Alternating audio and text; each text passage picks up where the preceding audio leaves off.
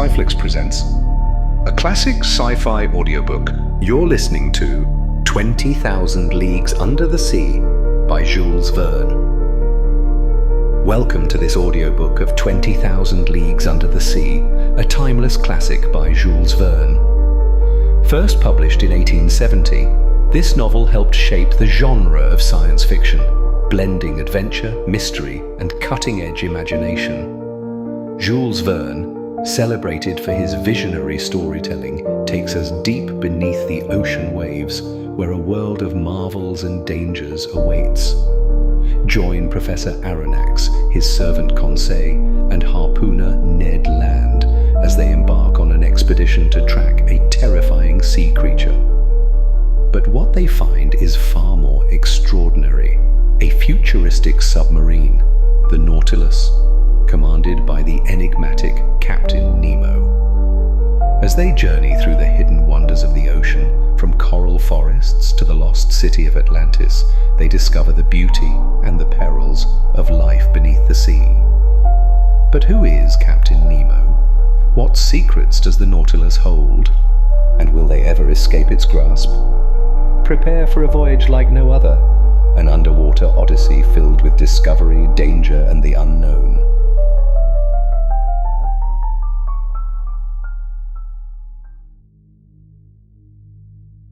Chapter 1. A Shifting Reef. The year 1866 was signalized by a remarkable incident, a mysterious and puzzling phenomenon, which doubtless no one has yet forgotten. Not to mention rumors which agitated the maritime population and excited the public mind. Even in the interior of continents, seafaring men were particularly excited. Merchants, common sailors, captains of vessels, skippers, both of Europe and America, naval officers of all countries, and the governments of several states on the two continents were deeply interested in the matter. For some time past, vessels had been met by an enormous thing, a long object, spindle-shaped, occasionally phosphorescent, and infinitely larger and more rapid in its movements than a whale. The facts relating to this apparition, entered in various logbooks, agreed in most respects as to the shape of the object or creature in question, the untiring rapidity of its movements, its surprising power of locomotion, and the peculiar life with which it seemed endowed.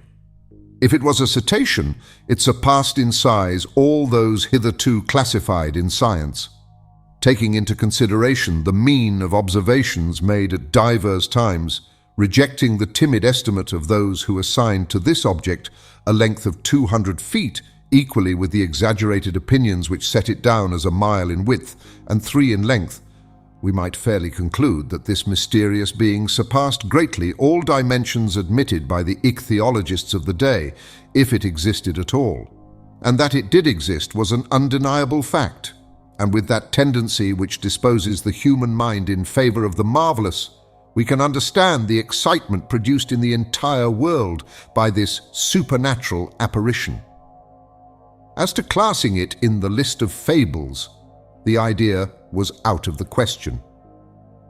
On the 20th of July, 1866, the steamer Governor Higginson of the Calcutta and Burnach Steam Navigation Company had met this moving mass 5 miles off the east coast of Australia.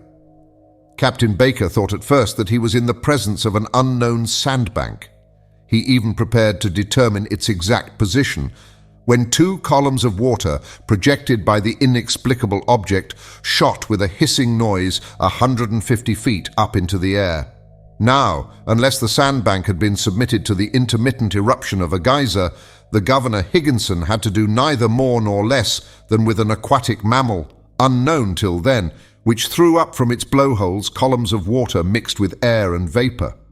Similar facts were observed on the 23rd of July in the same year in the Pacific Ocean by the Columbus of the West India and Pacific Steam Navigation Company. But this extraordinary cetaceous creature could transport itself from one place to another with surprising velocity, as in an interval of 3 days, the Governor Higginson and the Columbus had observed it at 2 different points of the chart, separated by a distance of more than 700 nautical leagues.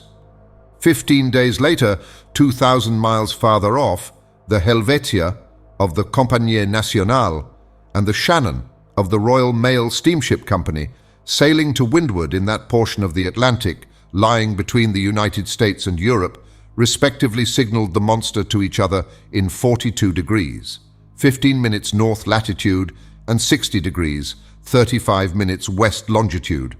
In these simultaneous observations, they thought themselves justified in estimating the minimum length of the mammal at more than 350 feet, as the Shannon and Helvetia were of smaller dimensions than it, though they measured 300 feet overall. Now the largest whales, those which frequent those parts of the sea round the Aleutian, Kulamak, and Umgolik Islands, have never exceeded the length of 60 yards, if they attain that. These reports arriving one after the other, with fresh observations made on board the transatlantic ship Pereire, a collision which occurred between the Etna of the Inman line and the Monster, a process verbal directed by the officers of the French frigate Normandy, a very accurate survey made by the staff of Commodore Fitzjames on board the Lord Clyde, greatly influenced public opinion. Light-thinking people jested upon the phenomenon, but grave practical countries, such as England, America, and Germany, treated the matter more seriously. In every place of great resort, the monster was the fashion. They sang of it in the cafes, ridiculed it in the papers, and represented it on the stage. All kinds of stories were circulated regarding it. There appeared in the papers caricatures of every gigantic and imaginary creature, from the white whale, the terrible Moby Dick of Hyperborean regions, to the immense kraken whose tentacles could entangle a ship of 500 tons and hurry it into the abyss of the ocean. The legends of ancient times were even resuscitated, and the opinions of Aristotle and Pliny revived, who admitted the existence of these monsters, as well as the Norwegian tales of Bishop Pontoppidan, the accounts of Paul Hegedie, and, last of all, the reports of Mr. Harrington, whose good faith no one could suspect, who affirmed that, being on board the Castillane in 1857, he had seen this enormous serpent, which had never until that time frequented any other seas but those of the ancient Constitutional. Then burst forth the interminable controversy between the credulous and the incredulous in the societies of savants and the scientific journals. The question of the monster inflamed all minds. Editors of scientific journals, quarreling with believers in the supernatural, spilled seas of ink during this memorable campaign, some even drawing blood, for from the sea serpent they came to direct personalities. For 6 months, war was waged with various fortune in the leading articles of the Geographical Institution of Brazil, the Royal Academy of Science of Berlin, the British Association, the Smithsonian Institution of Washington, in the discussions of the Indian Archipelago, of the Cosmos of the Abbe Moinho, in the Mittelungen of Petermann, in the scientific chronicles of the great journals of France and other countries. The cheaper journals replied keenly and with inexhaustible zest. These satirical writers parodied a remark of Linnaeus, quoted by the adversaries of the monster, maintaining that nature did not make fools, and adjured their contemporaries not to give the lie to nature by admitting the existence of krakens, sea serpents, Moby Dicks, and other lucubrations of delirious sailors. At length, an article in a well-known satirical journal by a favourite contributor, the chief of the staff, settled the monster like Hippolytus, giving it the death blow amidst an universal burst of laughter. Wit had conquered science.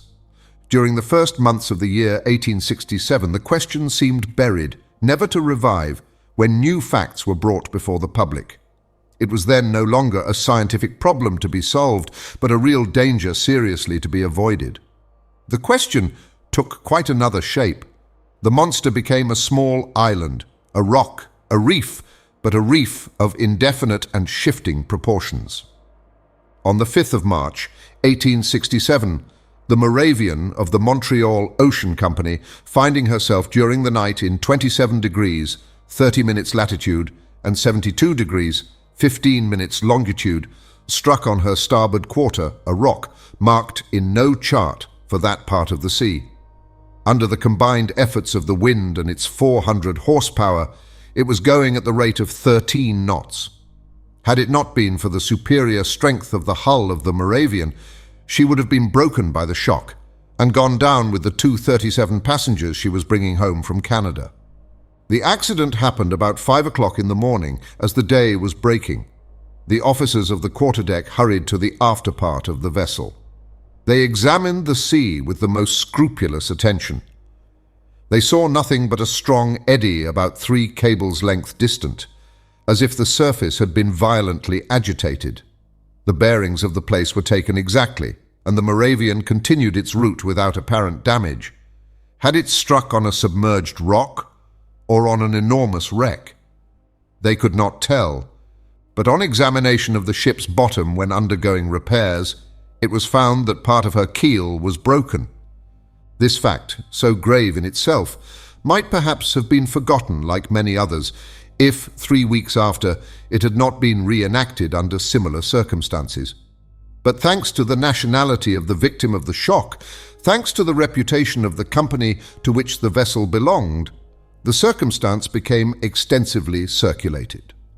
The 13th of April, 1867, the sea being beautiful, the breeze favourable, the Scotia of the Cunard Company's line found herself in 15 degrees 12 minutes longitude and 45 degrees 37 minutes latitude.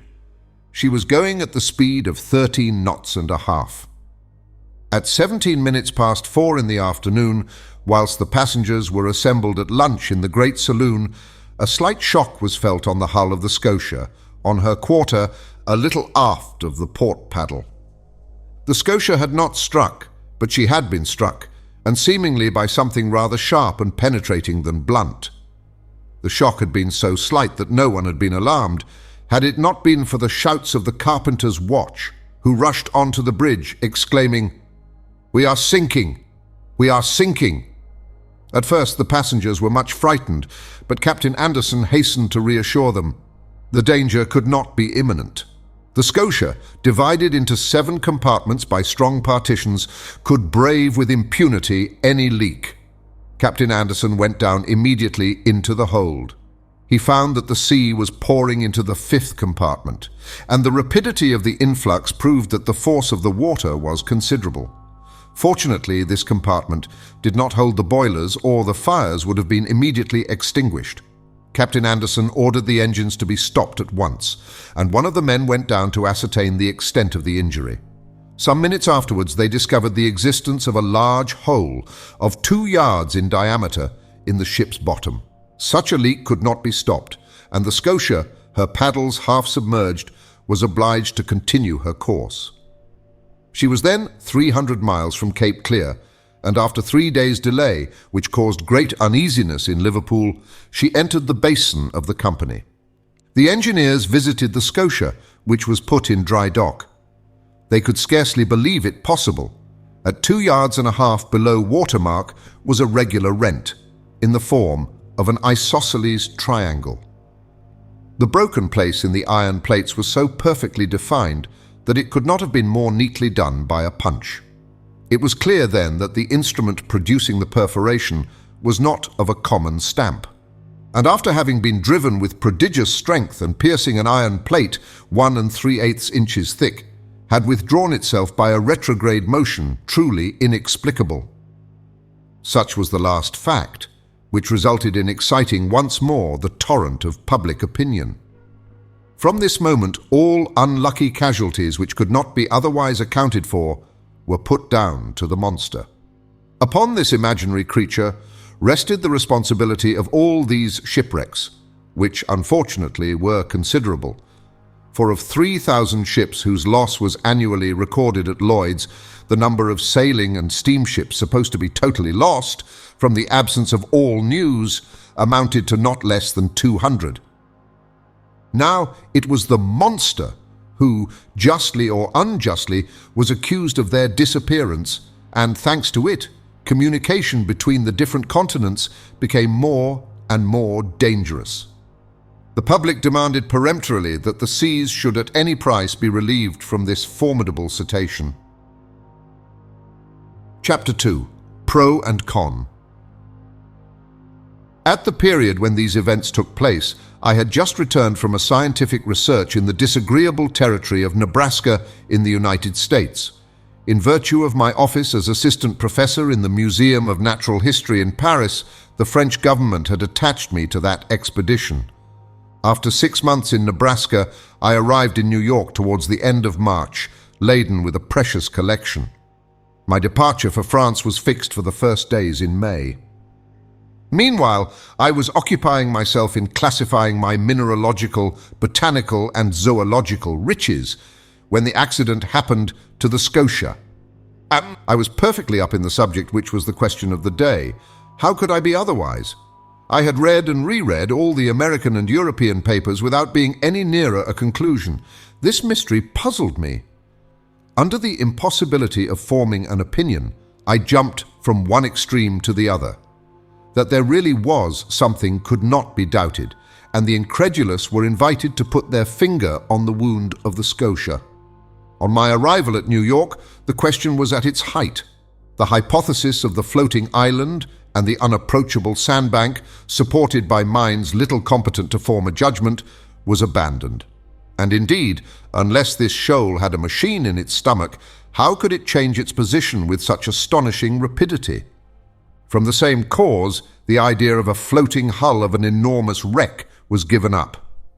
There remained then only two possible solutions of the question, which created two distinct parties. On one side, those who were for a monster of colossal strength. On the other, those who were for a submarine vessel of enormous motive power. But this last hypothesis, plausible as it was, could not stand against inquiries made in both worlds. That a private gentleman should have such a machine at his command was not likely. Where, when, and how was it built? And how could its construction have been kept secret? Certainly a government might possess such a destructive machine. And in these disastrous times, when the ingenuity of man has multiplied the power of weapons of war, it was possible that, without the knowledge of others, a state might try to work such a formidable engine. After the chassepôts came the torpedoes. After the torpedoes, the submarine rams. Then the reaction. At least, I hope so. But the hypothesis of a war machine fell before the declaration of governments. As public interest was in question and transatlantic communication suffered, their veracity could not be doubted. But how admit that the construction of this submarine boat had escaped the public eye?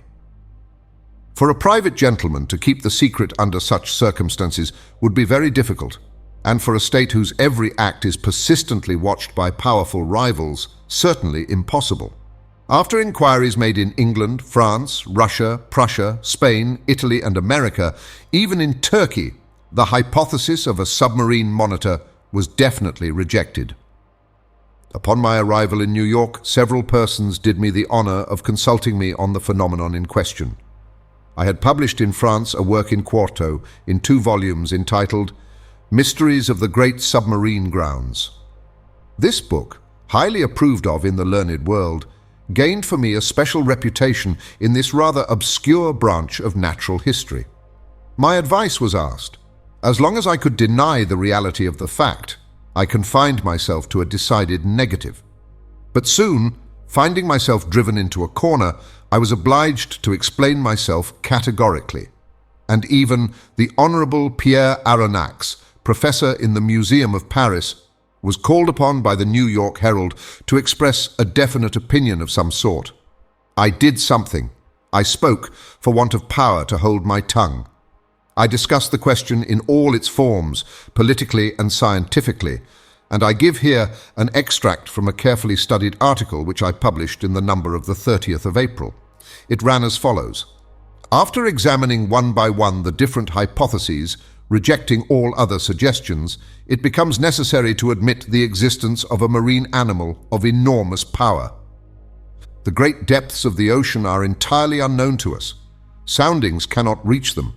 What passes in those remote depths, what beings live or can live 12 or 15 miles beneath the surface of the waters, what is the organization of these animals we can scarcely conjecture. However, the solution of the problem submitted to me may modify the form of the dilemma. Either we do know all the varieties of beings which people our planet, or we do not.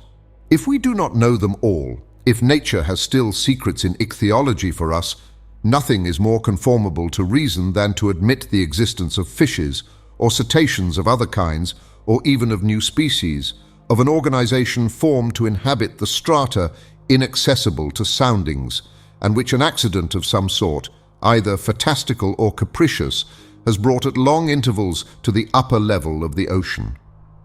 If, on the contrary, we do know all living kinds, we must necessarily seek for the animal in question amongst those marine beings already classed, and in that case, I should be disposed to admit the existence of a gigantic narwhal. The common narwhal, or unicorn of the sea, often attains a length of 60 feet. Increase its size 5-fold or 10-fold. Give its strength proportionate to its size, lengthen its destructive weapons, and you obtain the animal required. It will have the proportions determined by the officers of the Shannon, the instrument required by the perforation of the Scotia, and the power necessary to pierce the hull of the steamer.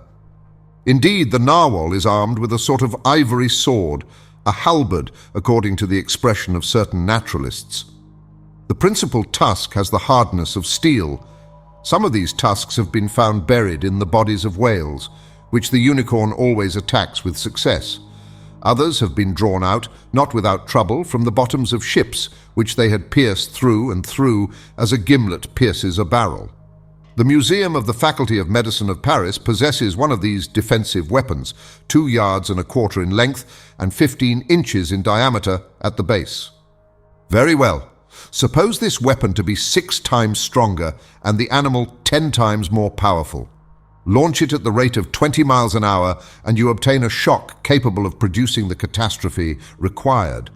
Until further information, therefore, I shall maintain it to be a sea unicorn of colossal dimensions, armed not with a halberd, but with a real spur, as the armored frigates or the rams of war, whose massiveness and motive power it would possess at the same time.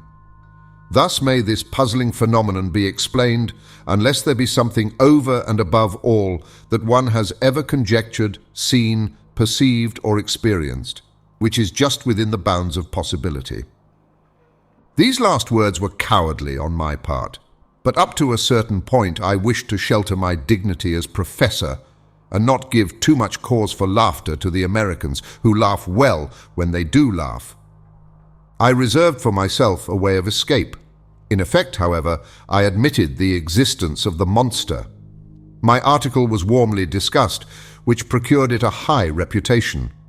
It rallied round it a certain number of partisans. The solution it proposed gave, at least, full liberty to the imagination. The human mind delights in grand conceptions of supernatural beings, and the sea is precisely their best vehicle, the only medium through which these giants, against which terrestrial animals such as elephants or rhinoceroses are as nothing, can be produced or developed. The industrial and commercial papers treated the question chiefly from this point of view. The Shipping and Mercantile Gazette, the Lloyd's List, the Packet Boat, and the Maritime and Colonial Review, all papers devoted to insurance companies which threatened to raise their rates of premium, were unanimous on this point. Public opinion had been pronounced. The United States were the first in the field, and in New York they made preparations for an expedition destined to pursue this narwhal. A frigate of great speed, the Abraham Lincoln, was put in commission as soon as possible. The arsenals were opened to Commander Farragut, who hastened the arming of his frigate. But as it always happens, the moment it was decided to pursue the monster did not appear. For 2 months no one heard it spoken of. No ship met with it. It seemed as if this unicorn knew of the plots weaving around it. It had been so much talked of, even through the Atlantic cable, that jesters pretended that this slender fly had stopped a telegram on its passage and was making the most of it. So when the frigate had been armed for a long campaign and provided with formidable fishing apparatus, no one could tell what course to pursue. Impatience grew apace when, on the 2nd of July, they learned that a steamer of the line of San Francisco, from California to Shanghai, had seen the animal 3 weeks before in the North Pacific Ocean. The excitement caused by this news was extreme. The ship was re-victualled and well stocked with coal. 3 hours before the Abraham Lincoln left Brooklyn Pier, I received a letter worded as follows. To Monsieur Aronnax, Professor in the Museum of Paris, 5th Avenue Hotel, New York. Sir, if you will consent to join the Abraham Lincoln in this expedition, the government of the United States will with pleasure see France represented in the enterprise. Commander Farragut has a cabin at your disposal. Very cordially yours, J.B. Hobson, Secretary of Marine. Chapter 3. I form my resolution. 3 seconds before the arrival of J.B. Hobson's letter, I no more thought of pursuing the Unicorn than of attempting the passage of the North Sea. 3 seconds after reading the letter of the Honourable Secretary of Marine, I felt that my true vocation, the sole end of my life, was to chase this disturbing monster and purge it from the world. But I had just returned from a fatiguing journey, weary and longing for repose. I aspired to nothing more than again seeing my country, my friends, my little lodging by the Jardin des Plantes, my dear and precious collections, but nothing could keep me back.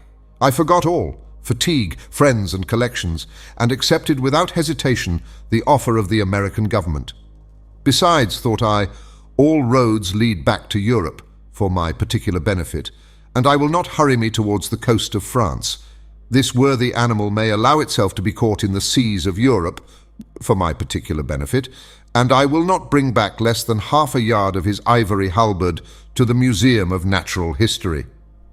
But in the meanwhile, I must seek this narwhal in the North Pacific Ocean, which, to return to France, was taking the road to the Antipodes. Conseil, I called in an impatient voice. Conseil was my servant, a true devoted Flemish boy who had accompanied me in all my travels. I liked him, and he returned the liking well. He was phlegmatic by nature, regular from principle, zealous from habit, evincing little disturbance at the different surprises of life, very quick with his hands and apt at any service required of him, and, despite his name, never giving advice, even when asked for it. Conseil had followed me for the last 10 years wherever science led. Never once did he complain of the length or fatigue of a journey, never make an objection to pack his portmanteau for whatever country it might be, or however far away, whether China or Congo. Besides all this, he had good health, which defied all sickness, and solid muscles, but no nerves. Good morals are understood. This boy was 30 years old, and his age to that of his master is 15 to 20. May I be excused for saying that I was 40 years old? But Conseil had one fault. He was ceremonious to a degree, and would never speak to me but in the third person, which was sometimes provoking. Conseil, said I again, beginning with feverish hands to make preparations for my departure. Certainly I was sure of this devoted boy. As a rule, I never asked him if it were convenient for him or not to follow me in my travels. But this time, the expedition in question might be prolonged, and the enterprise might be hazardous in pursuit of an animal capable of sinking a frigate as easily as a nutshell. Here there was matter for reflection even to the most impassive man in the world. What would Conseil say? Conseil? I called a third time. Conseil appeared. Did you call, sir? Said he, entering. Yes, my boy. Make preparations for me and yourself, too. We leave in 2 hours. As you please, sir, replied Conseil quietly. Not an instant to lose. Lock in my trunk all travelling utensils, coats, shirts and stockings, without counting as many as you can, and make haste. And your collections, sir? Observed Conseil. We will think of them by and by. What? The Archaeotherium, the Hyracotherium, the Oreodons, the Cheropotamus, and the other skins? They will keep them at the hotel. And your live Babirusa, sir? They will feed it during our absence. Besides, I will give orders to forward our menagerie to France. "We are not returning to Paris, then," said Conseil. "Oh, certainly," I answered evasively, "by making a curve." "Will the curve please you, sir?" "Oh, it will be nothing. Not quite so direct a road, that is all. We take our passage in the Abraham Lincoln." "As you think proper, sir," coolly replied Conseil. "You see, my friend, it has to do with the monster, the famous narwhal. We are going to purge it from the seas. The author of a work in quarto in 2 volumes on the mysteries of the great submarine grounds cannot forbear embarking with Commander Farragut. A glorious mission, but a dangerous one. We cannot tell where we may go. These animals can be very capricious. But we will go whether or no. We have got a captain who is pretty wide awake." I opened a credit account for Babirusa, and Conseil following, I jumped into a cab. Our luggage was transported to the deck of the frigate immediately. I hastened on board and asked for Commander Farragut. One of the sailors conducted me to the poop, where I found myself in the presence of a good-looking officer who held out his hand to me. "Monsieur Pierre Aronnax?" said he. "Himself," replied I. "Commander Farragut." "You are welcome, Professor. Your cabin is ready for you." I bowed and desired to be conducted to the cabin destined for me. The Abraham Lincoln had been well chosen and equipped for her new destination. She was a frigate of great speed, fitted with high-pressure engines which admitted a pressure of 7 atmospheres. Under this, the Abraham Lincoln attained the mean speed of nearly 18 knots and 1/3 an hour. A considerable speed, but nevertheless insufficient to grapple with this gigantic cetacean.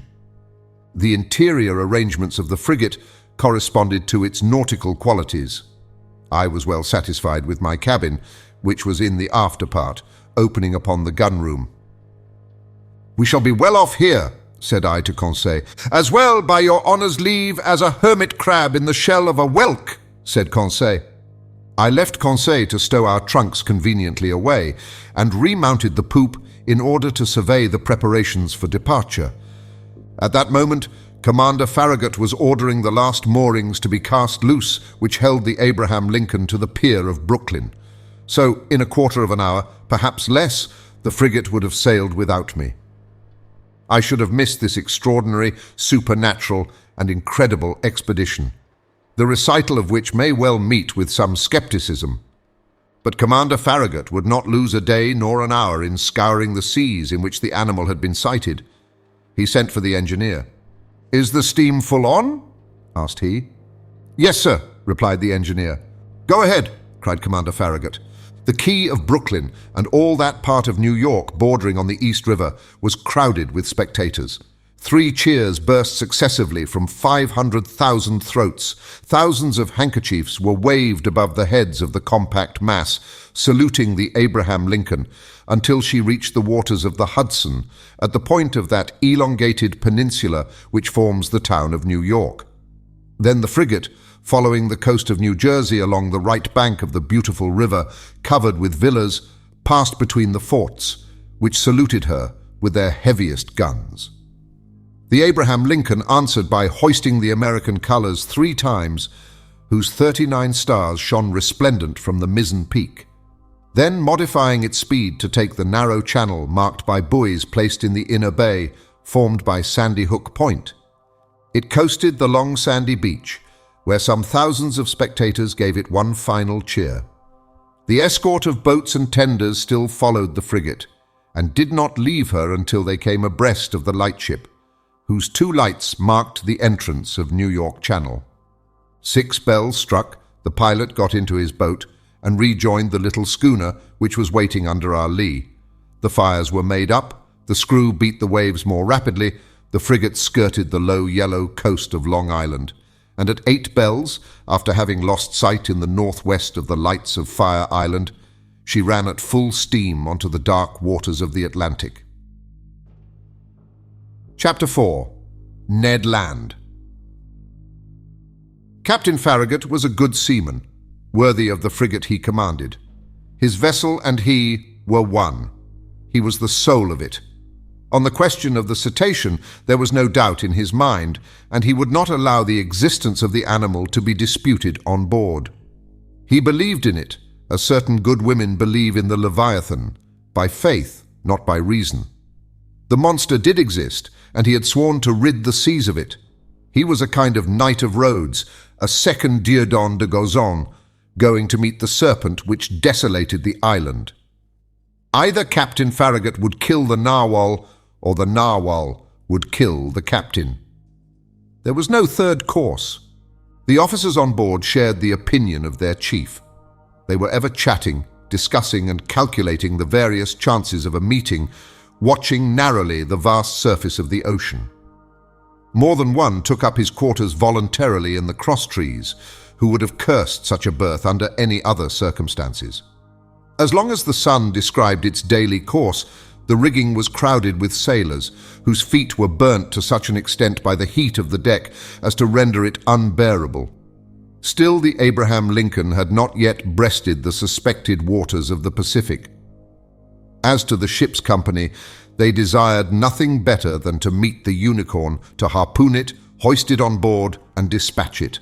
They watched the sea with eager attention. Besides, Captain Farragut had spoken of a certain sum of $2,000, set apart for whoever should first sight the monster, were he cabin boy, common seaman, or officer.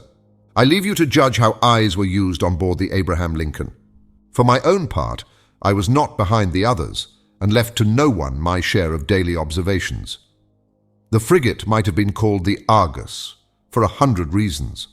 Only one amongst us, Conseil, seemed to protest by his indifference against the question which so interested us all, and seemed to be out of keeping with the general enthusiasm on board. I have said that Captain Farragut had carefully provided his ship with every apparatus for catching the gigantic cetacean. No whaler had ever been better armed. We possessed every known engine, from the harpoon thrown by the hand to the barbed arrows of the blunderbuss and the explosive balls of the duck gun. On the forecastle lay the perfection of a breech-loading gun, very thick at the breech and very narrow in the bore, the model of which had been in the exhibition of 1867. This precious weapon of American origin could throw with ease a conical projectile of 9 pounds to a mean distance of 10 miles. Thus the Abraham Lincoln wanted for no means of destruction, and, what was better still, she had on board Ned Land, the prince of harpooners. Ned Land was a Canadian with an uncommon quickness of hand, and who knew no equal in his dangerous occupation. Skill, coolness, audacity, and cunning he possessed in a superior degree, and it must be a cunning whale or a singularly cute cachalot to escape the stroke of his harpoon. Ned Land was about 40 years of age. He was a tall man, more than 6 feet high, strongly built, grave and taciturn, occasionally violent, and very passionate when contradicted. His person attracted attention, but above all the boldness of his look, which gave a singular expression to his face. Who calls himself Canadian, calls himself French. And, little communicative as Ned Land was, I must admit that he took a certain liking for me. My nationality drew him to me, no doubt. It was an opportunity for him to talk and for me to hear that old language of Rabelais, which is still in use in some Canadian provinces.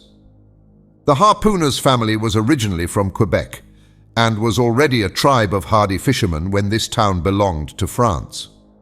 Little by little, Ned Land acquired a taste for chatting, and I loved to hear the recital of his adventures in the polar seas. He related his fishing and his combats with natural poetry of expression. His recital took the form of an epic poem, and I seemed to be listening to a Canadian Homer singing the Iliad of the regions of the north. I am portraying this hardy companion as I really knew him. We are old friends now, united in that unchangeable friendship which is born and cemented amidst extreme dangers. Ah, brave Ned, I ask no more than to live 100 years longer, that I may have more time to dwell the longer on your memory. Now, what was Ned Land's opinion upon the question of the marine monster?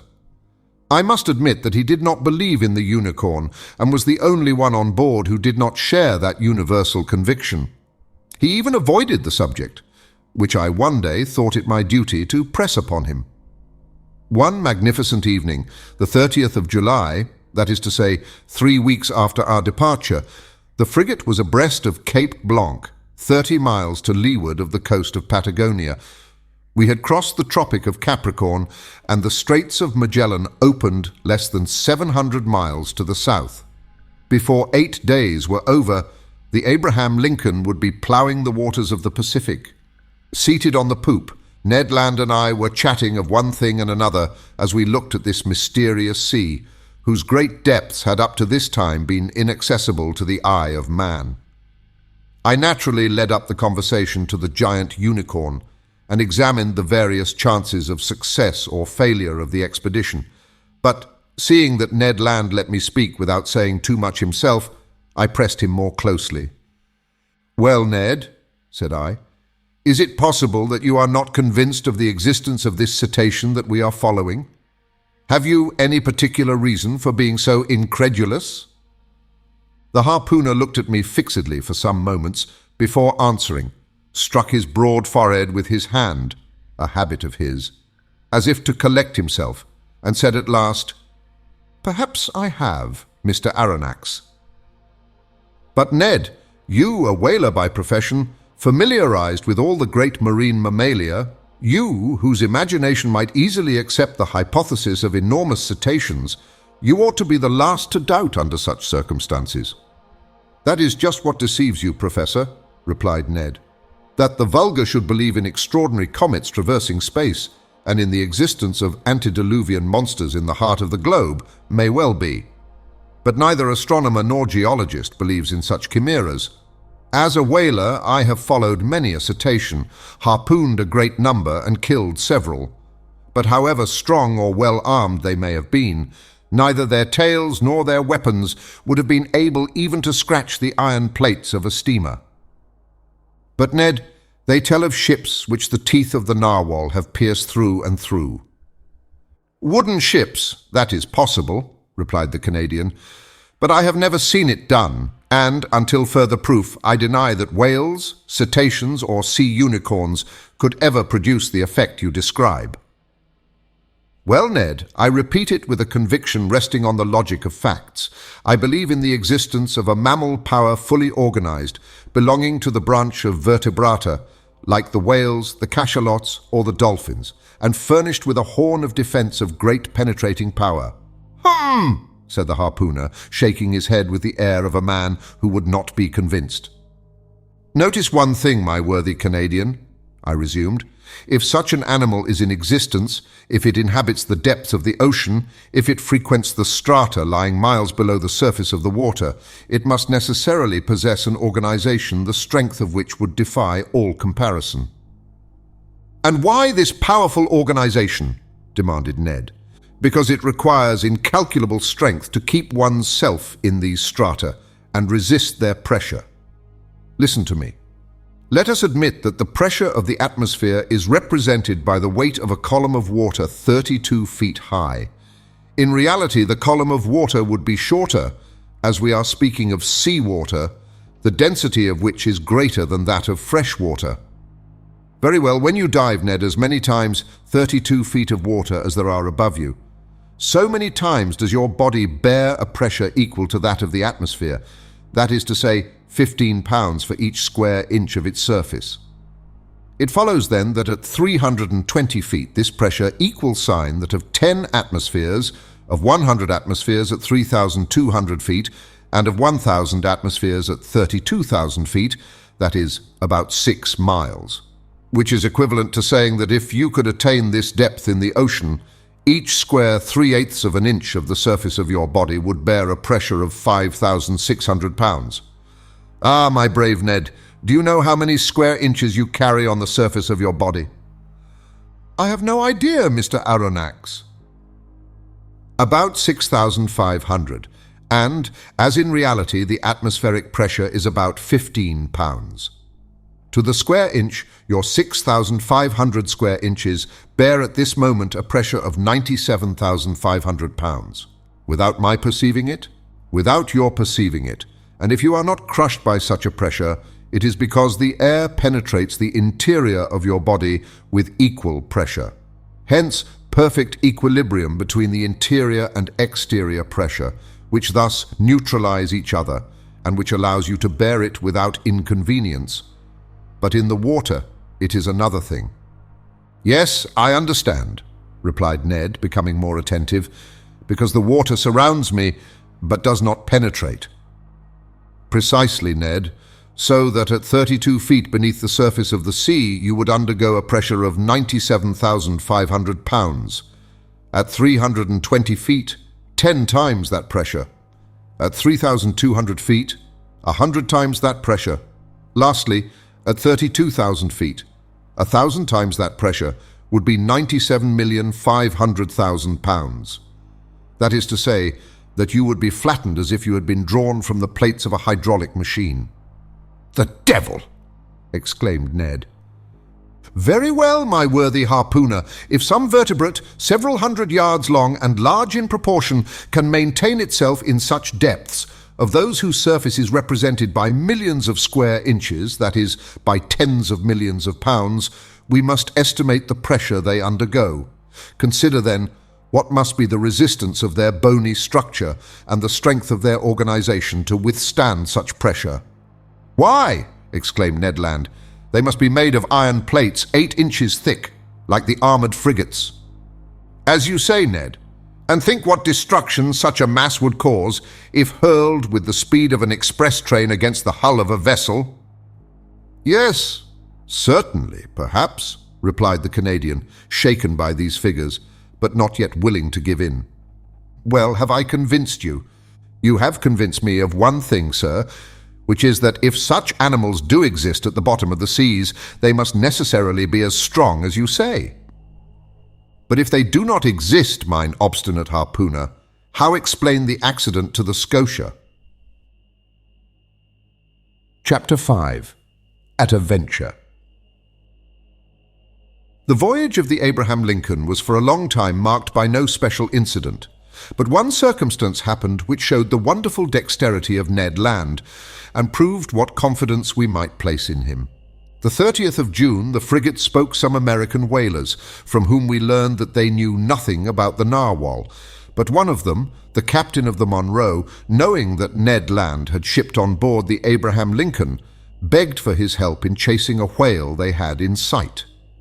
Commander Farragut, desirous of seeing Ned Land at work, gave him permission to go on board the Monroe, and fate served our Canadian so well that, instead of one whale, he harpooned 2 with a double blow, striking one straight to the heart and catching the other after some minutes' pursuit. Decidedly, if the monster ever had to do with Ned Land's harpoon, I would not bet in its favor. The frigate skirted the southeast coast of America with great rapidity.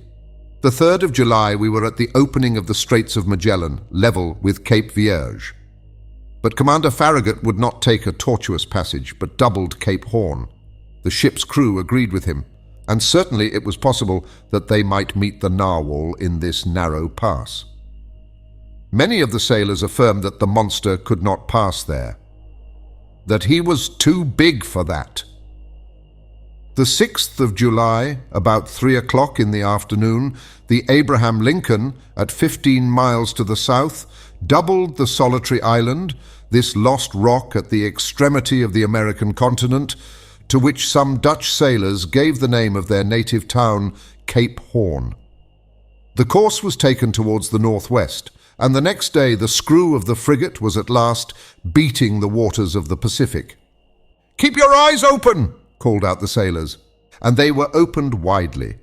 Both eyes and glasses, a little dazzled, it is true, by the prospect of $2,000, had not an instant's repose. Day and night they watched the surface of the ocean, and even Nyctalopes, whose faculty of seeing in the darkness multiplies their chances 100-fold, would have had enough to do to gain the prize. I myself, for whom money had no charms, was not the least attentive on board. Giving but few minutes to my meals, but a few hours to sleep, indifferent to either rain or sunshine, I did not leave the poop of the vessel. Now leaning on the netting of the forecastle, now on the taffrail, I devoured with eagerness the soft foam which whitened the sea as far as the eye could reach. And how often have I shared the emotion of the majority of the crew when some capricious whale raised its black back above the waves. The poop of the vessel was crowded in a moment. The cabins poured forth a torrent of sailors and officers, each with heaving breast and troubled eye watching the course of the cetacean. I looked and looked till I was nearly blind, whilst Conseil, always phlegmatic, kept repeating in a calm voice, "If, sir, you would not squint so much, you would see better." But vain excitement. The Abraham Lincoln checked its speed and made for the animal signalled, a simple whale, or common cachalot, which soon disappeared amidst a storm of execration. But the weather was good. The voyage was being accomplished under the most favourable auspices. It was then the bad season in Australia, the July of that zone corresponding to our January in Europe. But the sea was beautiful and easily scanned round a vast circumference. The 20th of July, the Tropic of Capricorn was cut by 105 degrees of longitude, and the 27th of the same month we crossed the equator on the 110th meridian. This passed, the frigate took a more decided westerly direction and scoured the central waters of the Pacific. Commander Farragut thought, and with reason, that it was better to remain in deep water and keep clear of continents or islands, which the beast itself seemed to shun, perhaps because there was not enough water for him, suggested the greater part of the crew. The frigate passed at some distance from the Marquesas and the Sandwich Islands, crossed the Tropic of Cancer, and made for the China Seas. We were on the theatre of the last diversions of the monster, and, to say truth, we no longer lived on board. Hearts palpitated, fearfully preparing themselves for future incurable aneurysm. The entire ship's crew were undergoing a nervous excitement, of which I can give no idea. They could not eat, they could not sleep. 20 times a day, a misconception or an optical illusion of some sailor seated on the taffrail would cause dreadful perspirations, and these emotions, 20 times repeated, kept us in a state of excitement so violent that a reaction was unavoidable. And truly, reaction soon showed itself.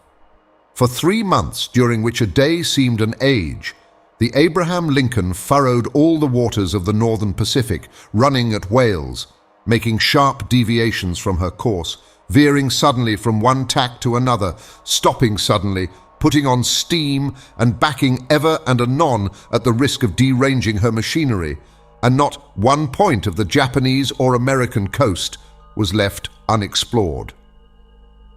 The warmest partisans of the enterprise now became its most ardent detractors. Reaction mounted from the crew to the captain himself, and certainly, had it not been for resolute determination on the part of Captain Farragut, the frigate would have headed due southward. This useless search could not last much longer. The Abraham Lincoln had nothing to reproach herself with. She had done her best to succeed. Never had an American ship's crew shown more zeal or patience. Its failure could not be placed to their charge. There remained nothing but to return. This was represented to the commander. The sailors could not hide their discontent, and the service suffered. I will not say there was a mutiny on board, but after a reasonable period of obstinacy, Captain Farragut, as Columbus did, asked for 3 days' patience. If in 3 days the monster did not appear, the man at the helm should give 3 turns of the wheel, and the Abraham Lincoln would make for the European seas. This promise was made on the 2nd of November. It had the effect of rallying the ship's crew. The ocean was watched with renewed attention. Each one wished for a last glance in which to sum up his remembrance. Glasses were used with feverish activity. It was a grand defiance given to the giant narwhal, and he could scarcely fail to answer the summons and appear. 2 days passed. The steam was at half pressure. 1,000 schemes were tried to attract the attention and stimulate the apathy of the animal in case it should be met in those parts. Large quantities of bacon were trailed in the wake of the ship, to the great satisfaction, I must say, of the sharks. Small craft radiated in all directions round the Abraham Lincoln as she lay to, and did not leave a spot of the sea unexplored. But the night of the 4th of November arrived without the unveiling of this submarine mystery. The next day, the 5th of November, at 12, the delay would, morally speaking, expire. After that time, Commander Farragut, faithful to his promise, was to turn the course to the southeast and abandon forever the northern regions of the Pacific. The frigate was then in 31 degrees, 15 minutes north latitude, and 136 degrees, 42 minutes east longitude. The coast of Japan still remained less than 200 miles to leeward. Night was approaching. They had just struck 8 bells. Large clouds veiled the face of the moon, then in its first quarter. The sea undulated peaceably under the stern of the vessel. At that moment I was leaning forward on the starboard netting. Conseil, standing near me, was looking straight before him. The crew, perched in the ratlines, examined the horizon, which contracted and darkened by degrees. Officers with their night glasses scoured the growing darkness. Sometimes the ocean sparkled under the rays of the moon, which darted between 2 clouds. Then all trace of light was lost in the darkness. In looking at Conseil, I could see he was undergoing a little of the general influence. At least I thought so. Perhaps for the first time his nerves vibrated to a sentiment of curiosity. "Come, Conseil," said I. "This is the last chance of pocketing the $2,000. "May I be permitted to say, sir," replied Conseil, "that I never reckoned on getting the prize, and had the government of the Union offered $100,000, it would have been none the poorer." "You are right, Conseil. It is a foolish affair after all, and one upon which we entered too lightly. What time lost, what useless emotions. We should have been back in France 6 months ago." "In your little room, sir," replied Conseil, "and in your museum, sir, and I should have already classed all your fossils, sir, and the Babirusa would have been installed in its cage in the Jardin des Plantes, and have drawn all the curious people of the capital. As you say, Conseil, I fancy we shall run a fair chance of being laughed at for our pains." "That's tolerably certain," replied Conseil quietly. "I think they will make fun of you, sir. And must I say it?" "Go on, my good friend." "Well, sir, you will only get your deserts." "Indeed. When one has the honor of being a savant as you are, sir, one should not expose oneself to—" Conseil had not time to finish his compliment. In the midst of general silence, a voice had just been heard. It was the voice of Ned Land, shouting, "Look out there, the very thing we are looking for, on our weather beam." Chapter 6, at full steam. At this cry, the whole ship's crew hurried towards the harpooner. Commander, officers, masters, sailors, cabin boys, even the engineers left their engines and the stokers their furnaces. The order to stop her had been given, and the frigate now simply went on by her own momentum. The darkness was then profound, and however good the Canadian's eyes were, I asked myself how he had managed to see, and what he had been able to see. My heart beat as if it would break. But Ned Land was not mistaken, and we all perceived the object he pointed to. At 2 cables' length from the Abraham Lincoln on the starboard quarter, the sea seemed to be illuminated all over. It was not a mere phosphoric phenomenon. The monster emerged some fathoms from the water and then threw out that very intense but inexplicable light mentioned in the report of several captains. This magnificent irradiation must have been produced by an agent of great shining power. The luminous part traced on the sea an immense oval, much elongated, the center of which condensed a burning heat, whose overpowering brilliancy died out by successive gradations. "It is only an agglomeration of phosphoric particles," cried one of the officers. "No, sir, certainly not," I replied. "Never did Phylades or Salpi produce such a powerful light. That brightness is of an essentially electrical nature. Besides, see, it moves. It is moving forwards, backwards. It is darting towards us." A general cry rose from the frigate. "Silence," said the captain. "Up with the helm, reverse the engines." The steam was shut off, and the Abraham Lincoln, beating to port, described a semicircle. "Right the helm! Go ahead!" cried the captain. These orders were executed, and the frigate moved rapidly from the burning light. I was mistaken. She tried to sheer off, but the supernatural animal approached with a velocity double her own. We gasped for breath. Stupefaction more than fear made us dumb and motionless. The animal gained on us, sporting with the waves. It made the round of the frigate, which was then making 14 knots, and enveloped it with its electric rings like luminous dust. Then it moved away 2 or 3 miles, leaving a phosphorescent track, like those volumes of steam that the express trains leave behind.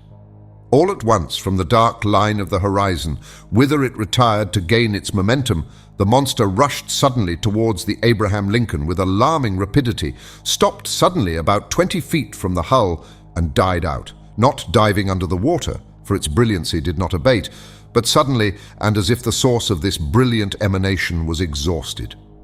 Then it reappeared on the other side of the vessel, as if it had turned and slid under the hull. Any moment a collision might have occurred which would have been fatal to us. However, I was astonished at the maneuvers of the frigate. She fled and did not attack. On the captain's face, generally so impassive, was an expression of unaccountable astonishment.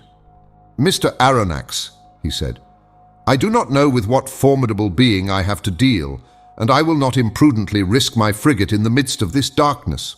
Besides, how attack this unknown thing? How defend oneself from it? Wait for daylight, and the scene will change." "You have no further doubt, Captain, of the nature of the animal?" "No, sir. It is evidently a gigantic narwhal, and an electric one." "Perhaps," added I, "one can only approach it with a gymnotus or a torpedo." "Undoubtedly," replied the captain. "If it possesses such dreadful power, it is the most terrible animal that ever was created.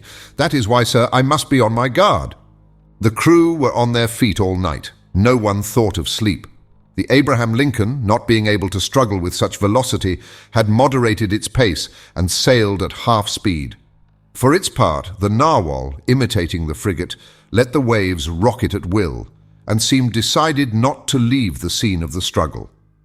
Towards midnight, however, it disappeared, or to use a more appropriate term, it died out like a large glowworm. Had it fled? One could only fear, not hope. But at 7 minutes to 1 o'clock in the morning, a deafening whistling was heard, like that produced by a body of water rushing with great violence. The captain, Ned Land, and I were then on the poop, eagerly peering through the profound darkness. "Ned Land," asked the commander, "you have often heard the roaring of whales?" "Often, sir, but never such whales the sight of which brought me in $2,000. If I can only approach within 4 harpoon lengths of it." "But to approach it," said the commander, "I ought to put a whaler at your disposal." "Certainly, sir." "That will be trifling with the lives of my men." "And mine too," simply said the harpooner. Towards 2 o'clock in the morning, the burning light reappeared, not less intense, about 5 miles to windward of the Abraham Lincoln. Notwithstanding the distance and the noise of the wind and sea, one heard distinctly the loud strokes of the animal's tail and even its panting breath. It seemed that, at the moment that the enormous narwhal had come to take breath at the surface of the water, the air was engulfed in its lungs, like the steam in the vast cylinders of a machine of 2,000 horsepower.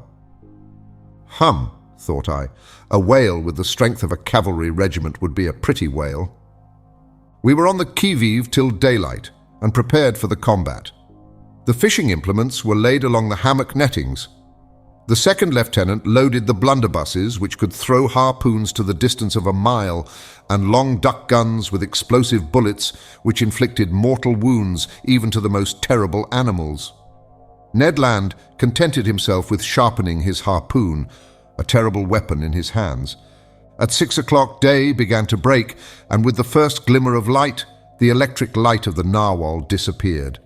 At 7 o'clock the day was sufficiently advanced, but a very thick sea fog obscured our view, and the best spyglasses could not pierce it. That caused disappointment and anger. I climbed the mizzen-mast. Some officers were already perched on the mast-heads. At 8 o'clock the fog lay heavily on the waves, and its thick scrolls rose little by little. The horizon grew wider and clearer at the same time. Suddenly, just as on the day before, Ned Land's voice was heard. "The thing itself on the port quarter!" cried the harpooner. Every eye was turned towards the point indicated. There, 1.5 miles from the frigate, a long blackish body emerged a yard above the waves. Its tail, violently agitated, produced a considerable eddy. Never did a caudal appendage beat the sea with such violence. An immense track of dazzling whiteness marked the passage of the animal and described a long curve. The frigate approached the cetacean. I examined it thoroughly. The reports of the Shannon and of the Helvetia had rather exaggerated its size, and I estimated its length at only 250 feet. As to its dimensions, I could only conjecture them to be admirably proportioned. While I watched this phenomenon, 2 jets of steam and water were ejected from its vents and rose to the height of 120 feet. Thus, I ascertained its way of breathing.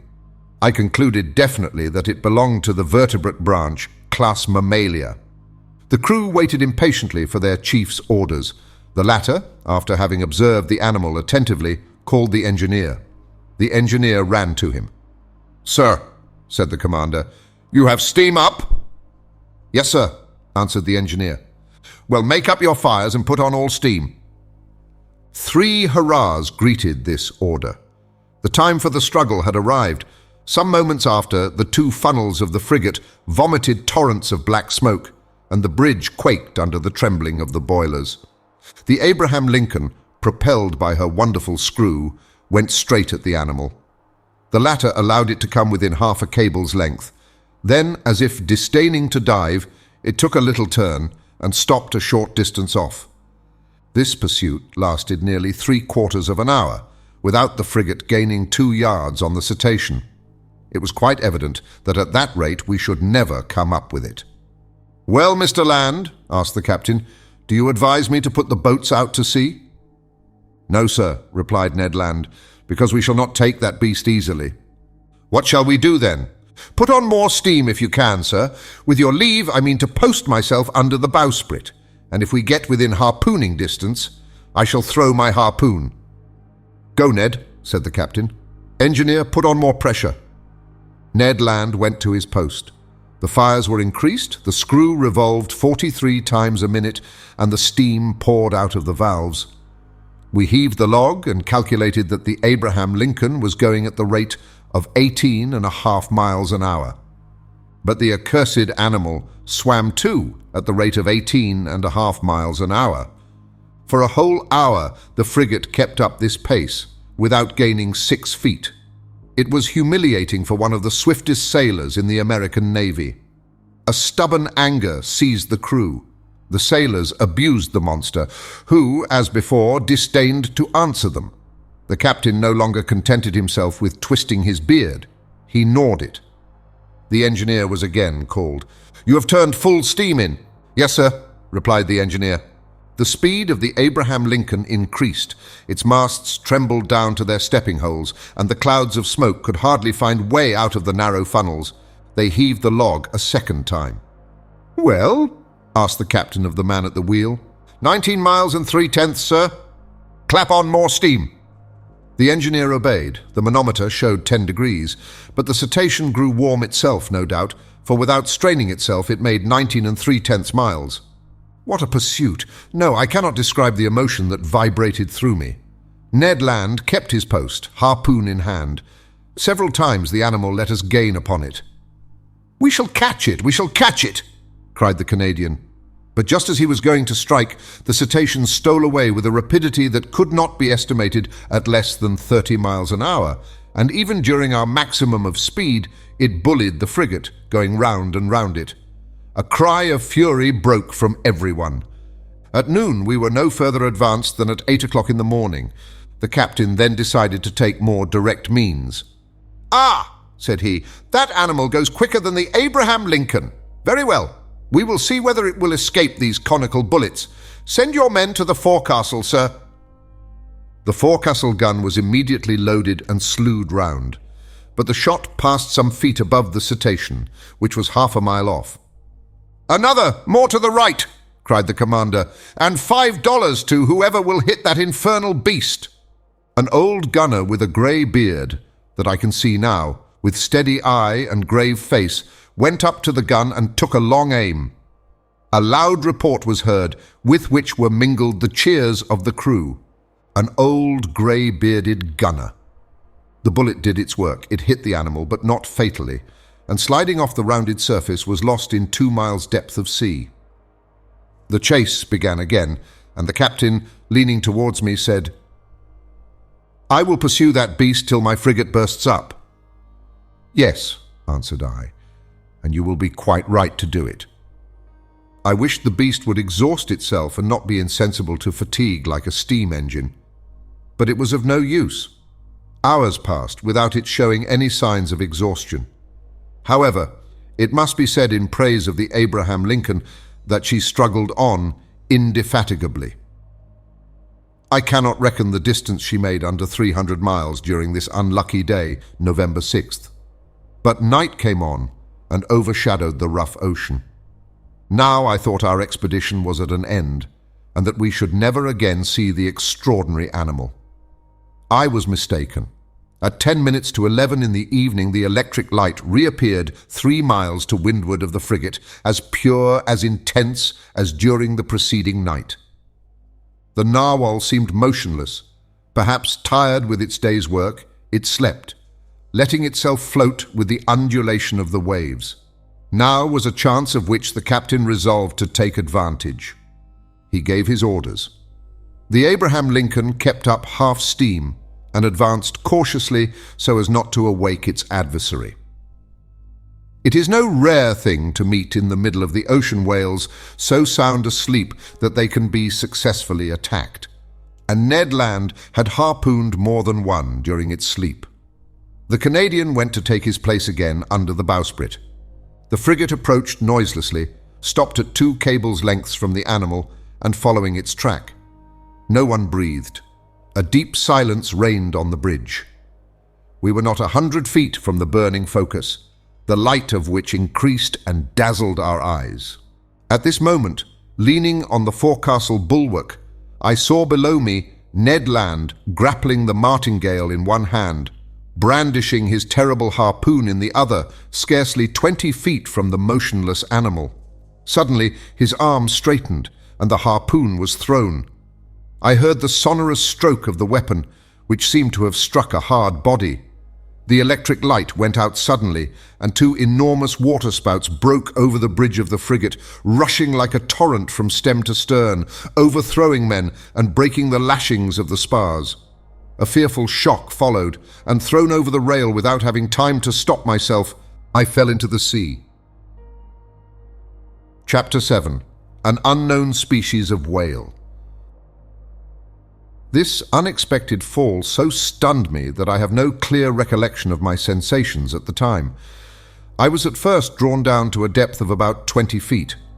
I am a good swimmer, though without pretending to rival Byron or Edgar Poe, who were masters of the art.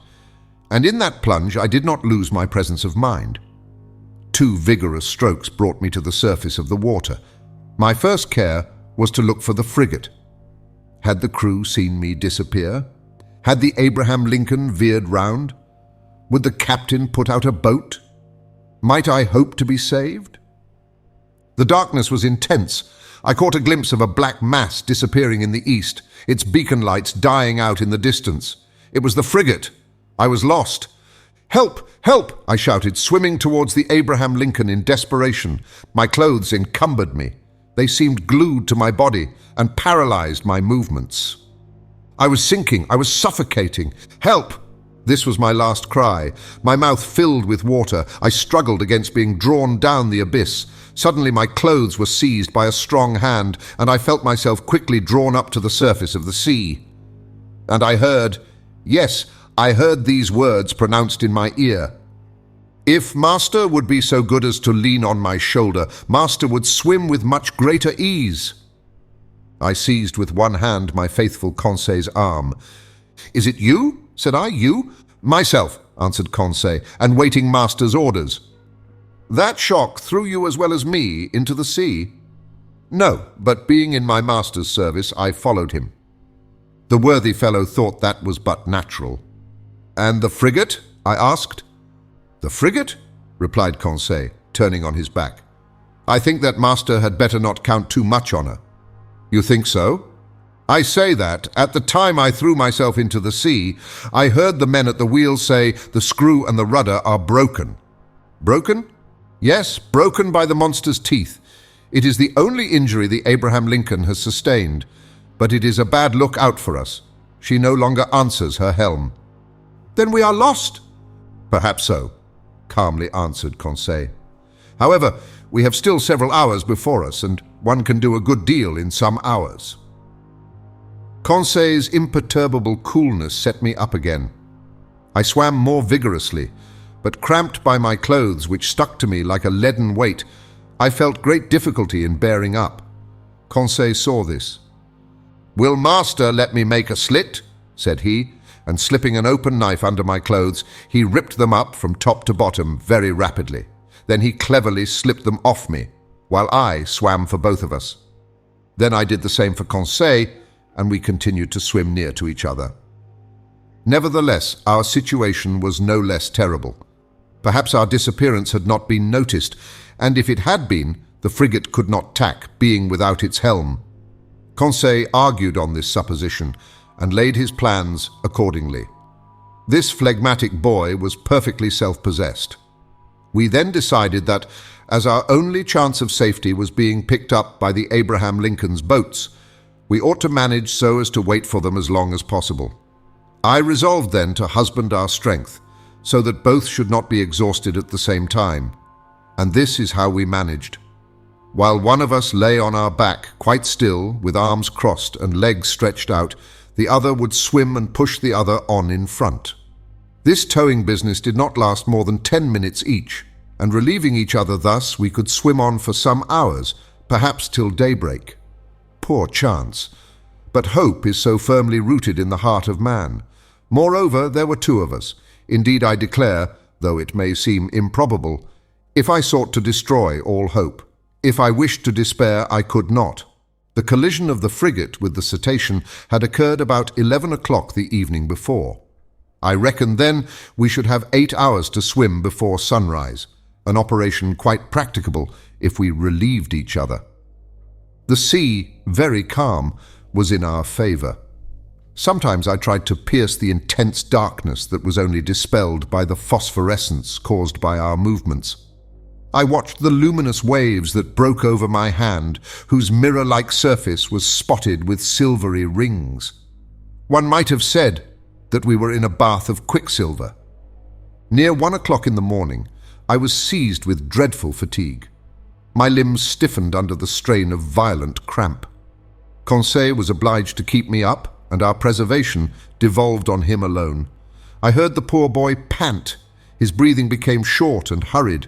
I found that he could not keep up much longer. Leave me, I said to him. Leave my master, never, replied he. I would drown first. Just then the moon appeared through the fringes of a thick cloud that the wind was driving to the east. The surface of the sea glittered with its rays. This kindly light reanimated us. My head got better again. I looked at all points of the horizon. I saw the frigate. She was 5 miles from us and looked like a dark mass, hardly discernible, but no boats, I would have cried out. But what good would it have been at such a distance? My swollen lips could utter no sounds. Conseil could articulate some words, and I heard him repeat at intervals, "Help! Help!" Our movements were suspended for an instant. We listened. It might be only a singing in the ear, but it seemed to me as if a cry answered the cry from Conseil. "Did you hear?" I murmured. "Yes, yes!" And Conseil gave one more despairing call. This time there was no mistake.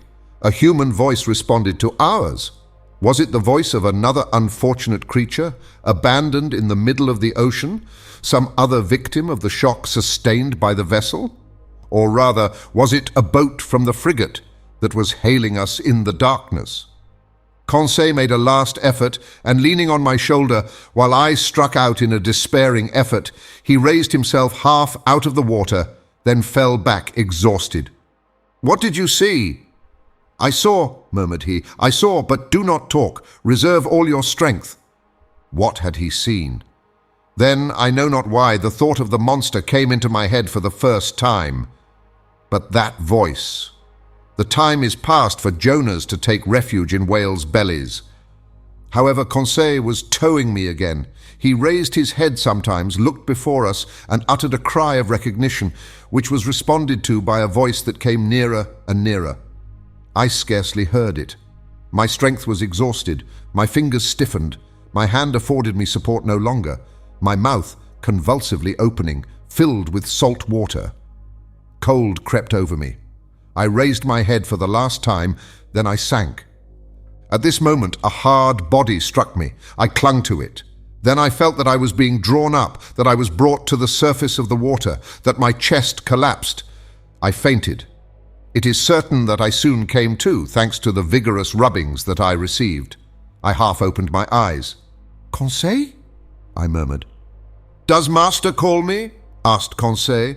Just then, by the waning light of the moon which was sinking down to the horizon, I saw a face which was not Conseil's and which I immediately recognized. "Ned!" I cried.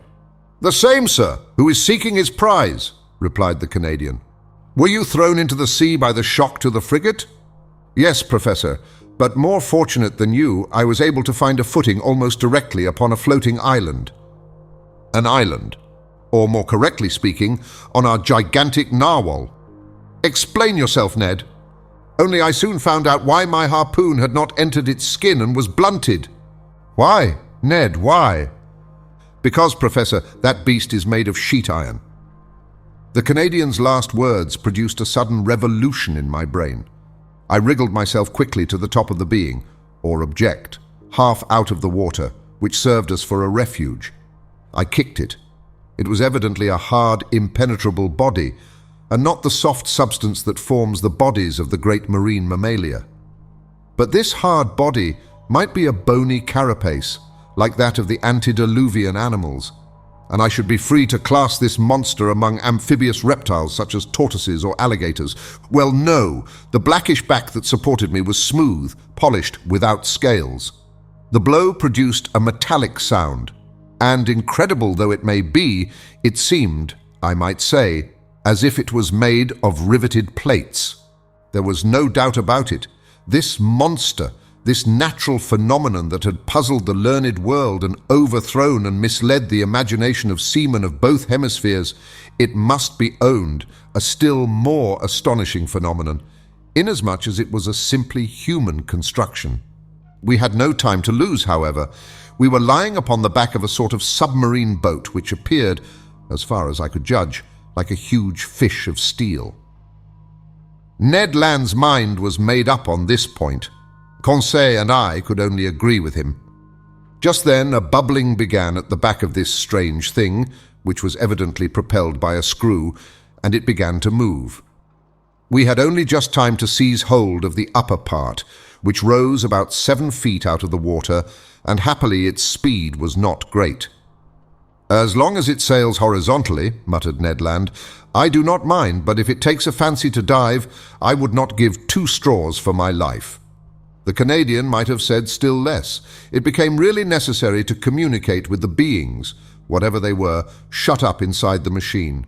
I searched all over the outside for an aperture, a panel, or a manhole, to use a technical expression. But the lines of the iron rivets, solidly driven into the joints of the iron plates, were clear and uniform. Besides, the moon disappeared then, and left us in total darkness. At last, this long night passed. My indistinct remembrance prevents my describing all the impressions it made. I can only recall one circumstance. During some lulls of the wind and sea, I fancied I heard several times vague sounds, a sort of fugitive harmony produced by words of command. What was then the mystery of this submarine craft of which the whole world vainly sought an explanation? What kind of beings existed in this strange boat? What mechanical agent caused its prodigious speed? Daybreak appeared. The morning mists surrounded us, but they soon cleared off. I was about to examine the hull, which formed on deck a kind of horizontal platform, when I felt it gradually sinking. "Oh, confound it!" cried Ned Land, kicking the resounding plate. "Open, you inhospitable rascals!" Happily, the sinking movement ceased. Suddenly, a noise, like ironworks violently pushed aside, came from the interior of the boat. One iron plate was moved. A man appeared, uttered an odd cry, and disappeared immediately. Some moments after, 8 strong men with masked faces appeared noiselessly and drew us down into their formidable machine. Chapter 8.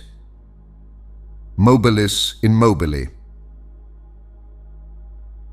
This forcible abduction, so roughly carried out, was accomplished with the rapidity of lightning. I shivered all over. Whom had we to deal with? No doubt some new sort of pirates who explored the sea in their own way. Hardly had the narrow panel closed upon me when I was enveloped in darkness. My eyes, dazzled with the outer light, could distinguish nothing. I felt my naked feet cling to the rungs of an iron ladder. Ned Land and Conseil, firmly seized, followed me. At the bottom of the ladder, a door opened and shut after us immediately with a bang. We were alone. Where, I could not say, hardly imagine. All was black, and such a dense black that, after some minutes, my eyes had not been able to discern even the faintest glimmer. Meanwhile, Ned Land, furious at these proceedings, gave free vent to his indignation. "Confound it!" cried he. "Here are people who come up to the Scotch for hospitality. They only just miss being cannibals. I should not be surprised at it, but I declare that they shall not eat me without my protesting." "Calm yourself, friend Ned, calm yourself," replied Conseil quietly. "Do not cry out before you are hurt. We are not quite done for yet." "Not quite," sharply replied the Canadian, "but pretty near at all events. Things look black. Happily, my Bowie knife I have still, and I can always see well enough to use it. The first of these pirates who lays a hand on me." "Do not excite yourself, Ned," I said to the harpooner, "and do not compromise us by useless violence. Who knows that they will not listen to us? Let us rather try to find out where we are." I groped about. In 5 steps, I came to an iron wall, made of plates bolted together. Then, turning back, I struck against a wooden table, near which were ranged several stools. The boards of this prison were concealed under a thick mat of formium, which deadened the noise of the feet. The bare walls revealed no trace of window or door. Conseil, going round the reverse way, met me, and we went back to the middle of the cabin, which measured about 20 feet by 10. As to its height, Ned Land, in spite of his own great height, could not measure it. Half an hour had already passed without our situation being bettered, when the dense darkness suddenly gave way to extreme light. Our prison was suddenly lighted. That is to say, it became filled with a luminous matter, so strong that I could not bear it at first. In its whiteness and intensity, I recognized that electric light which played round the submarine boat like a magnificent phenomenon of phosphorescence. After shutting my eyes involuntarily, I opened them and saw that this luminous agent came from a half-globe, unpolished, placed in the roof of the cabin. "At last one can see!" cried Ned Land, who, knife in hand, stood on the defensive. "Yes," said I, "but we are still in the dark about ourselves." "Let master have patience," said the imperturbable Conseil. The sudden lighting of the cabin enabled me to examine it minutely. It only contained a table and 5 stools. The invisible door might be hermetically sealed. No noise was heard. All seemed dead in the interior of this boat. Did it move? Did it float on the surface of the ocean? Or did it dive into its depths?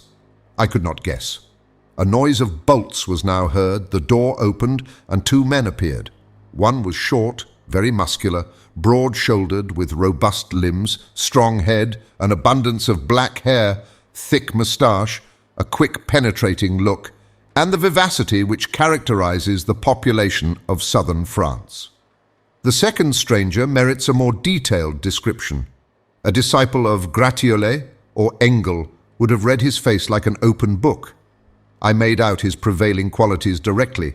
Self-confidence, because his head was well set on his shoulders, and his black eyes looked around with cold assurance. calmness, for his skin, rather pale, showed his coolness of blood. Energy, evinced by the rapid contraction of his lofty brows, and courage, because his deep breathing denoted great power of lungs.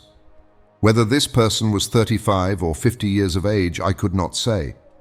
He was tall, had a large forehead, straight nose, a clearly cut mouth, beautiful teeth, with fine taper hands, indicative of a highly nervous temperament.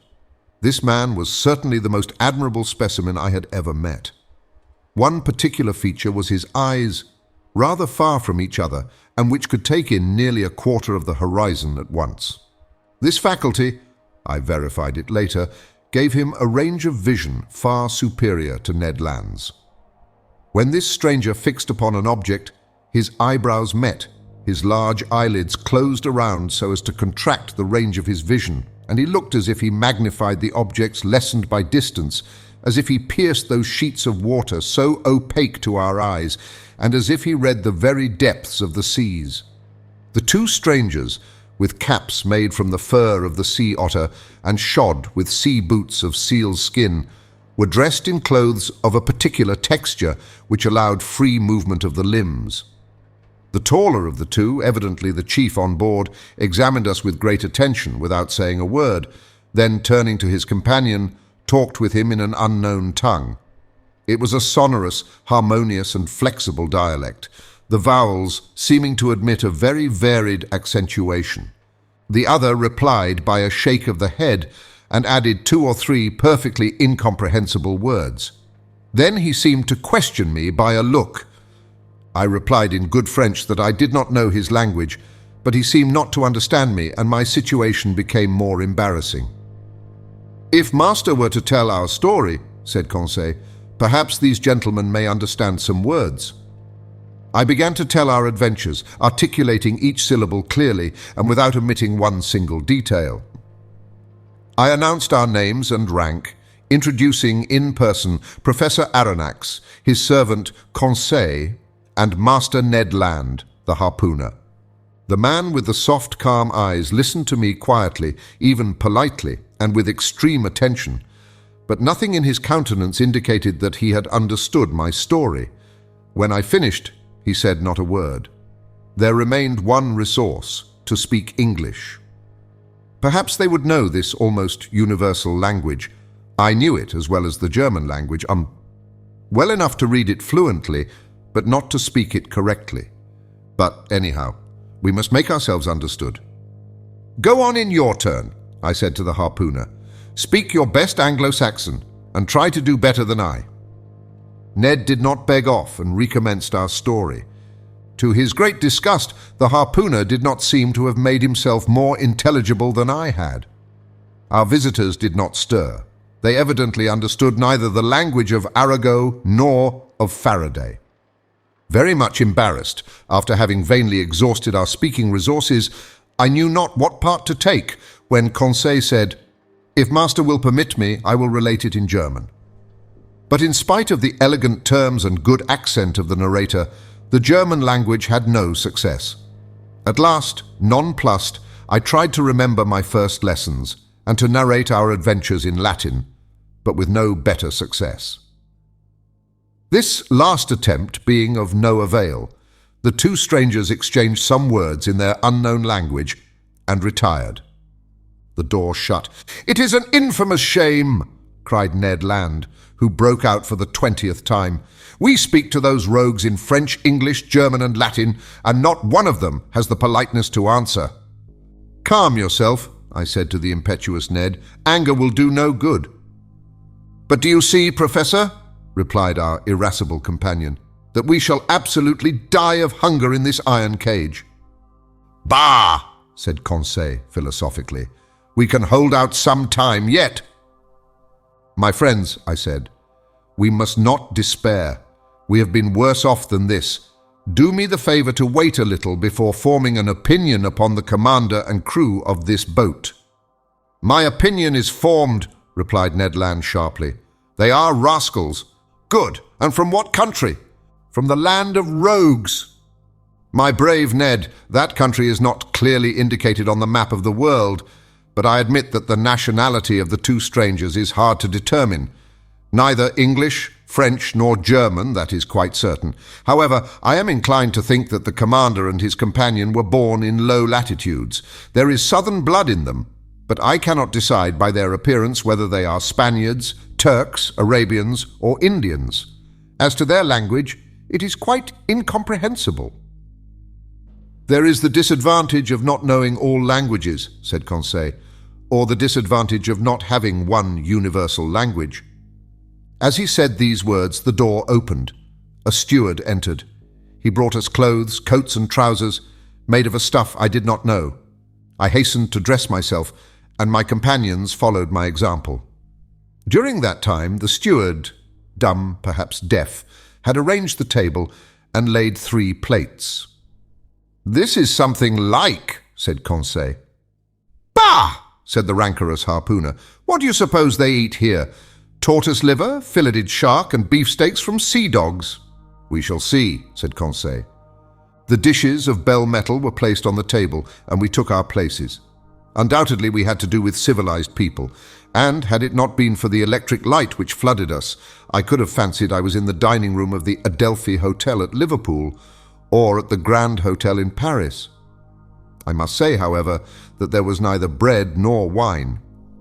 The water was fresh and clear, but it was water, and did not suit Ned Land's taste. Amongst the dishes which were brought to us, I recognized several fish delicately dressed, but of some, although excellent, I could give no opinion, neither could I tell to what kingdom they belonged, whether animal or vegetable. As to the dinner service, it was elegant and in perfect taste. Each utensil, spoon, fork, knife, plate, had a letter engraved on it, with a motto above it, of which this is an exact facsimile. Mobilis in mobili N. The letter N was no doubt the initial of the name of the enigmatical person who commanded at the bottom of the sea. Ned and Conseil did not reflect much. They devoured the food, and I did likewise. I was, besides, reassured as to our fate, and it seemed evident that our hosts would not let us die of want. However, everything has an end. Everything passes away, even the hunger of people who have not eaten for 15 hours. Our appetites satisfied, we felt overcome with sleep. "Faith, I shall sleep well," said Conseil. "So shall I," replied Ned Land. My 2 companions stretched themselves on the cabin carpet and were soon sound asleep. For my own part, too many thoughts crowded my brain, too many insoluble questions pressed upon me, too many fancies kept my eyes half open. Where were we? What strange power carried us on? I felt, or rather fancied I felt, the machine sinking down to the lowest beds of the sea. Dreadful nightmares beset me. I saw in these mysterious asylums a world of unknown animals, amongst which this submarine boat seemed to be of the same kind, living, moving, and formidable as they. Then my brain grew calmer, my imagination wandered into vague unconsciousness, and I soon fell into a deep sleep. Chapter 9. Ned Land's Tempers. How long we slept I do not know, but our sleep must have lasted long, for it rested us completely from our fatigues. I woke first. My companions had not moved and were still stretched in their corner. Hardly roused from my somewhat hard couch, I felt my brain freed, my mind clear. I then began an attentive examination of our cell. Nothing was changed inside. The prison was still a prison, the prisoners, prisoners. However, the steward, during our sleep, had cleared the table. I breathed with difficulty. The heavy air seemed to oppress my lungs. Although the cell was large, we had evidently consumed a great part of the oxygen that it contained. Indeed, each man consumes, in 1 hour, the oxygen contained in more than 176 pints of air. And this air, charged, as then, with a nearly equal quantity of carbonic acid, becomes unbreathable. It became necessary to renew the atmosphere of our prison, and no doubt the hole in the submarine boat. That gave rise to a question in my mind. How would the commander of this floating dwelling place proceed? Would he obtain air by chemical means in getting by heat the oxygen contained in chlorate of potash and in absorbing carbonic acid by caustic potash? Or, a more convenient, economical and consequently more probable alternative, would he be satisfied to rise and take breath at the surface of the water like a cetacean and so renew for 24 hours the atmospheric provision? In fact, I was already obliged to increase my respirations to eke out of this cell the little oxygen it contained, when suddenly I was refreshed by a current of pure air and perfumed with saline emanations. It was an invigorating sea breeze, charged with iodine. I opened my mouth wide, and my lungs saturated themselves with fresh particles. At the same time, I felt the boat rolling. The iron-plated monster had evidently just risen to the surface of the ocean to breathe, after the fashion of whales. I found out from that the mode of ventilating the boat. When I had inhaled this air freely, I sought the conduit pipe, which conveyed to us the beneficial whiff, and I was not long in finding it. Above the door was a ventilator, through which volumes of fresh air renewed the impoverished atmosphere of the cell. I was making my observations when Ned and Conseil awoke almost at the same time under the influence of this reviving air. They rubbed their eyes, stretched themselves, and were on their feet in an instant. "Did master sleep well?" asked Conseil with his usual politeness. "Very well, my brave boy. And you, Mr. Land?" "Soundly, Professor. But I don't know if I'm right or not. There seems to be a sea breeze." A seaman could not be mistaken, and I told the Canadian all that had passed during his sleep. "Good," said he. "That accounts for those roarings we heard when the supposed narwhal sighted the Abraham Lincoln." "Quite so, Master Land. It was taking breath." "Only, Mr. Aronnax, I have no idea what o'clock it is, unless it is dinner time." "Dinner time, my good fellow? Say rather breakfast time, for we certainly have begun another day." "So," said Conseil, "we have slept 24 hours? That is my opinion." "I will not contradict you," replied Ned Land. "But dinner or breakfast, the steward will be welcome, whichever he brings." "Master Land, we must conform to the rules on board, and I suppose our appetites are in advance of the dinner hour." "That is just like you, friend Conseil," said Ned impatiently. "You are never out of temper, always calm. You would return thanks before grace and die of hunger rather than complain." Time was getting on, and we were fearfully hungry, and this time the steward did not appear. It was rather too long to leave us, if they really had good intentions towards us. Ned Land, tormented by the cravings of hunger, got still more angry, and, notwithstanding his promise, I dreaded an explosion when he found himself with one of the crew. For 2 hours more, Ned Land's temper increased. He cried, he shouted, but in vain. The walls were deaf. There was no sound to be heard in the boat. All was still as death. It did not move, for I should have felt the trembling motion of the hull under the influence of the screw. Plunged in the depths of the waters, it belonged no longer to earth. This silence was dreadful. I felt terrified. Conseil was calm. Ned Land roared. Just then a noise was heard outside. Steps sounded on the metal flags. The locks were turned, the door opened, and the steward appeared. Before I could rush forward to stop him, the Canadian had thrown him down and held him by the throat. The steward was choking under the grip of his powerful hand. Conseil was already trying to unclasp the harpooner's hand from his half-suffocated victim, and I was going to fly to the rescue, when suddenly I was nailed to the spot by hearing these words in French. "Be quiet, Master Land, and you, Professor, will you be so good as to listen to me?"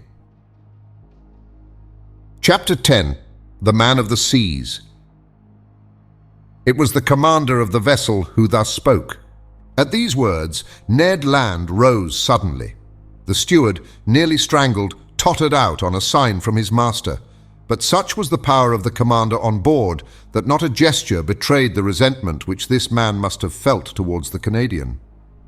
Conseil, interested in spite of himself, I, stupefied, awaited in silence the result of this scene.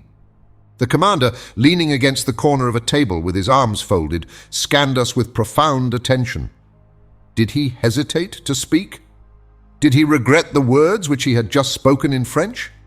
One might almost think so.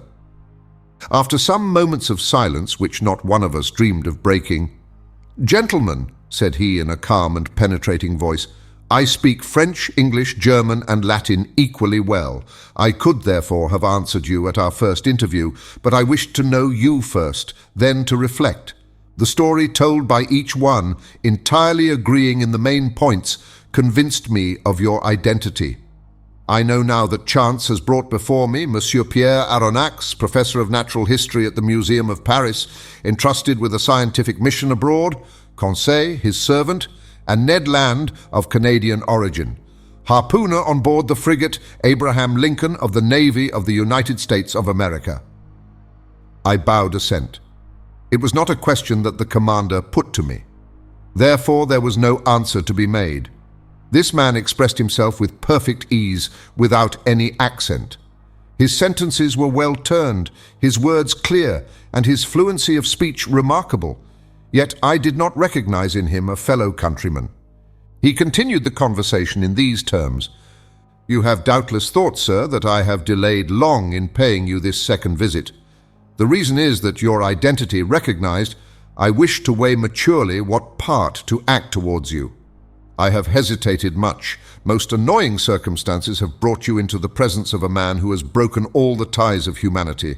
You have come to trouble my existence." "Unintentionally," said I.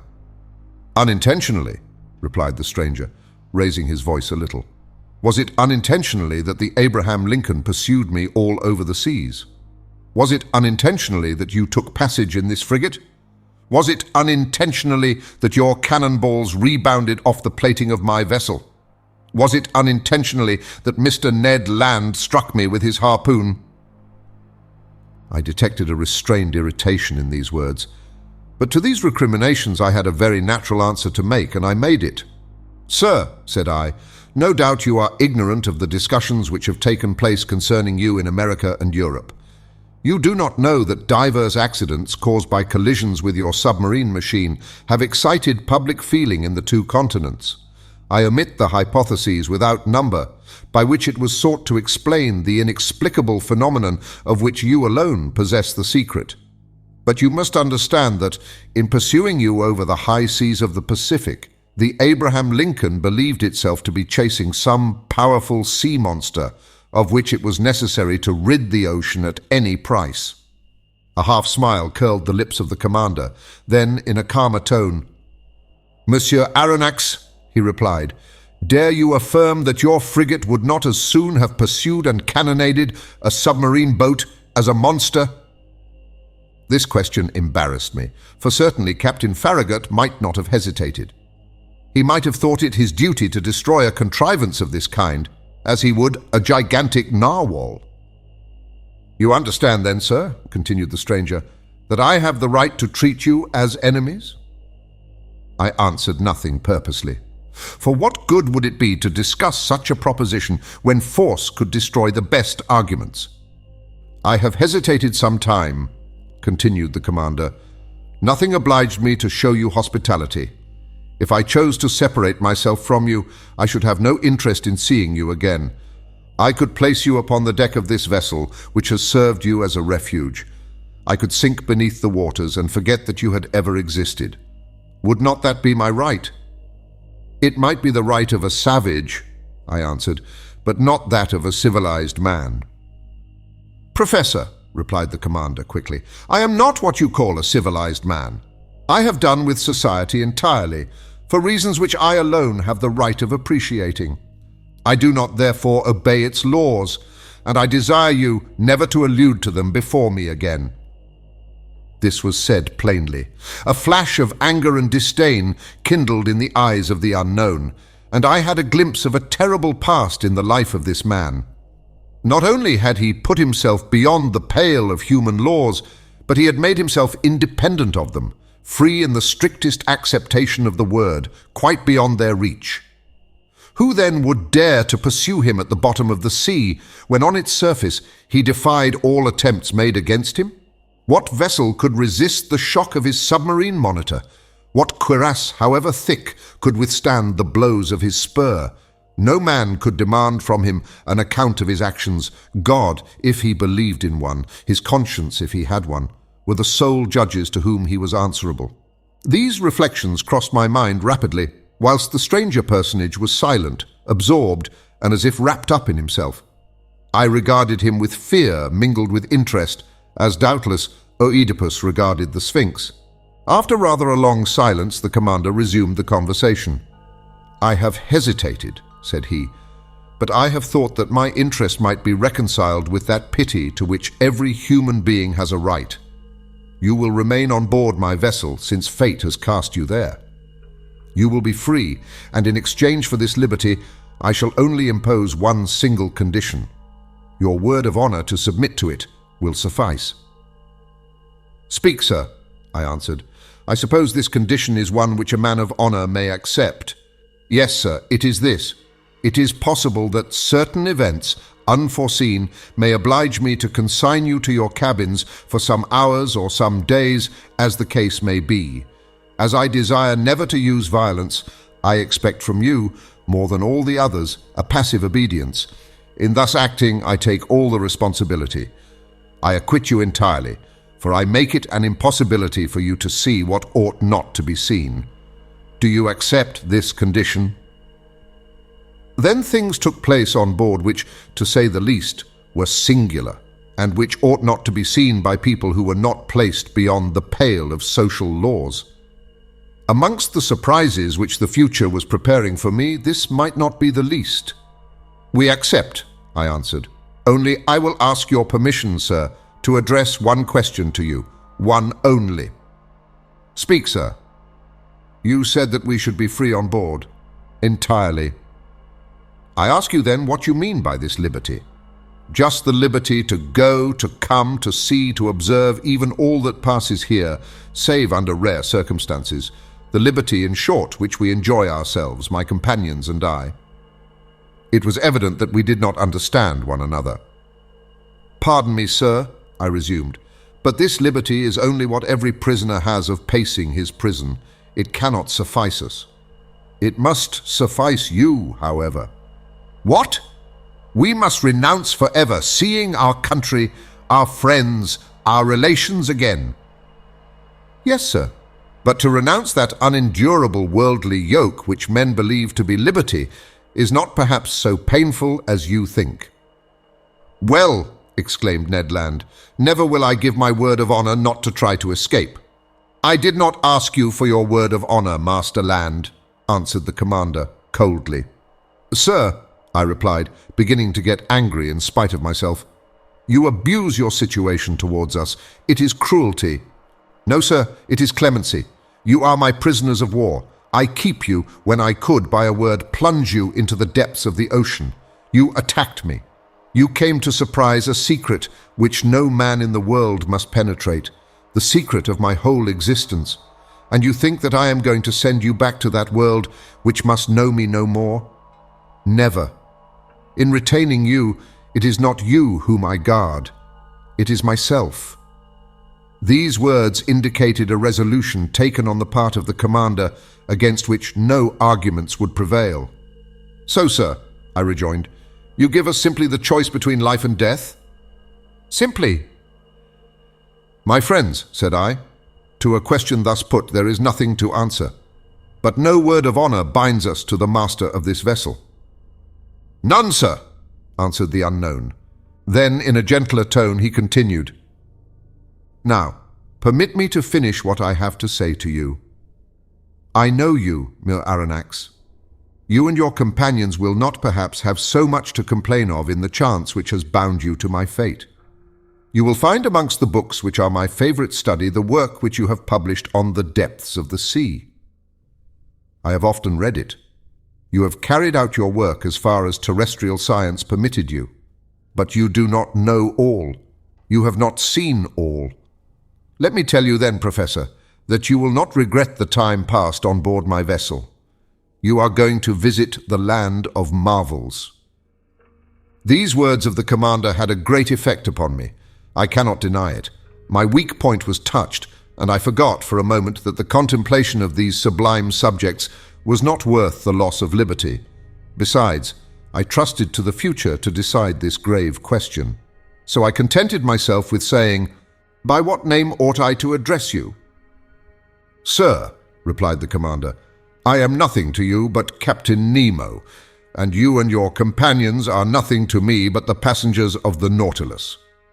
Captain Nemo called. A steward appeared. The captain gave him his orders in that strange language which I did not understand. Then, turning towards the Canadian and Conseil, "A repast awaits you in your cabin," said he. "Be so good as to follow this man. And now, Monsieur Aronnax, our breakfast is ready. Permit me to lead the way." "I am at your service, Captain." I followed Captain Nemo, and as soon as I had passed through the door, I found myself in a kind of passage lighted by electricity, similar to the waist of a ship. After we had proceeded a dozen yards, a second door opened before me. I then entered a dining room, decorated and furnished in severe taste. High oaken sideboards, inlaid with ebony, stood at the two extremities of the room, and upon their shelves glittered china, porcelain and glass of inestimable value. The plate on the table sparkled in the rays which the luminous ceiling shed around, while the light was tempered and softened by exquisite paintings. In the center of the room was a table richly laid out. Captain Nemo indicated the place I was to occupy. The breakfast consisted of a certain number of dishes, the contents of which were furnished by the sea alone, and I was ignorant of the nature and mode of preparation of some of them. I acknowledged that they were good, but they had a peculiar flavor, which I easily became accustomed to. These different elements appeared to me to be rich in phosphorus, and I thought they must have a marine origin. Captain Nemo looked at me. I asked him no questions, but he guessed my thoughts and answered of his own accord the questions which I was burning to address to him. "The greater part of these dishes are unknown to you," he said to me. "However, you may partake of them without fear. They are wholesome and nourishing. For a long time I have renounced the food of the earth, and am never ill now. My crew, who are healthy, are fed on the same food. So," said I, "all these eatables are the produce of the sea." "Yes, Professor, the sea supplies all my wants.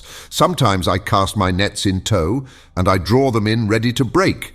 Sometimes I hunt in the midst of this element, which appears to be inaccessible to man, and quarry the game which dwells in my submarine forests.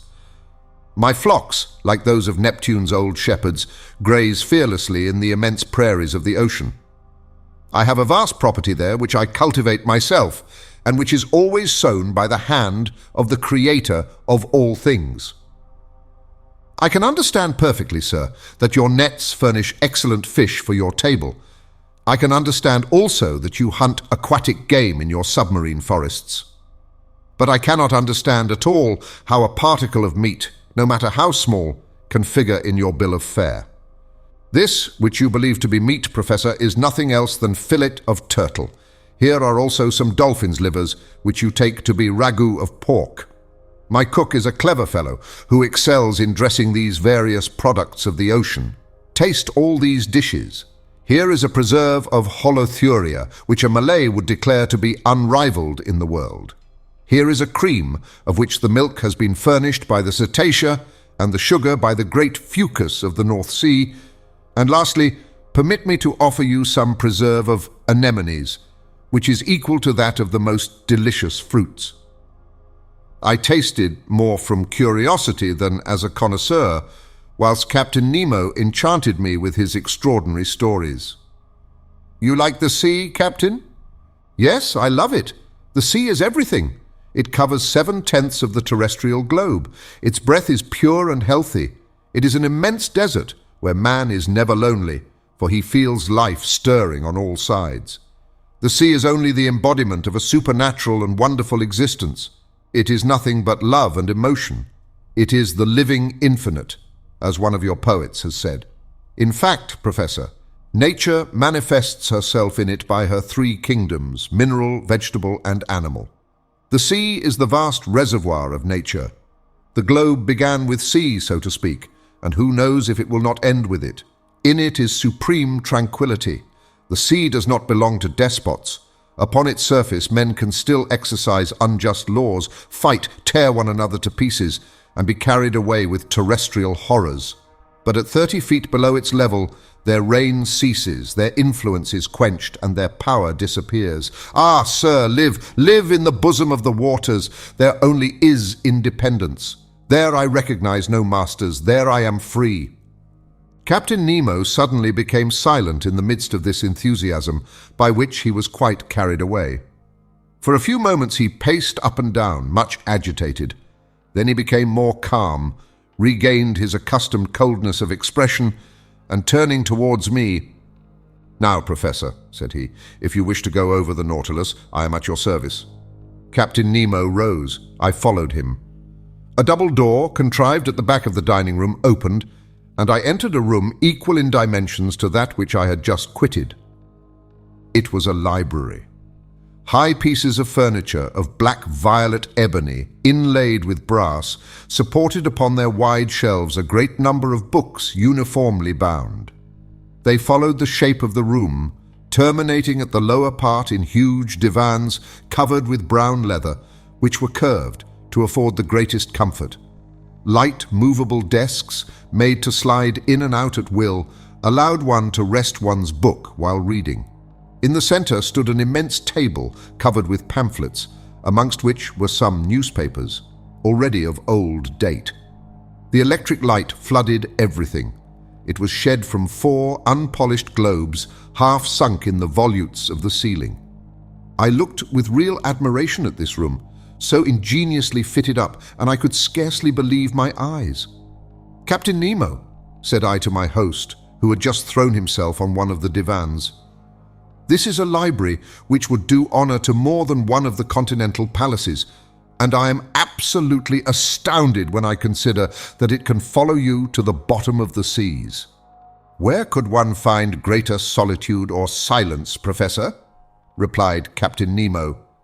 "Did your study in the museum afford you such perfect quiet?" "No, sir, and I must confess that it is a very poor one after yours. You must have 6,000 or 7,000 volumes here." 12,000, Miss Aronnax. These are the only ties which bind me to the earth, but I had done with the world on the day when my Nautilus plunged for the first time beneath the waters. That day I bought my last volumes, my last pamphlets, my last papers, and from that time I wish to think that men no longer think or write. These books, Professor, are at your service besides, and you can make use of them freely.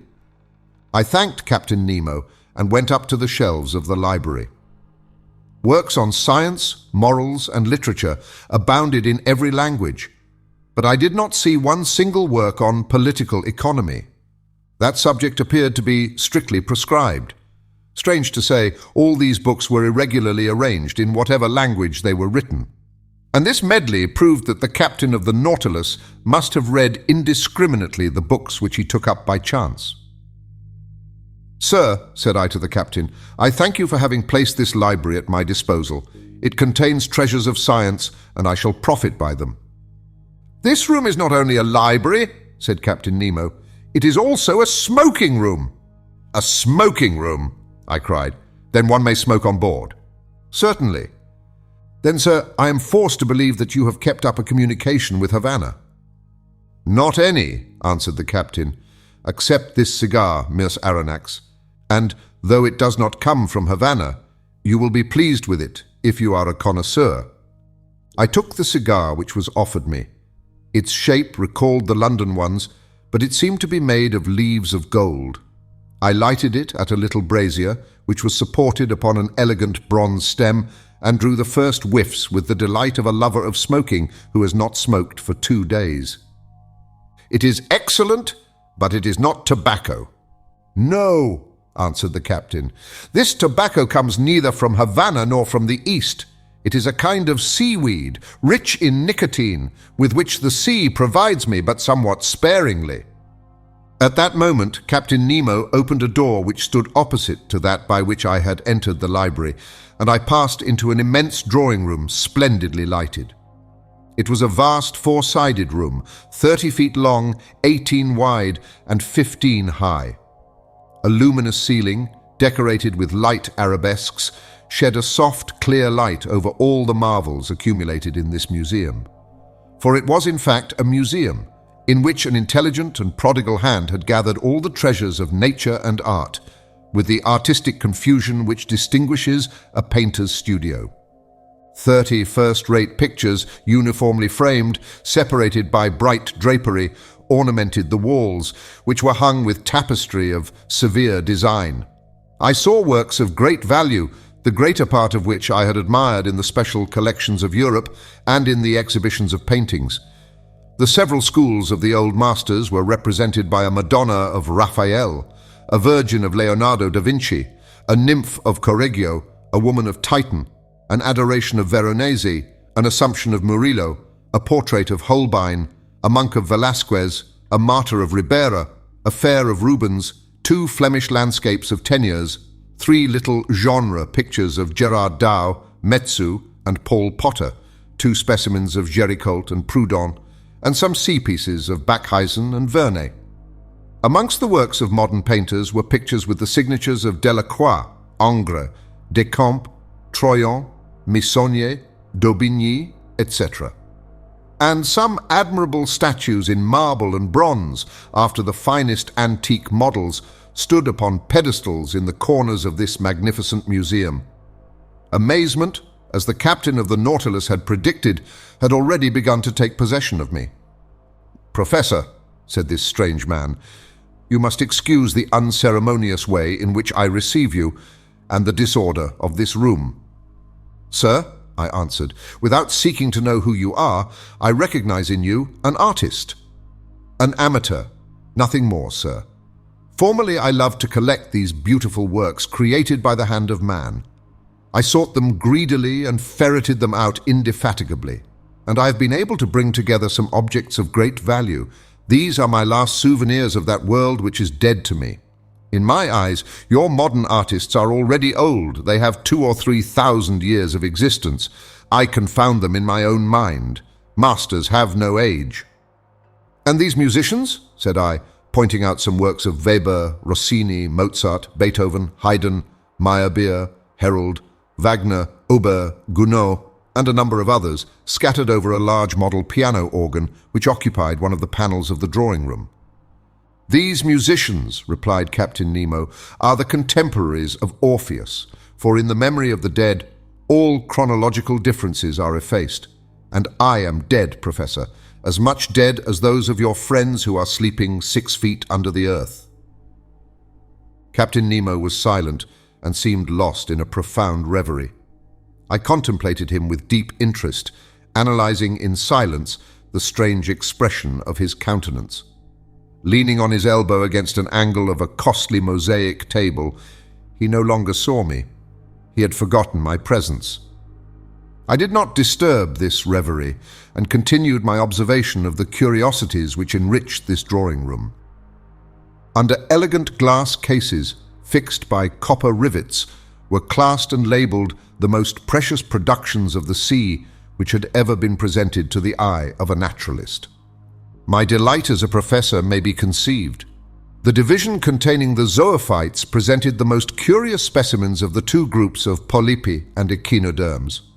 In the first group, the tubipores were gorgones arranged like a fan, soft sponges of Syria, ices of the Moluccas, pennachules, an admirable Virgularia of the Norwegian seas, variegated Unbellularii, Alcyonarii, a whole series of madrepores, which my master Milner Edwards has so cleverly classified, amongst which I remarked some wonderful Flabellinae oculinae of the island of Bourbon, the Neptune's car of the Antilles, superb varieties of corals.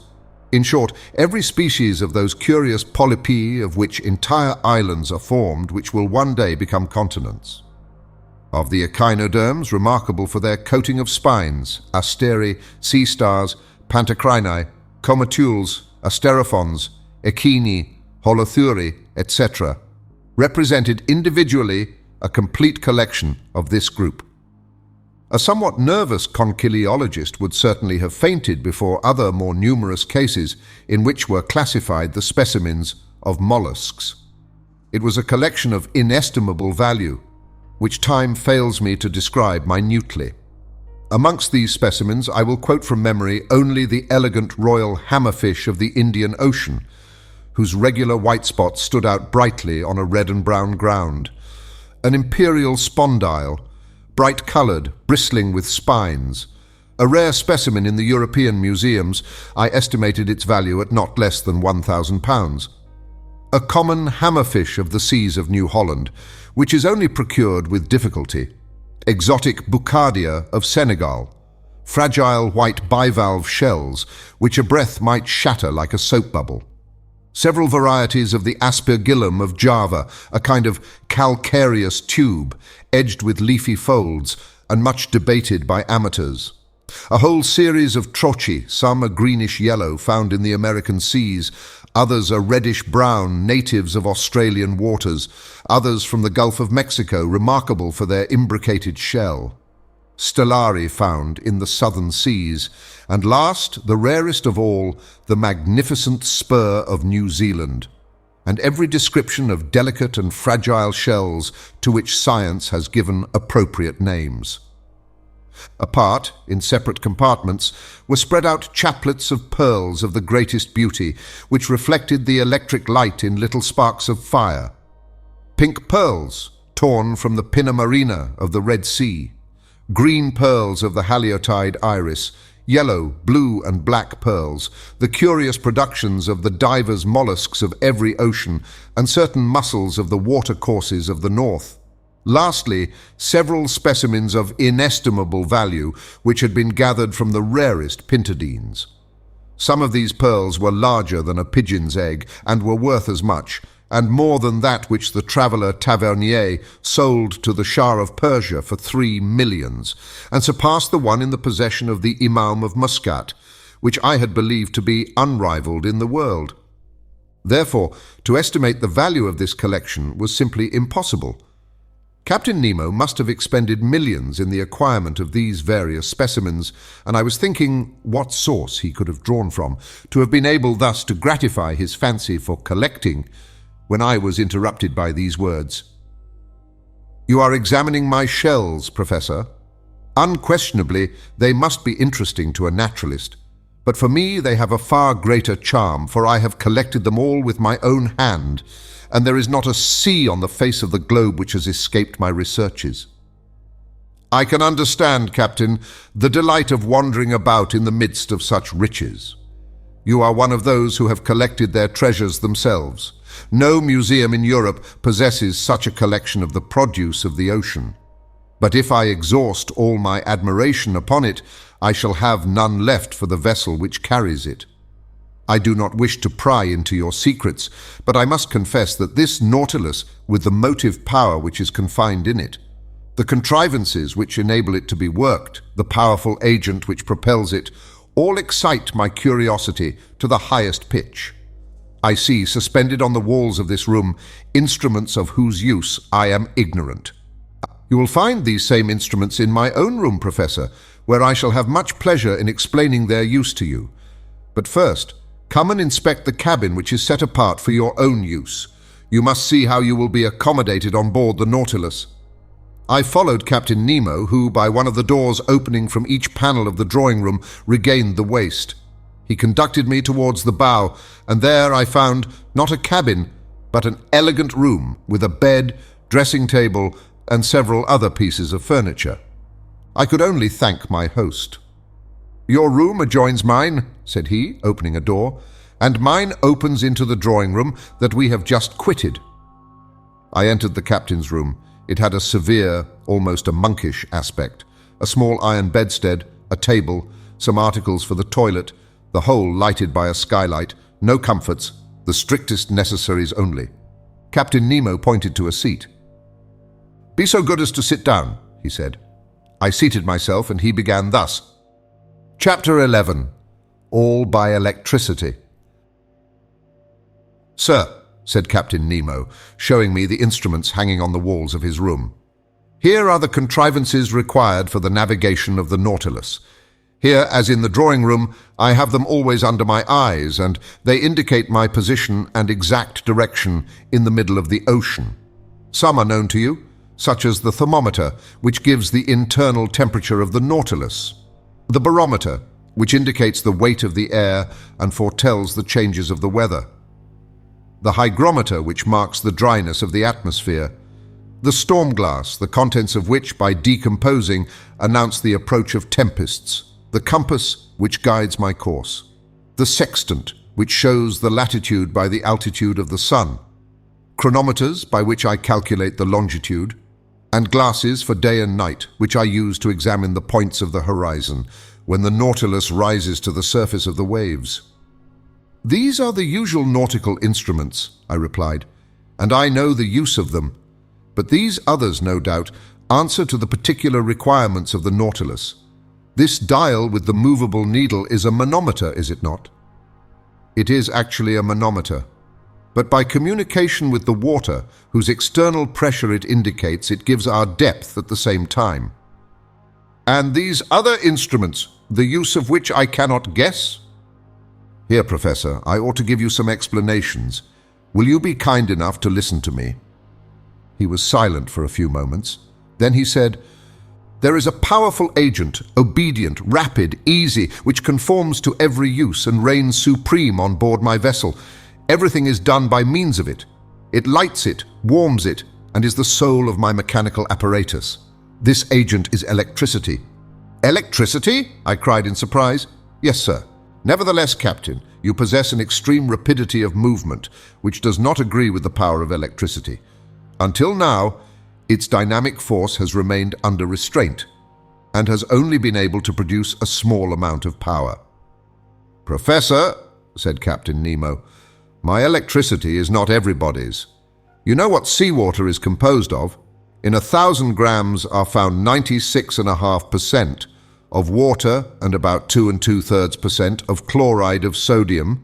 Then, in a smaller quantity, chlorides of magnesium and of potassium, bromide of magnesium, sulfate of magnesia, sulfate and carbonate of lime.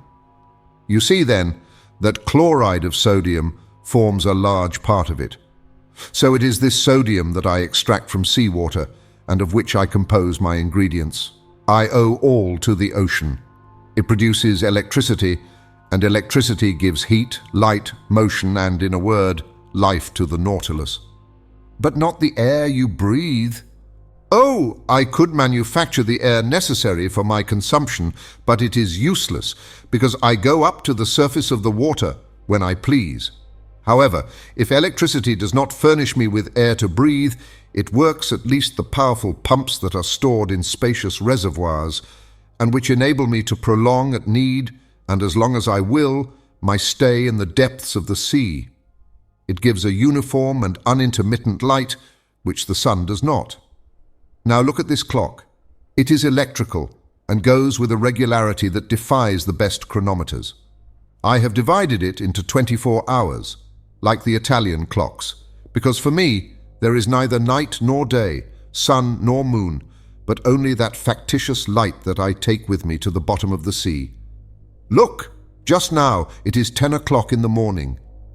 "Exactly. Another application of electricity. This dial hanging in front of us indicates the speed of the Nautilus. An electric thread puts it in communication with the screw, and the needle indicates the real speed. Look, now we are spinning along with a uniform speed of 15 miles an hour. It is marvelous. And I see, Captain, you were right to make use of this agent that takes the place of wind, water, and steam."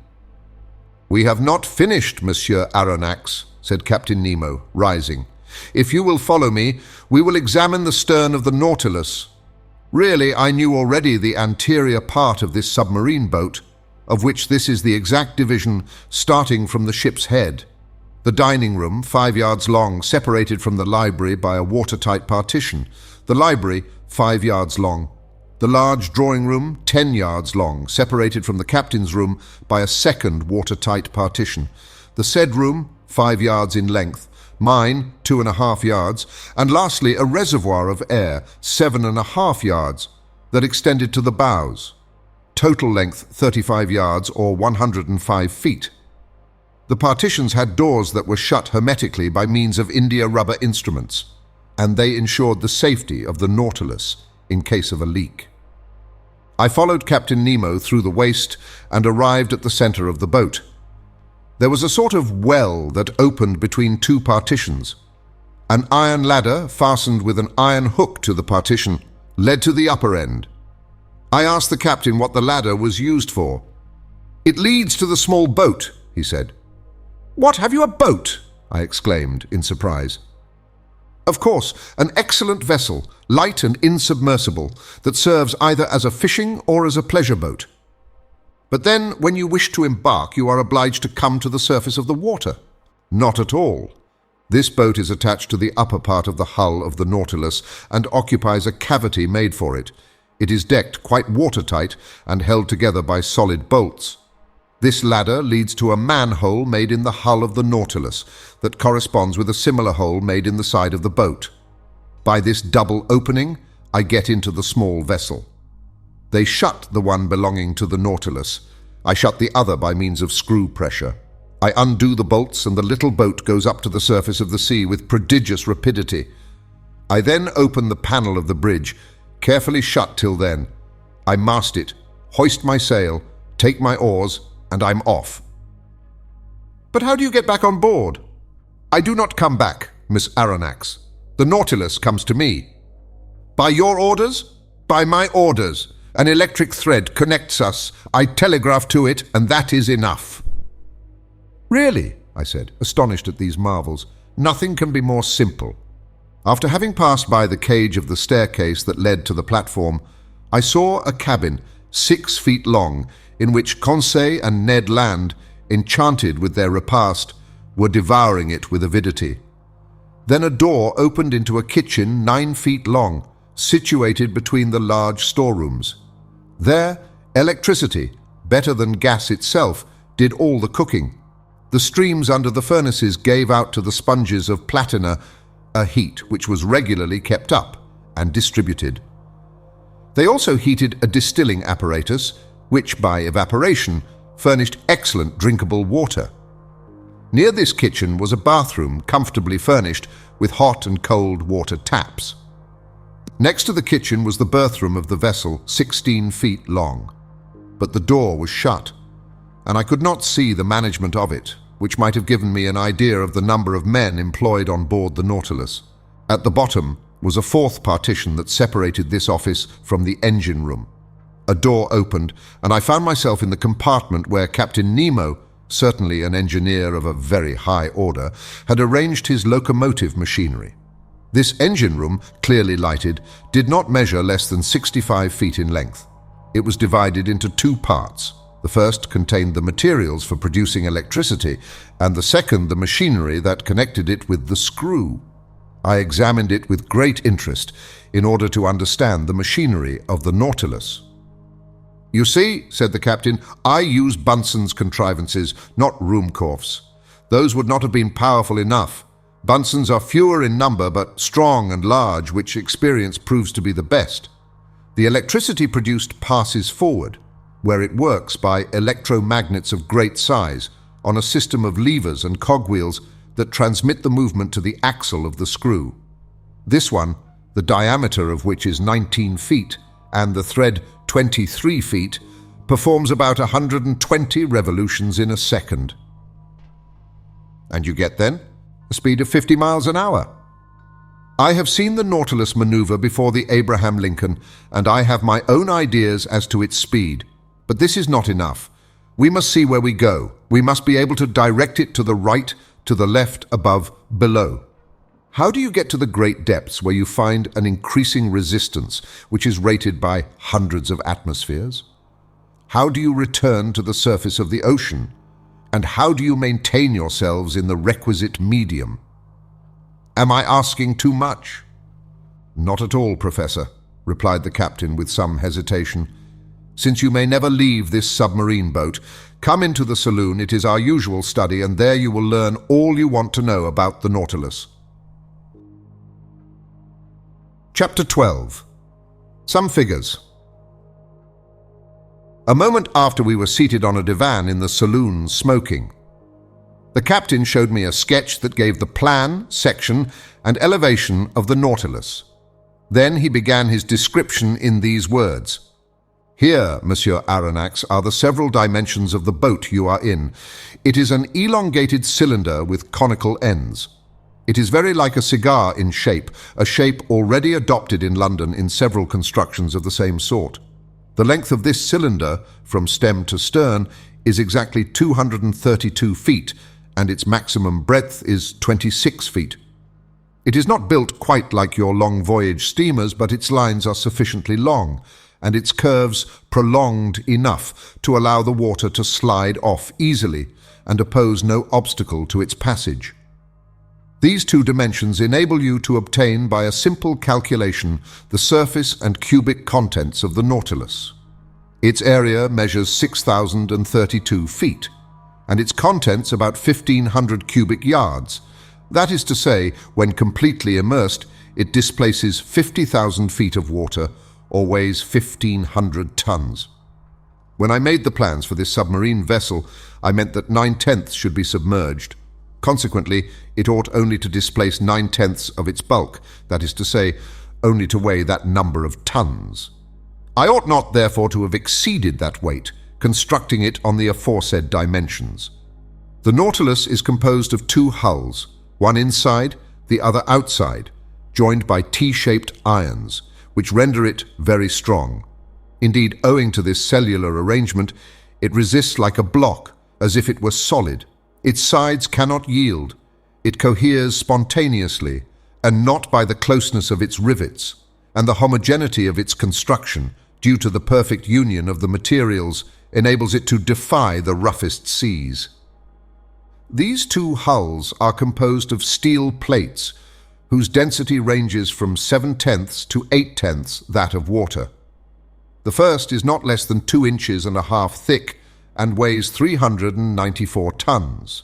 The second envelope, the keel, 20 inches high and 10 thick, weighs alone 62 tons.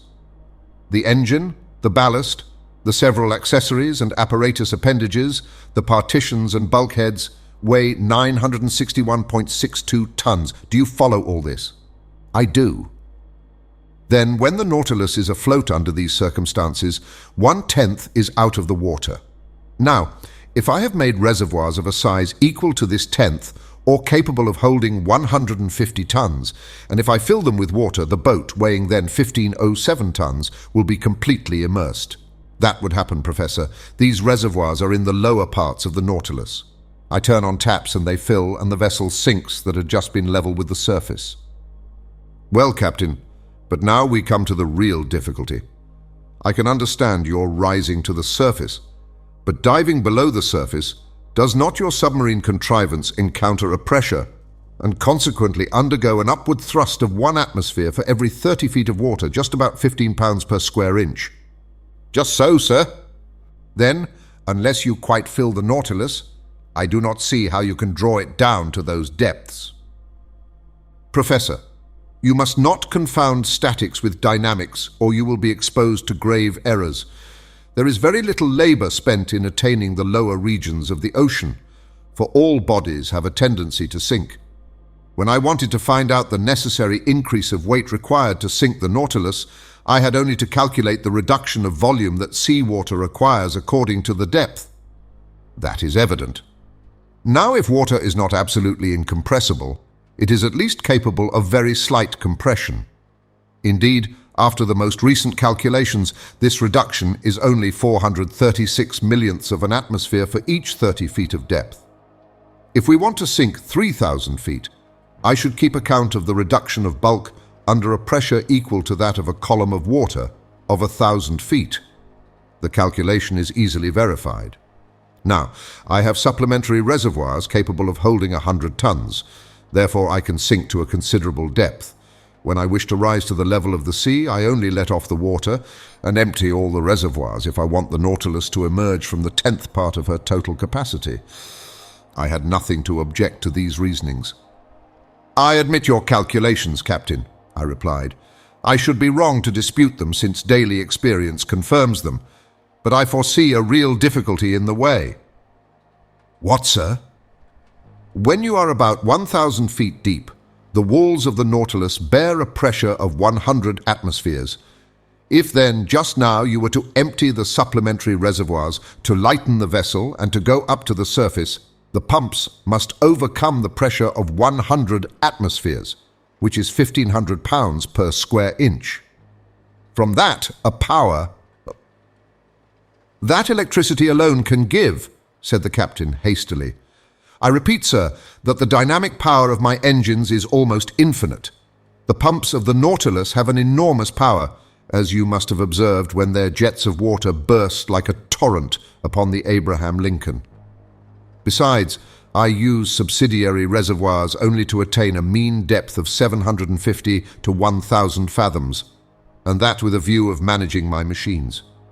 Also, when I have a mind to visit the depths of the ocean 5 or 6 miles below the surface, I make use of slower but not less infallible means." "What are they, Captain?" "That involves my telling you how the Nautilus is worked. I am impatient to learn. To steer this boat to starboard or port, to turn, in a word, following a horizontal plan, I use an ordinary rudder fixed on the back of the stern post, and with one wheel and some tackle to steer by.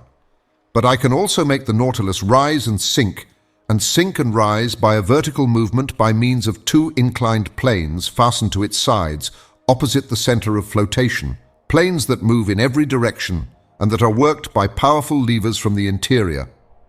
If the planes are kept parallel with the boat, it moves horizontally.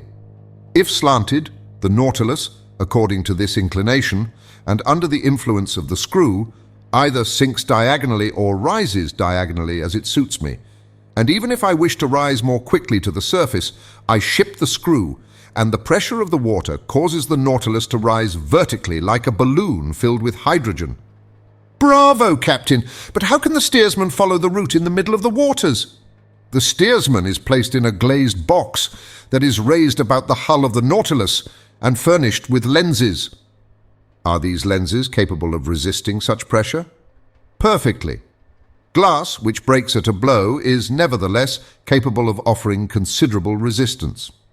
During some experiments of fishing by electric light in 1864 in the northern seas, we saw plates less than 1/3 of an inch thick resist a pressure of 16 atmospheres. Now the glass that I use is not less than 30 times thicker." "Granted. But after all, in order to see, the light must exceed the darkness, and in the midst of the darkness in the water, how can you see?"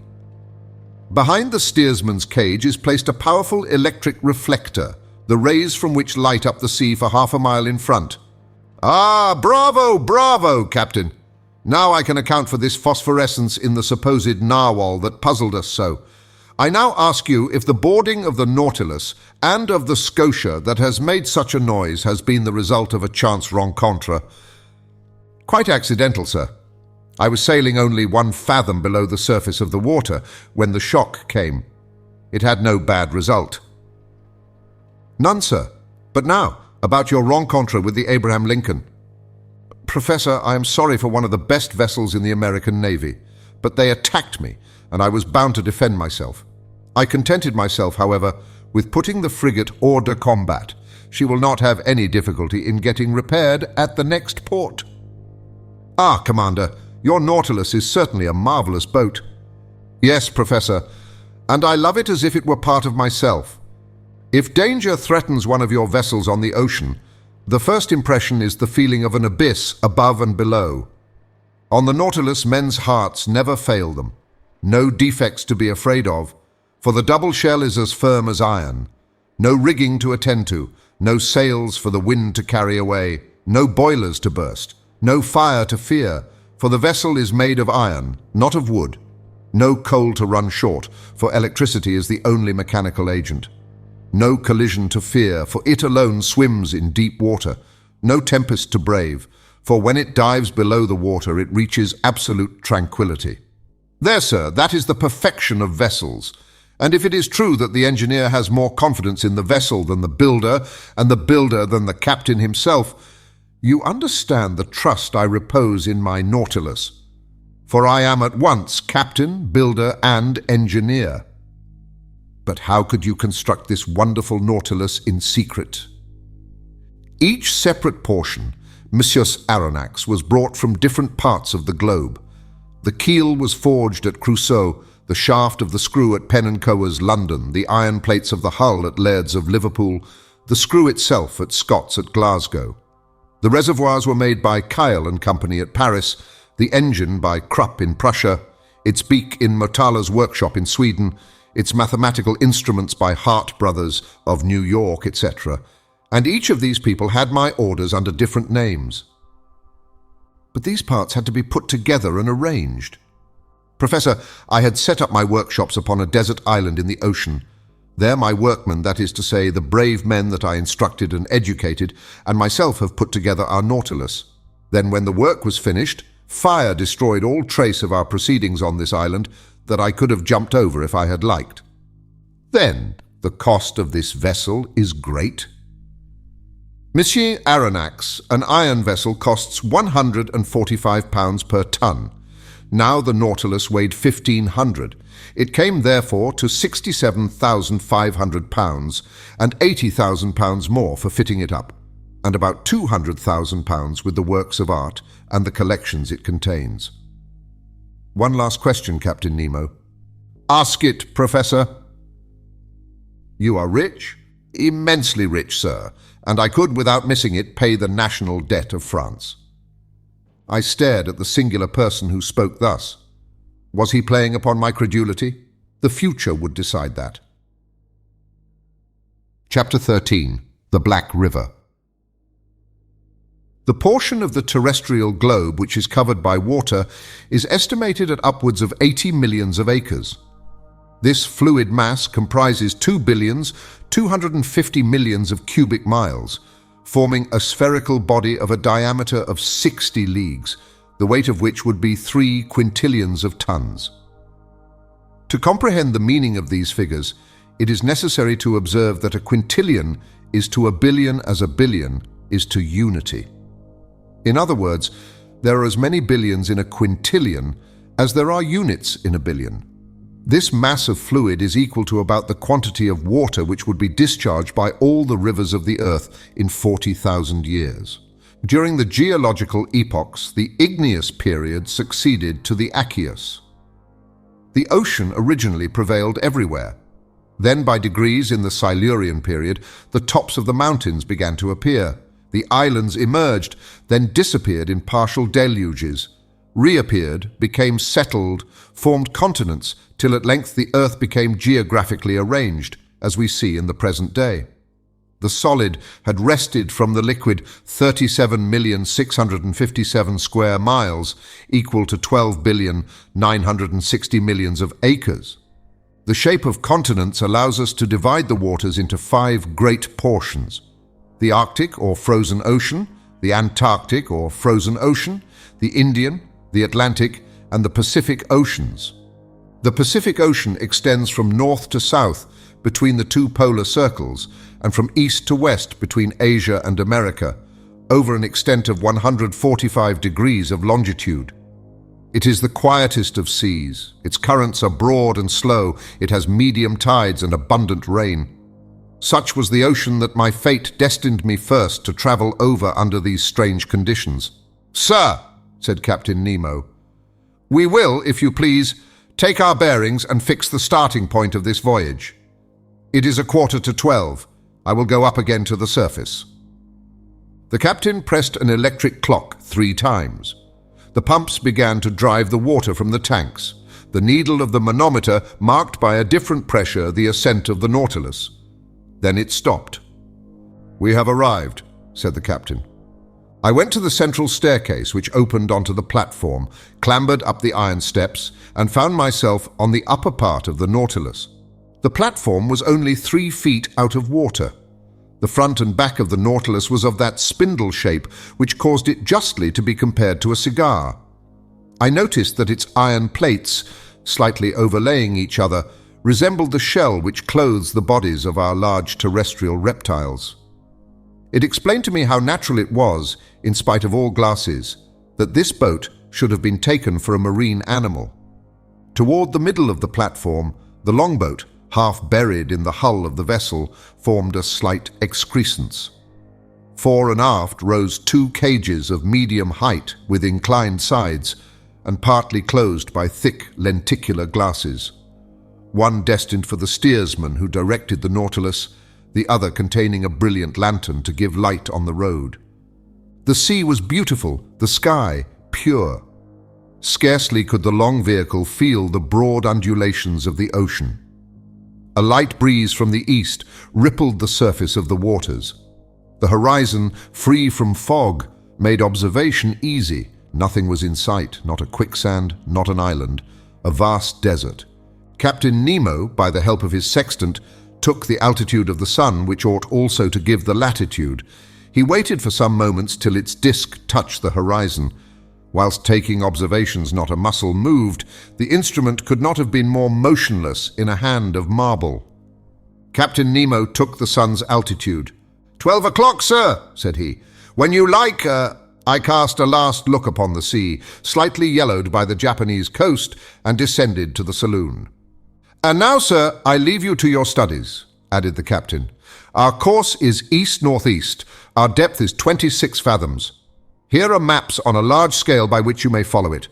The saloon is at your disposal, and with your permission, I will retire. Captain Nemo bowed, and I remained alone, lost in thoughts all bearing on the commander of the Nautilus. For a whole hour was I deep in these reflections, seeking to pierce this mystery so interesting to me. Then my eyes fell upon the vast planisphere spread upon the table, and I placed my finger on the very spot where the given latitude and longitude crossed. The sea has its large rivers like the continents. They are special currents known by their temperature and their color. The most remarkable of these is known by the name of the Gulf Stream.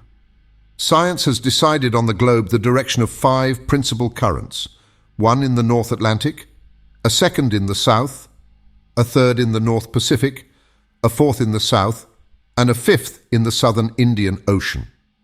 It is even probable that a 6th current existed at one time or another in the northern Indian Ocean, when the Caspian and Aral seas formed but one vast sheet of water.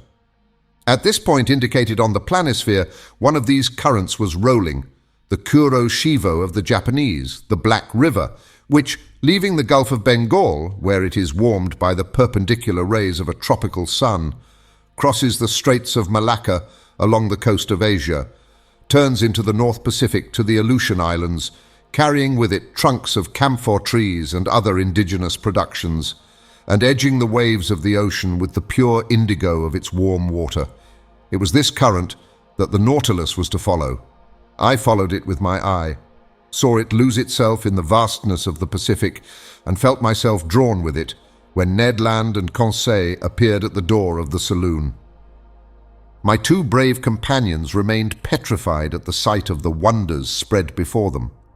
"Where are we? Where are we?" exclaimed the Canadian. "In the museum at Quebec?"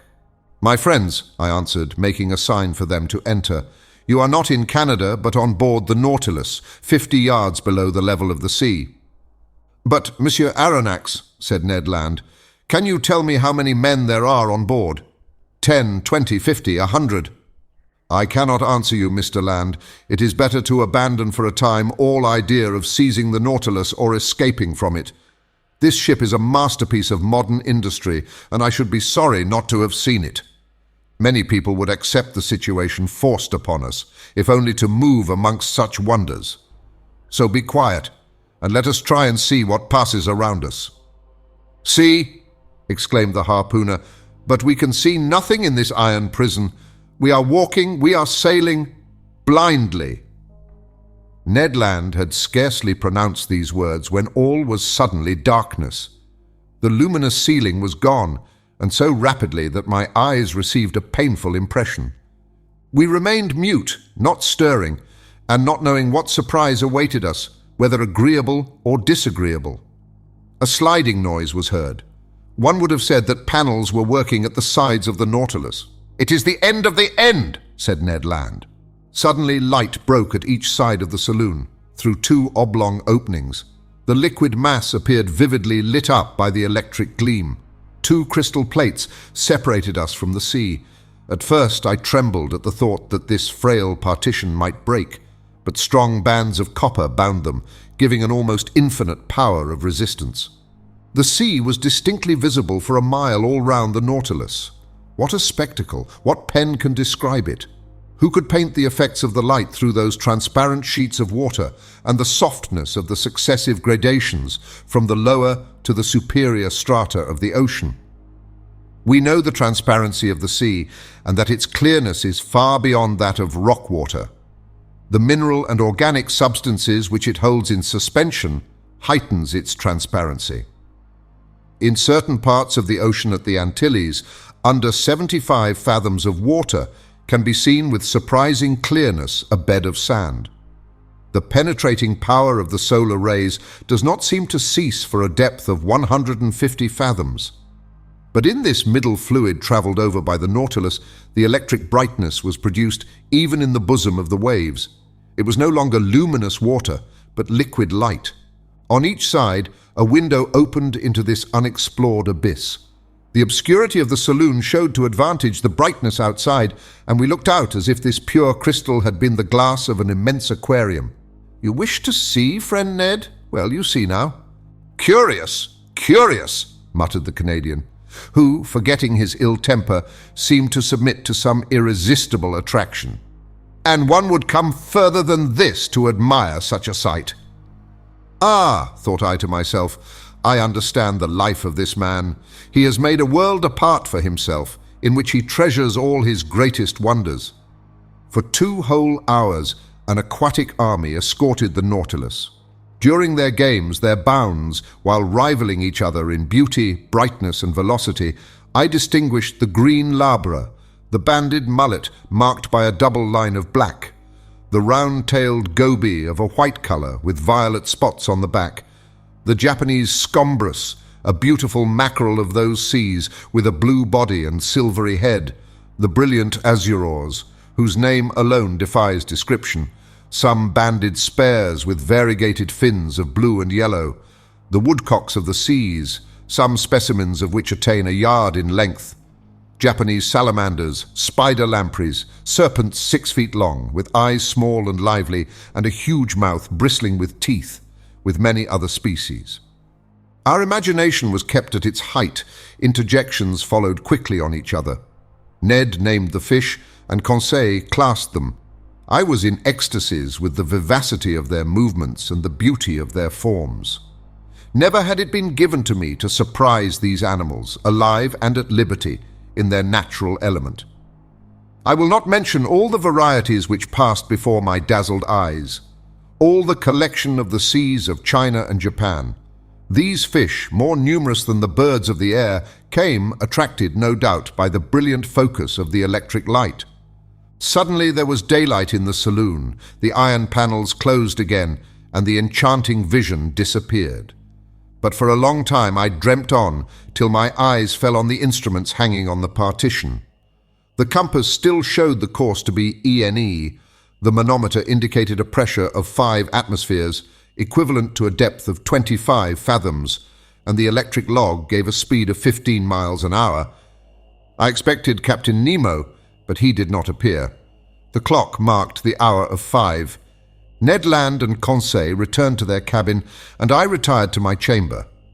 My dinner was ready. It was composed of turtle soup made of the most delicate hawksbills, of a surmullet served with puff paste, the liver of which, prepared by itself, was most delicious, and fillets of the Emperor holocanthus, the savour of which seemed to me superior even to salmon. I passed the evening reading, writing, and thinking.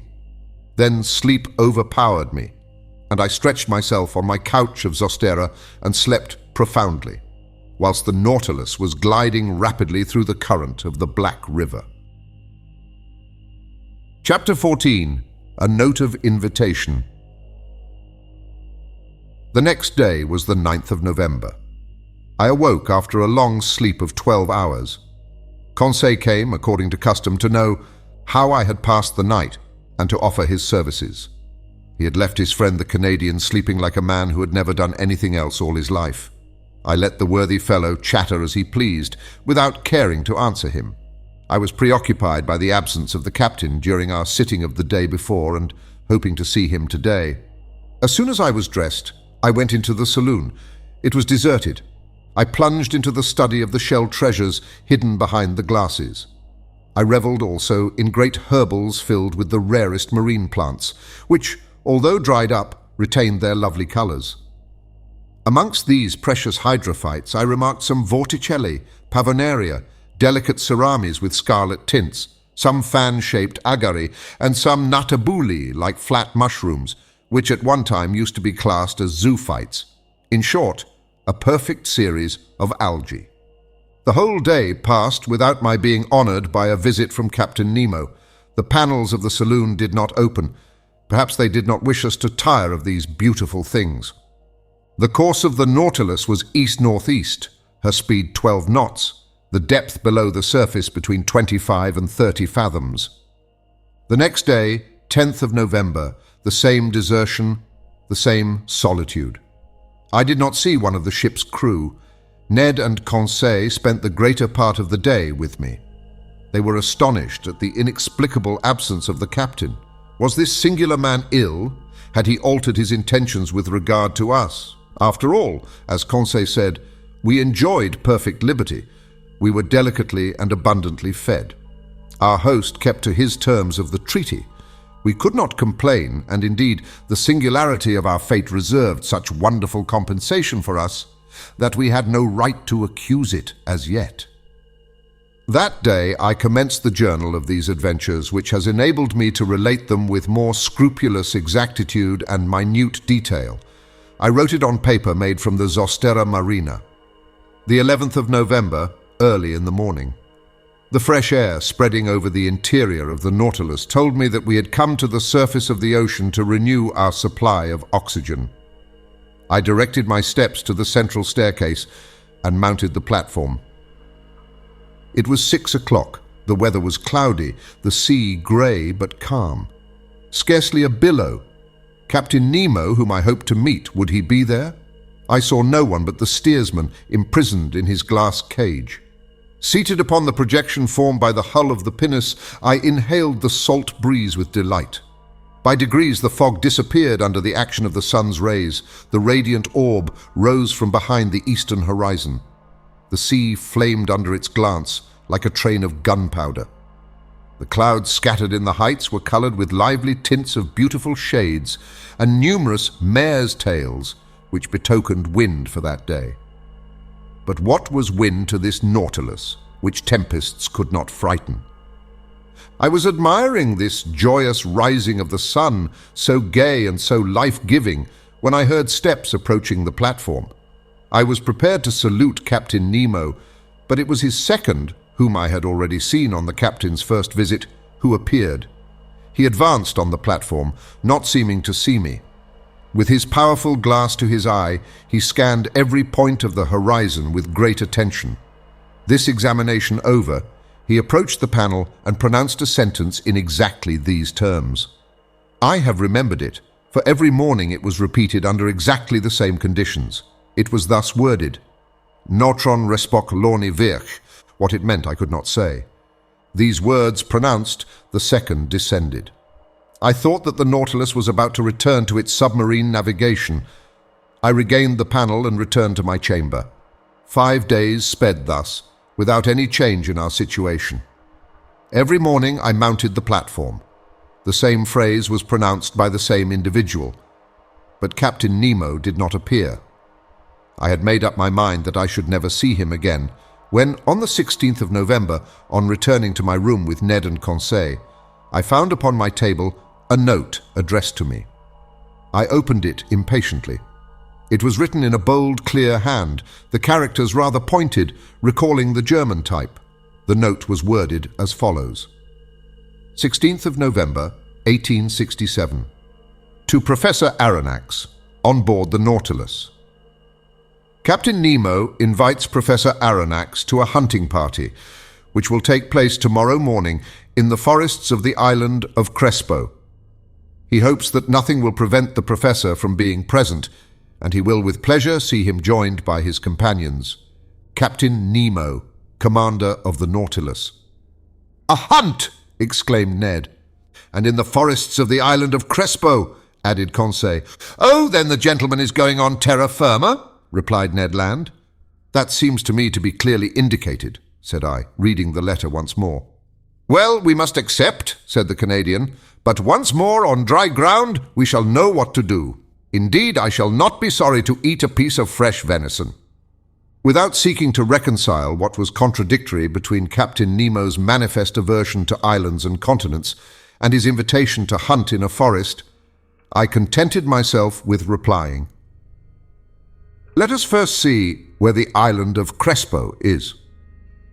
I consulted the planisphere, and in 32 degrees, 40 minutes north latitude, and 157 degrees, 50 minutes west longitude, I found a small island, recognized in 1801 by Captain Crespo and marked in the ancient Spanish maps as Roca de la Plata, the meaning of which is the Silver Rock. We were then about 1,800 miles from our starting point, and the course of the Nautilus, a little changed, was bringing it back towards the southeast. I showed this little rock lost in the midst of the North Pacific to my companions. "If Captain Nemo does sometimes go on dry ground," said I, "he at least chooses desert islands." Ned Land shrugged his shoulders without speaking, and Conseil and he left me. After supper, which was served by the steward, mute and impassive, I went to bed, not without some anxiety. The next morning, the 17th of November, on awakening, I felt that the Nautilus was perfectly still. I dressed quickly and entered the saloon. Captain Nemo was there waiting for me. He rose, bowed, and asked me if it was convenient for me to accompany him. As he made no allusion to his absence during the last 8 days, I did not mention it, and simply answered that my companions and myself were ready to follow him. We entered the dining room, where breakfast was served. "Monsieur Aronnax," said the captain, "pray, share my breakfast without ceremony. We will chat as we eat, for though I promised you a walk in the forest, I did not undertake to find hotels there, so breakfast as a man who will most likely not have his dinner till very late." I did honor to the repast. It was composed of several kinds of fish and slices of Holothuridae, excellent zoophytes, and different sorts of seaweed. Our drink consisted of pure water, to which the captain added some drops of a fermented liquor, extracted by the Kamchatka method from a seaweed known under the name of Rhodomenia palmata. Captain Nemo ate at first without saying a word. Then he began, "Sir, when I proposed to you to hunt in my submarine forest of Crespo, you evidently thought me mad. Sir, you should never judge lightly of any man. But, Captain, believe me. Be kind enough to listen, and you will then see whether you have any cause to accuse me of folly and contradiction. I listen. You know as well as I do, Professor, that man can live underwater, providing he carries with him a sufficient supply of breathable air. In submarine works, the workman, clad in an impervious dress with his head in a metal helmet, receives air from above by means of forcing pumps and regulators." "That is a diving apparatus," said I. "Just so. But under these conditions the man is not at liberty. He is attached to the pump which sends him air through an India rubber tube, and if we were obliged to be thus held to the Nautilus, we could not go far." "And the means of getting free?" I asked. "It is to use the Rouquayrol apparatus, invented by 2 of your own countrymen, which I have brought to perfection for my own use, and which will allow you to risk yourself under these new physiological conditions without any organ whatever suffering. It consists of a reservoir of thick iron plates in which I store the air under a pressure of 50 atmospheres. This reservoir is fixed on the back by means of braces, like a soldier's knapsack. Its upper part forms a box in which the air is kept by means of a bellows, and therefore cannot escape unless at its normal tension. In the Rouquayrol apparatus, such as we use, 2 India rubber pipes leave this box and join a sort of tent which holds the nose and mouth. One is to introduce fresh air, the other to let out the foul, and the tongue closes one or the other according to the wants of the respirator. But I, in encountering great pressures at the bottom of the sea, was obliged to shut my head like that of a diver in a ball of copper. And it is to this ball of copper that the two pipes, the inspirator and the expirator, open. Perfectly, Captain Nemo. But the air that you carry with you must soon be used, when it only contains 15%. Of oxygen, it is no longer fit to breathe. Right, but I told you, Monsieur Aronnax, that the pumps of the Nautilus allow me to store the air under considerable pressure, and on those conditions the reservoir of the apparatus can furnish breathable air for 9 or 10 hours. I have no further objections to make, I answered. I will only ask you one thing, Captain. How can you light your road at the bottom of the sea? With the Ruhmkorff apparatus, Monsieur Aronnax. One is carried on the back, the other is fastened to the waist. It is composed of a Bunsen pile, which I do not work with bichromate of potash, but with sodium. A wire is introduced which collects the electricity produced and directs it towards a particularly made lantern. In this lantern is a spiral glass which contains a small quantity of carbonic gas. When the apparatus is at work, this gas becomes luminous, giving out a white and continuous light, thus provided I can breathe and I can see. Captain Nemo, to all my objections you make such crushing answers that I dare no longer doubt. But if I am forced to admit the Rouquayrol and Ruhmkorff apparatus, I must be allowed some reservations with regard to the gun I am to carry. But it is not a gun for powder, answered the captain. Then it is an air gun. Doubtless. How would you have me manufacture gunpowder on board without either saltpeter, sulfur, or charcoal? Besides, I added, to fire underwater in a medium 855 times denser than the air, we must conquer very considerable resistance. That would be no difficulty. There exist guns, according to Fulton, perfected in England by Philip Coles and Burley, in France by Fursey, and in Italy by Landi, which are furnished with a peculiar system of closing, which can fire under these conditions. But I repeat, having no powder, I use air under great pressure, which the pumps of the Nautilus furnish abundantly. But this air must be rapidly used. Well, have I not my Rouquayrol reservoir, which can furnish it at need? A tap is all that is required. Besides, Monsieur Aronnax, you must see yourself that, during our submarine hunt, we can spend but little air and but few balls. But it seems to me that in this twilight and in the midst of this fluid, which is very dense compared with the atmosphere, shots could not go far, nor easily prove mortal.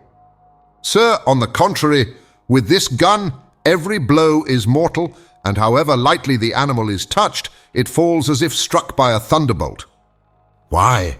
Because the balls sent by this gun are not ordinary balls, but little cases of glass, invented by Leniebroek, an Austrian chemist, of which I have a large supply. These glass cases are covered with a case of steel and weighted with a pellet of lead. They are real Leyden bottles, into which the electricity is forced to a very high tension. With the slightest shock they are discharged, and the animal, however strong it may be, falls dead. I must tell you that these cases are size number 4, and that the charge for an ordinary gun would be 10. I will argue no longer, I replied, rising from the table. I have nothing left me but to take my gun. At all events, I will go where you go. Captain Nemo then led me aft, and in passing before Ned's and Conseil's cabin, I called my two companions, who followed immediately. We then came to a kind of cell near the machinery room, in which we were to put on our walking dress. Chapter 15. A Walk on the Bottom of the Sea. This cell was, to speak correctly, the arsenal and wardrobe of the Nautilus. A dozen diving apparatuses hung from the partition, waiting our use. Ned Land, on seeing them, showed evident repugnance to dress himself in one. But my worthy Ned, the forests of the island of Crespo are nothing but submarine forests. Good, said the disappointed harpooner, who saw his dreams of fresh meat fade away. And you, Monsieur Aronnax, are you going to dress yourself in those clothes? There is no alternative, Master Ned. "As you please, sir," replied the harpooner, shrugging his shoulders. "But as for me, unless I am forced, I will never get into one." "No one will force you, Master Ned," said Captain Nemo. "Is Conseil going to risk it?" asked Ned. "I follow my master wherever he goes," replied Conseil.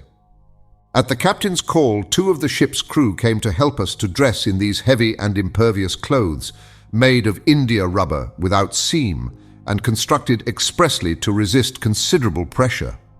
One would have thought it a suit of armor, both supple and resisting. This suit formed trousers and waistcoat. The trousers were finished off with thick boots, weighted with heavy leaden soles. The texture of the waistcoat was held together by bands of copper which crossed the chest, protecting it from the great pressure of the water and leaving the lungs free to act. The sleeves ended in gloves which in no way restrained the movement of the hands. There was a vast difference noticeable between these consummate apparatuses and the old cork breastplates, jackets, and other contrivances in vogue during the 18th century. Captain Nemo and one of his companions, a sort of Hercules who must have possessed great strength, Conseil and myself, were soon enveloped in the dresses. There remained nothing more to be done but to enclose our heads in the metal box. But before proceeding to this operation, I asked the captain's permission to examine the guns we were to carry. One of the Nautilus men gave me a simple gun, the butt end of which, made of steel, hollow in the center, was rather large. It served as a reservoir for compressed air, which a valve, worked by a spring, allowed to escape into a metal tube. A box of projectiles, in a groove in the thickness of the butt end, contained about 20 of these electric balls, which, by means of a spring, were forced into the barrel of the gun. As soon as one shot was fired, another was ready. "Captain Nemo," said I, "this arm is perfect and easily handled.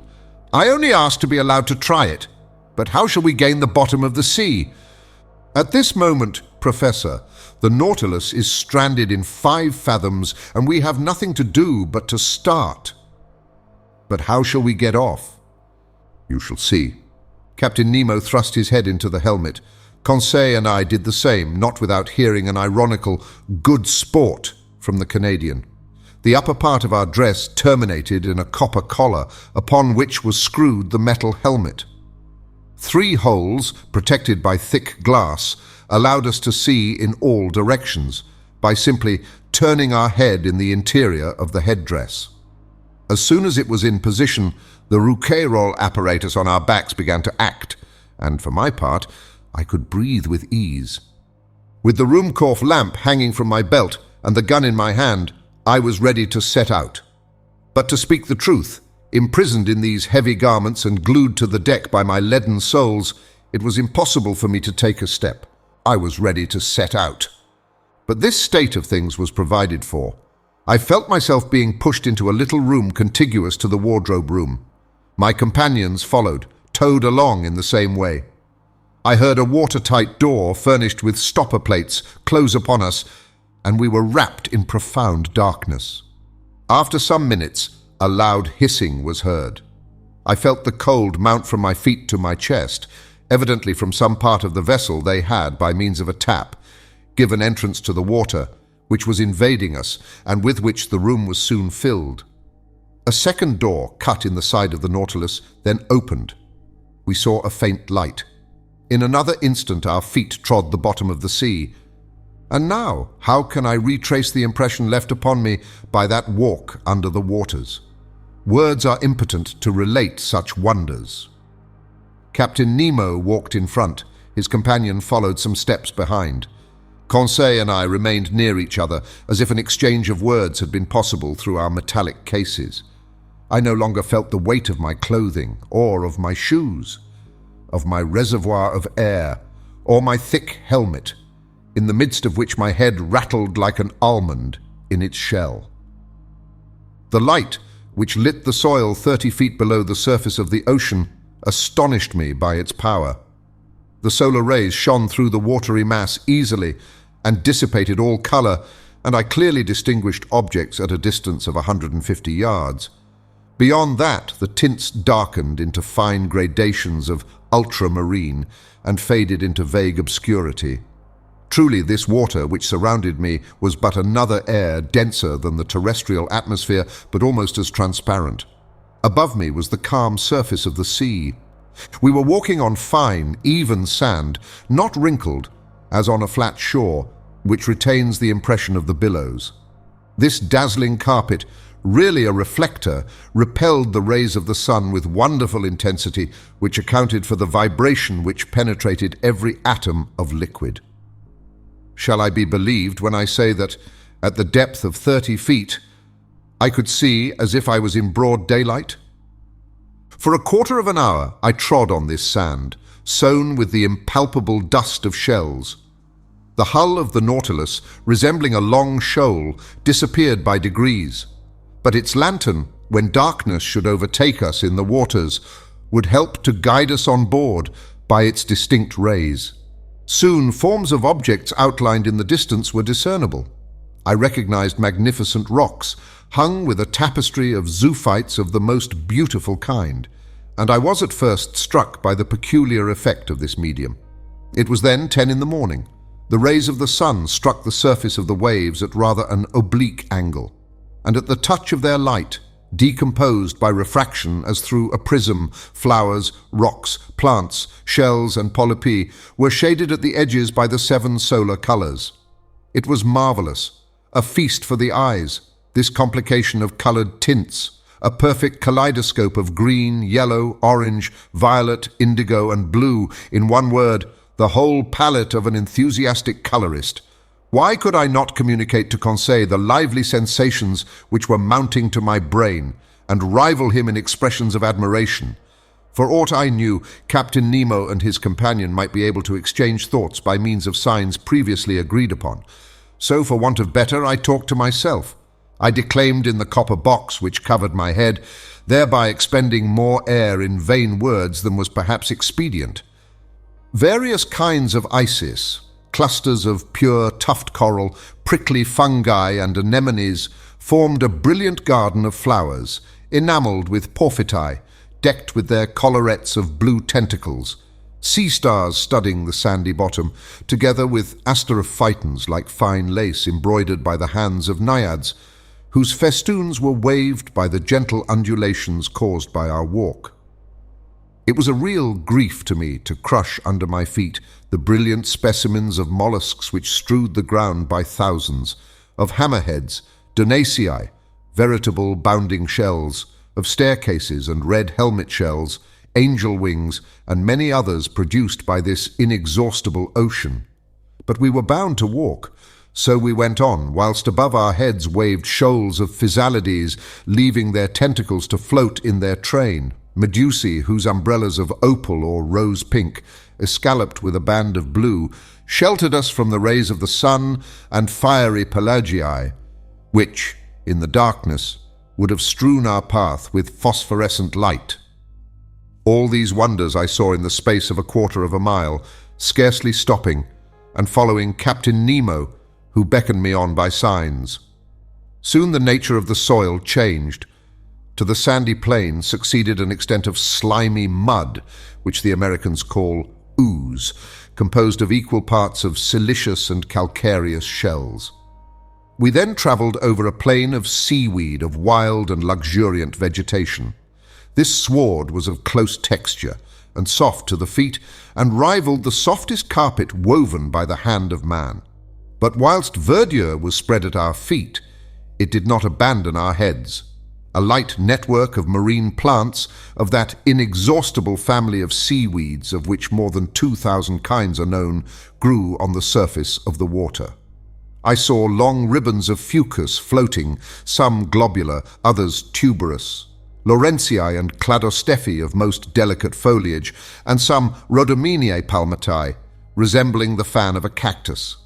I noticed that the green plants kept nearer the top of the sea, whilst the red were at a greater depth, leaving to the black or brown hydrophytes the care of forming gardens and parterres in the remote beds of the ocean. We had quitted the Nautilus about an hour and a half. It was near noon. I knew by the perpendicularity of the sun's rays which were no longer refracted. The magical colors disappeared by degrees, and the shades of emerald and sapphire were effaced. We walked with a regular step, which rang upon the ground with astonishing intensity. The slightest noise was transmitted with a quickness to which the ear is unaccustomed on the earth. Indeed, water is a better conductor of sound than air in the ratio of 4:1. At this period, the earth sloped downwards. The light took a uniform tint. We were at a depth of 105 yards and 20 inches, undergoing a pressure of 6 atmospheres. At this depth, I could still see the rays of the sun, though feebly. To their intense brilliancy had succeeded a reddish twilight, the lowest state between day and night. But we could still see well enough. It was not necessary to resort to the Ruhmkorff apparatus as yet. At this moment, Captain Nemo stopped. He waited till I joined him, and then pointed to an obscure mass looming in the shadow at a short distance. It is the forest of the island of Crespo, thought I, and I was not mistaken. Chapter 16. A Submarine Forest. We had at last arrived on the borders of this forest, doubtless one of the finest of Captain Nemo's immense domains. He looked upon it as his own, and considered he had the same right over it that the first men had in the first days of the world. And indeed, who would have disputed with him the possession of this submarine property? What other hardier pioneer would come, hatchet in hand, to cut down the dark copses? This forest was composed of large tree plants, and the moment we penetrated under its vast arcades, I was struck by the singular position of their branches, a position I had not yet observed. Not a herb which carpeted the ground, not a branch which clothed the trees, was either broken or bent, nor did they extend horizontally. All stretched up to the surface of the ocean. Not a filament, not a ribbon, however thin they might be, but kept as straight as a rod of iron. The futsi and lianas grew in rigid perpendicular lines due to the density of the element which had produced them, motionless. Yet when bent to one side by the hand, they directly resumed their former position. Truly, it was the region of perpendicularity. I soon accustomed myself to this fantastic position, as well as to the comparative darkness which surrounded us. The soil of the forest seemed covered with sharp blocks, difficult to avoid.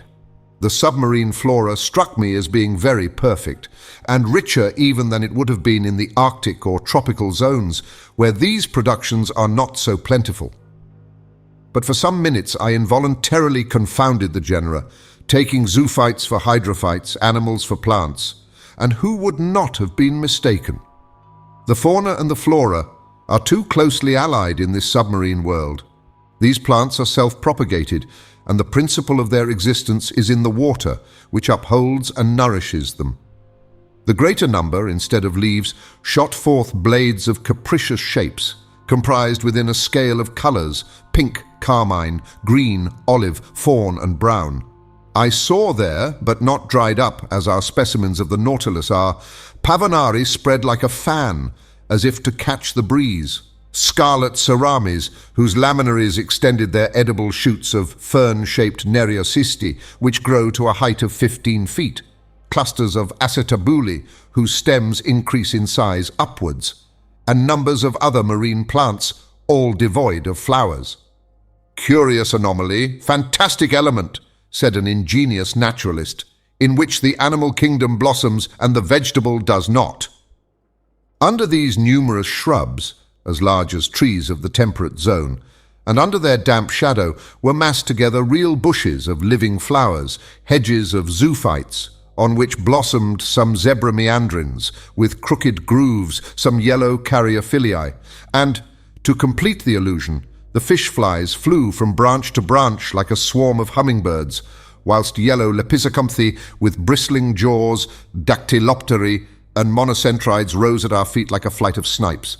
In about an hour, Captain Nemo gave the signal to halt. I, for my part, was not sorry, and we stretched ourselves under an arbor of Alariae, the long, thin blades of which stood up like arrows. This short rest seemed delicious to me. There was nothing wanting but the charm of conversation, but impossible to speak, impossible to answer. I only put my great copper head to Conseil's. I saw the worthy fellow's eyes glistening with delight, and to show his satisfaction, he shook himself in his breastplate of air in the most comical way in the world. After 4 hours of this walking, I was surprised not to find myself dreadfully hungry. How to account for this state of the stomach I could not tell, but instead I felt an insurmountable desire to sleep, which happens to all divers. And my eyes soon closed behind the thick glasses, and I fell into a heavy slumber which the movement alone had prevented before. Captain Nemo and his robust companion, stretched in the clear crystal, set us the example. How long I remained buried in this drowsiness I cannot judge, but when I woke, the sun seemed sinking towards the horizon. Captain Nemo had already risen, and I was beginning to stretch my limbs when an unexpected apparition brought me briskly to my feet. A few steps off, a monstrous sea spider, about 38 inches high, was watching me with squinting eyes, ready to spring upon me. Though my diver's dress was thick enough to defend me from the bite of this animal, I could not help shuddering with horror. Conseil and the sailor of the Nautilus awoke at this moment. Captain Nemo pointed out the hideous crustacean, which a blow from the butt end of the gun knocked over, and I saw the horrible claws of the monster writhe in terrible convulsions. This accident reminded me that other animals more to be feared might haunt these obscure depths, against whose attacks my diving dress would not protect me. I had never thought of it before, but I now resolved to be upon my guard. Indeed, I thought that this halt would mark the termination of our walk, but I was mistaken, for instead of returning to the Nautilus, Captain Nemo continued his bold excursion. The ground was still on the incline. Its declivity seemed to be getting greater, and to be leading us to greater depths.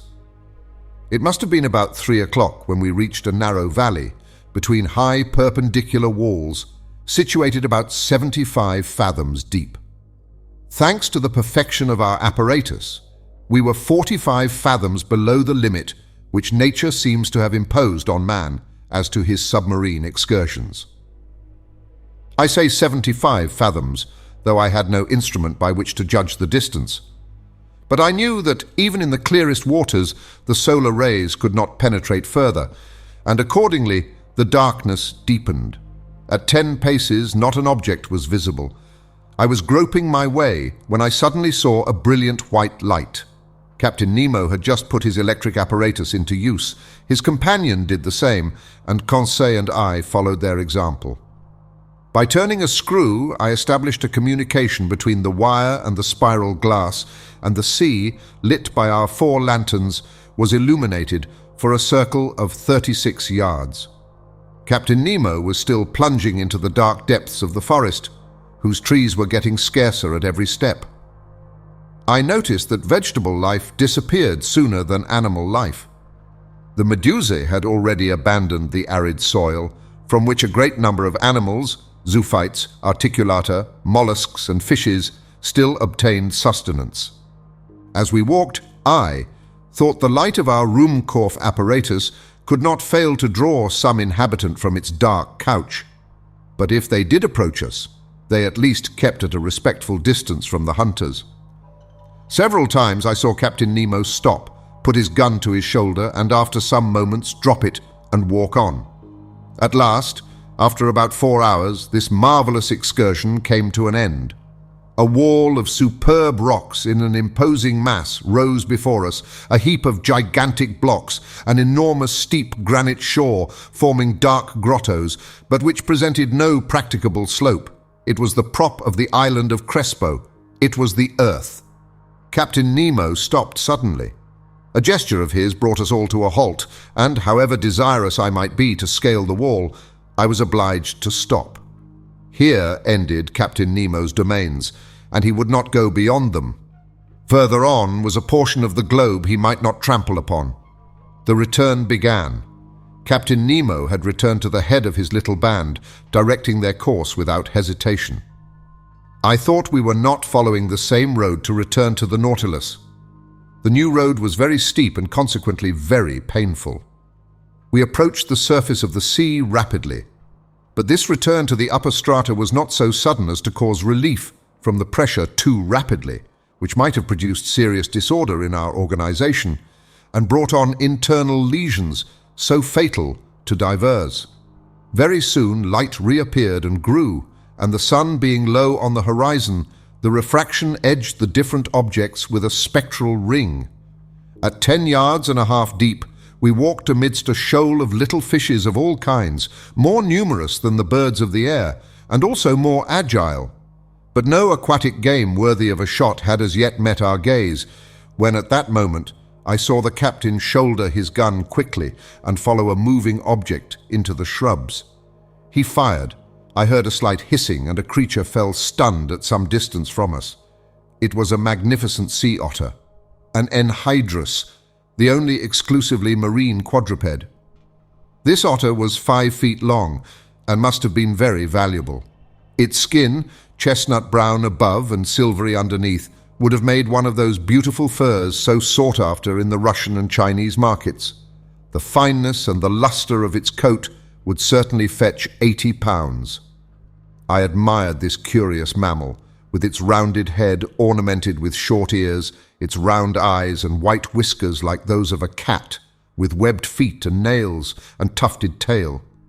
This precious animal, hunted and tracked by fishermen, has now become very rare and taken refuge chiefly in the northern parts of the Pacific, or probably its race would soon become extinct.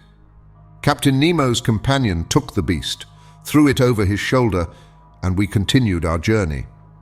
For 1 hour, a plain of sand lay stretched before us. Sometimes it rose to within 2 yards and some inches of the surface of the water. I then saw our image clearly reflected, drawn inversely, and above us appeared an identical group reflecting our movements and our actions.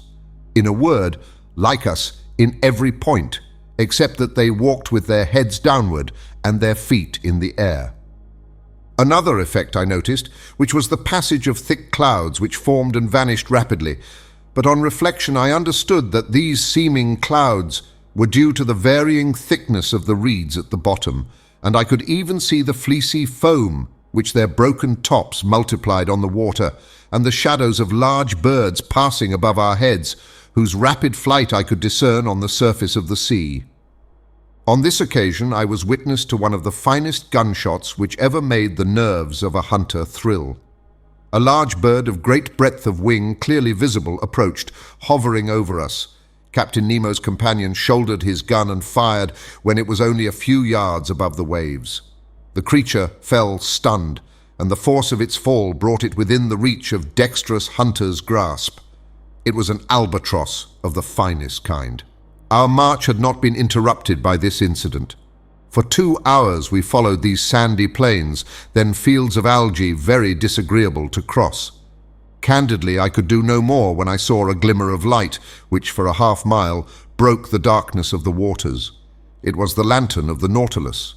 Before 20 minutes were over, we should be on board, and I should be able to breathe with ease, for it seemed that my reservoir supplied air very deficient in oxygen. But I did not reckon on an accidental meeting, which delayed our arrival for some time. I had remained some steps behind when I presently saw Captain Nemo coming hurriedly towards me. With his strong hand he bent me to the ground, his companion doing the same to Conseil. At first I knew not what to think of this sudden attack, but I was soon reassured by seeing the captain lie down beside me and remain immovable. I was stretched on the ground, just under the shelter of a bush of algae, when, raising my head, I saw some enormous mass, casting phosphorescent gleams, pass blusteringly by. My blood froze in my veins as I recognized 2 formidable sharks which threatened us. It was a couple of tintorayas, terrible creatures with enormous tails and a dull, glassy stare, the phosphorescent matter ejected from holes pierced around the muzzle. Monstrous brutes, which would crush a whole man in their iron jaws. I did not know whether Conseil stopped to classify them. For my part, I noticed their silver bellies and their huge mouths bristling with teeth, from a very unscientific point of view, and more as a possible victim than as a naturalist. Happily, the voracious creatures do not see well. They passed without seeing us, brushing us with their brownish fins, and we escaped by a miracle from a danger certainly greater than meeting a tiger full face in the forest. Half an hour after, guided by the electric light, we reached the Nautilus. The outside door had been left open, and Captain Nemo closed it as soon as we had entered the first cell. He then pressed a knob. I heard the pumps working in the midst of the vessel. I felt the water sinking from around me, and in a few moments the cell was entirely empty. The inside door then opened, and we entered the vestry. There our diving dress was taken off, not without some trouble, and fairly worn out from want of food and sleep. I returned to my room in great wonder at this surprising excursion at the bottom of the sea. Chapter 17. 4,000 Leagues Under the Pacific. The next morning, the 18th of November, I had quite recovered from my fatigues of the day before, and I went up onto the platform just as the second lieutenant was uttering his daily phrase. I was admiring the magnificent aspect of the ocean when Captain Nemo appeared. He did not seem to be aware of my presence, and began a series of astronomical observations.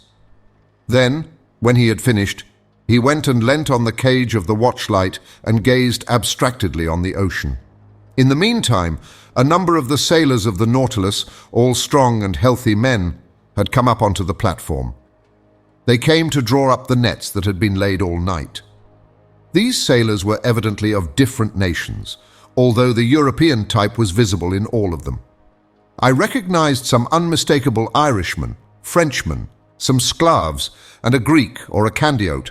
They were civil, and only used that odd language among themselves, the origin of which I could not guess, neither could I question them. The nets were hauled in. They were a large kind of chaloots, like those on the Normandy coasts, great pockets that the waves and a chain fixed in the smaller meshes kept open. These pockets, drawn by iron poles, swept through the water and gathered in everything in their way. That day, they brought up curious specimens from those productive coasts. I reckoned that the haul had brought in more than 900 weight of fish. It was a fine haul, but not to be wondered at. Indeed, the nets are let down for several hours and enclose in their meshes an infinite variety. We had no lack of excellent food, and the rapidity of the Nautilus and the attraction of the electric light could always renew our supply. These several productions of the sea were immediately lowered through the panel to the steward's room, some to be eaten fresh and others pickled. The fishing ended, the provision of air renewed, I thought that the Nautilus was about to continue its submarine excursion and was preparing to return to my room when, without further preamble, the captain turned to me, saying, "Professor, is not this ocean gifted with real life? It has its tempers and its gentle moods. Yesterday it slept as we did, and now it has woke after a quiet night. Look," he continued, "it wakes under the caresses of the sun. It is going to renew its diurnal existence. It is an interesting study to watch the play of its organization. It has a pulse, arteries, spasms, and I agree with the learned Maury, who discovered in it a circulation as real as the circulation of blood in animals. Yes, the ocean has indeed circulation, and to promote it the Creator has caused things to multiply in it, caloric, salt, and animalculae." When Captain Nemo spoke thus, he seemed altogether changed, and aroused an extraordinary emotion in me. "Also," he added, "true existence is there, and I can imagine the foundations of nautical towns, clusters of submarine houses, which, like the Nautilus, would ascend every morning to breathe at the surface of the water, free towns, independent cities. Yet who knows whether some despot—" Captain Nemo finished his sentence with a violent gesture. Then, addressing me as if to chase away some sorrowful thought, "Monsieur Aronnax," he asked, "do you know the depth of the ocean?" "I only know, Captain, what the principal soundings have taught us." "Could you tell me them so that I can suit them to my purpose?" "These are some," I replied, "that I remember. If I am not mistaken, a depth of 8,000 yards has been found in the North Atlantic, and 2,500 yards in the Mediterranean. The most remarkable soundings have been made in the South Atlantic, near the 35th parallel, and they gave 12,000 yards, 14,000 yards, and 15,000 yards. To sum up all, it is reckoned that if the bottom of the sea were levelled, its mean depth would be about 1 3/4 leagues.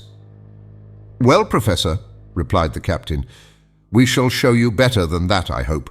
As to the mean depth of this part of the Pacific, I tell you it is only 4,000 yards." Having said this, Captain Nemo went towards the panel and disappeared down the ladder. I followed him and went into the large drawing room. The screw was immediately put in motion, and the log gave 20 miles an hour. During the days and weeks that passed, Captain Nemo was very sparing of his visits. I seldom saw him. The lieutenant pricked the ship's course regularly on the chart, so I could always tell exactly the route of the Nautilus. Nearly every day for some time the panels of the drawing room were opened, and we were never tired of penetrating the mysteries of the submarine world. The general direction of the Nautilus was southeast, and it kept between 100 and 150 yards of depth. One day, however, I do not know why, being drawn diagonally by means of the inclined planes, it touched the bed of the sea. The thermometer indicated a temperature of 4.25 cent, a temperature that at this depth seemed common to all latitudes. At 3 o'clock in the morning of the 26th of November, the Nautilus crossed the Tropic of Cancer at 172 degrees longitude. On 27th instant, it sighted the Sandwich Islands, where Cook died, February 14th, 1779. We had then gone 4,860 leagues from our starting point. In the morning, when I went on the platform, I saw 2 miles to windward Hawaii, the largest of the 7 islands that form the group. I saw clearly the cultivated ranges, and the several mountain chains that run parallel with the side, and the volcanoes that overtop Munarea, which rise 5,000 yards above the level of the sea. Besides other things the nets brought up were several flabellaria and graceful polypi that are peculiar to that part of the ocean. The direction of the Nautilus was still to the southeast. It crossed the equator December 1st in 142 degrees longitude, and on the 4th of the same month, after crossing rapidly and without anything in particular occurring, we sighted the Marquesas group. I saw, 3 miles off, Martin's Peak in Nuka Hiva, the largest of the group that belongs to France. I only saw the woody mountains against the horizon because Captain Nemo did not wish to bring the ship to the wind. There the nets brought up beautiful specimens of fish, some with azure fins and tails like gold, the flesh of which is unrivaled, some nearly destitute of scales but of exquisite flavor, others with bony jaws and yellow-tinged gills as good as bonitos, all fish that would be of use to us. After leaving these charming islands protected by the French flag, from the 4th to the 11th of December, the Nautilus sailed over about 2,000 miles. During the daytime of the 11th of December, I was busy reading in the large drawing room. Ned Land and Conseil watched the luminous water through the half-open panels. The Nautilus was immovable. While its reservoirs were filled, it kept at a depth of 1,000 yards, a region rarely visited in the ocean, and in which large fish were seldom seen. I was then reading a charming book by Jean Masse, The Slaves of the Stomach, and I was learning some valuable lessons from it, when Conseil interrupted me. "Will master come here a moment?" he said in a curious voice. "What is the matter, Conseil?" "I want master to look." I rose, went and leaned on my elbows before the panes and watched. In a full electric light, an enormous black mass, quite immovable, was suspended in the midst of the waters. I watched it attentively, seeking to find out the nature of this gigantic cetacean. But a sudden thought crossed my mind. "A vessel?" I said, half aloud. "Yes," replied the Canadian, "a disabled ship that has sunk perpendicularly." Ned Land was right. We were close to a vessel of which the tattered shrouds still hung from their chains. The keel seemed to be in good order, and it had been wrecked at most some few hours. 3 stumps of masts, broken off about 2 feet above the bridge, showed that the vessel had had to sacrifice its masts. But lying on its side, it had filled, and it was heeling over to port. This skeleton of what it had once been was a sad spectacle as it lay lost under the waves, but sadder still was the sight of the bridge where some corpses, bound with ropes, were still lying. I counted 5, 4 men, one of whom was standing at the helm, and a woman standing by the poop, holding an infant in her arms. She was quite young. I could distinguish her features, which the water had not decomposed, by the brilliant light from the Nautilus. In one despairing effort, she had raised her infant above her head, poor little thing, whose arms encircled its mother's neck. The attitude of the 4 sailors was frightful, distorted as they were by their convulsive movements, whilst making a last effort to free themselves from the cords that bound them to the vessel. The steersman alone, calm, with a grave, clear face, his grey hair glued to his forehead, and his hand clutching the wheel of the helm, seemed even then to be guiding the 3 broken masts through the depths of the ocean. What a scene! We were dumb. Our hearts beat fast before this shipwreck, taken as it were from life and photographed in its last moments. And I saw, already, coming towards it with hungry eyes, enormous sharks attracted by the human flesh. However, the Nautilus, turning, went round the submerged vessel, and in one instant I read on the stern, the Florida, Sunderland. Chapter 18. Vanikoro. This terrible spectacle was the forerunner of the series of maritime catastrophes that the Nautilus was destined to meet with in its route. As long as it went through more frequented waters, we often saw the hulls of shipwrecked vessels that were rotting in the depths, and deeper down cannons, bullets, anchors, chains, and 1,000 other iron materials eaten up by rust. However, on the 11th of December, we sighted the Pomotou Islands, the old dangerous group of Bougainville that extend over a space of 500 leagues at east-southeast to west-northwest, from the island Ducie to that of Lazareff.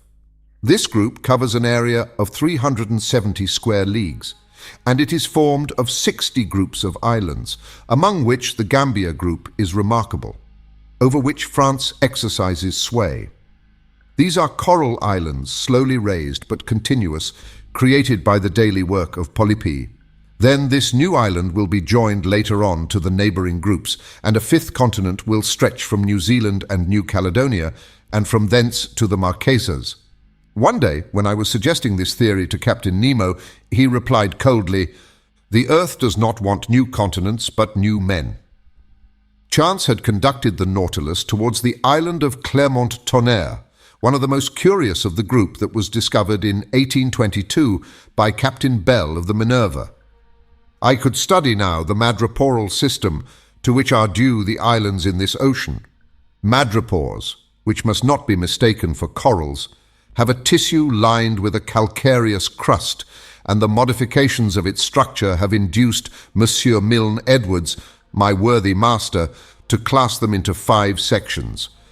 The animalcule that the marine polypus secretes live by millions at the bottom of their cells.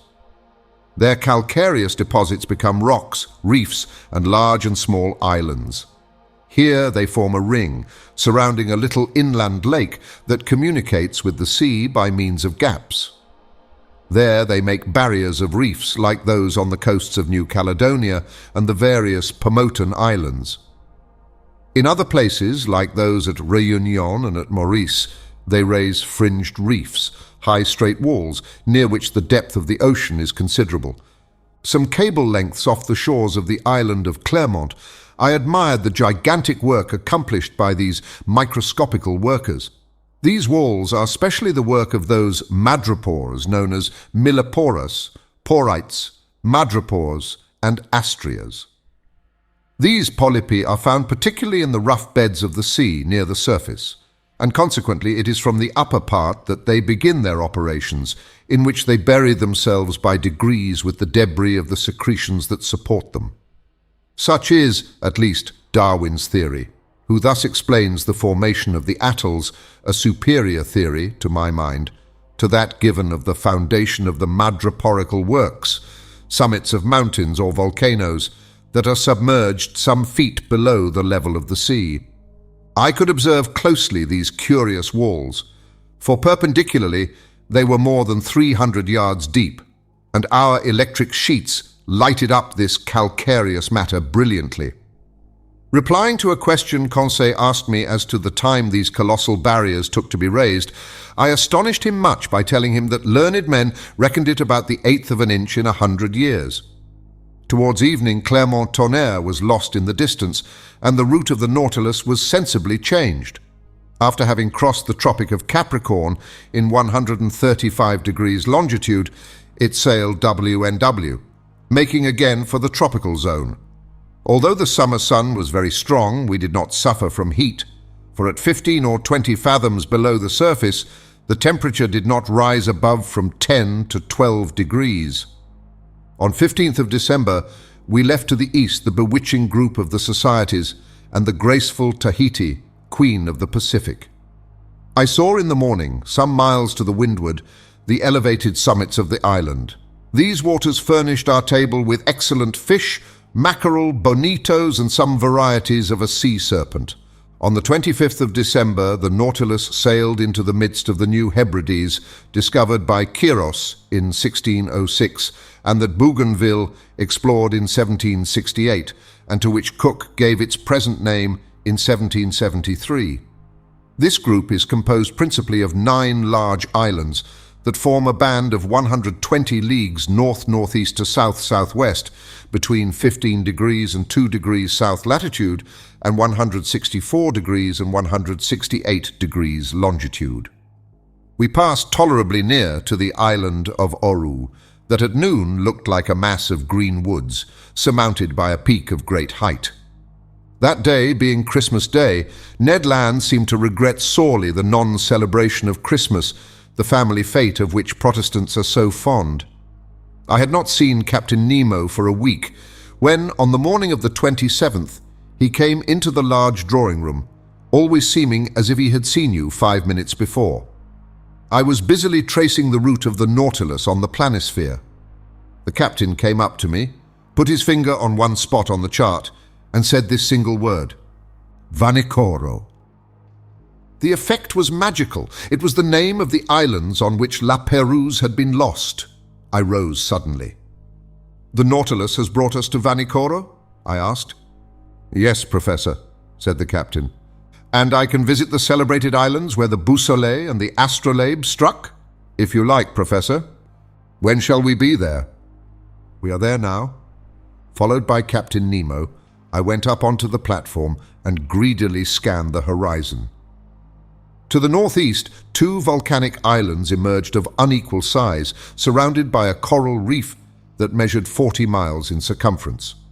We were close to Vanikoro, really the one to which Dumont d'Urville gave the name of Ile de la Recherche, and exactly facing the little harbour of Vanu, situated at 16 degrees, 4 minutes south latitude and 164 degrees, 32 minutes east longitude. The earth seemed covered with verdure from the shore to the summits in the interior that were crowned by Mount Kapogo, 476 feet high. The Nautilus, having passed the outer belt of rocks by a narrow strait, found itself among breakers where the sea was from 30 to 40 fathoms deep. Under the verdant shade of some mangroves, I perceived some savages who appeared greatly surprised at our approach. In the long black body, moving between wind and water, did they not see some formidable cetacean that they regarded with suspicion? Just then Captain Nemo asked me what I knew about the wreck of La Pérouse. Only what everyone knows, Captain, I replied. And could you tell me what everyone knows about it? He inquired, ironically. Easily. I related to him all that the last works of Dumont d'Urville had made known, works from which the following is a brief account. La Pérouse and his second, Captain de Langle, were sent by Louis XVI in 1785 on a voyage of circumnavigation. They embarked in the corvettes Boussole and the Astrolabe, neither of which were again heard of.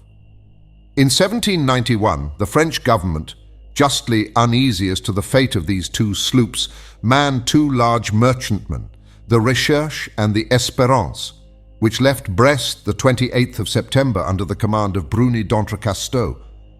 2 months after, they learned from Bowen, commander of the Albemarle, that the debris of shipwrecked vessels had been seen on the coasts of New Georgia.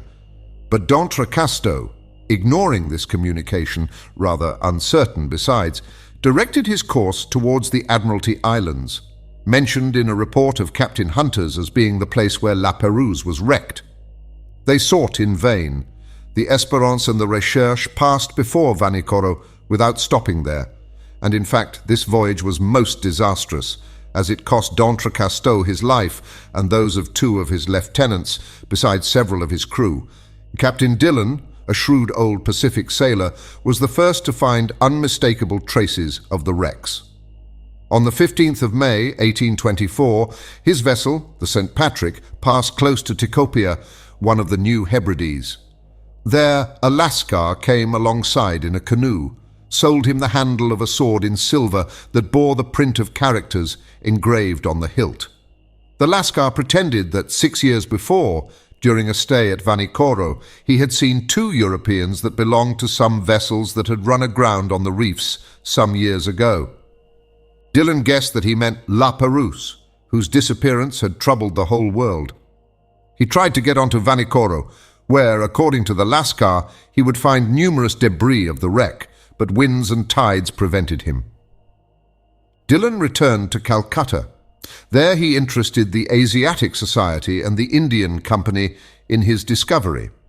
A vessel, to which was given the name of the Recherche, was put at his disposal, and he set out the 23rd of January, 1827, accompanied by a French agent. The Recherche, after touching at several points in the Pacific, cast anchor before Vanikoro, the 7th of July, 1827, in that same harbour of Vanu, where the Nautilus was at this time. There it collected numerous relics of the wreck: iron utensils, anchors, pulley strops, swivel guns, and 18 pounds, shot, fragments of astronomical instruments, a piece of crown work, and a bronze clock, bearing this inscription: Bazin Maffei, the mark of the foundry of the arsenal at Brest about 1785. There could be no further doubt. Dillon, having made all inquiries, stayed in the unlucky place till October. Then he quitted Vanikoro and directed his course towards New Zealand, put into Calcutta the 7th of April, 1828, and returned to France, where he was warmly welcomed by Charles V. But at the same time, without knowing Dillon's movements, Dumont d'Urville had already set out to find the scene of the wreck. And they had learned from a whaler that some medals and a cross of St. Louis had been found in the hands of some savages of Louisiade and New Caledonia. Dumont d'Urville, commander of the Astrolabe, had then sailed, and 2 months after Dillon had left Vanikoro, he put into Hobart Town. There he learned the results of Dillon's inquiries and found that a certain James Hobbs, second lieutenant of the Union of Calcutta, after landing on an island situated 8 degrees 18 minutes south latitude and 156 degrees 30 minutes east longitude, had seen some iron bars and red stuffs used by the natives of these parts. Dumont d'Urville, much perplexed, and not knowing how to credit the reports of low-class journals, decided to follow Dillon's track. On the 10th of February, 1828, the Astrolabe appeared off Tikopia, and took as guide and interpreter a deserter found on the island, made his way to Vanikoro, sighted it on the 12th inst, lay among the reefs until the 14th, and not until the 20th did he cast anchor within the barrier in the harbour of Vanu. On the 23rd, several officers went round the island and brought back some unimportant trifles. The natives, adopting a system of denials and evasions, refused to take them to the unlucky place. This ambiguous conduct led them to believe that the natives had ill-treated the castaways, and indeed they seemed to fear that Dumont d'Urville had come to avenge La Pérouse and his unfortunate crew. However, on the 26th, appeased by some presents, and understanding that they had no reprisals to fear, they led Monsieur Jacquereau to the scene of the wreck. There, in 3 or 4 fathoms of water between the reefs of Pacu and Vanu, lay anchors, cannons, pigs of lead and iron, embedded in the limy concretions. The large boat and the whaler belonging to the Astrolabe were sent to this place, and not without some difficulty, their crews hauled up an anchor weighing 1,800 pounds, a brass gun, some pigs of iron, and 2 copper swivel guns. Dumont d'Urville, questioning the natives, learned too that La Pérouse, after losing both his vessels on the reefs of this island, had constructed a smaller boat, only to be lost a second time, where no one knew. But the French government, fearing that Dumont d'Urville was not acquainted with Dillon's movements, had sent the sloop Bayonnaise, commanded by Legoarant de Tromelin, to Vanikoro, which had been stationed on the west coast of America. The Bayonnaise cast her anchor before Vanikoro some months after the departure of the Astrolabe, but found no new document, but stated that the savages had respected the monument to La Pérouse, that is the substance of what I told Captain Nemo. So, he said, no one knows now where the 3rd vessel perished that was constructed by the castaways on the island of Vanikoro? No one knows. Captain Nemo said nothing, but signed to me to follow him into the large saloon. The Nautilus sank several yards below the waves, and the panels were opened. I hastened to the aperture, and under the crustaceans of coral, covered with fungi, siphonules, alcyons, madreporas, through myriads of charming fish, girelles, glyphisidri, pomphirides, diacopes, and holocenters, I recognized certain debris that the drags had not been able to tear up. Iron stirrups, anchors, cannons, bullets, capstan fittings, the stem of a ship, all objects clearly proving the wreck of some vessel, and now carpeted with living flowers. While I was looking on this desolate scene, Captain Nemo said in a sad voice, Commander La Pérouse set out the 7th of December, 1785, with his vessels La Boussole and the Astrolabe.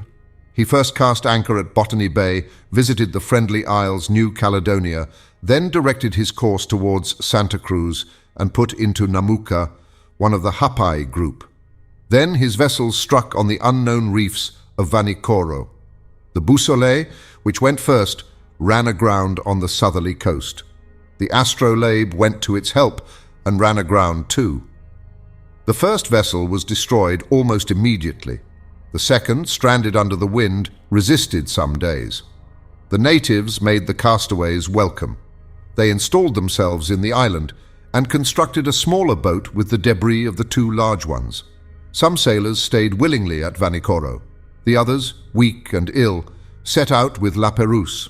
They directed their course towards the Solomon Islands and there perished with everything on the westerly coast of the chief island of the group between Capes Deception and Satisfaction.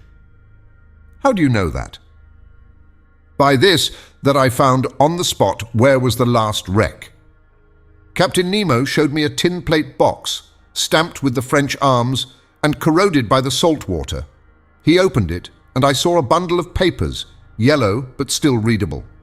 They were the instructions of the naval minister to Commander La Pérouse, annotated in the margin in Louis XVI's handwriting. "Ah, it is a fine death for a sailor," said Captain Nemo at last. "A coral tomb makes a quiet grave, and I trust that I and my comrades will find no other." Chapter 19. Torres Straits. During the night of the 27th or 28th of December, the Nautilus left the shores of Vanikoro with great speed. Her course was southwesterly, and in 3 days she had gone over the 750 leagues that separated it from La Pérouse's group and the southeast point of Papua. Early on the 1st of January, 1863, Conseil joined me on the platform. "Master, will you permit me to wish you a happy new year?" "What? Conseil? Exactly as if I was at Paris in my study at the Jardin des Plantes? Well, I accept your good wishes and thank you for them. Only, I will ask you what you mean by a happy new year under our circumstances. Do you mean the year that will bring us to the end of our imprisonment, or the year that sees us continue this strange voyage?" "Really, I do not know how to answer, Master. We are sure to see curious things, and for the last 2 months we have not had time for dullness. The last marvel is always the most astonishing, and if we continue this progression, I do not know how it will end. It is my opinion that we shall never again see the like. I think then, with no offence to Master, that a happy year would be one in which we could see everything. On the 2nd of January, we had made 11,340 miles, or 5,250 French leagues, since our starting point in the Japan seas. Before the ship's head stretched the dangerous shores of the Coral Sea on the northeast coast of Australia. Our boat lay along some miles from the redoubtable bank on which Cook's vessel was lost, the 10th of June 1770. The boat in which Cook was struck on a rock, and if it did not sink, it was owing to a piece of coral that was broken by the shock and fixed itself in the broken keel. I had wished to visit the reef 360 leagues long, against which the sea, always rough, broke with great violence, with a noise like thunder. But just then the inclined planes drew the Nautilus down to a great depth, and I could see nothing of the high coral walls. I had to content myself with the different specimens of fish brought up by the nets. I remarked, among others, some Germans, a species of mackerel as large as a tunny, with bluish sides and striped with transverse bands that disappear with the animal's life. These fish followed us in shoals and furnished us with very delicate food. We took also a large number of gilt heads about 1.5 inches long, tasting like doris, and flying piripeds, like submarine swallows, which in dark nights light alternately the air and water with their phosphorescent light. Among the mollusks and zoophytes, I found in the meshes of the net several species of alcyanarians, echini, hammers, spurs, dials, cerites, and hyalii. The flora was represented by beautiful floating seaweeds, laminaria and macrocystes, impregnated with the mucilage that transudes through their pores, and among which I gathered an admirable Nemostoma galliniarois that was classed among the natural curiosities of the museum. 2 days after crossing the Coral Sea, the 4th of January, we sighted the Papuan coasts.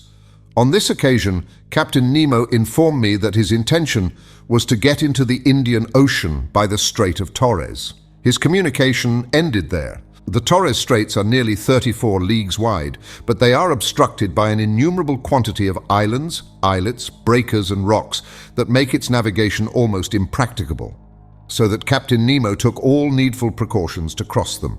The Nautilus, floating betwixt wind and water, went at a moderate pace. Her screw, like a cetacean's tail, beat the waves slowly.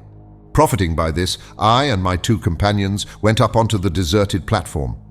Before us was the steersman's cage, and I expected that Captain Nemo was there directing the course of the Nautilus. I had before me the excellent charts of the Straits of Torres, and I consulted them attentively. Round the Nautilus, the sea dashed furiously. The course of the waves that went from southeast to northwest at the rate of 2.5 miles broke on the coral that showed itself here and there. "This is a bad sea," remarked Ned Land. "Detestable indeed, and one that does not suit a boat like the Nautilus. The captain must be very sure of his route, for I see there pieces of coral that would do for its keel if it only touched them slightly." Indeed, the situation was dangerous, but the Nautilus seemed to slide like magic off these rocks. It did not follow the routes of the Astrolabe and the Zélie exactly, for they proved fatal to Dumont d'Urville. It bore more northwards, coasted the islands of Murray, and came back to the southwest towards Cumberland Passage. I thought it was going to pass it by, when, going back to northwest, it went through a large quantity of islands and islets little known towards the Island Sound and Canal Mauvais. I wondered if Captain Nemo, foolishly imprudent, would steer his vessel into that pass where Dumont d'Urville's 2 corvettes touched, when, swerving again, and cutting straight through to the west, he steered for the island of Gilboa. It was then 3 in the afternoon. The tide began to recede, being quite full.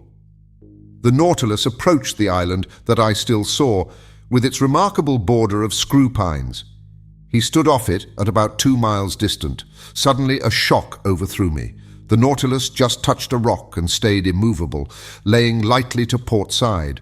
When I rose, I perceived Captain Nemo and his lieutenant on the platform. They were examining the situation of the vessel and exchanging words in their incomprehensible dialect. She was situated thus. 2 miles on the starboard side appeared Gilboa, stretching from north to west like an immense arm. Towards the south and east, some coral showed itself, left by the ebb. We had run aground, and in one of those seas where the tides are middling, a sorry matter for the floating of the Nautilus. However, the vessel had not suffered, for her keel was solidly joined. But if she could neither glide off nor move, she ran the risk of being forever fastened to these rocks, and then Captain Nemo's submarine vessel would be done for. I was reflecting thus, when the captain, cool and calm, always master of himself, approached me. "An accident?" I asked. "No, an incident. But an incident that will oblige you perhaps to become an inhabitant of this land from which you flee." Captain Nemo looked at me curiously and made a negative gesture, as much as to say that nothing would force him to set foot on terra firma again. Then he said, "Besides, Monsieur Aronnax, the Nautilus is not lost. It will carry you yet into the midst of the marvels of the ocean. Our voyage is only begun, and I do not wish to be deprived so soon of the honor of your company." "However, Captain Nemo," I replied, without noticing the ironical turn of his phrase, "the Nautilus ran aground in open sea. Now the tides are not strong in the Pacific, and if you cannot lighten the Nautilus, I do not see how it will be reinflated." "The tides are not strong in the Pacific. You are right there, Professor. But in Torres Straits one finds still a difference of 1.5 yards between the level of high and low seas. Today is the 4th of January, and in 5 days the moon will be full. Now I shall be very much astonished if that satellite does not raise these masses of water sufficiently and render me a service that I should be indebted to her for." Having said this, Captain Nemo, followed by his lieutenant, redescended to the interior of the Nautilus. As to the vessel, it moved not, and was immovable, as if the coralline polypi had already walled it up with their indestructible cement. "Well, sir?" said Ned Land, who came up to me after the departure of the captain. "Well, friend Ned, we will wait patiently for the tide on the 9th instant, for it appears that the moon will have the goodness to put it off again." "Really?" "Really. And this captain is not going to cast anchor at all, since the tide will suffice," said Conseil simply. The Canadian looked at Conseil, then shrugged his shoulders. "Sir, you may believe me when I tell you that this piece of iron will navigate neither on nor under the sea again. It is only fit to be sold for its weight. I think, therefore, that the time has come to part company with Captain Nemo. Friend Ned, I do not despair of this stout Nautilus as you do, and in 4 days we shall know what to hold to on the Pacific tides. Besides, flight might be possible if we were in sight of the English or Provençal coast. But on the Papuan shores, it is another thing, and it will be time enough to come to that extremity if the Nautilus does not recover itself again, which I look upon as a grave event. But do they know at least how to act circumspectly? There is an island. On that island there are trees. Under those trees, terrestrial animals, bearers of cutlets and roast beef, to which I would willingly give a trial." "In this friend Ned is right," said Conseil, "and I agree with him. Could not Master obtain permission from his friend Captain Nemo to put us on land, if only so as not to lose the habit of treading on the solid parts of our planet? I can ask him, but he will refuse." "Will Master risk it?" asked Conseil. "And we shall know how to rely upon the captain's amiability." To my great surprise, Captain Nemo gave me the permission I asked for, and he gave it very agreeably, without even exacting from me a promise to return to the vessel. But flight across New Guinea might be very perilous, and I should not have counseled Ned Land to attempt it. Better to be a prisoner on board the Nautilus than to fall into the hands of the natives. At 8 o'clock, armed with guns and hatchets, we got off the Nautilus. The sea was pretty calm. A slight breeze blew on land.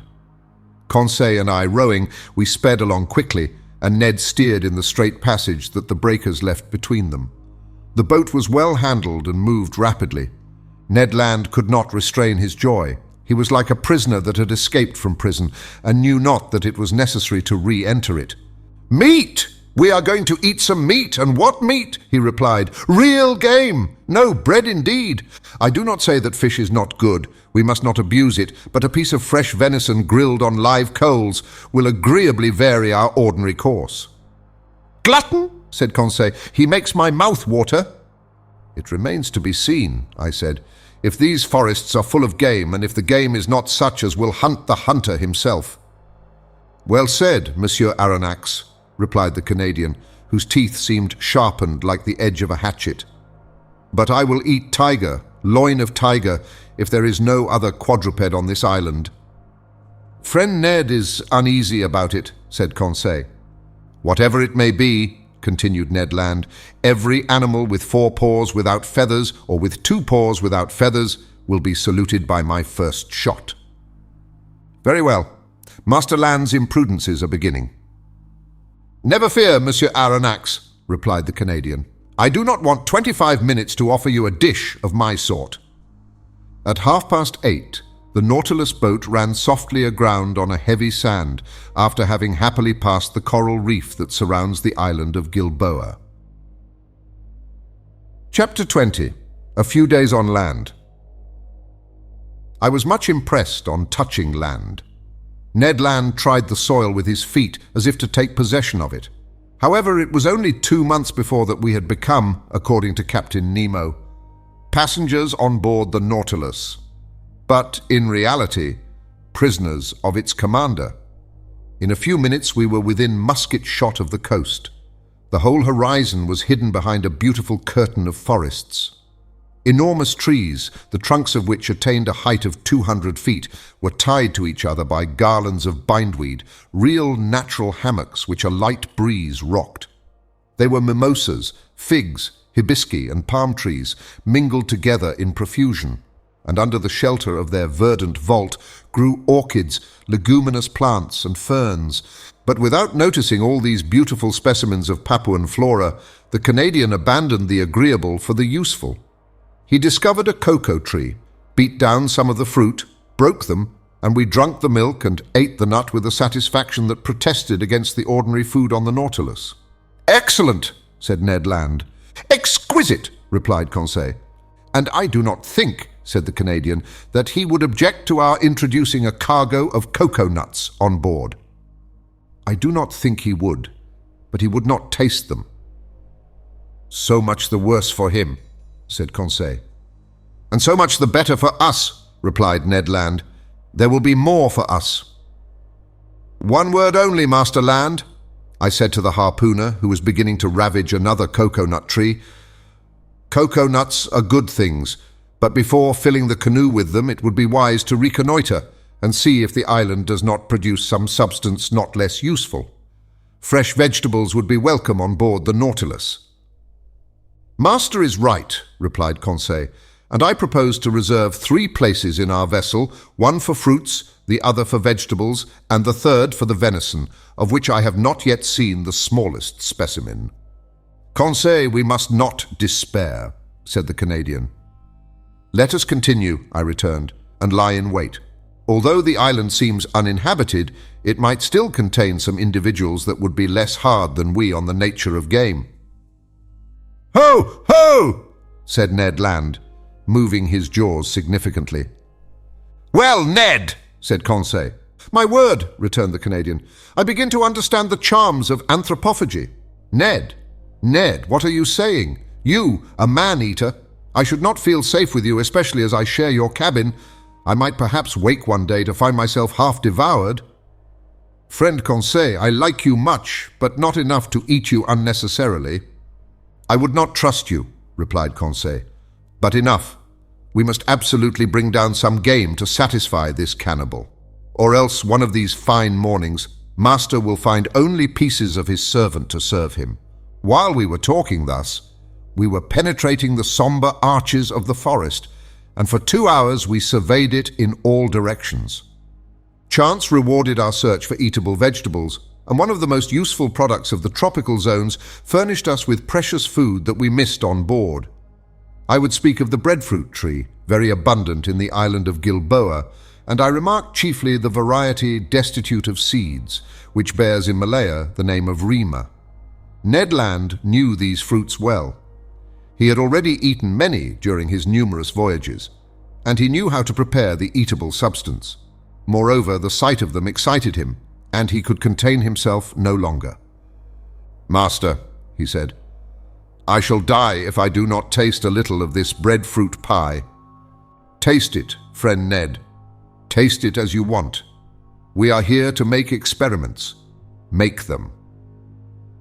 "It won't take long," said the Canadian, and, provided with a lentil, he lighted a fire of dead wood that crackled joyously.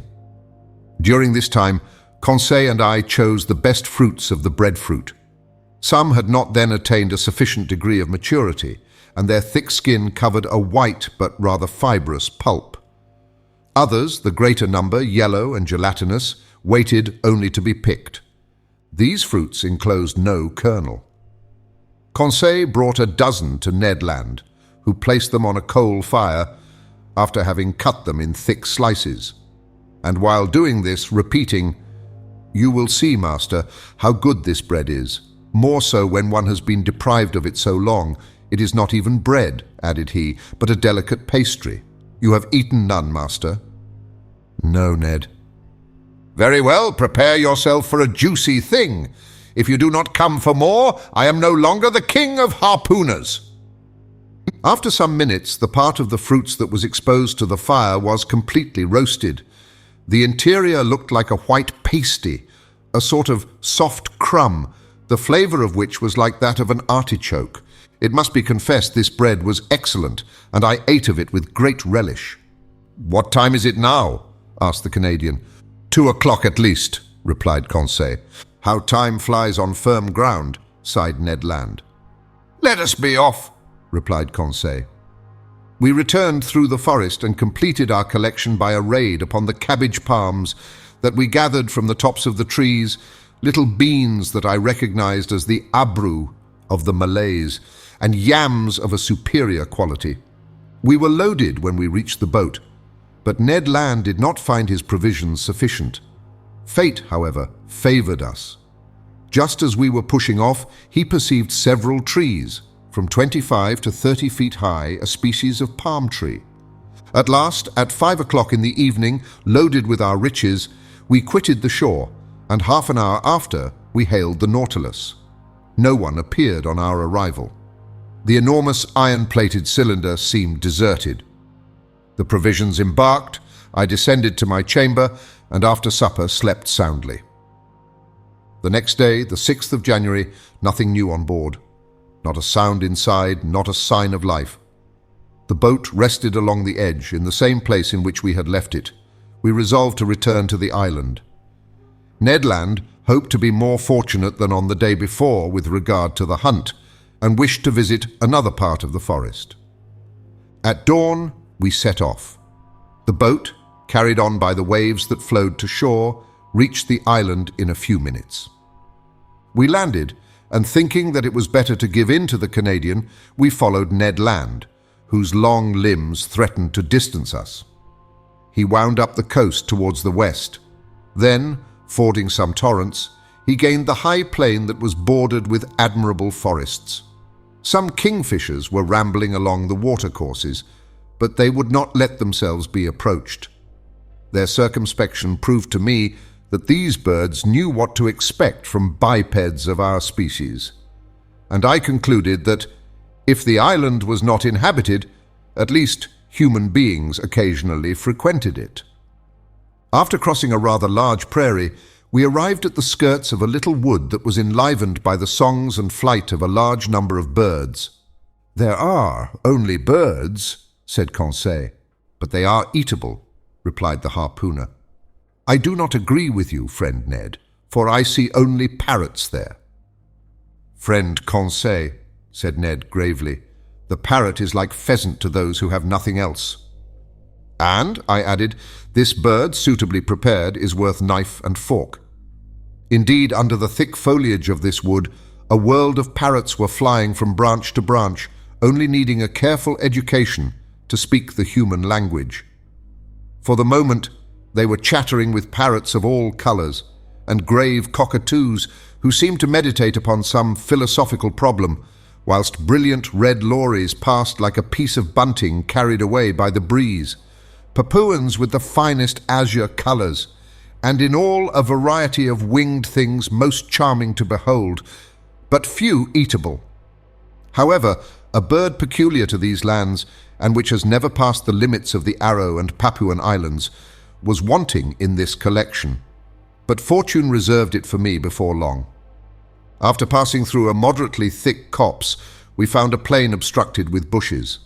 I saw then those magnificent birds, the disposition of whose long feathers obliges them to fly against the wind. Their undulating flight, graceful aerial curves, and the shading of their colours attracted and charmed one's looks. I had no trouble in recognizing them.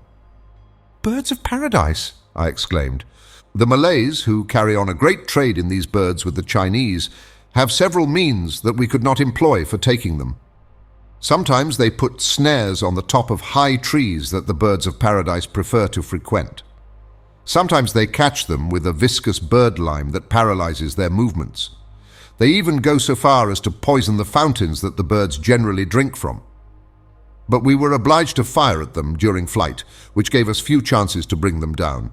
And indeed, we vainly exhausted 1/2 our ammunition.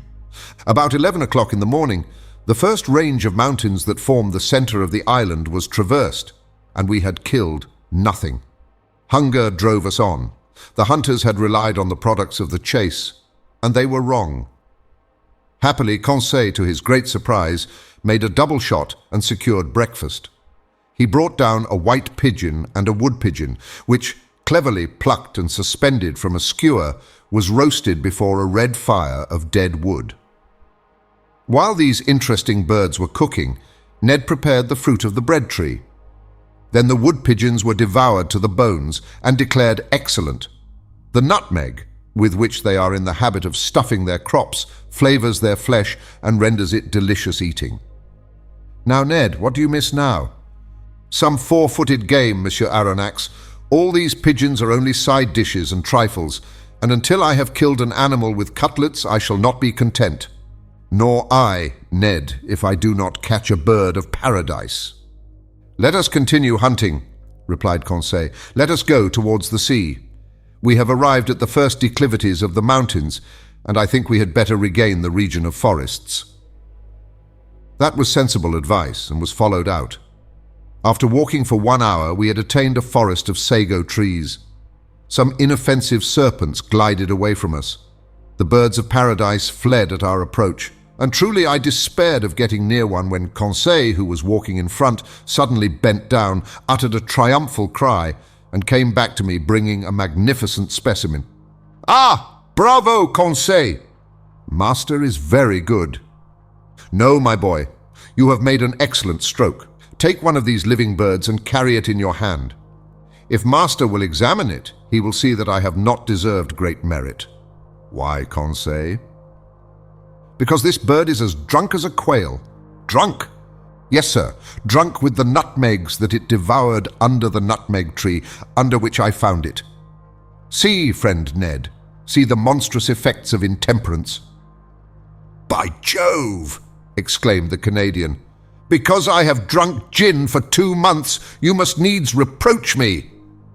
However, I examined the curious bird. Conseil was right. The bird, drunk with the juice, was quite powerless. It could not fly. It could hardly walk. This bird belonged to the most beautiful of the 8 species that are found in Papua and in the neighboring islands. It was the large emerald bird, the most rare kind. It measured 3 feet in length.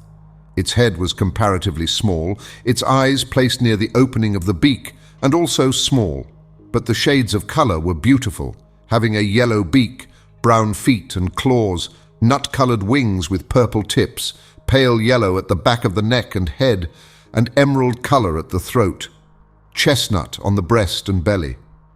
2 horned, downy nets rose from below the tail that prolonged the long, light feathers of admirable fineness, and they completed the whole of this marvelous bird that the natives have poetically named the Bird of the Sun. But if my wishes were satisfied by the possession of the bird of paradise, the Canadians were not yet. Happily, about 2 o'clock, Ned Land brought down a magnificent hog, from the brood of those the natives call Bari Autang. The animal came in time for us to procure real quadruped meat, and he was well received. Ned Land was very proud of his shot. The hog, hit by the electric ball, fell stone dead. The Canadians skinned and cleaned it properly, after having taken 6 cutlets, destined to furnish us with a grilled repast in the evening.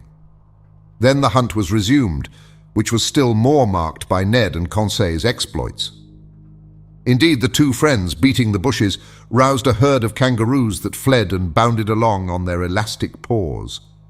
But these animals did not take to flight so rapidly, but what the electric capsule could stop their course. "Ah, Professor!" cried Ned Land, who was carried away by the delights of the chase. "What excellent game, and stewed too! What a supply for the Nautilus! 2, 3, 5 down, and to think that we shall eat that flesh, and that the idiots on board shall not have a crumb." I think that in the excess of his joy, the Canadian, if he had not talked so much, would have killed them all. But he contented himself with a single dozen of these interesting marsupials. These animals were small. They were a species of those kangaroo rabbits that live habitually in the hollows of trees, and whose speed is extreme, but they are moderately fat and furnish, at least, estimable food. We were very satisfied with the results of the hunt. Happy Ned proposed to return to this enchanting island the next day, for he wished to depopulate it of all the eatable quadrupeds. But he had reckoned without his host. At 6 o'clock in the evening we had regained the shore. Our boat was moored to the usual place. The Nautilus, like a long rock, emerged from the waves 2 miles from the beach. Ned Land, without waiting, occupied himself about the important dinner business. He understood all about cooking well. The Bari Autang, grilled on the coals, soon scented the air with a delicious odor. Indeed, the dinner was excellent. 2 wood pigeons completed this extraordinary menu. The sago pasty, the artocarpus bread, some mangoes, 6 pineapples, and the liquor fermented from some coconuts overjoyed us. I even think that my worthy companion's ideas had not all the plainness desirable. "Suppose we do not return to the Nautilus this evening," said Conseil. "Suppose we never return," added Ned Land. Just then a stone fell at our feet and cut short the harpooner's proposition. Chapter 21. Captain Nemo's Thunderbolt. We looked at the edge of the forest without rising, my hand stopping in the action of putting it to my mouth, Ned Land's completing its office. "Stones do not fall from the sky," remarked Conseil, "or they would merit the name aerolites." A second stone, carefully aimed that made a savoury pigeon's leg fall from Conseil's hand, gave still more weight to his observation. We all 3 arose, shouldered our guns, and were ready to reply to any attack. "Are they apes?" cried Ned Land. "Very nearly. They are savages." "To the boat!" I said, hurrying to the sea. It was indeed necessary to beat a retreat, for about 20 natives armed with bows and slings appeared on the skirts of a copse that masked the horizon to the right, hardly 100 steps from us. Our boat was moored about 60 feet from us. The savages approached us, not running, but making hostile demonstrations. Stones and arrows fell thickly. Ned Land had not wished to leave his provisions, and in spite of his imminent danger, his pig on one side and kangaroos on the other, he went tolerably fast. In 2 minutes we were on the shore. To load the boat with provisions and arms, to push it out to sea, and ship the oars, was the work of an instant. We had not gone 2 cable lengths when 100 savages, howling and gesticulating, entered the water up to their waists. I watched to see if their apparition would attract some men from the Nautilus onto the platform. But no, the enormous machine, lying off, was absolutely deserted. 20 minutes later, we were on board. The panels were open. After making the boat fast, we entered into the interior of the Nautilus. I descended to the drawing room, from whence I heard some chords. Captain Nemo was there, bending over his organ and plunged in a musical ecstasy. "Captain!" He did not hear me. "Captain," I said, touching his hand. He shuddered and, turning round, said, "Ah, it is you, Professor? Well, have you had a good hunt? Have you botanized successfully?" "Yes, Captain. But we have unfortunately brought a troop of bipeds, whose vicinity troubles me." "What bipeds?" "Savages." "Savages!" he echoed, ironically. "So you are astonished, Professor, at having set foot on a strange land and finding savages? Savages? Where are there not any? Besides, are they worse than others, these whom you call savages?" "But, Captain, how many have you counted?" 100 at least." "Monsieur Aronnax," replied Captain Nemo, placing his fingers on the organ stops. "When all the natives of Papua are assembled on this shore, the Nautilus will have nothing to fear from their attacks." The captain's fingers were then running over the keys of the instrument, and I remarked that he touched only the black keys, which gave his melodies an essentially Scotch character. Soon he had forgotten my presence and had plunged into a reverie that I did not disturb. I went up again onto the platform. Night had already fallen, for in this low latitude the sun sets rapidly and without twilight. I could only see the island indistinctly, but the numerous fires lighted on the beach showed that the natives did not think of leaving it. I was alone for several hours, sometimes thinking of the natives, but without any dread of them, for the imperturbable confidence of the captain was catching, sometimes forgetting them to admire the splendors of the night in the tropics. My remembrances went to France in the train of those zodiacal stars that would shine in some hours' time. The moon shone in the midst of the constellations of the zenith. The night slipped away without any mischance, the islanders frightened no doubt at the sight of a monster aground in the bay.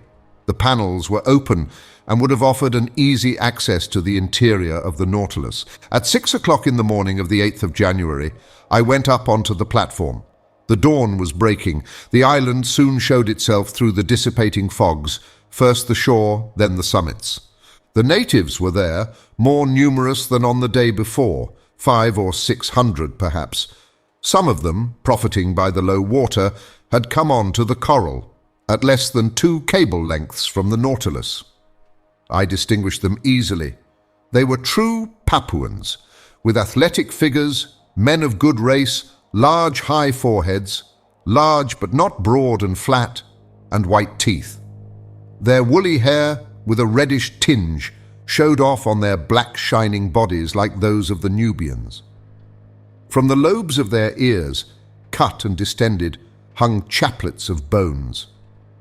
Most of these savages were naked. Amongst them, I remarked some women dressed from the hips to knees in quite a crinoline of herbs that sustained a vegetable waistband. Some chiefs had ornamented their necks with a crescent and collars of glass beads, red and white. Nearly all were armed with bows, arrows, and shields, and carried on their shoulders a sort of net containing those round stones which they cast from their slings with great skill. One of these chiefs, rather near to the Nautilus, examined it attentively. He was, perhaps, a Mado of high rank, for he was draped in a mat of banana leaves, notched round the edges and set off with brilliant colours. I could easily have knocked down this native, who was within a short length, but I thought that it was better to wait for real, hostile demonstrations. Between Europeans and savages, it is proper for the Europeans to parry sharply, not to attack. During low water, the natives roamed about near the Nautilus, but were not troublesome.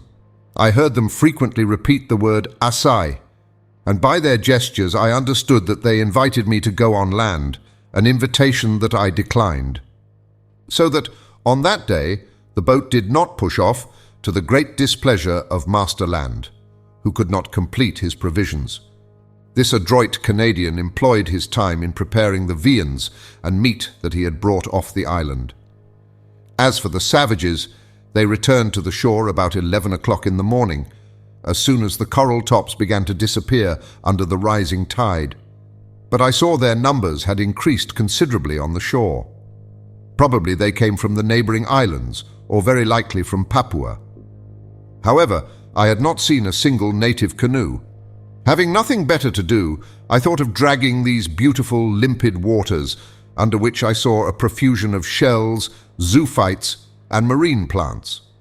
Moreover, it was the last day that the Nautilus would pass in these parts if it float in open sea the next day, according to Captain Nemo's promise. I therefore called Conseil, who brought me a little light drag, very like those for the oyster fishery. Now to work. For 2 hours we fished unceasingly, but without bringing up any rarities. The drag was filled with Midas ears, harps, melames, and particularly the most beautiful hammers I have ever seen.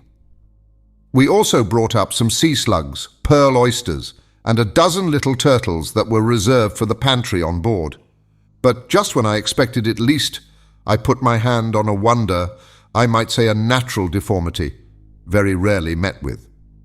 Conseil was just dragging, and his net came up filled with divers ordinary shells, when all at once he saw me plunge my arm quickly into the net to draw out a shell, and heard me utter a cry. "What is the matter, sir?" he asked in surprise. "Has master been bitten?" "No, my boy, but I would willingly have given a finger for my discovery." "What discovery?" "This shell," I said, holding up the object of my triumph. "It is simply an olive porphyry, genus olive, order of the Pectinibranchidae, class of gasteropods, subclass mollusca." "Yes, Conseil, but instead of being rolled from right to left, this olive turns from left to right." "Is it possible?" "Yes, my boy, it is a left shell. Shells are all right-handed, with rare exceptions, and when by chance their spiral is left, amateurs are ready to pay their weight in gold. Conseil and I were absorbed in the contemplation of our treasure, and I was promising myself to enrich the museum with it, when a stone unfortunately thrown by a native struck against and broke the precious object in Conseil's hand. I uttered a cry of despair. Conseil took up his gun and aimed at a savage who was poising his sling at 10 yards from him.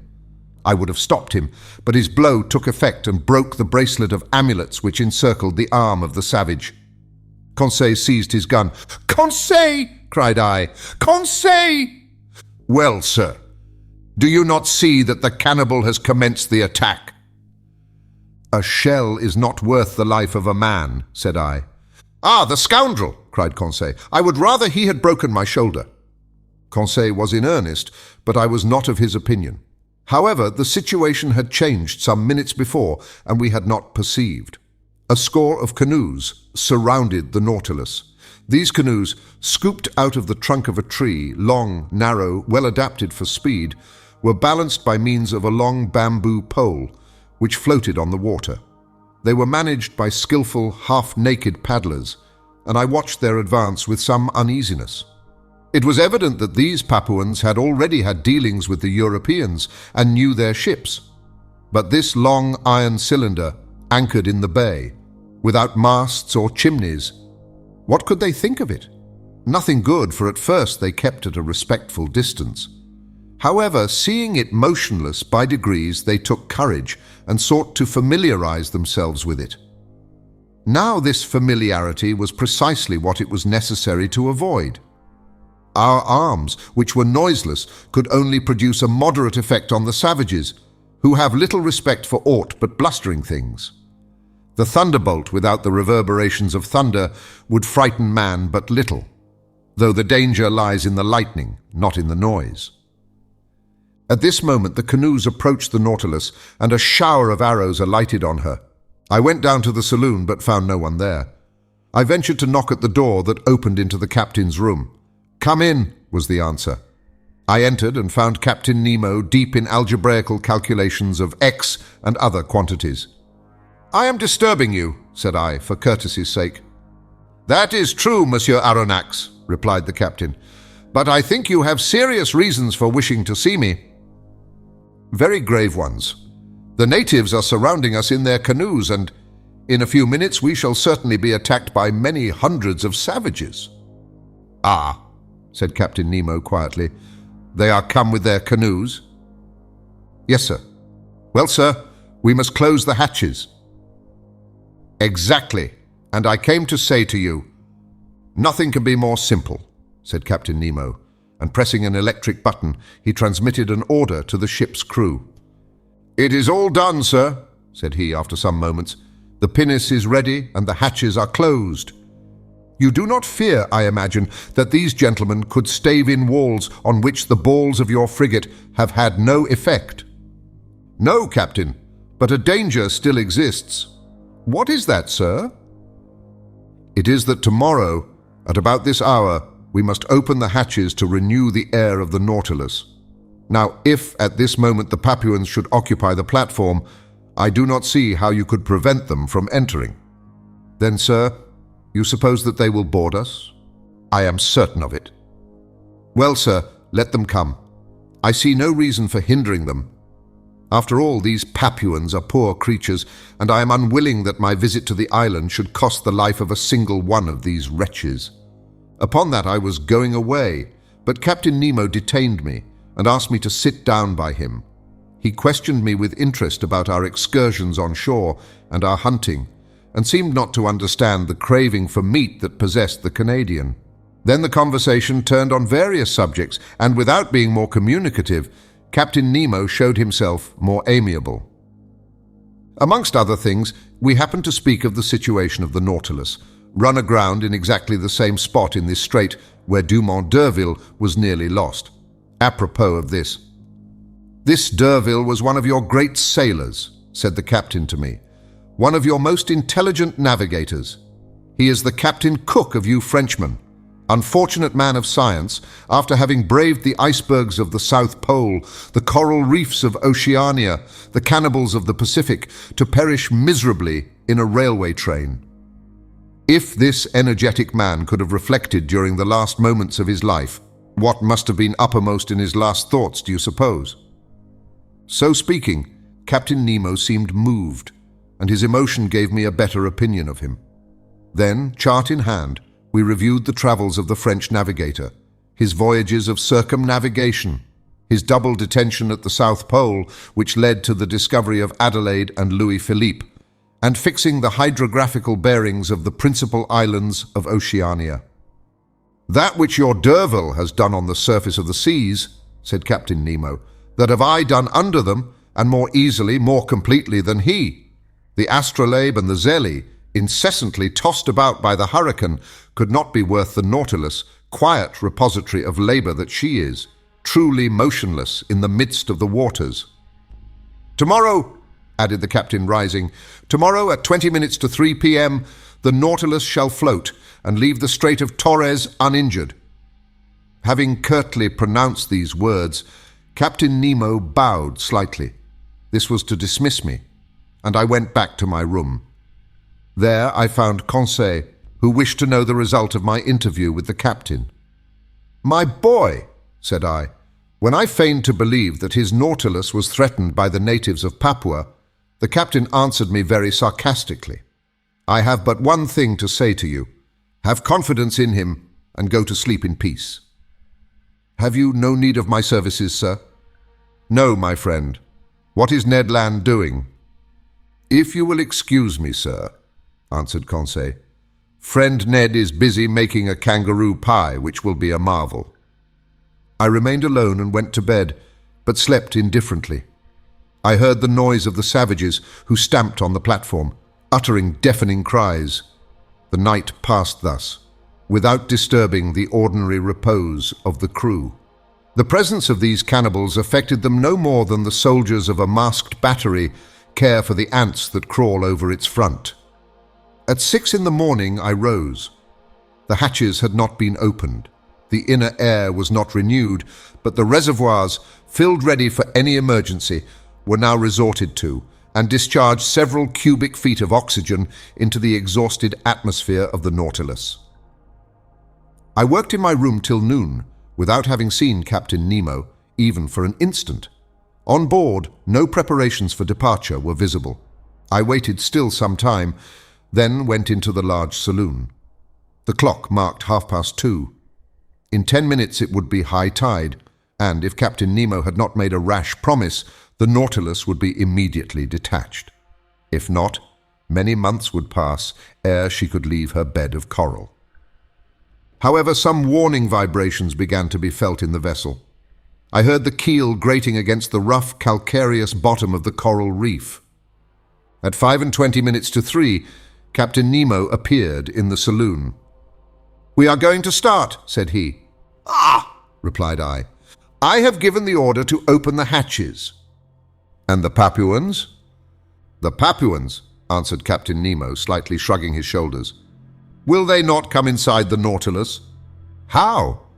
"Only by leaping over the hatches you have opened." "Monsieur Aronnax," quietly answered Captain Nemo, "they will not enter the hatches of the Nautilus in that way, even if they were open." I looked at the captain.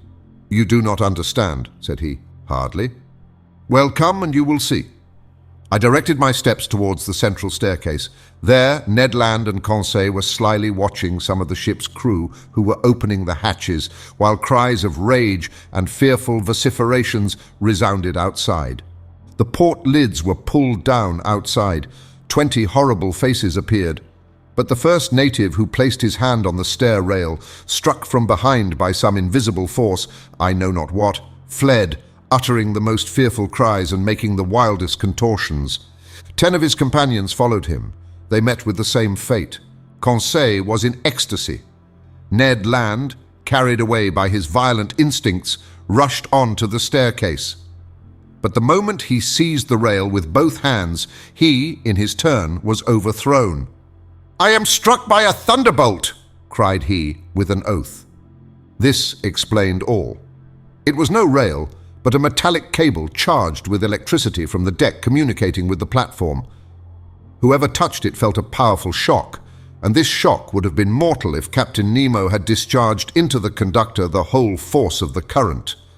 It might truly be said that between his assailants and himself, he had stretched a network of electricity which none could pass with impunity. Meanwhile, the exasperated Papuans had beaten a retreat paralyzed with terror.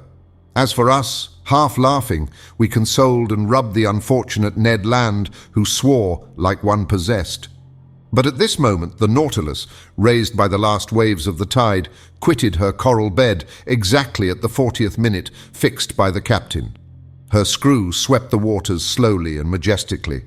Her speed increased gradually, and sailing on the surface of the ocean, she quitted safe and sound the dangerous passes of the Straits of Torres. Chapter 22, Agrysomnia. The following day, the 10th of January, the Nautilus continued her course between two seas, but with such remarkable speed that I could not estimate it at less than 35 miles an hour. The rapidity of her screw was such that I could neither follow nor count its revolutions. When I reflected that this marvelous electric agent, after having afforded motion, heat, and light to the Nautilus, still protected her from outward attack, and transformed her into an ark of safety, which no profane hand might touch without being thunderstricken, my admiration was unbounded, and from the structure it extended to the engineer who had called it into existence. Our course was directed to the west, and on the 11th of January we doubled Cape Vessel, situation in 135 degrees longitude and 10 degrees south latitude, which forms the east point of the Gulf of Carpentaria. The reefs were still numerous but more equalized and marked on the chart with extreme precision. The Nautilus easily avoided the breakers of Money to Port, and the Victoria Reefs to starboard, placed at 130 degrees longitude and on the 10th parallel, which we strictly followed. On the 13th of January, Captain Nemo arrived in the Sea of Timor and recognized the island of that name in 122 degrees longitude. From this point, the direction of the Nautilus inclined towards the southwest. Her head was set for the Indian Ocean. Where would the fancy of Captain Nemo carry us next? Would he return to the coast of Asia, or would he approach again the shores of Europe? Improbable conjectures both to a man who fled from inhabited continents. Then would he descend to the south? Was he going to double the Cape of Good Hope, then Cape Horn, and finally go as far as the Antarctic Pole? Would he come back at last to the Pacific, where his Nautilus could sail free and independently? Time would show. After having skirted the sands of Cartier, of Hibernia, Seringapatam and Scott, last efforts of the solid against the liquid element, on the 14th of January we lost sight of land altogether. The speed of the Nautilus was considerably abated, and with irregular course she sometimes swam in the bosom of the waters, sometimes floated on their surface.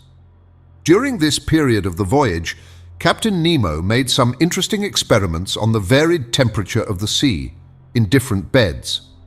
Under ordinary conditions, these observations are made by means of rather complicated instruments, and with somewhat doubtful results by means of thermometrical sounding leads, the glasses often breaking under the pressure of the water, or an apparatus grounded on the variations of the resistance of metals to the electric currents. Results so obtained could not be correctly calculated.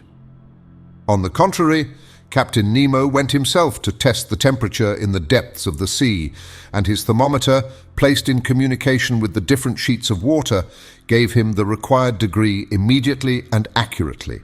It was thus that, either by overloading her reservoirs or by descending obliquely by means of her inclined planes, the Nautilus successively attained the depth of 3, 4, 5, 7, 9, and 10,000 yards, and the definite result of this experience was that the sea preserved an average temperature of 4 degrees and a half at a depth of 5,000 fathoms under all latitudes.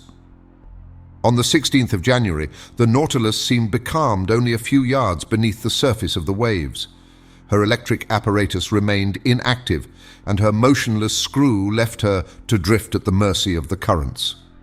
I supposed that the crew was occupied with interior repairs, rendered necessary by the violence of the mechanical movements of the machine. My companions and I then witnessed a curious spectacle.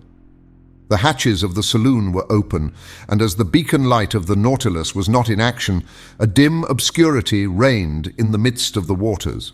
I observed the state of the sea under these conditions, and the largest fish appeared to me no more than scarcely defined shadows, when the Nautilus found herself suddenly transported into full light. I thought at first that the beacon had been lighted and was casting its electric radiance into the liquid mass. I was mistaken, and after a rapid survey perceived my error.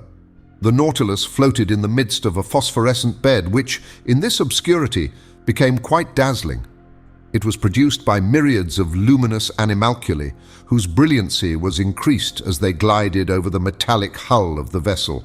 I was surprised by lightning in the midst of these luminous sheets, as though they had been rivulets of lead melted in an ardent furnace, or metallic masses brought to a white heat, so that, by force of contrast, certain portions of light appeared to cast a shade in the midst of the general ignition, from which all shade seemed banished. No, this was not the calm irradiation of our ordinary lightning. There was unusual life and vigor. This was truly living light. In reality, it was an infinite agglomeration of colored infusoria, of veritable globules of jelly, provided with a thread-like tentacle, and of which as many as 25,000 have been counted in less than 2 cubic half-inches of water. During several hours, the Nautilus floated in these brilliant waves, and our admiration increased as we watched the marine monsters disporting themselves like salamanders. I saw there in the midst of this fire that burns not the swift and elegant porpoise, the indefatigable clown of the ocean, and some swordfish 10 feet long, those prophetic heralds of the hurricane whose formidable sword would now and then strike the glass of the saloon. Then appeared the smaller fish, the ballista, the leaping mackerel, wolf-thorn tails, and 100 others which striped the luminous atmosphere as they swam. This dazzling spectacle was enchanting. Perhaps some atmospheric condition increased the intensity of this phenomenon. Perhaps some storm agitated the surface of the waves.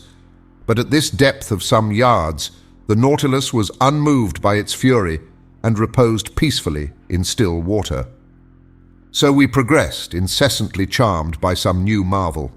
The days passed rapidly away, and I took no account of them. Ned, according to habit, tried to vary the diet on board. Like snails, we were fixed to our shells, and I declare it is easy to lead a snail's life.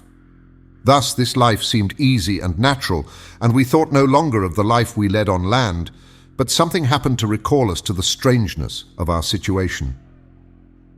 On the 18th of January, the Nautilus was in 105 degrees longitude and 15 degrees south latitude. The weather was threatening, the sea rough and rolling. There was a strong east wind. The barometer, which had been going down for some days, foreboded a coming storm. I went up onto the platform just as the second lieutenant was taking the measure of the horary angles and waited, according to habit, till the daily phrase was said. But on this day it was exchanged for another phrase not less incomprehensible. Almost directly I saw Captain Nemo appear with a glass, looking towards the horizon.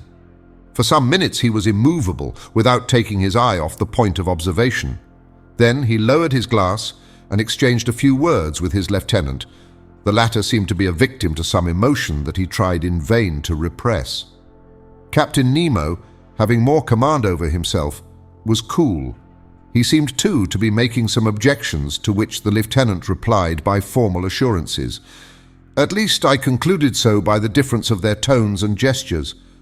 For myself, I had looked carefully in the direction indicated without seeing anything. The sky and water were lost in the clear line of the horizon. However, Captain Nemo walked from one end of the platform to the other without looking at me, perhaps without seeing me. His step was firm, but less regular than usual. He stopped sometimes, crossed his arms, and observed the sea. What could he be looking for on that immense expanse? The Nautilus was then some hundreds of miles from the nearest coast. The lieutenant had taken up the glass and examined the horizon steadfastly, going and coming, stamping his foot and showing more nervous agitation than his superior officer. Besides, this mystery must necessarily be solved, and before long, for upon an order from Captain Nemo, the engine, increasing its propelling power, made the screw turn more rapidly. Just then the lieutenant drew the captain's attention again. The latter stopped walking and directed his glass towards the place indicated. He looked long. I felt very much puzzled and descended to the drawing room and took out an excellent telescope that I generally used. Then, leaning on the cage of the watchlight that jutted out from the front of the platform, set myself to look over all the line of the sky and sea. But my eye was no sooner applied to the glass than it was quickly snatched out of my hands. I turned round. Captain Nemo was before me, but I did not know him. His face was transfigured. His eyes flashed sullenly. His teeth were set. His stiff body, clenched fists and head shrunk between his shoulders, betrayed the violent agitation that pervaded his whole frame. He did not move. My glass, fallen from his hands, had rolled at his feet. Had I unwittingly provoked this fit of anger? Did this incomprehensible person imagine that I had discovered some forbidden secret? No, I was not the object of this hatred, for he was not looking at me. His eye was steadily fixed upon the impenetrable point of the horizon. At last, Captain Nemo recovered himself. His agitation subsided. He addressed some words in a foreign language to his lieutenant, then turned to me. "Monsieur Aronnax," he said in rather an imperious tone, "I require you to keep one of the conditions that bind you to me." "What is it, Captain?" "You must be confined with your companions until I think fit to release you." "You are the master," I replied, looking steadily at him. "But may I ask you one question?" "None, sir." There was no resisting this imperious command. It would have been useless. I went down to the cabin occupied by Ned Land and Conseil and told them the captain's determination. You may judge how this communication was received by the Canadian, but there was not time for altercation. 4 of the crew waited at the door and conducted us to that cell where we had passed our first night on board the Nautilus. Ned Land would have remonstrated, but the door was shut upon him. "Will Master tell me what this means?" asked Conseil. I told my companions what had passed. They were as much astonished as I, and equally at a loss how to account for it. Meanwhile, I was absorbed in my own reflections and could think of nothing but the strange fear depicted in the captain's countenance. I was utterly at a loss to account for it when my cogitations were disturbed by these words from Ned Land.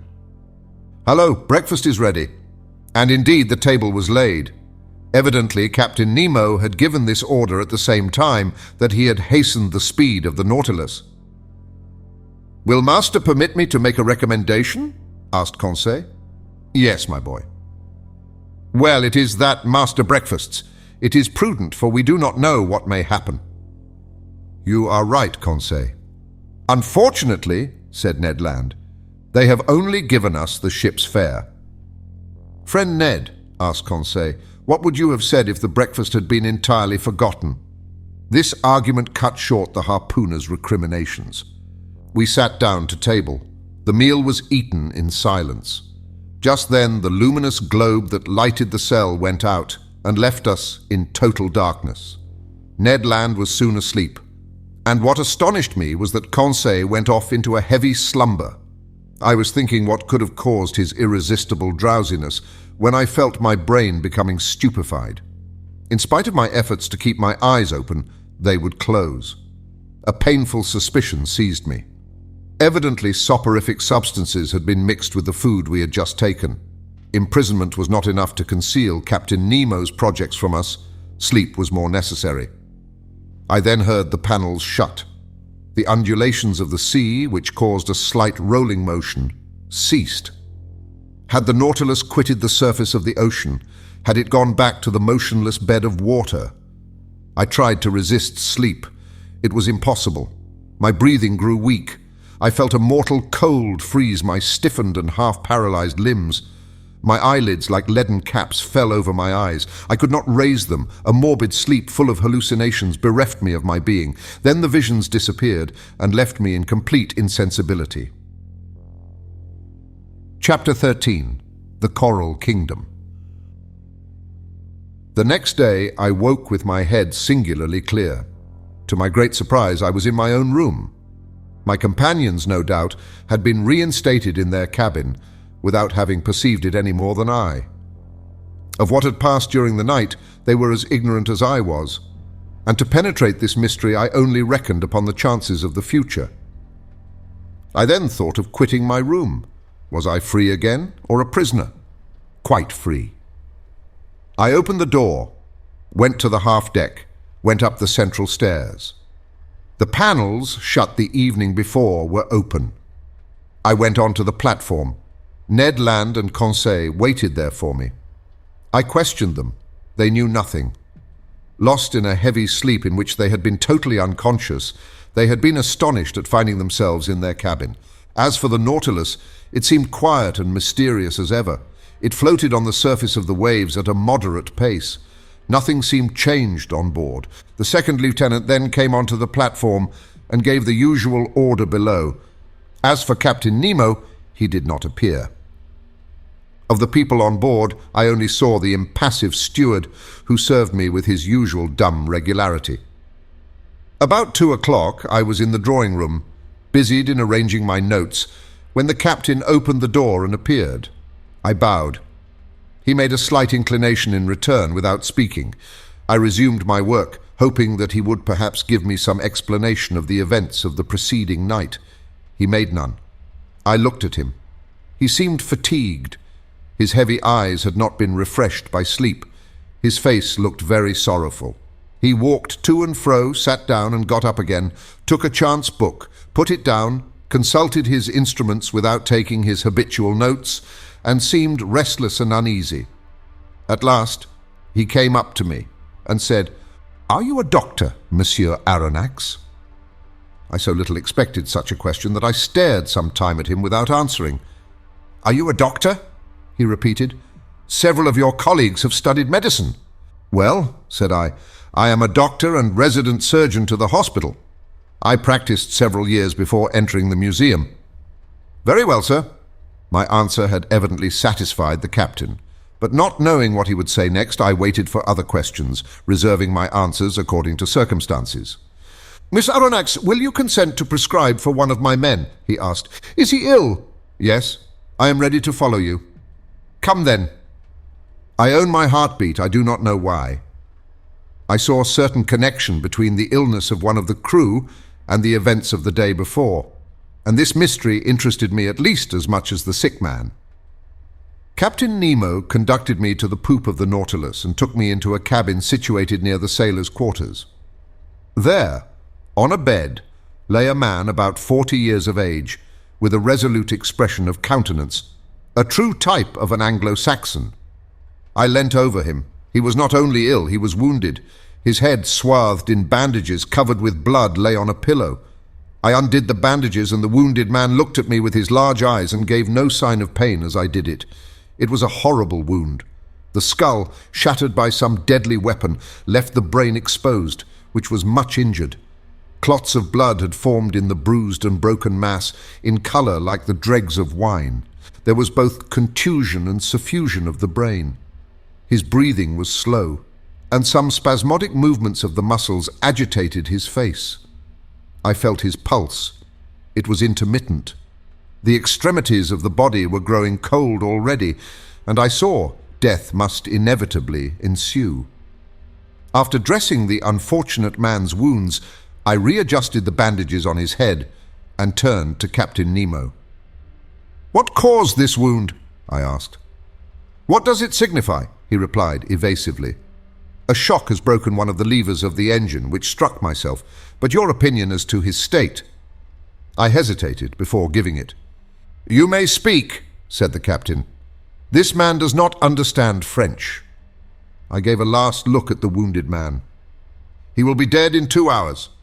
Can nothing save him?" "Nothing." Captain Nemo's hand contracted, and some tears glistened in his eyes, which I thought incapable of shedding any.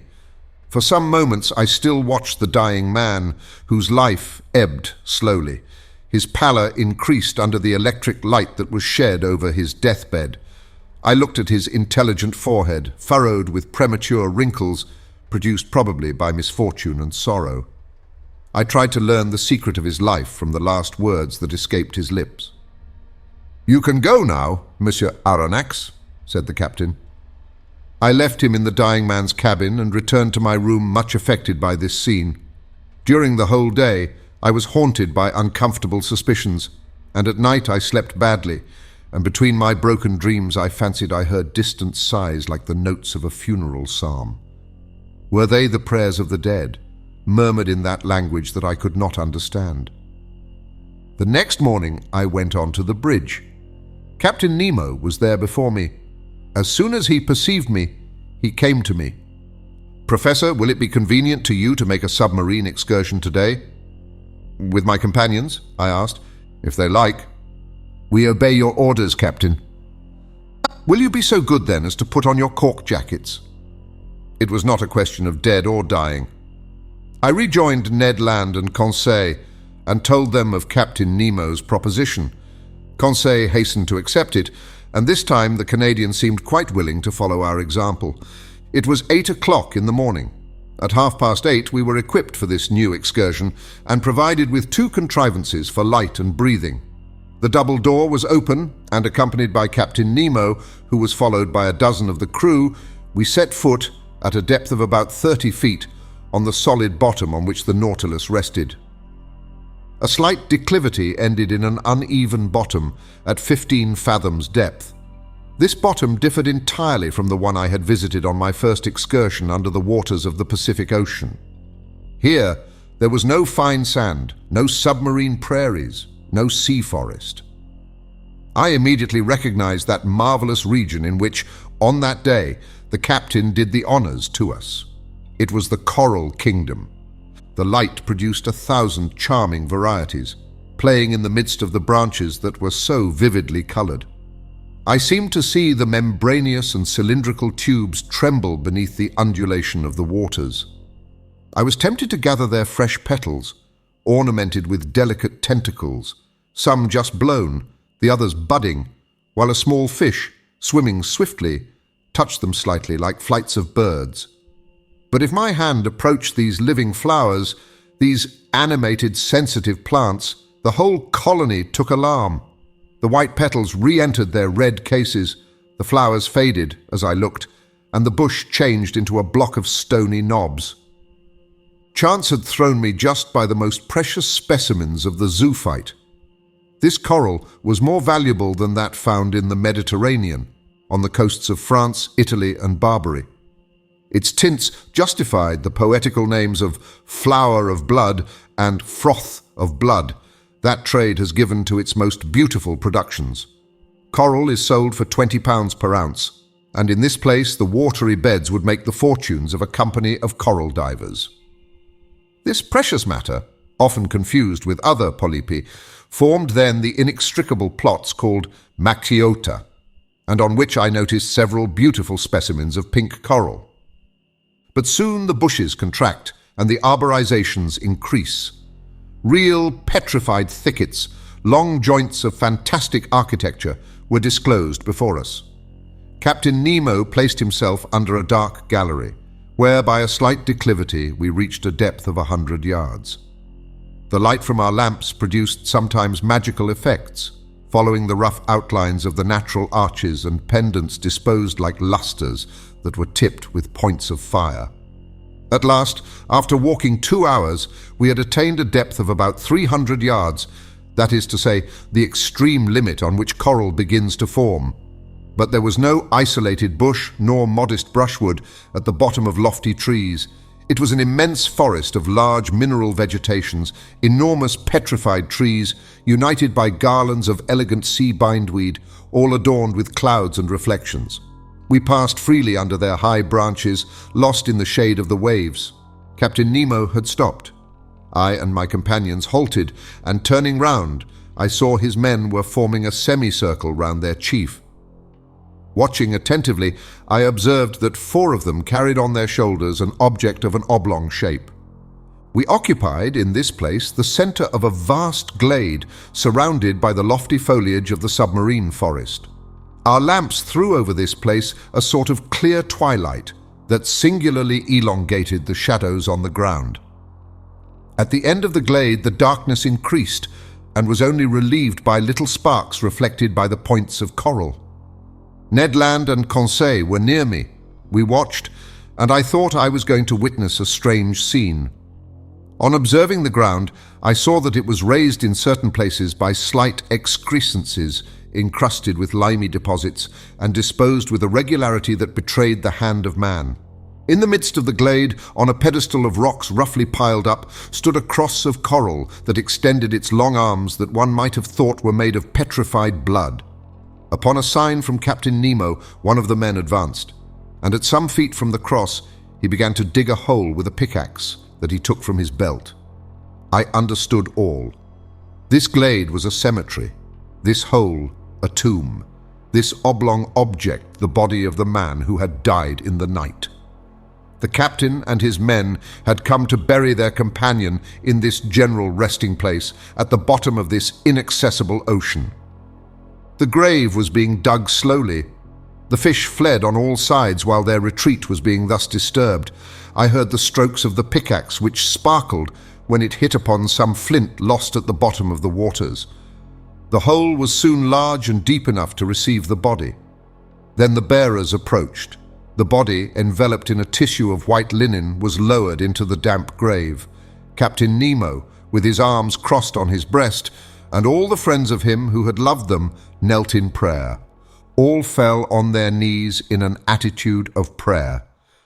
The grave was then filled in with the rubbish taken from the ground, which formed a slight mound. When this was done, Captain Nemo and his men rose. Then, approaching the grave, they knelt again, and all extended their hands in sign of a last adieu. Then the funeral procession returned to the Nautilus, passing under the arches of the forest, in the midst of thickets, along the coral bushes, and still on the ascent.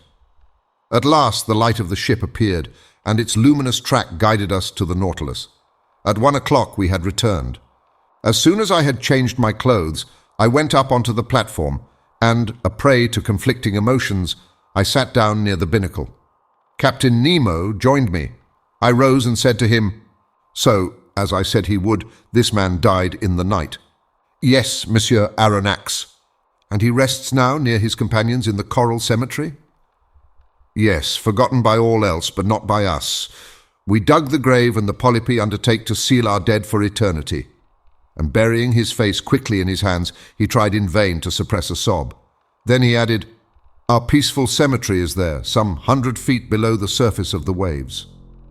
"Your dead sleep quietly at least, Captain, out of the reach of sharks." "Yes, sir, of sharks and men," gravely replied the captain. Part 2, Chapter 1. The Indian Ocean. We now come to the second part of our journey under the sea. The first ended with the moving scene in the Coral Cemetery, which left such a deep impression on my mind. Thus, in the midst of this great sea, Captain Nemo's life was passing even to his grave, which he had prepared in one of its deepest abysses. There, not one of the ocean's monsters could trouble the last sleep of the crew of the Nautilus, of those friends riveted to each other in death as in life. "Nor any man either," had added the captain. Still the same fierce, implacable defiance towards human society. I could no longer content myself with the theory which satisfied Conseil.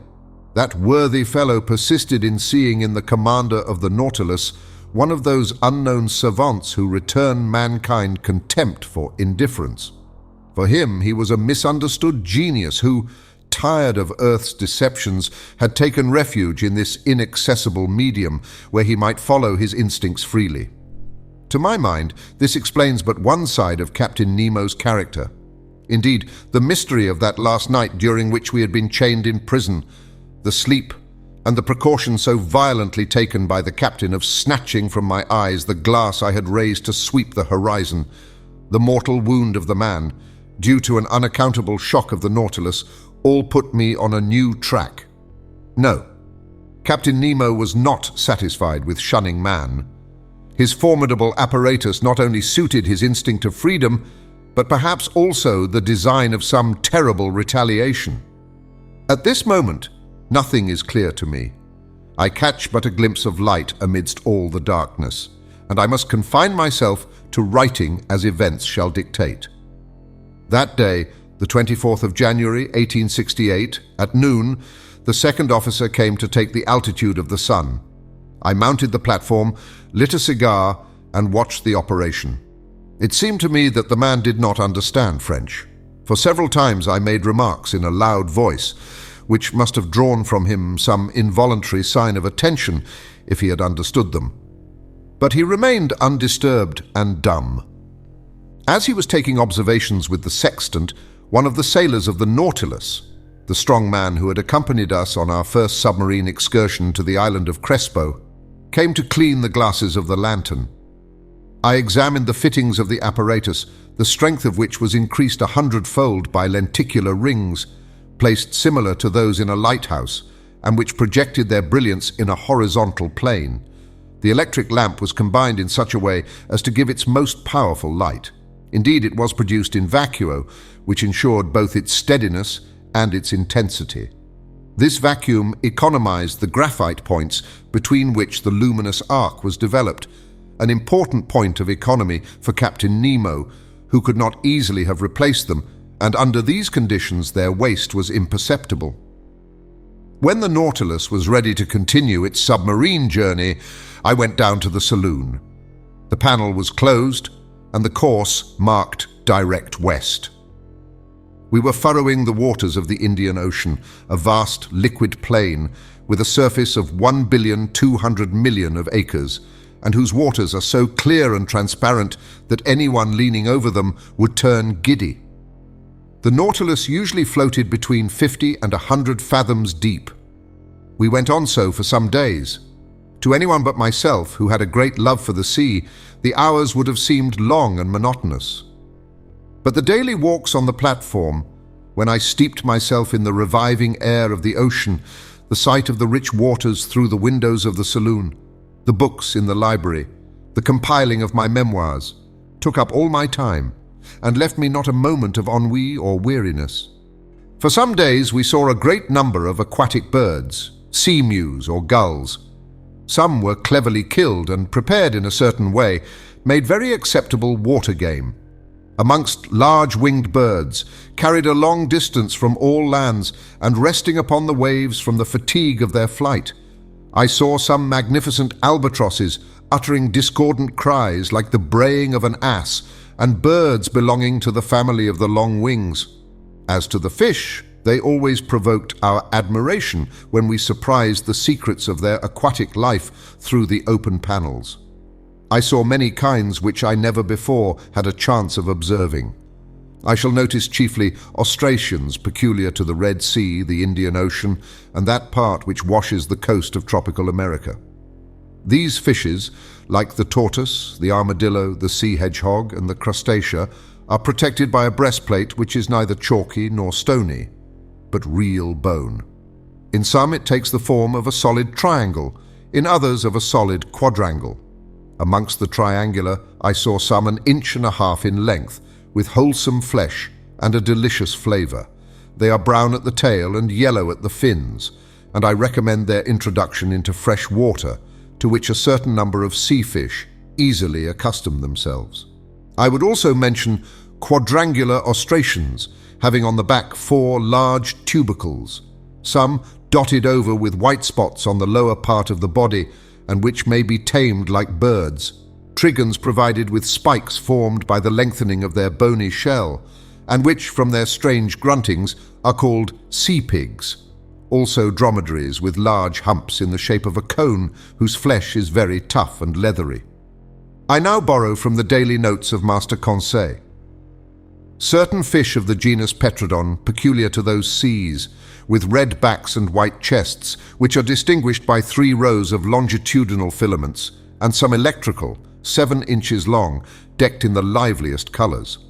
Then, as specimens of other kinds, some ovoids, resembling an egg of a dark brown colour, marked with white bands and without tails. Diodons, real sea porcupines, furnished with spikes and capable of swelling in such a way as to look like cushions, bristling with darts. Hippocampi, common to every ocean. Some pegasi with lengthened snouts, which their pectoral fins, being much elongated and formed in the shape of wings, allow, if not to fly, at least to shoot into the air. Pigeon spatulae, with tails covered with many rings of shell.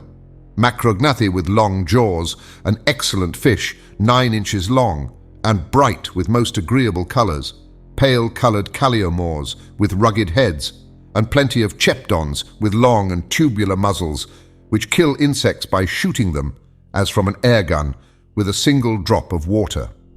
These we may call the fly-catchers of the seas. In the 89th genus of fishes, classed by Lacipede, belonging to the second lower class of bony, characterized by opercules and bronchial membranes, I remarked the Scorpaena, the head of which is furnished with spikes, and which has but 1 dorsal fin. These creatures are covered or not with little shells, according to the subclass to which they belong. The second subclass gives us specimens of didactyls 14 or 15 inches in length, with yellow rays and heads of a most fantastic appearance. As to the first subclass, it gives several specimens of that singular-looking fish appropriately called a sea frog, with large head, sometimes pierced with holes, sometimes swollen with protuberances, bristling with spikes and covered with tubercles. It has irregular and hideous horns. Its body and tail are covered with callosities. Its sting makes a dangerous wound. It is both repugnant and horrible to look at. From the 21st to the 23rd of January, the Nautilus went at the rate of 250 leagues in 24 hours, being 540 miles or 22 miles an hour. If we recognize so many different varieties of fish, it was because, attracted by the electric light, they tried to follow us. The greater part, however, were soon distanced by our speed, though some kept their place in the waters of the Nautilus for a time. The morning of the 24th, in 12 degrees, 5 minutes south latitude and 94 degrees, 33 minutes longitude, we observed Keeling Island, a coral formation planted with magnificent cocos and which had been visited by Mr. Darwin and Captain Fitzroy. The Nautilus skirted the shores of this desert island for a little distance. Its nets brought up numerous specimens of polypi and curious shells of mollusca. Some precious productions of the species of Delphinuli enriched the treasures of Captain Nemo, to which I added an Astrea punctifera, a kind of parasite polypus often found fixed to a shell. Soon, Keeling Island disappeared from the horizon, and our course was directed to the northwest in the direction of the Indian Peninsula. From Keeling Island, our course was slower and more variable, often taking us into great depths. Several times they made use of the inclined planes, which certain internal levers placed obliquely to the waterline. In that way, we went about 2 miles, but without ever obtaining the greatest depths of the Indian Sea, which soundings of 7,000 fathoms have never reached. As to the temperature of the lower strata, the thermometer invariably indicated 4 degrees above zero. I only observed that in the upper regions the water was always colder in the high levels than at the surface of the sea. On the 25th of January, the ocean was entirely deserted. The Nautilus passed the day on the surface, beating the waves with its powerful screw and making them rebound to a great height. Who under such circumstances would not have taken it for a gigantic cetacean? 3 parts of this day I spent on the platform. I watched the sea. Nothing on the horizon till about 4 o'clock, a steamer running west on our counter. Her masts were visible for an instant, but she could not see the Nautilus, being too low in the water. I fancied this steamboat belonged to the Peninsular and Oriental Steam Navigation Company, which runs from Ceylon to Sydney, touching at King George's Point and Melbourne. At 5 o'clock in the evening, before that fleeting twilight which binds night to day in tropical zones, Conseil and I were astonished by a curious spectacle. It was a shoal of Argonauts travelling along on the surface of the ocean. We could count several hundreds. They belonged to the tubercle kind, which are peculiar to the Indian seas. These graceful mollusks moved backwards by means of their locomotive tube, through which they propelled the water already drawn in. Of their 8 tentacles, 6 were elongated and stretched out floating on the water, whilst the other 2, rolled up flat, were spread to the wing like a light sail. I saw their spiral-shaped and fluted shells, which Cuvier justly compares to an elegant skiff. A boat indeed. It bears the creature which secretes it without its adhering to it. For nearly an hour the Nautilus floated in the midst of this shoal of mollusks. Then I know not what sudden fright they took, but as if at a signal every sail was furled, the arms folded, the body drawn in, the shells turned over, changing their centre of gravity, and the whole fleet disappeared under the waves. Never did the ships of a squadron maneuver with more unity. At that moment, night fell suddenly, and the reeds, scarcely raised by the breeze, lay peaceably under the sides of the Nautilus. The next day, 26th of January, we cut the equator at the 82nd meridian and entered the northern hemisphere. During the day, a formidable troop of sharks accompanied us, terrible creatures which multiply in these seas and make them very dangerous. They were Cestraceo philippi sharks, with brown backs and whitish bellies, armed with 11 rows of teeth, eyed sharks, their throat being marked with a large black spot surrounded with white, like an eye. There were also some Isabella sharks, with rounded snouts marked with dark spots. These powerful creatures often hurled themselves at the windows of the saloon with such violence as to make us feel very insecure. At such times, Ned Land was no longer master of himself.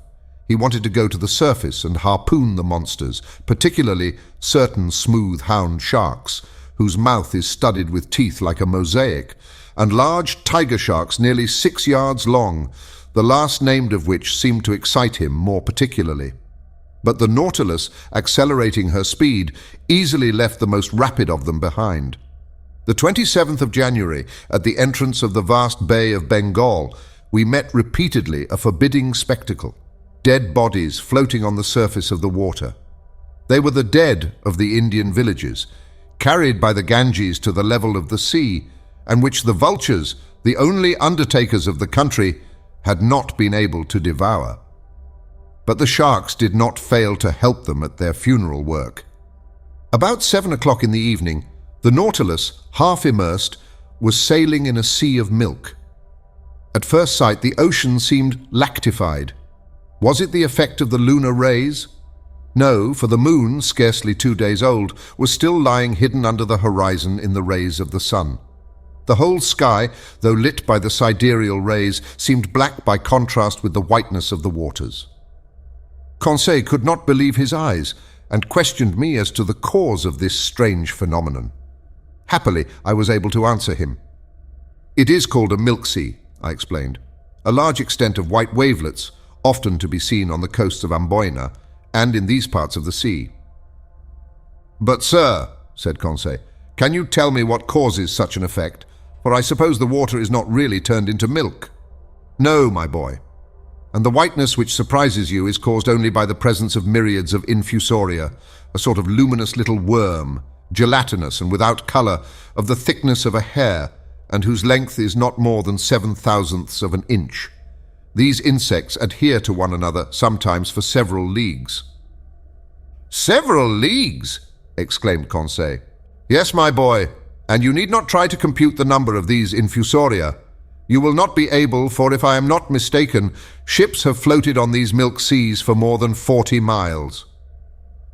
Towards midnight, the sea suddenly resumed its usual colour, but behind us, even to the limits of the horizon, the sky reflected the whitened waves, and for a long time seemed impregnated with the vague glimmerings of an aurora borealis. Chapter 2. A novel proposal of Captain Nemo's. On the 28th of February, when at noon the Nautilus came to the surface of the sea, in 9 degrees 4 minutes north latitude, there was land in sight about 8 miles to westward. The first thing I noticed was a range of mountains about 2,000 feet high, the shapes of which were most capricious. On taking the bearings, I knew that we were nearing the island of Ceylon, the pearl which hangs from the lobe of the Indian peninsula. Captain Nemo and his second appeared at this moment. The captain glanced at the map, then turning to me, said, "The island of Ceylon, noted for its pearl fisheries. Would you like to visit one of them, Monsieur Aronnax?" "Certainly, Captain." "Well, the thing is easy, though if we see the fisheries, we shall not see the fishermen. The annual exportation has not yet begun. Never mind, I will give orders to make for the Gulf of Mannar, where we shall arrive in the night." The captain said something to his second, who immediately went out. Soon the Nautilus returned to her native element, and the manometer showed that she was about 30 feet deep. "Well, sir," said Captain Nemo, "you and your companions shall visit the bank of Mannar, and if by chance some fisherman should be there, we shall see him at work." "Agreed, Captain." "By the by, Miss Aronnax, you are not afraid of sharks?" "Sharks?" exclaimed I. This question seemed a very hard one. "Well," continued Captain Nemo, "I admit, Captain, that I am not yet very familiar with that kind of fish." "We are accustomed to them," replied Captain Nemo, "and in time you will be too. However, we shall be armed, and on the road we may be able to hunt some of the tribe. It is interesting. So, till tomorrow, sir, and early." This said in a careless tone, Captain Nemo left the saloon. "Now, if you were invited to hunt the bear in the mountains of Switzerland, what would you say?" "Very well, tomorrow we will go and hunt the bear." "If you were asked to hunt the lion in the plains of Atlas or the tiger in the Indian jungles, what would you say?" "Ha, ha! It seems we are going to hunt the tiger or the lion. But when you are invited to hunt the shark in its natural element, you would perhaps reflect before accepting the invitation. As for myself, I passed my hand over my forehead, on which stood large drops of cold perspiration. "Let us reflect," said I, "and take our time. Hunting otters in submarine forests, as we did in the island of Crespo, will pass.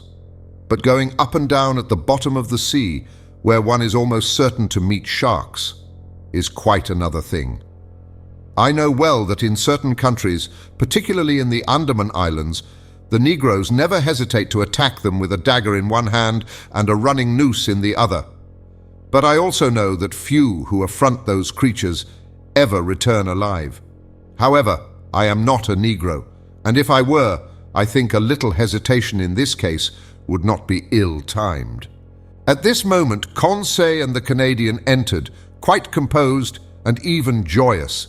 They knew not what awaited them. "Faith, sir," said Ned Land, "your Captain Nemo, the devil take him, has just made us a very pleasant offer."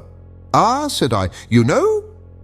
"If agreeable to you, sir," interrupted Conseil, "the commander of the Nautilus has invited us to visit the magnificent Ceylon fisheries tomorrow, in your company. He did it kindly and behaved like a real gentleman."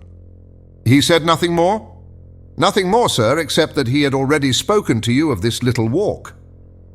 "Sir," said Conseil, "would you give us some details of the pearl fishery?" "As to the fishing itself?" I asked, "or the incidents, which?" "On the fishing," replied the Canadian. "Before entering upon the ground, it is as well to know something about it." "Very well, sit down, my friends, and I will teach you." Ned and Conseil seated themselves on an ottoman, and the first thing the Canadian asked was, "Sir, what is a pearl?" "My worthy Ned," I answered, "to the poet, a pearl is a tear of the sea. To the Orientals, it is a drop of dew solidified. To the ladies, it is a jewel of an oblong shape, of a brilliancy of mother-of-pearl substance, which they wear on their fingers, their necks, or their ears.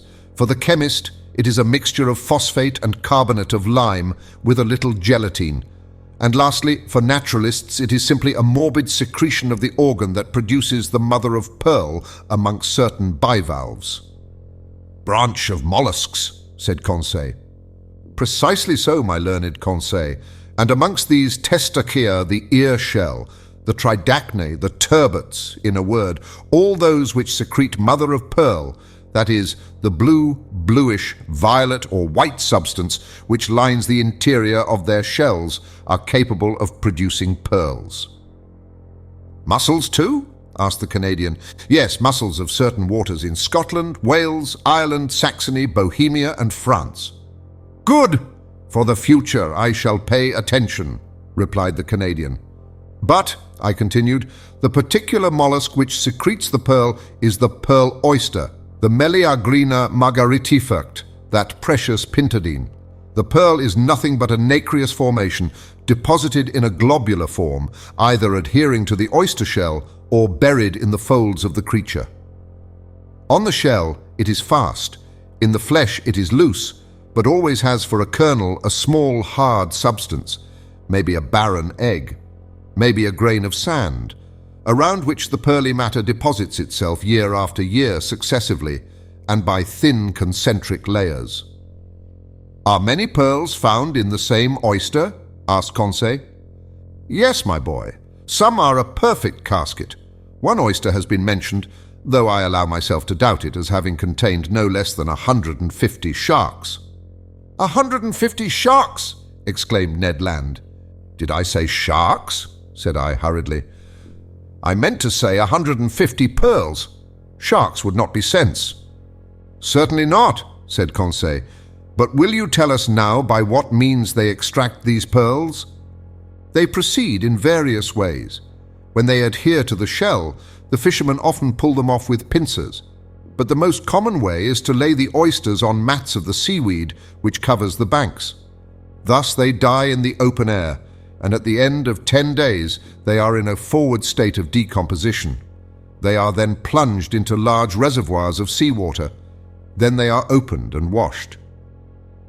"The price of these pearls varies according to their size?" asked Conseil.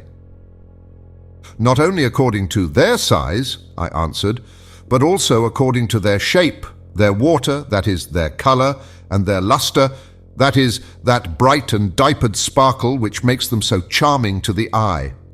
The most beautiful are called virgin pearls, or paragons. They are formed alone in the tissue of the mollusk, are white, often opaque, and sometimes have the transparency of an opal. They are generally round or oval.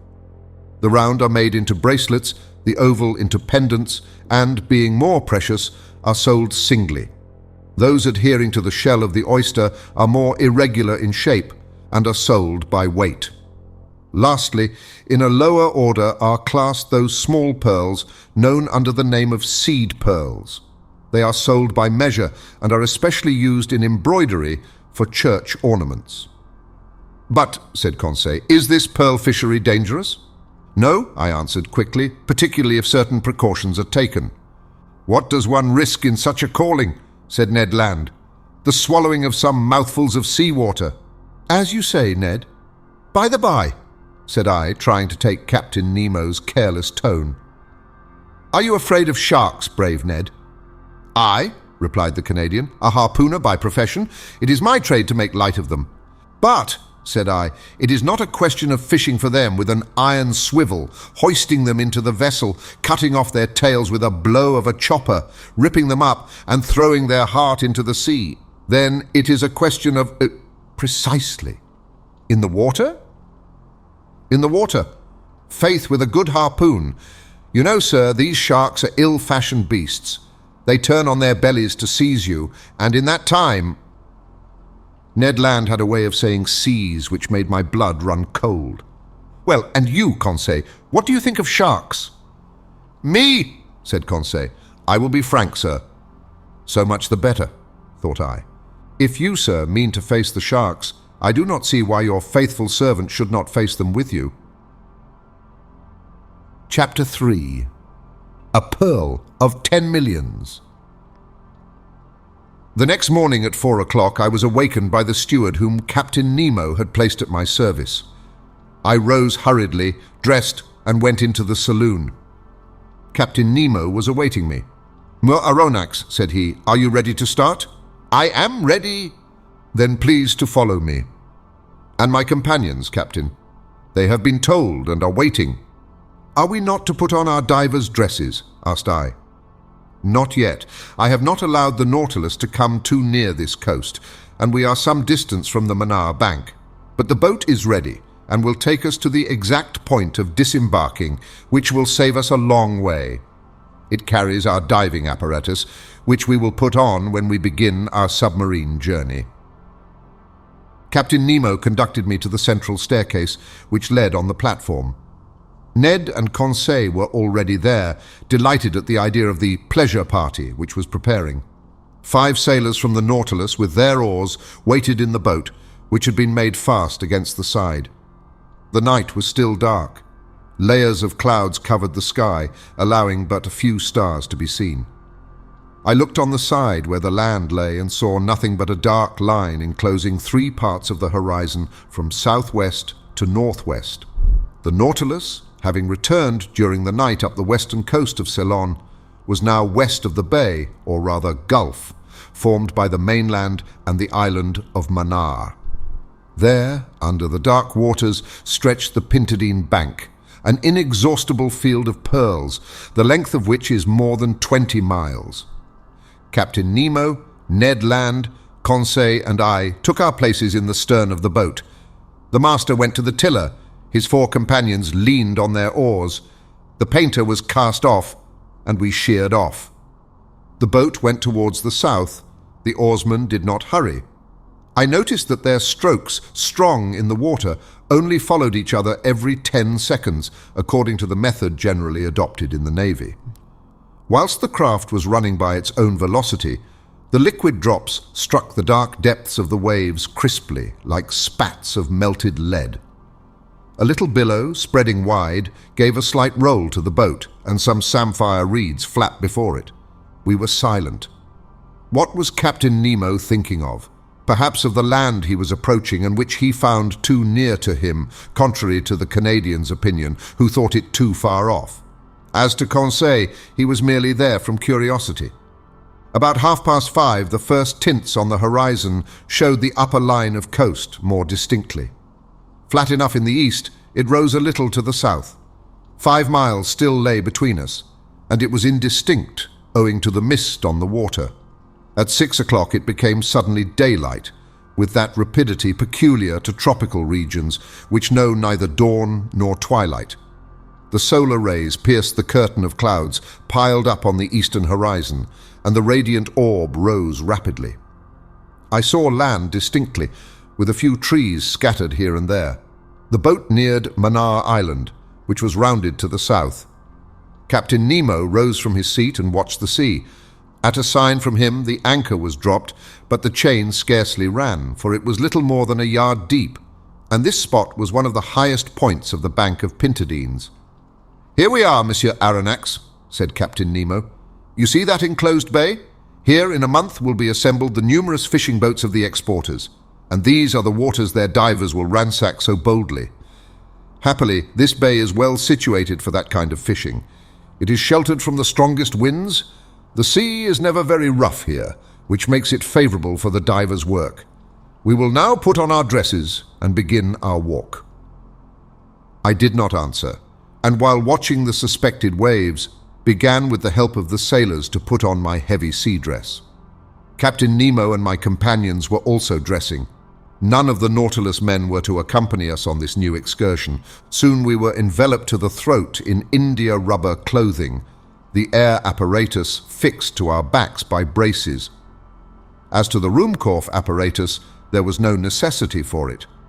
Before putting my head into the copper cap, I had asked the question of the captain. "They would be useless," he replied. "We are going to no great depth, and the solar rays will be enough to light our walk.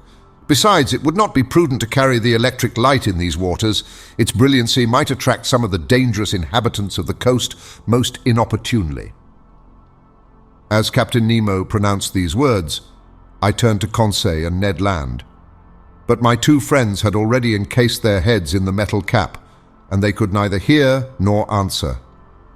One last question remained to ask of Captain Nemo. "And our arms?" asked I. "Our guns?" "Guns? What for? Do not mountaineers attack the bear with a dagger in their hand? And is not steel surer than lead? Here is a strong blade. Put it in your belt, and we start." I looked at my companions. They were armed like us, and more than that, Ned Land was brandishing an enormous harpoon which he had placed in the boat before leaving the Nautilus. Then, following the captain's example, I allowed myself to be dressed in the heavy copper helmet, and our reservoirs of air were at once in activity. An instant after we were landed, one after the other, in about 2 yards of water upon an even sand. Captain Nemo made a sign with his hand, and we followed him by a gentle declivity till we disappeared under the waves. Over our feet, like coveys of snipe in a bog, rose shoals of fish, of the genus Monoptera, which have no other fins but their tail. I recognized the Javanese, a real serpent 2.5 feet long, of a livid color underneath, and which might easily be mistaken for a conger eel if it were not for the golden stripes on its side. In the genus Stromateus, whose bodies are very flat and oval, I saw some of the most brilliant colors, carrying their dorsal fin like a scythe. An excellent eating fish, which, dried and pickled, is known by the name of carawada. Then some tranquibars, belonging to the genus Apsiphoroids, whose body is covered with a shell cuirass of 8 longitudinal plates. The heightening sun lit the mass of waters more and more. The soil changed by degrees. To the fine sand succeeded a perfect causeway of boulders covered with a carpet of mollusks and zoophytes. Amongst the specimens of these branches, I noticed some plecani, with thin, unequal shells, a kind of ostracea peculiar to the Red Sea and the Indian Ocean, some orange lucinae with rounded shells, rockfish 3.5 feet long, which raised themselves under the waves like hands ready to seize one. There were also some panopyres, slightly luminous, and lastly, some oculines, like magnificent fans, forming one of the richest vegetations of these seas. In the midst of these living plants, and under the arbors of the hydrophytes, were layers of clumsy articulates, particularly some raninae, whose carapace formed a slightly rounded triangle, and some horrible-looking parthenopes. At about 7 o'clock, we found ourselves at last surveying the oyster banks on which the pearl oysters are reproduced by millions. Captain Nemo pointed with his hand to the enormous heap of oysters. And I could well understand that this mine was inexhaustible, for nature's creative power is far beyond man's instinct of destruction. Ned Land, faithful to his instinct, hastened to fill a net which he carried by his side with some of the finest specimens. But we could not stop. We must follow the captain, who seemed to guide himself by paths known only to himself. The ground was sensibly rising, and sometimes on holding up my arm it was above the surface of the sea. Then the level of the bank would sink capriciously. Often we rounded high rocks scarped into pyramids. In their dark fractures, huge crustacea, perched upon their high claws like some war machine, watched us with fixed eyes, and under our feet crawled various kinds of annelids. At this moment, there opened before us a large grotto dug in a picturesque heap of rocks and carpeted with all the thick warp of the submarine flora. At first it seemed very dark to me. The solar rays seemed to be extinguished by successive gradations, until its vague transparency became nothing more than drowned light. Captain Nemo entered. We followed. My eyes soon accustomed themselves to this relative state of darkness. I could distinguish the arches springing capriciously from natural pillars standing broad upon their granite base, like the heavy columns of Tuscan architecture. Why had our incomprehensible guide led us to the bottom of this submarine crypt? I was soon to know. After descending a rather sharp declivity, our feet trod the bottom of a kind of circular pit. There, Captain Nemo stopped, and with his hand indicated an object I had not yet perceived.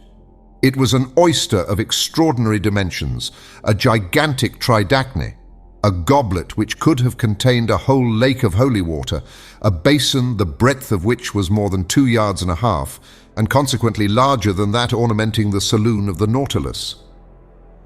I approached this extraordinary mollusk. It adhered by its filaments to a table of granite, and there, isolated, it developed itself in the calm waters of the grotto. I estimated the weight of this tridacne at 600 pounds.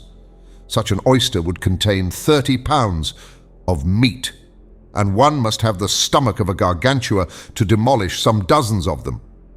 Captain Nemo was evidently acquainted with the existence of this bivalve and seemed to have a particular motive in verifying the actual state of this tridacne. The shells were a little open. The captain came near and put his dagger between to prevent them from closing. Then with his hand he raised the membrane with its fringed edges which formed a cloak for the creature. There, between the folded plaits, I saw a loose pearl whose size equaled that of a cocoa nut. Its globular shape, perfect clearness, and admirable luster made it altogether a jewel of inestimable value.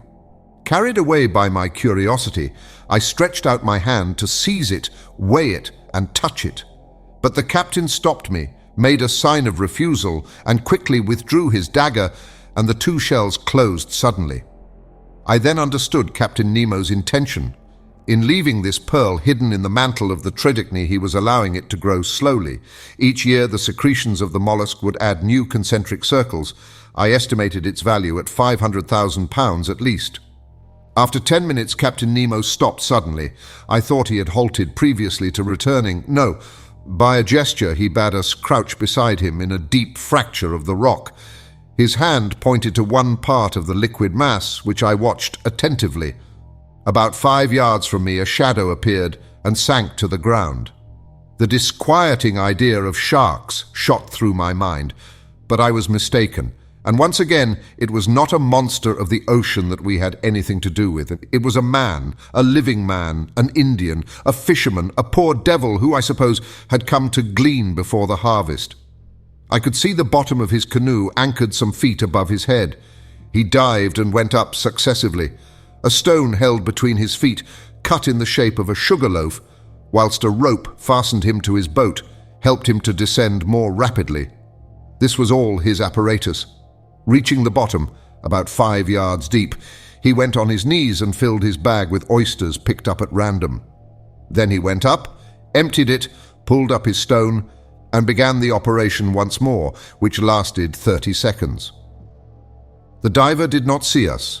The shadow of the rock hid us from sight, and how should this poor Indian ever dream that men, Beings like himself should be there under the water, watching his movements and losing no detail of the fishing. Several times he went up in this way and dived again. He did not carry away more than 10 at each plunge, for he was obliged to pull them from the bank to which they adhered by means of their strong byssus. And how many of those oysters for which he risked his life had no pearl in them? I watched him closely. His maneuvers were regular, and for the space of half an hour, no danger appeared to threaten him. I was beginning to accustom myself to the sight of this interesting fishing, when suddenly, as the Indian was on the ground, I saw him make a gesture of terror, rise, and make a spring to return to the surface of the sea. I understood his dread. A gigantic shadow appeared just above the unfortunate diver. It was a shark of enormous size advancing diagonally, his eyes on fire and his jaws open. I was mute with horror and unable to move. The voracious creature shot towards the Indian, who threw himself on one side to avoid the shark's fins, but not its tail, for it struck his chest and stretched him on the ground. This scene lasted but a few seconds. The shark returned and, turning on his back, prepared himself for cutting the Indian in two, when I saw Captain Nemo rise suddenly, and then, dagger in hand, walk straight to the monster, ready to fight face to face with him. The very moment the shark was going to snap the unhappy fisherman in two, he perceived his new adversary, and turning over, made straight towards him. I can still see Captain Nemo's position. Holding himself well together, he waited for the shark with admirable coolness, and when it rushed at him, threw himself on one side with wonderful quickness, avoiding the shock, and burying his dagger deep into its side. But it was not all over. A terrible combat ensued. A terrible combat began. The shark had seemed to roar, if I might say so. The blood rushed in torrents from its wound. The sea was dyed red, and through the opaque liquid I could distinguish nothing more. Nothing more until the moment when, like lightning, I saw the undaunted captain hanging on to one of the creature's fins, struggling, as it were, hand to hand with the monster and dealing successive blows at his enemy, yet still unable to give a decisive one. The shark's struggles agitated the water with such fury that the rocking threatened to upset me. I wanted to go to the captain's assistance, but, nailed to the spot with horror, I could not stir. I saw the haggard eye. I saw the different phases of the fight. The captain fell to the earth, upset by the enormous mass which leant upon him. The shark's jaws opened wide, like a pair of factory shears, and it would have been all over with the captain. But quick as thought, harpoon in hand, Ned Land rushed towards the shark and struck it with its sharp point. The waves were impregnated with a mass of blood. They rocked under the shark's movements, which beat them with indescribable fury. Ned Land had not missed his aim. It was the monster's death rattle. Struck to the heart, it struggled in dreadful convulsions, the shock of which overthrew Conseil. But Ned Land had disentangled the captain, who, getting up without any wound, went straight to the Indian, quickly cut the cord which held him to his stone, took him in his arms, and with a sharp blow of his heel, mounted to the surface. We all three followed in a few seconds, saved by a miracle, and reached the fisherman's boat.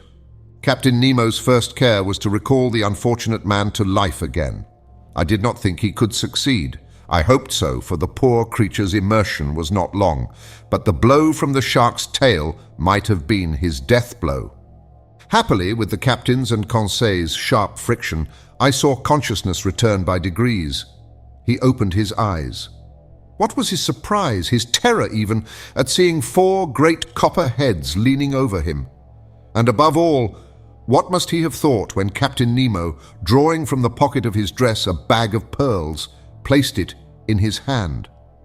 This munificent charity from the man of the waters to the poor Cingalese was accepted with a trembling hand. His wondering eyes showed that he knew not to what superhuman beings he owed both fortune and life. At a sign from the captain, we regained the bank, and, following the road already traversed, came in about half an hour to the anchor which held the canoe of the Nautilus to the earth. Once on board, we each, with the help of the sailors, got rid of the heavy copper helmet. Captain Nemo's first word was to the Canadian. "Thank you, Master Land," said he. "It was in revenge, Captain," replied Ned Land. "I owed you that." A ghastly smile passed across the captain's lips, and that was all. "To the Nautilus," said he. The boat flew over the waves. Some minutes after we met the shark's dead body floating. By the black marking of the extremity of its fins, I recognized the terrible Melanopteron of the Indian seas, of the species of shark so properly called. It was more than 25 feet long. Its enormous mouth occupied 1/3 of its body. It was an adult, as was known by its 6 rows of teeth, placed in an isosceles triangle in the upper jaw. Whilst I was contemplating this inert mass, a dozen of these voracious beasts appeared round the boat, and without noticing us, threw themselves upon the dead body and fought with one another for the pieces. At 8:30, we were again on board the Nautilus. There I reflected on the incidents which had taken place in our excursion to the Mannar Bank. 2 conclusions I must inevitably draw from it, one bearing upon the unparalleled courage of Captain Nemo, the other upon his devotion to a human being, a representative of that race from which he fled beneath the sea. Whatever he might say, this strange man had not yet succeeded in entirely crushing his heart. When I made this observation to him, he answered in a slightly moved tone, "That Indian, sir, is an inhabitant of an oppressed country, and I am still and shall be to my last breath one of them." Chapter 4. The Red Sea. In the course of the day of the 29th of January, the island of Ceylon disappeared under the horizon, and the Nautilus, at a speed of 20 miles an hour, slid into the labyrinth of canals which separate the Maldives from the Laccadives. It coasted even the island of Kiltan, a land originally coralline, discovered by Vasco da Gama in 1499, and one of the 19 principal islands of the Laccadive archipelago, situated between 10 degrees and 14 degrees, 30 minutes north latitude, and 69 degrees, 50 minutes, 72 seconds east longitude. We had made 16,220 miles, or 7,500 French leagues from our starting point in the Japanese seas. The next day, the 30th of January, when the Nautilus went to the surface of the ocean, there was no land in sight. Its course was NNE, in the direction of the Sea of Oman, between Arabia and the Indian Peninsula, which serves as an outlet to the Persian Gulf. It was evidently a block without any possible egress. Where was Captain Nemo taking us to? I could not say. This, however, did not satisfy the Canadian, who that day came to me asking where we were going. "We are going where our captain's fancy takes us, Master Ned." "His fancy cannot take us far, then," said the Canadian. "The Persian Gulf has no outlet, and if we do go in, it will not be long before we are out again." "Very well, then. We will come out again, Master Land, and if, after the Persian Gulf, the Nautilus would like to visit the Red Sea, the Straits of Bab el-Mandeb are there to give us entrance." "I need not tell you, sir," said Ned Land, "that the Red Sea is as much closed as the Gulf, as the Isthmus of Suez is not yet cut. And if it was, a boat as mysterious as ours would not risk itself in a canal cut with sluices. And again, the Red Sea is not the road to take us back to Europe." "But I never said we were going back to Europe." "What do you suppose, then?" "I suppose that after visiting the curious coasts of Arabia and Egypt, the Nautilus will go down the Indian Ocean again, perhaps cross the Channel of Mozambique, perhaps off the Mascarenas, so as to gain the Cape of Good Hope." "And once at the Cape of Good Hope?" asked the Canadian with peculiar emphasis. "Well, we shall penetrate into that Atlantic, which we do not yet know." "Ah, friend Ned, you are getting tired of this journey under the sea. You are surfeited with the incessantly varying spectacle of submarine wonders. For my part, I shall be sorry to see the end of a voyage which it is given to so few men to make." For 4 days, till the 3rd of February, the Nautilus scoured the Sea of Oman at various speeds and at various depths. It seemed to go at random, as if hesitating as to which road it should follow, but we never passed the Tropic of Cancer. In quitting this sea, we sighted Muscat for an instant, one of the most important towns of the country of Oman. I admired its strange aspect, surrounded by black rocks upon which its white houses and forts stood in relief. I saw the rounded domes of its mosques, the elegant points of its minarets, its fresh and verdant terraces, but it was only a vision. The Nautilus soon sank under the waves of that part of the sea. We passed along the Arabian coast of Mahra and Hadramaut for a distance of 6 miles, its undulating line of mountains being occasionally relieved by some ancient ruin. The 5th of February, we at last entered the Gulf of Aden, a perfect funnel introduced into the neck of Bab el-Mandeb, through which the Indian waters entered the Red Sea. The 6th of February, the Nautilus floated in sight of Aden, perched upon a promontory which a narrow isthmus joins to the mainland, a kind of inaccessible Gibraltar, the fortifications of which were rebuilt by the English after taking possession in 1839. I caught a glimpse of the octagon minarets of this town, which was at one time the richest commercial magazine on the coast. I certainly thought that Captain Nemo, arrived at this point, would back out again, but I was mistaken, for he did no such thing, much to my surprise. The next day, the 7th of February, we entered the Straits of Bab el-Mandeb, the name of which, in the Arab tongue, means the Gate of Tears. To 20 miles in breadth, it is only 32 in length, and for the Nautilus, starting at full speed, the crossing was scarcely the work of an hour. But I saw nothing, not even the island of Perim, with which the British government has fortified the position of Aden. There were too many English or French steamers of the line of Suez to Bombay, Calcutta to Melbourne, and from Bourbon to the Mauritius, furrowing this narrow passage for the Nautilus to venture to show itself, so it remained prudently below. At last, about noon, we were in the waters of the Red Sea. I would not even seek to understand the caprice which had decided Captain Nemo upon entering the Gulf, but I quite approved of the Nautilus entering it. Its speed was lessened. Sometimes it kept on the surface, sometimes it dived to avoid a vessel, and thus I was able to observe the upper and lower parts of this curious sea. The 8th of February, from the first dawn of day, Mocha came in sight, now a ruined town, whose walls would fall at a gunshot, yet which shelters here and there some verdant date trees. Once an important city, containing 6 public markets and 26 mosques, and whose walls, defended by 14 forts, formed a girdle of 2 miles in circumference. The Nautilus then approached the African shore, where the depth of the sea was greater. There, between 2 waters, clear as crystal, through the open panels we were allowed to contemplate the beautiful bushes of brilliant coral and large blocks of rock clothed with a splendid fur of green variety of sights and landscapes along these sandbanks and algae and fuci. What an indescribable spectacle, and what variety of sights and landscapes along these sandbanks and volcanic islands which bound the Libyan coast. But where these shrubs appeared in all their beauty was on the eastern coast, which the Nautilus soon gained. It was on the coast of Tehama, for there not only did this display of zoophytes flourish beneath the level of the sea, but they also formed picturesque interlacings, which unfolded themselves about 60 feet above the surface, more capricious but less highly coloured than those whose freshness was kept up by the vital power of the waters. What charming hours I passed thus at the window of the saloon! What new specimens of submarine flora and fauna did I admire under the brightness of our electric lantern!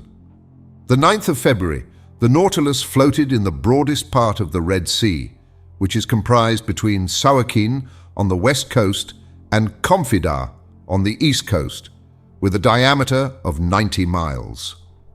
That day at noon, after the bearings were taken, Captain Nemo mounted the platform where I happened to be, and I was determined not to let him go down again without at least pressing him regarding his ulterior projects.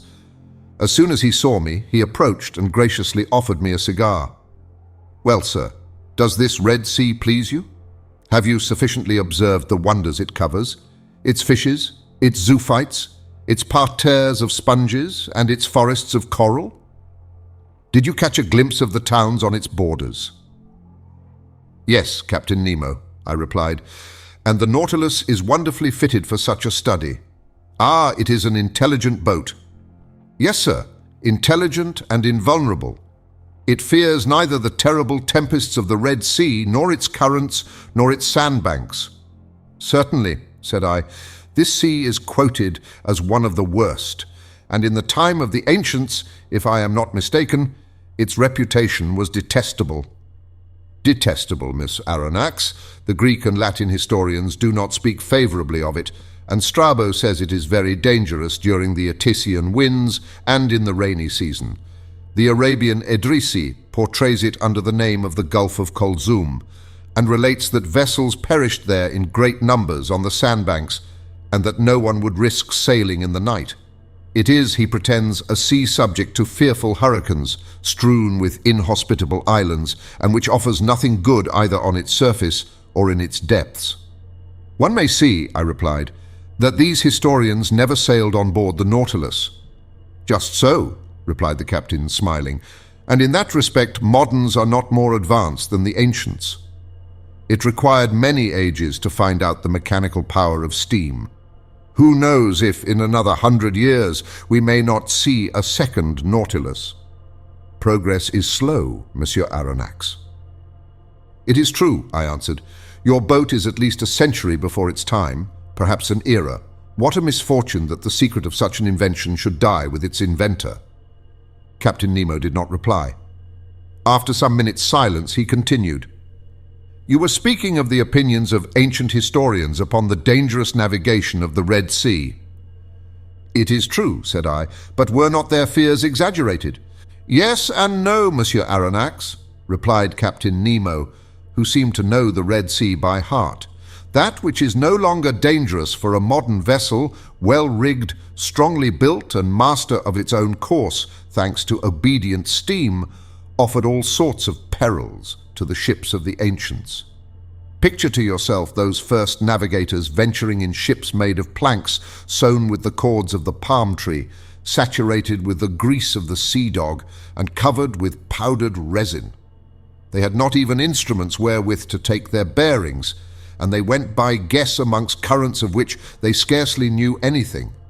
Under such conditions, shipwrecks were and must have been numerous. But in our time, steamers running between Suez and the South Seas have nothing more to fear from the fury of this gulf, in spite of contrary trade winds. The captain and passengers do not prepare for their departure by offering propitiatory sacrifices, and, on their return, they no longer go ornamented with wreaths and gilt fillets to thank the gods in the neighboring temple." "I agree with you," said I, "and steam seems to have killed all gratitude in the hearts of sailors. But, Captain, since you seem to have especially studied this sea, can you tell me the origin of its name?"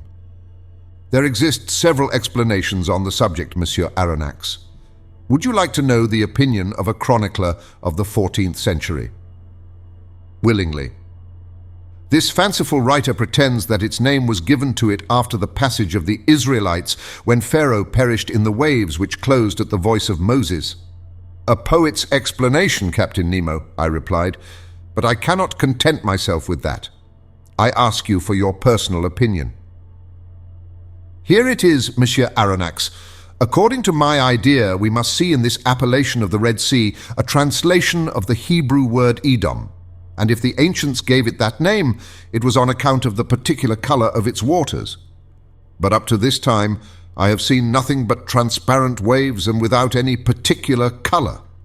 Very likely, but as we advance to the bottom of the gulf, you will see this singular appearance. I remember seeing the Bay of Tor entirely red, like a sea of blood." "And you attribute this color to the presence of a microscopic seaweed?" "Yes." "So, Captain Nemo, it is not the first time you have overrun the Red Sea on board the Nautilus?" "No, sir. As you spoke a while ago of the passage of the Israelites and of the catastrophe to the Egyptians, I will ask whether you have met with the traces under the water of this great historical fact." "No, sir, and for a good reason. What is it?" It is that the spot where Moses and his people passed is now so blocked up with sand that the camels can barely bathe their legs there. You can well understand that there would not be water enough for my Nautilus." "And the spot?" I asked. "The spot is situated a little above the Isthmus of Suez, in the arm which formerly made a deep estuary when the Red Sea extended to the Salt Lakes. Now, whether this passage were miraculous or not, the Israelites nevertheless crossed there to reach the Promised Land, and Pharaoh's army perished precisely on that spot. And I think that excavations made in the middle of the sand would bring to light a large number of arms and instruments of Egyptian origin." "That is evident," I replied, "and for the sake of archaeologists, let us hope that these excavations will be made sooner or later when new towns are established on the isthmus after the construction of the Suez Canal, a canal, however, very useless to a vessel like the Nautilus." "Very likely, but useful to the whole world," said Captain Nemo. "The ancients well understood the utility of a communication between the Red Sea and the Mediterranean for their commercial affairs. But they did not think of digging a canal direct, and took the Nile as an intermediate. Very probably the canal which united the Nile to the Red Sea was begun by Sesostris, if we may believe tradition. One thing is certain, that in the year 615 before Jesus Christ, Necos undertook the works of an alimentary canal to the waters of the Nile across the plain of Egypt, looking towards Arabia. It took 4 days to go up this canal, and it was so wide that 2 triremes could go abreast. It was carried on by Darius, the son of Hystaspes, and probably finished by Ptolemy II. Strabo saw it navigated, but its decline from the point of departure, near Bubastes, to the Red Sea was so slight that it was only navigable for a few months in the year. This canal answered all commercial purposes to the age of Antonius, when it was abandoned and blocked up with sand. Restored by order of the Caliph Omar, it was definitely destroyed in 761 or 762 by Caliph al-Mansur, who wished to prevent the arrival of provisions to Muhammad ben Abdallah, who had revolted against him. During the expedition into Egypt, your General Bonaparte discovered traces of the works in the desert of Suez, and, surprised by the tide, he nearly perished before regaining Hajaroth, at the very place where Moses had encamped 3,000 years before him. Well, Captain, what the ancients dared not undertake, this junction between the 2 seas, which will shorten the road from Cadiz to India, Monsieur Lesseps has succeeded in doing. And before long, he will have changed Africa into an immense island. Yes, Monsieur Aronnax, you have the right to be proud of your countrymen. Such a man brings more honor to a nation than great captains. He began, like so many others, with disgust and rebuffs. But he has triumphed, for he has the genius of will. And it is sad to think that a work like that, which ought to have been an international work, and which would have sufficed to make a reign illustrious, should have succeeded by the energy of one man. All honor to Monsieur Lesseps. Yes, honor to the great citizen, I replied, surprised by the manner in which Captain Nemo had just spoken. Unfortunately, he continued, I cannot take you through the Suez Canal, but you will be able to see the long jetty of Port Said after tomorrow, when we shall be in the Mediterranean. The Mediterranean, I exclaimed. Yes, sir. Does that astonish you? What astonishes me is to think that we shall be there the day after tomorrow. Indeed? Yes, Captain, although by this time I ought to have accustomed myself to be surprised at nothing, since I have been on board your boat. But the cause of this surprise?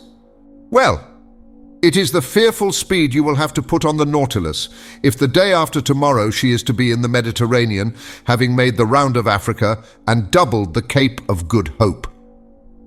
Who told you that she would make the round of Africa and double the Cape of Good Hope, sir?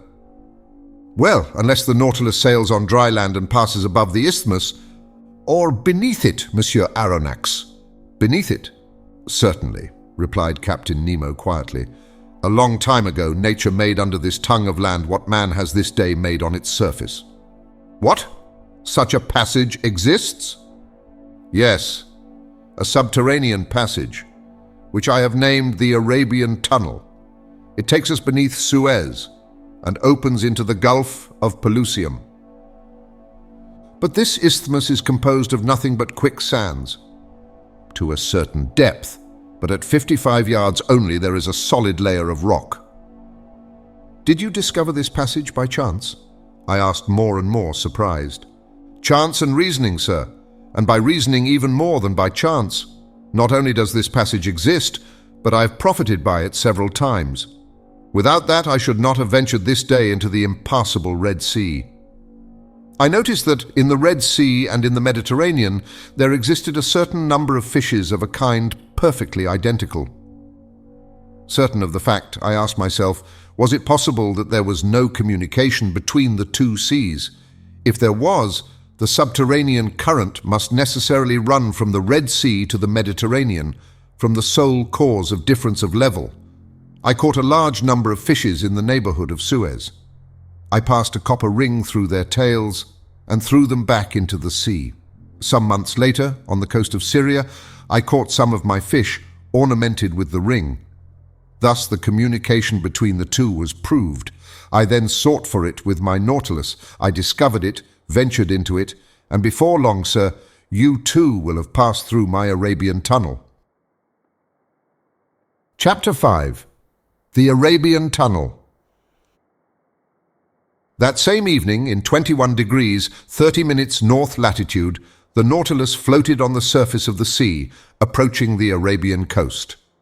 I saw Jeddah, the most important counting house of Egypt, Syria, Turkey, and India. I distinguished clearly enough its buildings, the vessels anchored at the quays, and those whose draught of water obliged them to anchor in the roads. The sun, rather low on the horizon, struck full on the houses of the town, bringing out their whiteness. Outside, some wooden cabins, and some made of reeds, showed the quarter inhabited by the Bedouins. Soon Jeddah was shut out from view by the shadows of night, and the Nautilus found herself under water slightly phosphorescent. The next day, the 10th of February, we sighted several ships running to windward. The Nautilus returned to its submarine navigation. But at noon, when her bearings were taken, the sea being deserted, she rose again to her waterline. Accompanied by Ned and Conseil, I seated myself on the platform. The coast on the eastern side looked like a mass faintly printed upon a damp fog. We were leaning on the sides of the pinnace, talking of one thing and another, when Ned Land, stretching out his hand towards a spot on the sea, said, "Do you see anything there, sir?" "No, Ned," I replied, "but I have not your eyes, you know." "Look well," said Ned. "There, on the starboard beam, about the height of the lantern, do you not see a mass which seems to move?" "Certainly," said I, after close attention. "I see something like a long black body on the top of the water." And certainly before long the black object was not more than a mile from us. It looked like a great sandbank deposited in the open sea. It was a gigantic dugong. Ned Land looked eagerly. His eyes shone with covetousness at the sight of the animal. His hand seemed ready to harpoon it.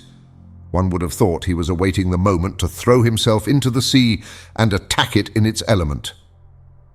At this instant, Captain Nemo appeared on the platform. He saw the dugong, understood the Canadian's attitude, and, addressing him, said, "If you held a harpoon just now, Master Land, would it not burn your hand?" "Just so, sir."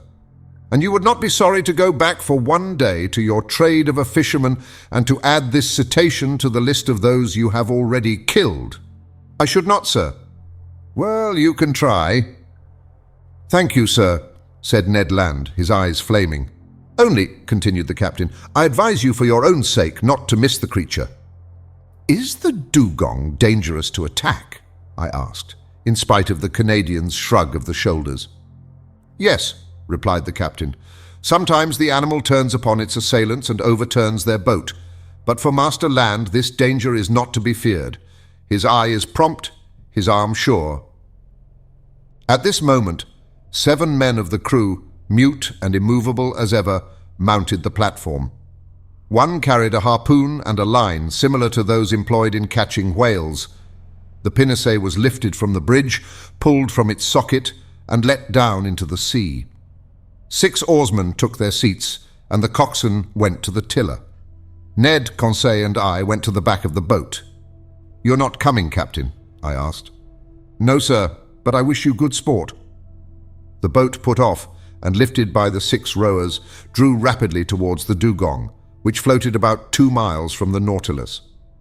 Arrived some cable's length from the cetacean, the speed slackened, and the oars dipped noiselessly into the quiet waters. Ned Land, harpoon in hand, stood in the fore part of the boat. The harpoon used for striking the whale is generally attached to a very long cord which runs out rapidly as the wounded creature draws it after him. But here the cord was not more than 10 fathoms long, and the extremity was attached to a small barrel which, by floating, was to show the course the dugong took under the water.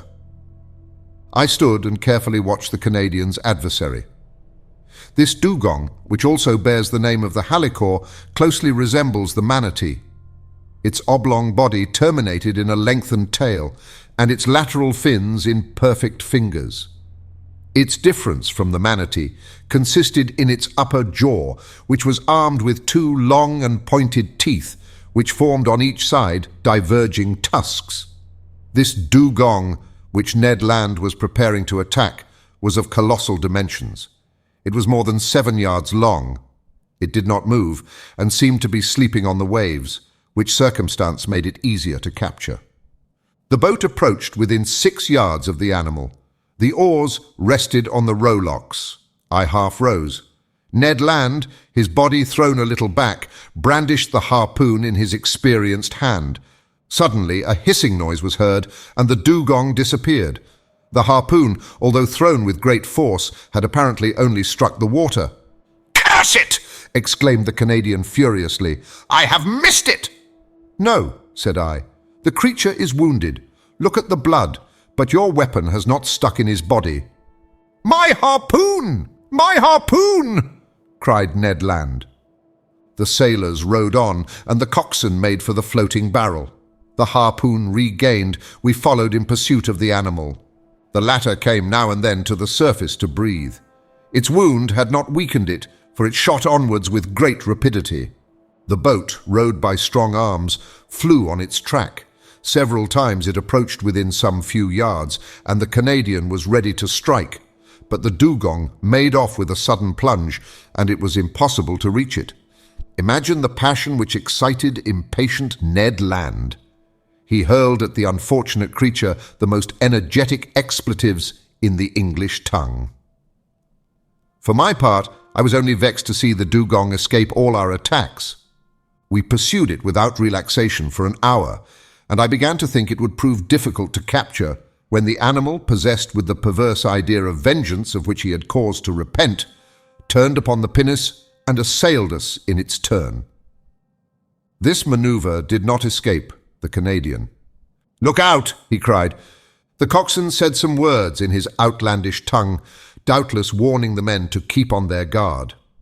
The dugong came within 20 feet of the boat, stopped, sniffed the air briskly with its large nostrils, not pierced at the extremity, but in the upper part of its muzzle.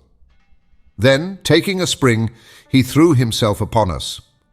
The pinnace could not avoid the shock, and, half upset, shipped at least 2 tons of water, which had to be emptied, but thanks to the coxswain we caught it sideways, not full front, so we were not quite overturned. While Ned Land, clinging to the bows, belaboured the gigantic animal with blows from his harpoon, the creature's teeth were buried in the gunwale, and it lifted the whole thing out of the water, as a lion does a roebuck. We were upset over one another, and I know not how the adventure would have ended if the Canadian, still enraged with the beast, had not struck it to the heart. I heard its teeth grind on the iron plate, and the dugong disappeared, carrying the harpoon with him. But the barrel soon returned to the surface, and shortly after, the body of the animal turned on its back. The boat came up with it, took it in tow, and made straight for the Nautilus. It required tackle of enormous strength to hoist the dugong onto the platform. It weighed 10,000 pounds. The next day, the 11th of February, the larder of the Nautilus was enriched by some more delicate game. A flight of sea swallows rested on the Nautilus. It was a species of the Sterna nilotica, peculiar to Egypt. Its beak is black, head grey and pointed, the eye surrounded by white spots, the back, wings and tail of a greyish colour, the belly and throat white, and claws red. They also took some dozen of Nile ducks, a wild bird of high flavour, its throat and upper part of the head white with black spots. About 5 o'clock in the evening, we sighted to the north the Cape of Ras Mohammed. This cape forms the extremity of Arabia Petraea, comprised between the Gulf of Suez and the Gulf of Aqaba. The Nautilus penetrated into the Straits of Jubal, which leads to the Gulf of Suez. I distinctly saw a high mountain, towering between the two gulfs of Ras Mohammed. It was Mount Horeb, that Sinai at the top of which Moses saw God face to face. At 6 o'clock, the Nautilus, sometimes floating, sometimes immersed, passed some distance from Tor, situated at the end of the bay, the waters of which seemed tinted with red, an observation already made by Captain Nemo. Then night fell in the midst of a heavy silence, sometimes broken by the cries of the pelican and other night birds, and the noise of the waves breaking upon the shore, chafing against the rocks, or the panting of some far-off steamer beating the waters of the Gulf with its noisy paddles. From 8 to 9 o'clock the Nautilus remained some fathoms under the water. According to my calculation, we must have been very near Suez. Through the panel of the saloon, I saw the bottom of the rocks, brilliantly lit up by our electric lamp. We seemed to be leaving the straits behind us more and more. At 9:15, the vessel having returned to the surface, I mounted the platform. Most impatient to pass through Captain Nemo's tunnel, I could not stay in one place, so came to breathe the fresh night air. Soon in the shadow I saw a pale light, half discoloured by the fog, shining about a mile from us. "A floating lighthouse," said someone near me. I turned and saw the captain. "It is the floating light of Suez," he continued. "It will not be long before we gain the entrance of the tunnel." "The entrance cannot be easy." "No, sir. For that reason I am accustomed to go into the steersman's cage and myself direct our course. And now, if you will go down, Monsieur Aronnax, the Nautilus is going under the waves, and will not return to the surface until we have passed through the Arabian Tunnel." Captain Nemo led me towards the central staircase. Halfway down he opened a door, traversed the upper deck, and landed in the pilot's cage, which it may be remembered rose at the extremity of the platform. It was a cabin measuring 6 feet square, very much like that occupied by the pilot on the steamboats of the Mississippi or Hudson. In the midst worked a wheel, placed vertically and caught to the tiller rope, which ran to the back of the Nautilus. 4 light ports with lenticular glasses, let in a groove in the partition of the cabin, allowed the man at the wheel to see in all directions.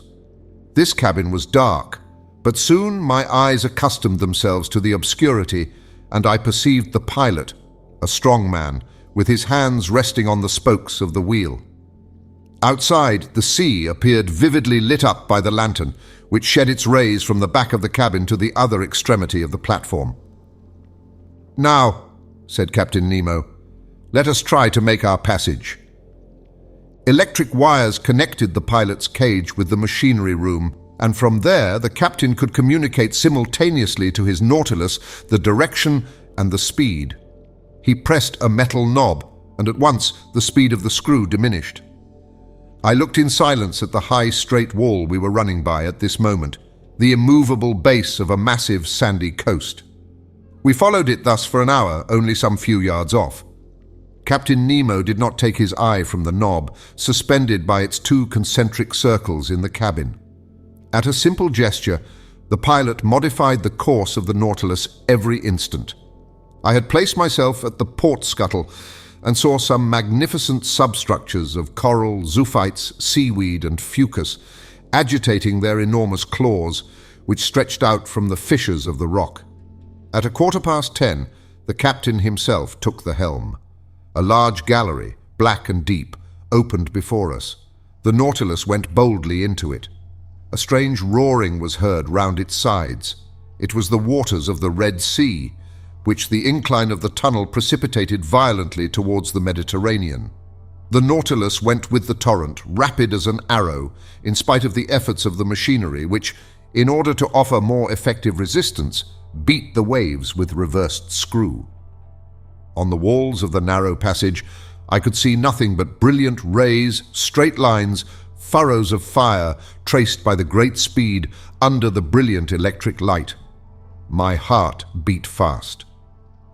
At 35 minutes past 10, Captain Nemo quitted the helm and, turning to me, said, "The Mediterranean." In less than 20 minutes, the Nautilus, carried along by the torrent, had passed through the Isthmus of Suez. Chapter 6. The Grecian Archipelago.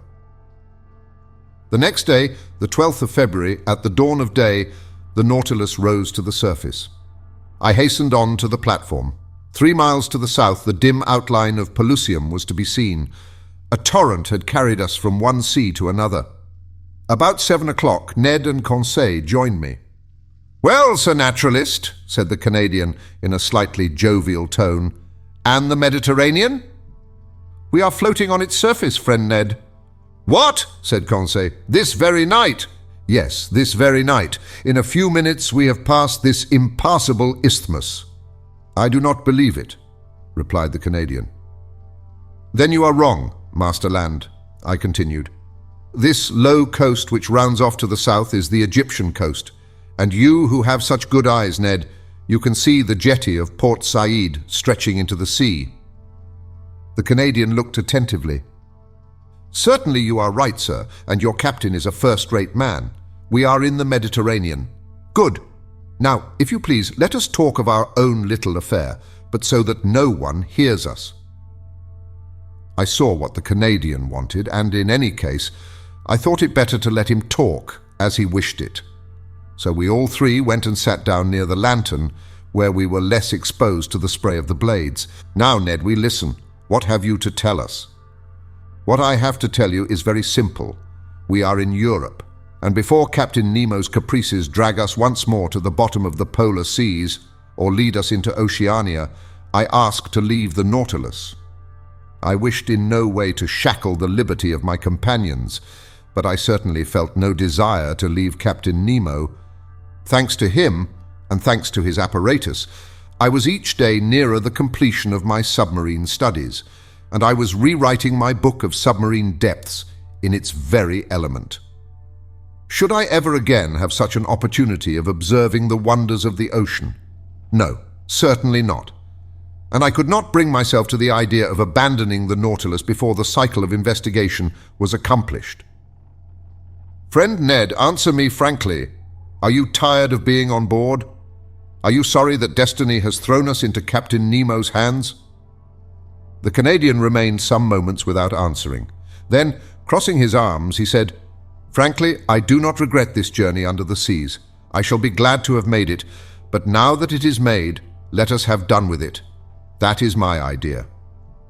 "It will come to an end, Ned." "Where and when?" "Where I do not know, when I cannot say, or rather I suppose it will end when these seas have nothing more to teach us." "Then what do you hope for?" demanded the Canadian. "That circumstances may occur as well 6 months hence as now, by which we may and ought to profit." "Oh," said Ned Land, "and where shall we be in 6 months, if you please, Sir Naturalist?" "Perhaps in China. You know the Nautilus is a rapid traveller. It goes through water as swallows through the air, or as an express on the land. It does not fear frequented seas.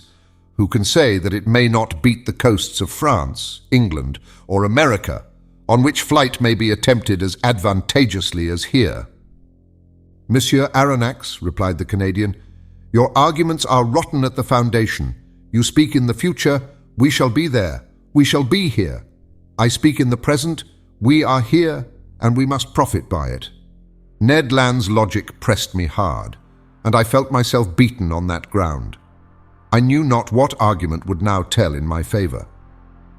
"Sir," continued Ned, "let us suppose an impossibility. If Captain Nemo should this day offer you your liberty, would you accept it?" "I do not know," I answered. "And if," he added, "the offer made you this day was never to be renewed, would you accept it?" "Friend Ned, this is my answer. Your reasoning is against me. We must not rely on Captain Nemo's goodwill. Common prudence forbids him to set us at liberty. On the other side, prudence bids us profit by the first opportunity to leave the Nautilus." Well, Monsieur Aronnax, that is wisely said. Only one observation, just one. The occasion must be serious, and our first attempt must succeed. If it fails, we shall never find another, and Captain Nemo will never forgive us." "All that is true," replied the Canadian, "but your observation applies equally to all attempts at flight, whether in 2 years' time or in 2 days. But the question is still this.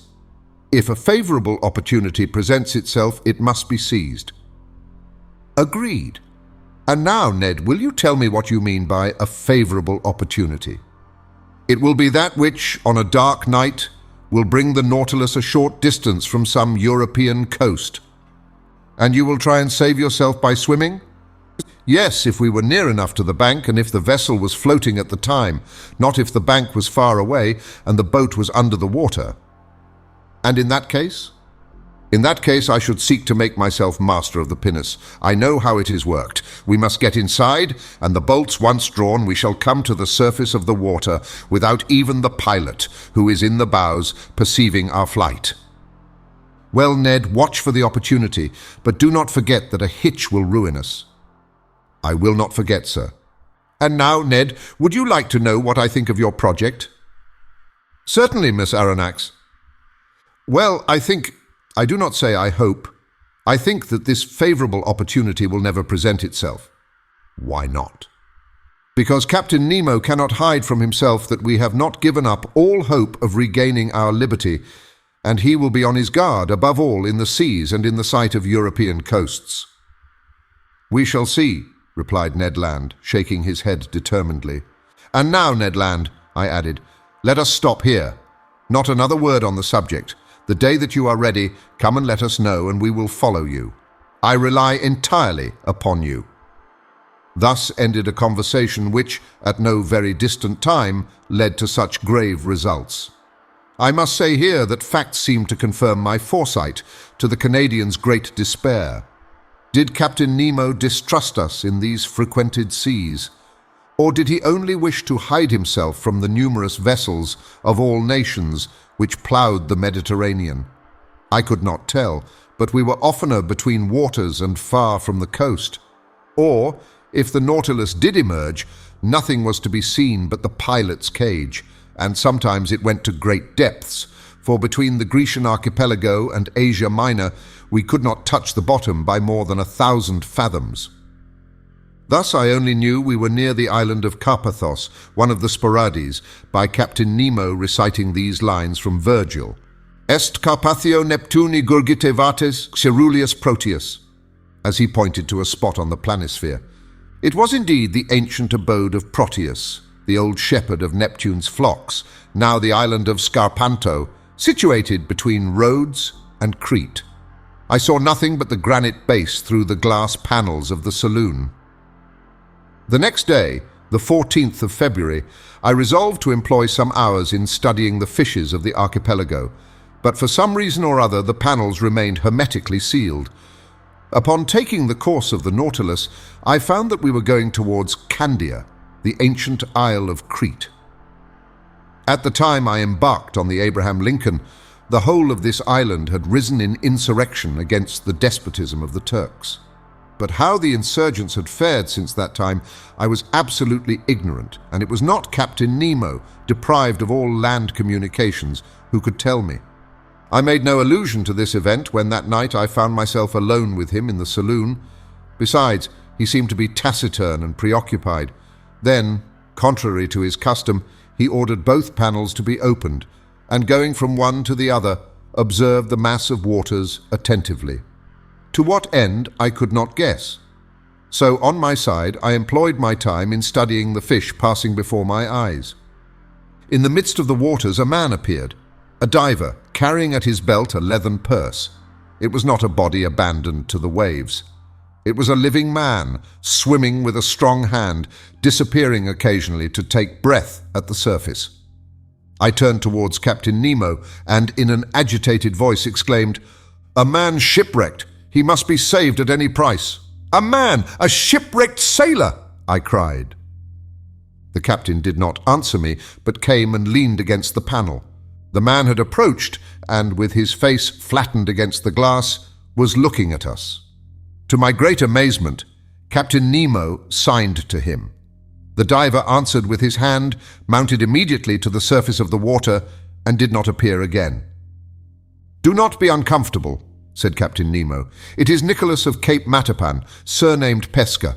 He is well known in all the Cyclades, a bold diver. Water is his element, and he lives more in it than on land, going continually from one island to another, even as far as Crete. You know him, Captain. Why not, Miss Aronnax?" Saying which, Captain Nemo went towards a piece of furniture standing near the left panel of the saloon. Near this piece of furniture, I saw a chest bound with iron, on the cover of which was a copper plate, bearing the cipher of the Nautilus with its device. At that moment, the captain, without noticing my presence, opened the piece of furniture, a sort of strong box, which held a great many ingots. They were ingots of gold. From whence came this precious metal, which represented an enormous sum? Where did the captain gather this gold from, and what was he going to do with it? I did not say one word. I looked. Captain Nemo took the ingots one by one and arranged them methodically in the chest, which he filled entirely. I estimated the contents at more than 4,000 pounds weight of gold, that is to say, nearly 200,000 pounds. The chest was securely fastened, and the captain wrote an address on the lid in characters which must have belonged to modern Greece. This done, Captain Nemo pressed a knob, the wire of which communicated with the quarters of the crew. 4 men appeared and, not without some trouble, pushed the chest out of the saloon. Then I heard them hoisting it up the iron staircase by means of pulleys. At that moment, Captain Nemo turned to me. "And you were saying, sir?" said he. "I was saying nothing, Captain." "Then, sir, if you will allow me, I will wish you good night." Whereupon he turned and left the saloon. I returned to my room much troubled, as one may believe. I vainly tried to sleep. I sought the connecting link between the apparition of the diver and the chest filled with gold. Soon I felt by certain movements of pitching and tossing that the Nautilus was leaving the depths and returning to the surface. Then I heard steps upon the platform, and I knew they were unfastening the pinnace and launching it upon the waves. For one instant it struck the side of the Nautilus, then all noise ceased. 2 hours after, the same noise, the same going and coming was renewed. The boat was hoisted on board, replaced in its socket, and the Nautilus again plunged under the waves. So these millions had been transported to their address. To what point of the continent? Who was Captain Nemo's correspondent? The next day I related to Conseil and the Canadian the events of the night, which had excited my curiosity to the highest degree. My companions were not less surprised than myself. "But where does he take his millions to?" asked Ned Land. To that there was no possible answer. I returned to the saloon after having breakfast and set to work. Till 5 o'clock in the evening, I employed myself in arranging my notes. At that moment, ought I to attribute it to some peculiar idiosyncrasy, I felt so great a heat that I was obliged to take off my coat. It was strange, for we were under low latitudes, and even then the Nautilus, submerged as it was, ought to experience no change of temperature. I looked at the manometer. It showed a depth of 60 feet, to which atmospheric heat could never attain. I continued my work, but the temperature rose to such a pitch as to be intolerable. Could there be fire on board? I asked myself. I was leaving the saloon when Captain Nemo entered. He approached the thermometer, consulted it, and turning to me, said, 42 degrees. "I have noticed it, Captain," I replied, "and if it gets much hotter, we cannot bear it." "Oh, sir, it will not get better if we do not wish it." "You can reduce it as you please, then." "No, but I can go farther from the stove which produces it." "It is outward, then?" "Certainly. We are floating in a current of boiling water." "Is it possible?" I exclaimed. "Look!" The panels opened, and I saw the sea entirely white all round. A sulphurous smoke was curling amid the waves, which boiled like water in a copper. I placed my hand on one of the panes of glass, but the heat was so great that I quickly took it off again. "Where are we?" I asked. "Near the island of Santorin, sir," replied the captain. "I wish to give you a sight of the curious spectacle of a submarine eruption." "I thought," said I, "that the formation of these new islands was ended." "Nothing is ever ended in the volcanic parts of the sea," replied Captain Nemo, "and the globe is always being worked by subterranean fires. Already, in the 19th year of our era, according to Cassiodorus and Pliny, a new island, Theia, the divine, appeared in the very place where these islets have recently been formed. Then they sank under the waves, to rise again in the year 69, when they again subsided. Since that time to our days, the Plutonian work has been suspended. But on the 3rd of February, 1866, a new island, which they named George Island, emerged from the midst of the sulphurous vapor near Nea Kamenni, and settled again the 6th of the same month. 7 days after, the 13th of February, the island of Aphroessa appeared, leaving between Nea Kamenni and itself a canal 10 yards broad. I was in these seas when the phenomenon occurred, and I was able, therefore, to observe all the different phases. The island of Aphroessa, of round form, measured 300 feet in diameter and 30 feet in height. It was composed of black and vitreous lava, mixed with fragments of feldspar. And lastly, on the 10th of March, a smaller island, called Reka, showed itself near Nea Kamenni, and since then these three have joined together, forming but one and the same island. "And the canal in which we are at this moment?" I asked. "Here it is," replied Captain Nemo, showing me a map of the archipelago. "You see, I have marked the new islands." I returned to the glass. The Nautilus was no longer moving. The heat was becoming unbearable. The sea, which till now had been white, was red owing to the presence of salts of iron. In spite of the ships being hermetically sealed, an insupportable smell of sulfur filled the saloon, and the brilliancy of the electricity was entirely extinguished by bright scarlet flames. I was in a bath. I was choking. I was broiled. "We can remain no longer in this boiling water," said I to the captain. "It would not be prudent," replied the impassive Captain Nemo. An order was given. The Nautilus tacked about and left the furnace it could not brave with impunity. A quarter of an hour after, we were breathing fresh air on the surface. The thought then struck me that, if Ned Land had chosen this part of the sea for our flight, we should never have come alive out of this sea of fire.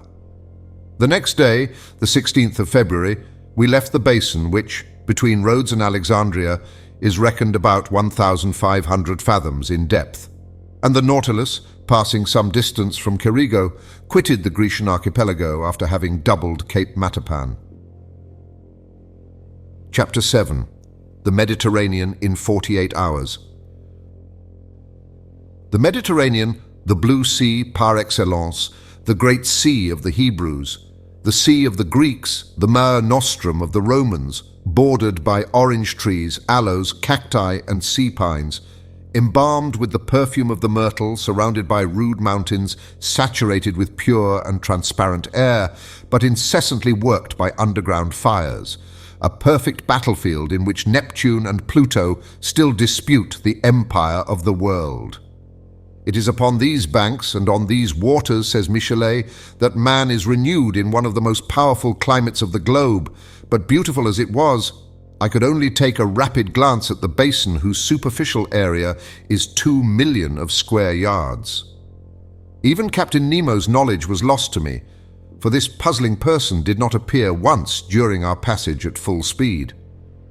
I estimated the course which the Nautilus took under the waves of the sea at about 600 leagues, and it was accomplished in 48 hours. Starting on the morning of the 16th of February from the shores of Greece, we had crossed the Straits of Gibraltar by sunrise on the 18th. It was plain to me that this Mediterranean, enclosed in the midst of those countries which he wished to avoid, was distasteful to Captain Nemo. Those waves and those breezes brought back too many remembrances, if not too many regrets. Here he had no longer that independence and that liberty of gait which he had when in the open seas, and his Nautilus felt itself cramped between the close shores of Africa and Europe. Our speed was now 25 miles an hour. It may be well understood that Ned Land, to his great disgust, was obliged to renounce his intended flight. He could not launch the pinnace, going at the rate of 12 or 13 yards every second. To quit the Nautilus under such conditions would be as bad as jumping from a train going at full speed. An imprudent thing, to say the least of it. Besides, our vessel only mounted to the surface of the waves at night to renew its stock of air. It was steered entirely by the compass and the log. I saw no more of the interior of this Mediterranean than a traveller by express train perceives of the landscape which flies before his eyes. That is to say, the distant horizon, and not the nearer objects which pass like a flash of lightning. We were then passing between Sicily and the coast of Tunis. In the narrow space between Cape Bon and the Straits of Messina, the bottom of the sea rose almost suddenly. There was a perfect bank, on which there was not more than 9 fathoms of water, whilst on either side the depth was 90 fathoms. The Nautilus had to maneuver very carefully so as not to strike against this submarine barrier. I showed Conseil, on the map of the Mediterranean, the spot occupied by this reef. "But if you please, sir," observed Conseil, "it is like a real isthmus joining Europe to Africa." "Yes, my boy, it forms a perfect bar to the Straits of Libya, and the soundings of Smith have proved that in former times the continents between Cape Boko and Cape Furina were joined." "I can well believe it," said Conseil. "I will add," I continued, "that a similar barrier exists between Gibraltar and Ceuta, which in geological times formed the entire Mediterranean. What if some volcanic burst should one day raise these 2 barriers above the waves?" "It is not probable, Conseil." "Well, but allow me to finish, please, sir. If this phenomenon should take place, it will be troublesome for Monsieur Lesseps, who has taken so much pains to pierce the isthmus." "I agree with you. But I repeat, Conseil, this phenomenon will never happen. The violence of subterranean force is ever diminishing. Volcanoes, so plentiful in the first days of the world, are being extinguished by degrees. The internal heat is weakened. The temperature of the lower strata of the globe is lowered by a perceptible quantity every century to the detriment of our globe, for its heat is its life." "But the sun? The sun is not sufficient, Conseil. Can it give heat to a dead body?" "Not that I know of." "Well, my friend, this earth will one day be that cold corpse. It will become uninhabitable and uninhabited like the moon, which has long since lost all its vital heat." "In how many centuries?" "In some hundreds of thousands of years, my boy." "Then," said Conseil, "we shall have time to finish our journey. That is, if Ned Land does not interfere with it." And Conseil, reassured, returned to the study of the bank, which the Nautilus was skirting at a moderate speed. During the night of the 16th and the 17th of February, we had entered the second Mediterranean basin, the greatest depth of which was 1,450 fathoms. The Nautilus, by the action of its crew, slid down the inclined planes and buried itself in the lowest depths of the sea. On the 18th of February, about 3 o'clock in the morning, we were at the entrance of the Straits of Gibraltar. There once existed 2 currents, an upper one, long since recognized, which conveys the waters of the ocean into the basin of the Mediterranean, and a lower countercurrent, which reasoning has now shown to exist. Indeed, the volume of water in the Mediterranean, incessantly added to by the waves of the Atlantic and by rivers falling into it, would each year raise the level of this sea, for its evaporation is not sufficient to restore the equilibrium. As it is not so, we must necessarily admit the existence of an undercurrent which empties into the basin of the Atlantic through the Straits of Gibraltar, the surplus waters of the Mediterranean. A fact indeed, and it was this countercurrent by which the Nautilus profited. It advanced rapidly by the narrow pass. For one instant I caught a glimpse of the beautiful ruins of the Temple of Hercules, buried in the ground according to Pliny, and with the low island which supports it, and a few minutes later we were floating on the Atlantic. Chapter 8. Vigo Bay. The Atlantic. A vast sheet of water whose superficial area covers 25 millions of square miles, the length of which is 9,000 miles, with a mean breadth of 2,700, an ocean whose parallel winding shores embrace an immense circumference watered by the largest rivers of the world, the St. Lawrence, the Mississippi, the Amazon, the Plata, the Orinoco, the Niger, the Senegal, the Elbe, the Loire, and the Rhine, which carry water from the most civilized as well as from the most savage countries. Magnificent field of water, incessantly ploughed by vessels of every nation, sheltered by the flags of every nation, and which terminates in those two terrible points so dreaded by mariners, Cape Horn and the Cape of Tempests. The Nautilus was piercing the water with its sharp spur after having accomplished nearly 10,000 leagues in 3 months and a half, a distance greater than the great circle of the earth. Where were we going now, and what was reserved for the future? The Nautilus, leaving the Straits of Gibraltar, had gone far out. It returned to the surface of the waves, and our daily walks on the platform were restored to us. I mounted at once, accompanied by Ned Land and Conseil.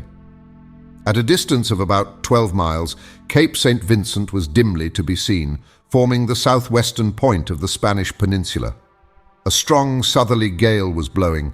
The sea was swollen and billowy. It made the Nautilus rock violently. It was almost impossible to keep one's foot on the platform, which the heavy rolls of the sea beat over every instant. So we descended after inhaling some mouthfuls of fresh air.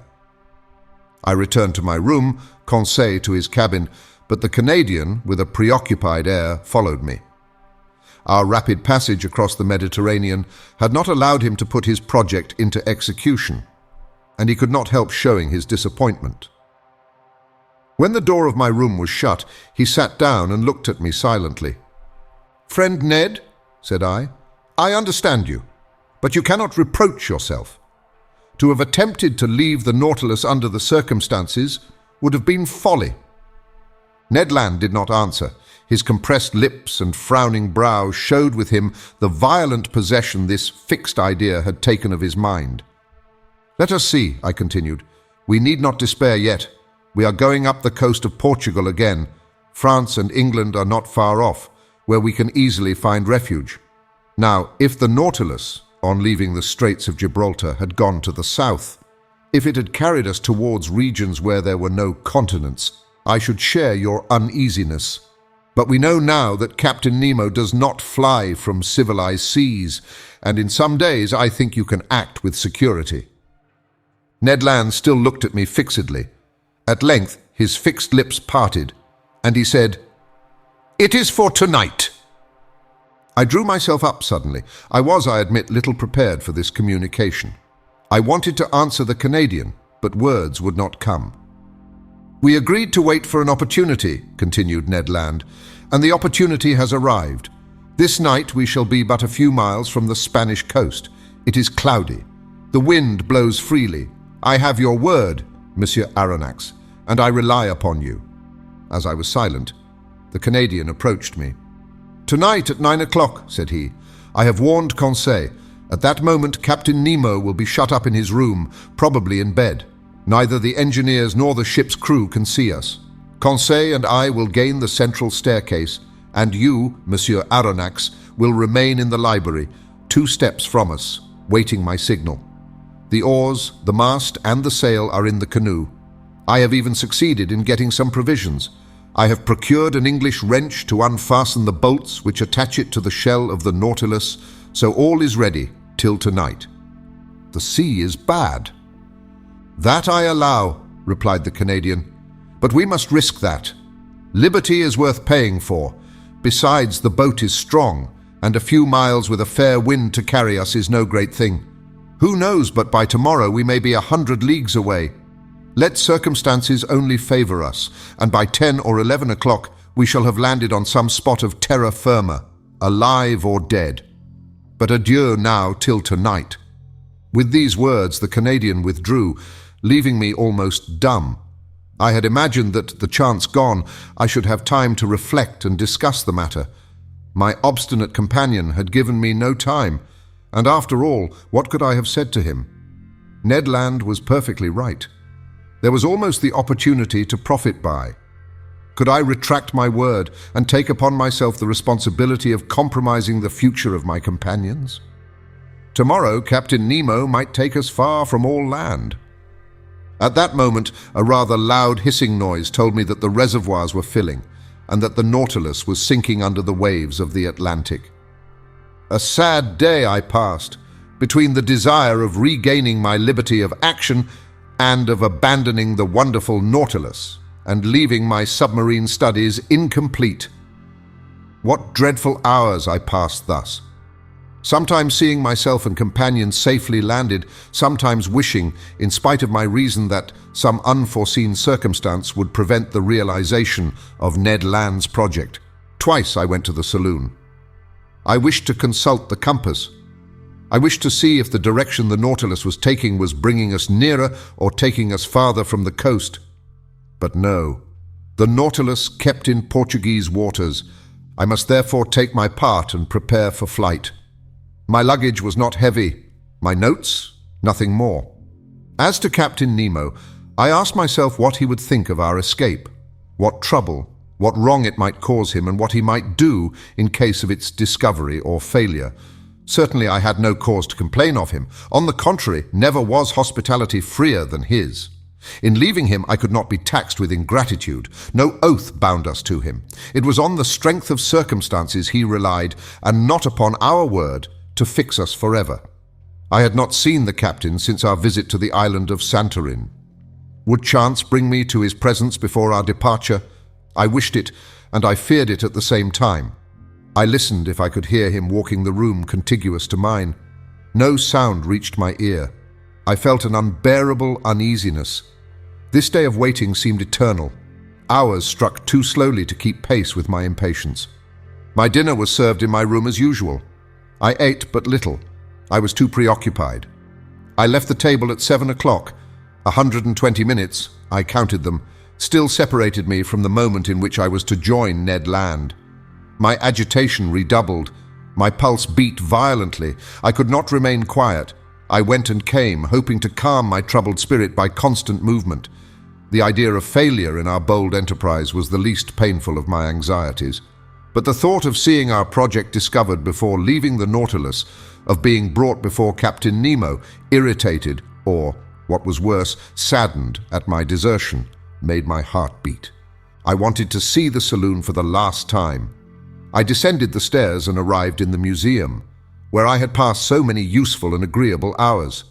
I looked at all its riches, all its treasures, like a man on the eve of an eternal exile who was leaving never to return.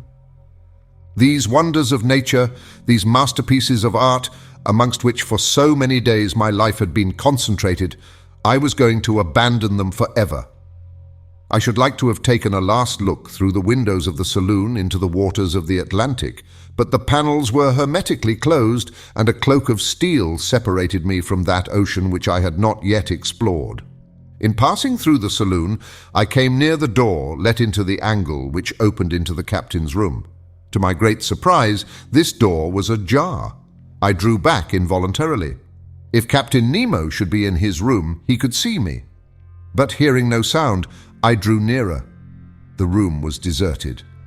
I pushed open the door and took some steps forward. Still the same monk-like severity of aspect. Suddenly, the clock struck 8. The first beat of the hammer on the bell awoke me from my dreams. I trembled as if an invisible eye had plunged into my most secret thoughts, and I hurried from the room. There my eye fell upon the compass. Our course was still north. The log indicated moderate speed, the manometer a depth of about 60 feet. I returned to my room, clothed myself warmly, sea boots, an otterskin cap, a great coat of byssus, lined with sealskin. I was ready. I was waiting. The vibration of the screw alone broke the deep silence which reigned on board. I listened attentively. Would no loud voice suddenly inform me that Ned Land had been surprised in his projected flight? A mortal dread hung over me, and I vainly tried to regain my accustomed coolness. At a few minutes to 9, I put my ear to the captain's door. No noise. I left my room and returned to the saloon, which was half in obscurity, but deserted. I opened the door communicating with the library. The same insufficient light, the same solitude. I placed myself near the door leading to the central staircase, and there waited for Ned Land's signal.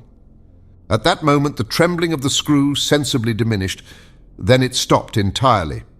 The silence was now only disturbed by the beatings of my own heart. Suddenly, a slight shock was felt, and I knew that the Nautilus had stopped at the bottom of the ocean. My uneasiness increased. The Canadian signal did not come. I felt inclined to join Ned Land and beg of him to put off his attempt. I felt that we were not sailing under our usual conditions. At this moment, the door of the large saloon opened, and Captain Nemo appeared. He saw me, and without further preamble began in an amiable tone of voice, "Ah, sir, I have been looking for you. Do you know the history of Spain?" Now, one might know the history of one's own country by heart, but in the condition I was at the time, with troubled mind and head quite lost, I could not have said a word of it. "Well," continued Captain Nemo, "you heard my question. Do you know the history of Spain?" "Very slightly," I answered. "Well, here are learned men having to learn," said the captain. "Come, sit down, and I will tell you a curious episode in this history. Sir, listen well," said he. "This history will interest you on one side, for it will answer a question which doubtless you have not been able to solve." "I listen, Captain," said I, not knowing what my interlocutor was driving at, and asking myself if this incident was bearing on our projected flight. "Sir, if you have no objection, we will go back to 1702. You cannot be ignorant that your king, Louis XIV, thinking that the gesture of a potentate was sufficient to bring the Pyrenees under his yoke, had imposed the Duke of Anjou, his grandson, on the Spaniards. This prince reigned more or less badly under the name of Philip V, and had a strong party against him abroad. Indeed, the preceding year, the royal houses of Holland, Austria, and England had concluded a treaty of alliance at The Hague with the intention of plucking the crown of Spain from the head of Philip V and placing it on that of an archduke to whom they prematurely gave the title of Charles III. Spain must resist this coalition, but she was almost entirely unprovided with either soldiers or sailors. However, money would not fail them, provided that their galleons, laden with gold and silver from America, once entered their ports. And about the end of 1702, they expected a rich convoy which France was escorting, with a fleet of 23 vessels, commanded by Admiral Chateau Renaud, for the ships of the coalition were already beating the Atlantic. This convoy was to go to Cadiz, but the admiral, hearing that an English fleet was cruising in those waters, resolved to make for a French port. The Spanish commanders of the convoy objected to this decision. They wanted to be taken to a Spanish port, and, if not to Cadiz, into Vigo Bay, situated on the northwest coast of Spain, and which was not blocked. Admiral Chateau Renaud had the rashness to obey this injunction, and the galleons entered Vigo Bay. Unfortunately, it formed an open road which could not be defended in any way. They must therefore hasten to unload the galleons before the arrival of the combined fleet, and time would not have failed them had not a miserable question of rivalry suddenly arisen. "You are following the chain of events?" asked Captain Nemo. "Perfectly," said I, not knowing the end proposed by this historical lesson. "I will continue. This is what passed. The merchants of Cadiz had a privilege by which they had the right of receiving all merchandise coming from the West Indies. Now, to disembark these ingots at the port of Vigo was depriving them of their rights. They complained at Madrid and obtained the consent of the weak-minded Philip that the convoy, without discharging its cargo, should remain sequestered in the roads of Vigo until the enemy had disappeared. But whilst coming to this decision on the 22nd of October, 1702, the English vessels arrived in Vigo Bay, when Admiral Chateau Renaud, in spite of inferior forces, fought bravely. But seeing that the treasure must fall into the enemy's hands, he burnt and scuttled every galleon, which went to the bottom with their immense riches. Captain Nemo stopped. I admit I could not see yet why this history should interest me. "Well?" I asked. "Well, Monsieur Aronnax," replied Captain Nemo, "we are in that Vigo Bay, and it rests with yourself whether you will penetrate its mysteries." The captain rose, telling me to follow him. I had had time to recover. I obeyed. The saloon was dark, but through the transparent glass the waves were sparkling. I looked. For half a mile around the Nautilus, the waters seemed bathed in electric light. The sandy bottom was clean and bright. Some of the ship's crew in their diving dresses were clearing away half-rotten barrels and empty cases from the midst of the blackened wrecks. From these cases and from these barrels escaped ingots of gold and silver, cascades of piastres and jewels. The sand was heaped up with them. Laden with their precious booty, the men returned to the Nautilus, disposed of their burden, and went back to this inexhaustible fishery of gold and silver. I understood now. This was the scene of the battle of the 22nd of October, 1702. Here, on this very spot, the galleons laden for the Spanish government had sunk.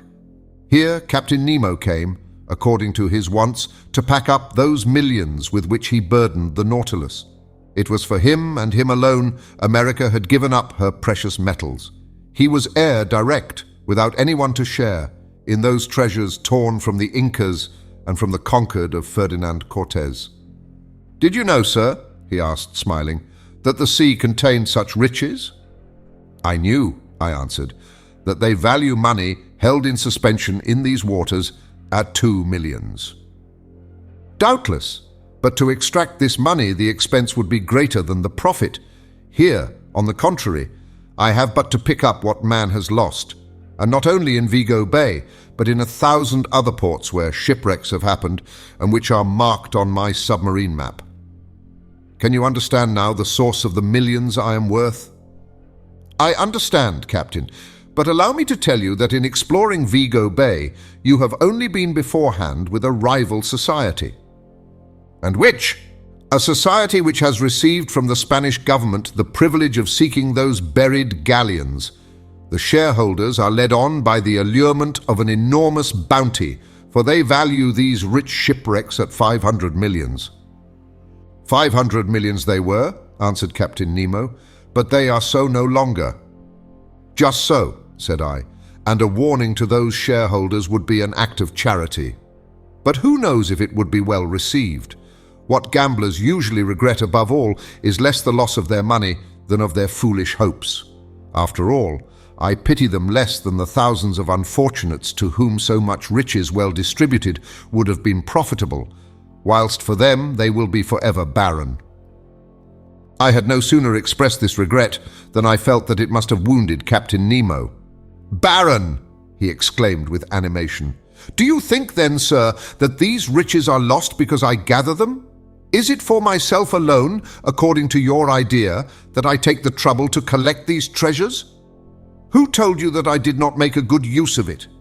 Do you think I am ignorant that there are suffering beings and oppressed races on this earth, miserable creatures to console, victims to avenge? Do you not understand?" Captain Nemo stopped at these last words, regretting perhaps that he had spoken so much. But I had guessed that, whatever the motive which had forced him to seek independence under the sea, it had left him still a man, that his heart still beat for the sufferings of humanity, and that his immense charity was for oppressed races as well as individuals. And I then understood for whom those millions were destined which were forwarded by Captain Nemo when the Nautilus was cruising in the waters of Crete. Chapter 9. A Vanished Continent. The next morning, the 19th of February, I saw the Canadian enter my room. I expected this visit. He looked very disappointed. "Well, sir?" said he. "Well, Ned, fortune was against us yesterday." "Yes, that captain must needs stop exactly at the hour we intended leaving his vessel." "Yes, Ned, he had business at his banker's." "His banker's? Or rather his banking house. By that I mean the ocean, where his riches are safer than in the chests of the state." I then related to the Canadian the incidents of the preceding night, hoping to bring him back to the idea of not abandoning the captain, but my recital had no other result than an energetically expressed regret from Ned that he had not been able to take a walk on the battlefield of Vigo on his own account. "However," said he, "all is not ended. It is only a blow of the harpoon lost. Another time we must succeed, and tonight, if necessary—" "In what direction is the Nautilus going?" I asked. "I do not know," replied Ned. "Well, at noon we shall see the point." The Canadian returned to Conseil. As soon as I was dressed, I went into the saloon. The compass was not reassuring. The course of the Nautilus was south-southwest. We were turning our backs on Europe. I waited with some impatience till the ship's place was pricked on the chart. At about 11:30, the reservoirs were emptied and our vessel rose to the surface of the ocean. I rushed towards the platform. Ned Land had preceded me. No more land in sight, nothing but an immense sea, some sails on the horizon, doubtless those going to San Roque in search of favorable winds for doubling the Cape of Good Hope. The weather was cloudy. A gale of wind was preparing. Ned raved and tried to pierce the cloudy horizon. He still hoped that behind all that fog stretched the land he so longed for. At noon the sun showed itself for an instant. The second profited by this brightness to take its height. Then, the sea becoming more billowy, we descended, and the panel closed. An hour after, upon consulting the chart, I saw the position of the Nautilus was marked at 16 degrees, 17 minutes longitude and 33 degrees, 22 minutes latitude at 150 leagues from the nearest coast. There was no means of flight, and I leave you to imagine the rage of the Canadian when I informed him of our situation. For myself, I was not particularly sorry. I felt lightened of the load which had oppressed me and was able to return with some degree of calmness to my accustomed work. That night, about 11 o'clock, I received a most unexpected visit from Captain Nemo. He asked me very graciously if I felt fatigued from my watch of the preceding night. I answered in the negative. "Then, Mr. Aronnax, I propose a curious excursion." "Propose, Captain." "You have hitherto only visited the submarine depths by daylight, under the brightness of the sun. Would it suit you to see them in the darkness of the night?" "Most willingly." "I warn you, the way will be tiring. We shall have far to walk and must climb a mountain. The roads are not well kept."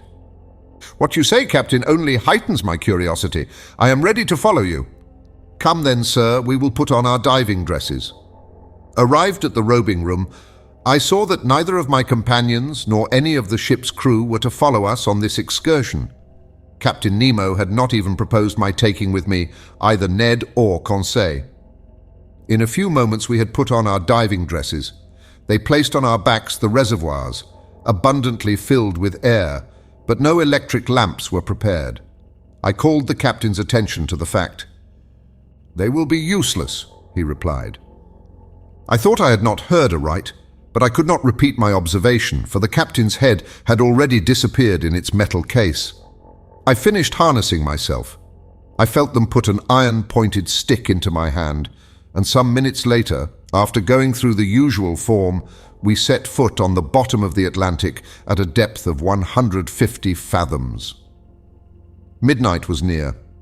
The waters were profoundly dark, but Captain Nemo pointed out in the distance a reddish spot, a sort of large light shining brilliantly about 2 miles from the Nautilus. What this fire might be, what could feed it, why and how it lit up the liquid mass, I could not say. In any case, it did light our way, vaguely, it is true, but I soon accustomed myself to the peculiar darkness, and I understood, under such circumstances, the uselessness of the Ruhmkorff apparatus. As we advanced, I heard a kind of pattering above my head. The noise redoubling, sometimes producing a continual shower, I soon understood the cause. It was rain falling violently and crisping the surface of the waves. Instinctively, the thought flashed across my mind that I should be wet through by the water, in the midst of the water.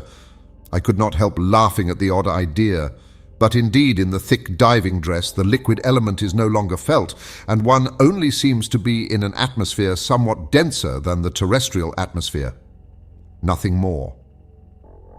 After half an hour's walk, the soil became stony. Medusae, microscopic crustacea, and pennachules lit it slightly with their phosphorescent gleam.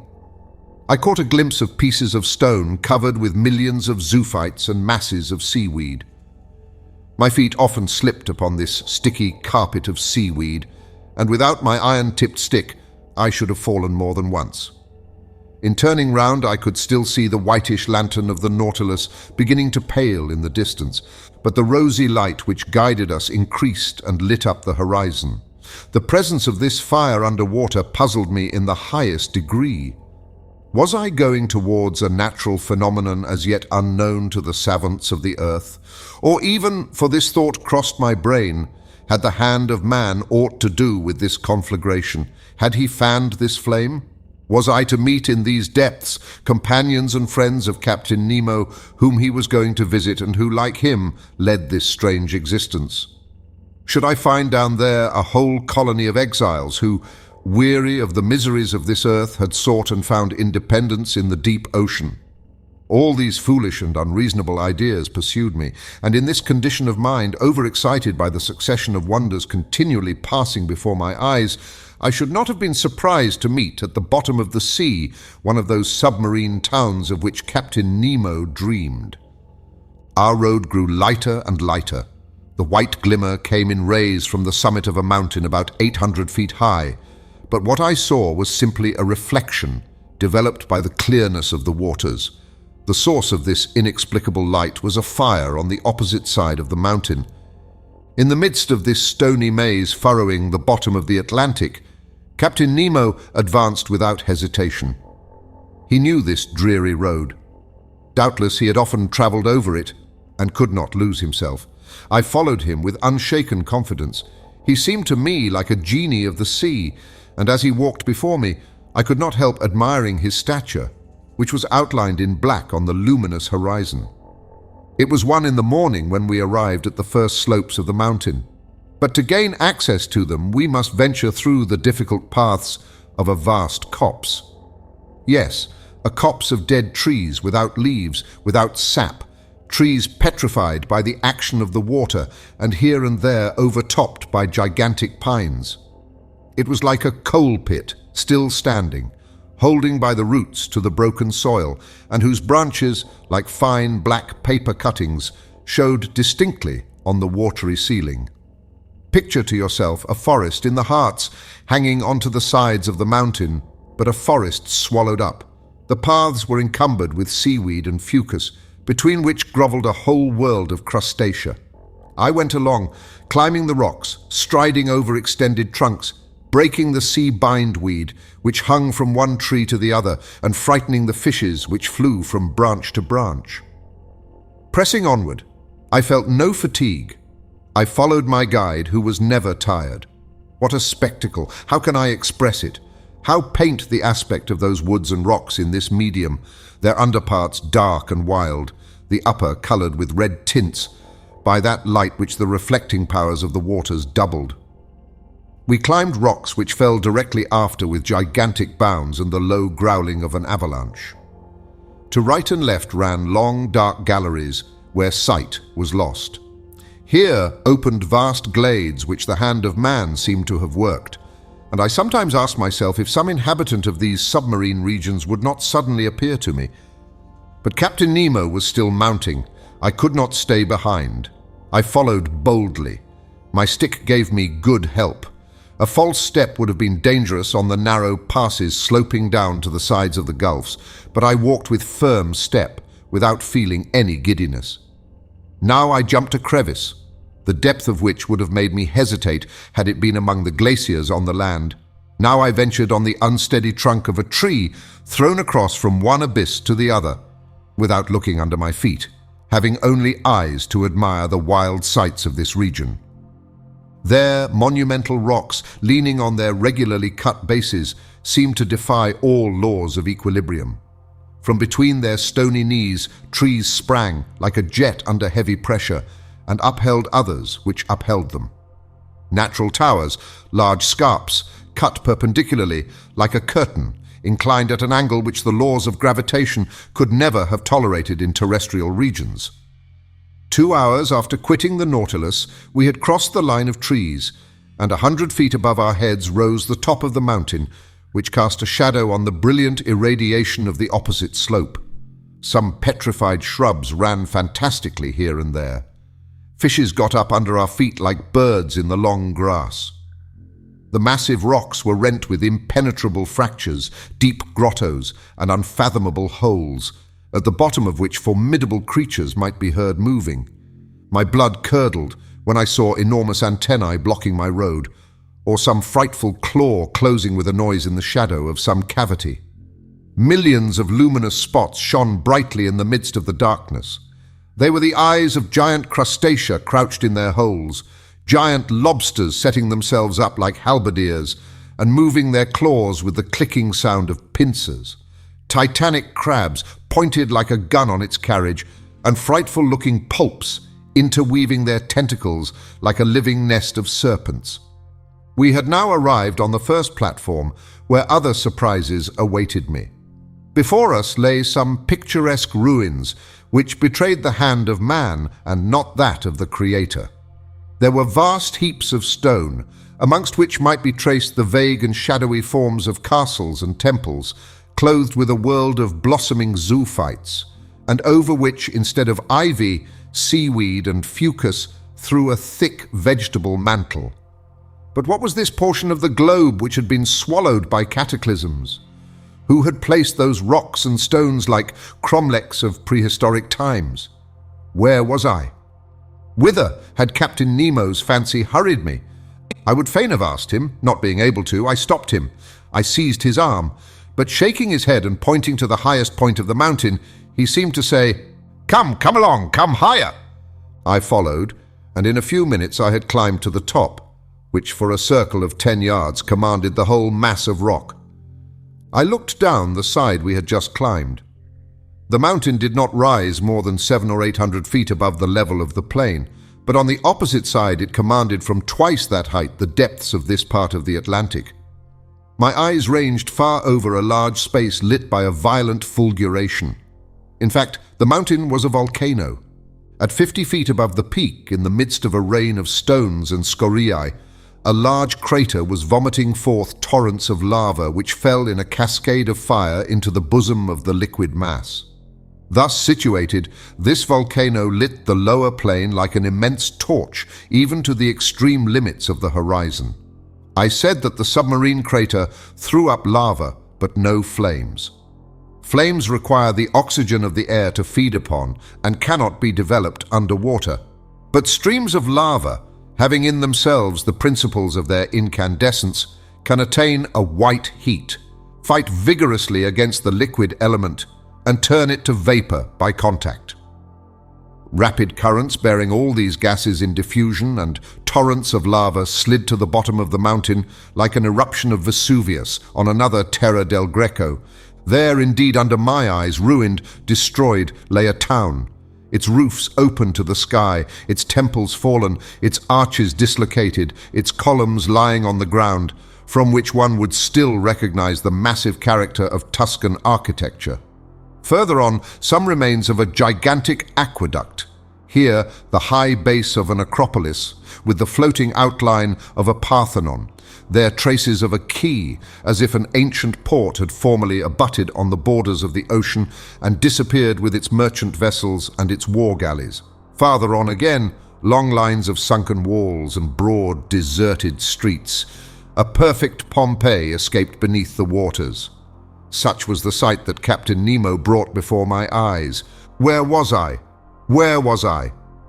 I must know at any cost. I tried to speak, but Captain Nemo stopped me by a gesture and, picking up a piece of chalkstone, advanced to a rock of black basalt and traced the one word, Atlantis. What a light shot through my mind! Atlantis! The Atlantis of Plato, that continent denied by Origen and Humboldt, who placed its disappearance amongst the legendary tales. I had it there now before my eyes, bearing upon it the unexceptionable testimony of its catastrophe. The region thus engulfed was beyond Europe, Asia and Libya, beyond the columns of Hercules, where those powerful people, the Atlantides, lived, against whom the first wars of ancient Greeks were waged. Thus, led by the strangest destiny, I was treading underfoot the mountains of this continent, touching with my hand those ruins 1,000 generations old and contemporary with the geological epochs. I was walking on the very spot where the contemporaries of the first man had walked. Whilst I was trying to fix in my mind every detail of this grand landscape, Captain Nemo remained motionless, as if petrified in mute ecstasy, leaning on a mossy stone. Was he dreaming of those generations long since disappeared? Was he asking them the secret of human destiny? Was it here this strange man came to steep himself in historical recollections and live again this ancient life, he who wanted no modern one? What would I not have given to know his thoughts, to share them, to understand them? We remained for an hour at this place, contemplating the vast plains under the brightness of the lava, which was sometimes wonderfully intense. Rapid tremblings ran along the mountain caused by internal bubblings. Deep noise, distinctly transmitted through the liquid medium, were echoed with majestic grandeur. At this moment, the moon appeared through the mass of waters and threw her pale rays on the buried continent. It was but a gleam, but what an indescribable effect! The captain rose, cast one last look on the immense plain, and then bade me follow him. We descended the mountain rapidly, and, the mineral forest once passed, I saw the lantern of the Nautilus shining like a star. The captain walked straight to it, and we got on board as the first rays of light whitened the surface of the ocean. Chapter 10. The Submarine Coal Mines. The next day, the 20th of February, I awoke very late. The fatigues of the previous night had prolonged my sleep until 11 o'clock. I dressed quickly and hastened to find the course the Nautilus was taking. The instruments showed it to be still toward the south, with a speed of 20 miles an hour and a depth of 50 fathoms. The species of fishes here did not differ much from those already noticed. There were rays of giant size, 5 yards long, and endowed with great muscular strength, which enabled them to shoot above the waves. Sharks of many kinds, amongst others one 15 feet long, with triangular sharp teeth, and whose transparency rendered it almost invisible in the water. Amongst bony fish, Conseil noticed some about 3 yards long, armed at the upper jaw with a piercing sword. Other bright-coloured creatures, known in the time of Aristotle by the name of the sea dragon, which are dangerous to capture on account of the spikes on their back. About 4 o'clock, the soil, generally composed of a thick mud mixed with petrified wood, changed by degrees, and it became more stony and seemed strewn with conglomerate and pieces of basalt, with a sprinkling of lava. I thought that a mountainous region was succeeding the long plains, and accordingly, after a few evolutions of the Nautilus, I saw the southerly horizon blocked by a high wall which seemed to close all exit. Its summit evidently passed the level of the ocean. It must be a continent, or at least an island, one of the Canaries, or of the Cape Verde Islands. The bearings not being yet taken, perhaps designedly, I was ignorant of our exact position. In any case, such a wall seemed to me to mark the limits of that Atlantis, of which we had in reality passed over only the smallest part. Much longer should I have remained at the window admiring the beauties of sea and sky, but the panels closed. At this moment the Nautilus arrived at the side of this high, perpendicular wall. What it would do, I could not guess. I returned to my room. It no longer moved. I laid myself down with the full intention of waking after a few hours' sleep, but it was 8 o'clock the next day when I entered the saloon. I looked at the manometer. It told me that the Nautilus was floating on the surface of the ocean.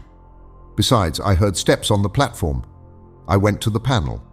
It was open, but instead of broad daylight as I expected, I was surrounded by profound darkness. Where were we? Was I mistaken? Was it still night? No, Not a star was shining, and night has not that utter darkness. The Nautilus was floating near a mountain. I knew not what to think when a voice near me said, "Is that you, Professor?" "Ah, Captain," I answered. "Where are we?" "Underground, sir." "Underground!" I exclaimed. "And the Nautilus floating still?" "It always floats, but I do not understand." "Wait a few minutes, our lantern will be lit, and if you like light places, you will be satisfied." I stood on the platform and waited. The darkness was so complete that I could not even see Captain Nemo, but looking to the zenith, exactly above my head, I seemed to catch an undecided gleam, a kind of twilight filling a circular hole. At this instant the lantern was lit, and its vividness dispelled the faint light. I closed my dazzled eyes for an instant, and then looked again.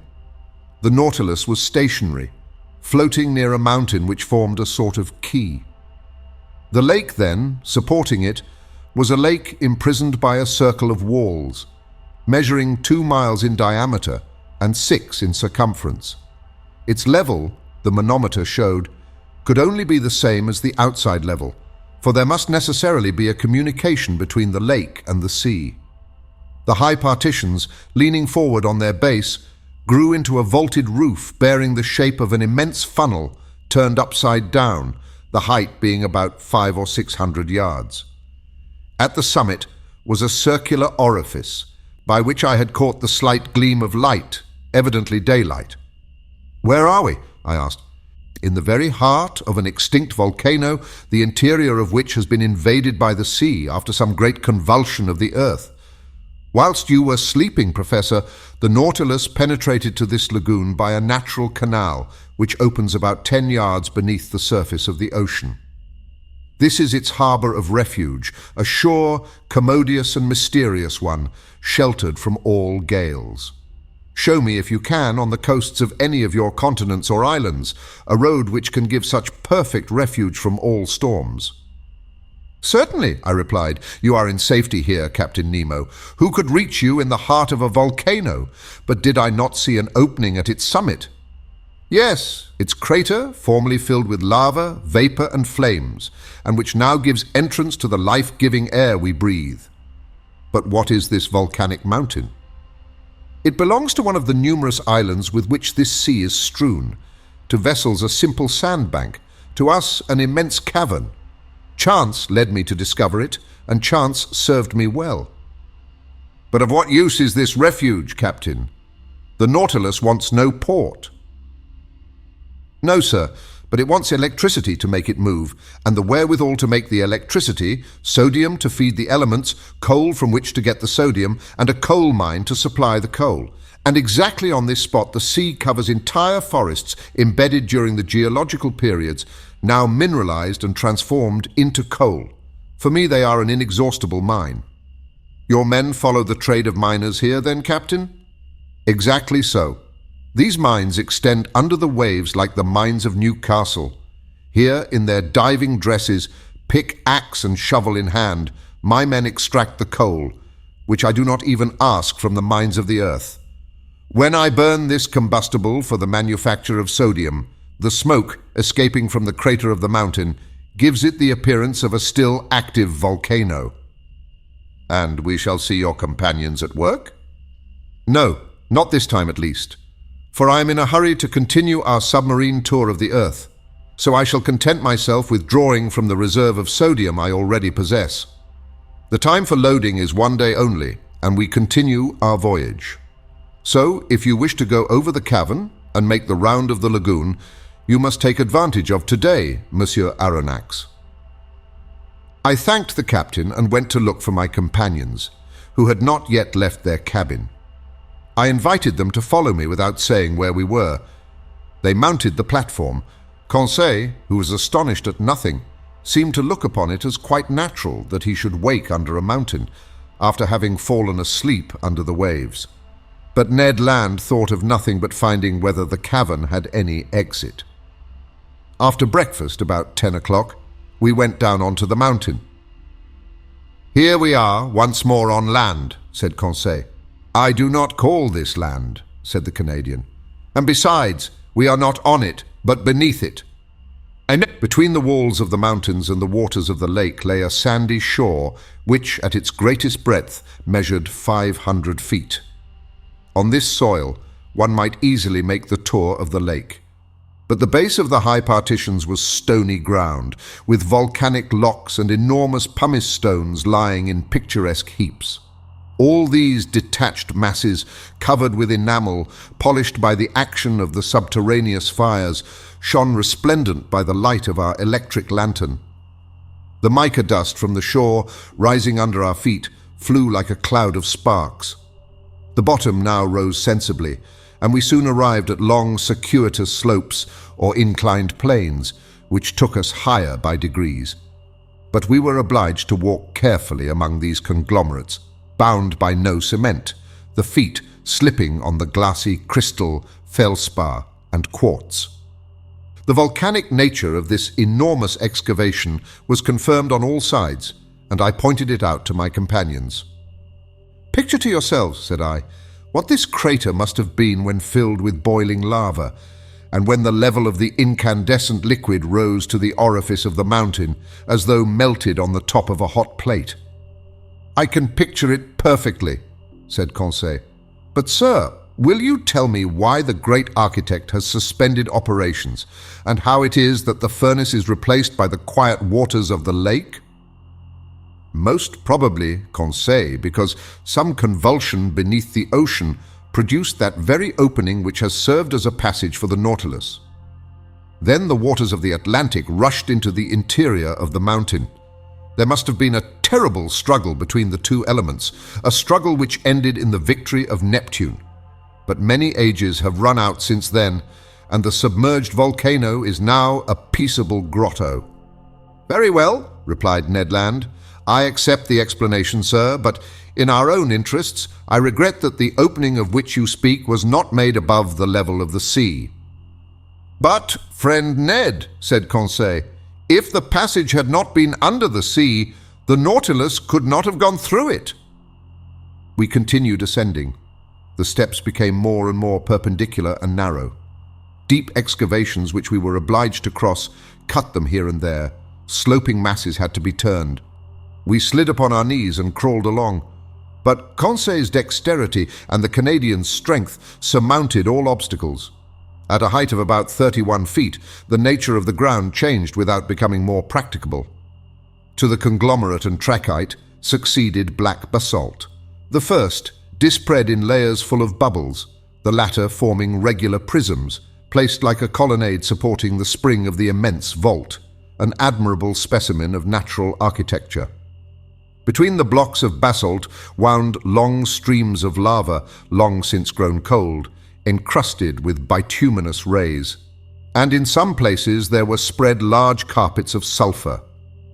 A more powerful light shone through the upper crater, shedding a vague glimmer over these volcanic depressions forever buried in the bosom of this extinguished mountain. But our upward march was soon stopped at a height of about 250 feet by impassable obstacles.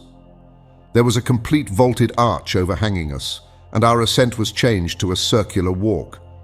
At the last change, vegetable life began to struggle with the mineral. Some shrubs and even some trees grew from the fractures of the walls. I recognized some euphorbias with the caustic sugar coming from them. Heliotropes, quite incapable of justifying their name, sadly drooped their clusters of flowers, both their color and perfume half gone. Here and there some chrysanthemums grew timidly at the foot of an aloe, with long, sickly-looking leaves. But between the streams of lava I saw some little violets still slightly perfumed, and I admit that I smelt them with delight. Perfume is the soul of the flower, and sea flowers have no soul. We had arrived at the foot of some sturdy dragon trees which had pushed aside the rocks with their strong roots, when Ned Land exclaimed, "Ah, sir, a hive! A hive!" "A hive," I replied, with a gesture of incredulity. "Yes, a hive," repeated the Canadian, "and bees humming round it." I approached and was bound to believe my own eyes. There, at a hole bored in one of the dragon trees, were some thousands of these ingenious insects, so common in all the Canaries, and whose produce is so much esteemed. Naturally enough, the Canadian wished to gather the honey, and I could not well oppose his wish. A quantity of dry leaves mixed with sulphur he lit with a spark from his flint, and he began to smoke out the bees. The humming ceased by degrees, and the hive eventually yielded several pounds of the sweetest honey with which Ned Land filled his haversack. "When I have mixed this honey with the paste of the breadfruit," said he, "I shall be able to offer you a succulent cake." "'Pon my word," said Conseil, "it will be gingerbread." "Never mind the gingerbread," said I. "Let us continue our interesting walk." At every turn of the path we were following, the lake appeared in all its length and breadth. The lantern lit up the whole of its peaceable surface, which knew neither ripple nor wave. The Nautilus remained perfectly immovable. On the platform and on the mountain, the ship's crew were working like black shadows, clearly carved against the luminous atmosphere. We were now going round the highest crest of the first layers of rock which upheld the roof. I then saw that bees were not the only representatives of the animal kingdom in the interior of this volcano. Birds of prey hovered here and there in the shadows, or fled from their nests on the top of the rocks. There were sparrowhawks, with white breasts, and kestrels, and down the slopes scampered with their long legs several fine, fat bustards. I leave anyone to imagine the covetousness of the Canadian at the sight of this savoury game, and whether he did not regret having no gun. But he did his best to replace the lead by stones, and after several fruitless attempts, he succeeded in wounding a magnificent bird.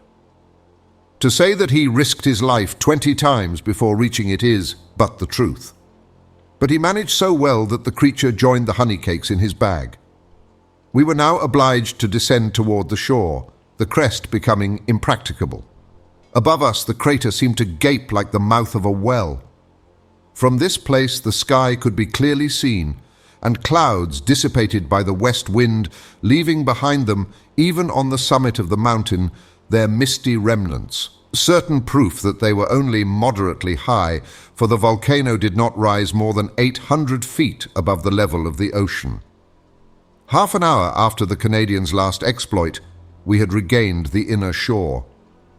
Here the flora was represented by large carpets of marine crystal, a little umbelliferous plant, very good to pickle, which also bears the name of pierstone and sea fennel. Conseil gathered some bundles of it. As to the fauna, it might be counted by thousands of crustacea of all sorts, lobsters, crabs, spider crabs, chameleon shrimps, and a large number of shells, rockfish, and limpets. 3/4 of an hour later, we had finished our circuitous walk and were on board. The crew had just finished loading the sodium, and the Nautilus could have left that instant. But Captain Nemo gave no order. Did he wish to wait until night and leave the submarine passage secretly? Perhaps so. Whatever it might be, the next day the Nautilus, having left its port, steered clear of all land at a few yards beneath the waves of the Atlantic. Chapter 11. The Sargasso Sea. That day the Nautilus crossed a singular part of the Atlantic Ocean. No one can be ignorant of the existence of a current of warm water known by the name of the Gulf Stream. After leaving the Gulf of Florida, we went in the direction of Spitzbergen. But before entering the Gulf of Mexico, about 45 degrees north latitude, this current divides into two arms, the principal one going towards the coast of Ireland and Norway, whilst the second bends to the south about the height of the Azores, then, touching the African shore and describing a lengthened oval, returns to the Antilles. This second arm, it is rather a collar than an arm, surrounds with its circles of warm water that portion of the cold, quiet, immovable ocean called the Sargasso Sea, a perfect lake in the open Atlantic. It takes no less than 3 years for the great current to pass round it. Such was the region the Nautilus was now visiting, a perfect meadow, a close carpet of seaweed, fucus, and tropical berries, so thick and so compact that the stem of a vessel could hardly tear its way through it. And Captain Nemo, not wishing to entangle his screw in this herbaceous mass, kept some yards beneath the surface of the waves. The name Sargasso comes from the Spanish word sargazo, which signifies kelp. This kelp, or berry plant, is the principal formation of this immense bank. And this is the reason why these plants unite in the peaceful basin of the Atlantic. The only explanation which can be given, he says, seems to me to result from the experience known to all the world. Place in a vase some fragments of cork or other floating body and give to the water in the vase a circular movement. The scattered fragments will unite in a group in the center of the liquid surface, that is to say, in the part least agitated. In the phenomenon we are considering, the Atlantic is the vase, the Gulf Stream, the circular current, and the Sargasso Sea, the central point at which the floating bodies unite. I share Maury's opinion, and I was able to study the phenomenon in the very midst where vessels rarely penetrate. Above us floated products of all kinds, heaped up among these brownish plants, trunks of trees torn from the Andes or the Rocky Mountains, and floated by the Amazon or the Mississippi. Numerous wrecks, remains of keels or ships' bottoms, side planks stove in, and so weighted with shells and barnacles that they could not again rise to the surface. And time will one day justify Maury's other opinion that these substances, thus accumulated for ages, will become petrified by the action of the water and will then form inexhaustible coal mines, a precious reserve prepared by far-seeing nature for the moment when men shall have exhausted the mines of continents. In the midst of this inextricable mass of plants and seaweed, I noticed some charming pink halcyons and actiniae with their long tentacles trailing after them, and medusae, green, red, and blue. All the day of the 22nd of February, we passed in the Sargasso Sea, where such fish as are partial to marine plants find abundant nourishment. The next, the ocean had returned to its accustomed aspect. From this time for 19 days, from the 23rd of February to the 12th of March, the Nautilus kept in the middle of the Atlantic, carrying us at a constant speed of 100 leagues in 24 hours. Captain Nemo evidently intended accomplishing his submarine program, and I imagined that he intended, after doubling Cape Horn, to return to the Australian seas of the Pacific. Ned Land had cause for fear. In these large seas, void of islands, we could not attempt to leave the boat, nor had we any means of opposing Captain Nemo's will. Our only course was to submit, but what we could neither gain by force nor cunning, I like to think, might be obtained by persuasion. This voyage ended, would he not consent to restore our liberty under an oath never to reveal his existence? An oath of honor which we should have religiously kept. But we must consider that delicate question with the captain. But was I free to claim this liberty? Had he not himself said from the beginning, in the firmest manner, that the secret of his life exacted from him our lasting imprisonment on board the Nautilus? And would not my 4 months' silence appear to him a tacit acceptance of our situation? And would not a return to the subject result in raising suspicions which might be hurtful to our projects if at some future time a favorable opportunity offered to return to them? During the 19 days mentioned above, no incident of any kind happened to signalize our voyage. I saw little of the captain. He was at work. In the library, I often found his books left open, especially those on natural history. My work on submarine depths, conned over by him, was covered with marginal notes, often contradicting my theories and systems. But the captain contented himself with thus purging my work. It was very rare for him to discuss it with me. Sometimes I heard the melancholy tones of his organ, but only at night, in the midst of the deepest obscurity, when the Nautilus slept upon the deserted ocean. During this part of our voyage we sailed whole days on the surface of the waves. The sea seemed abandoned.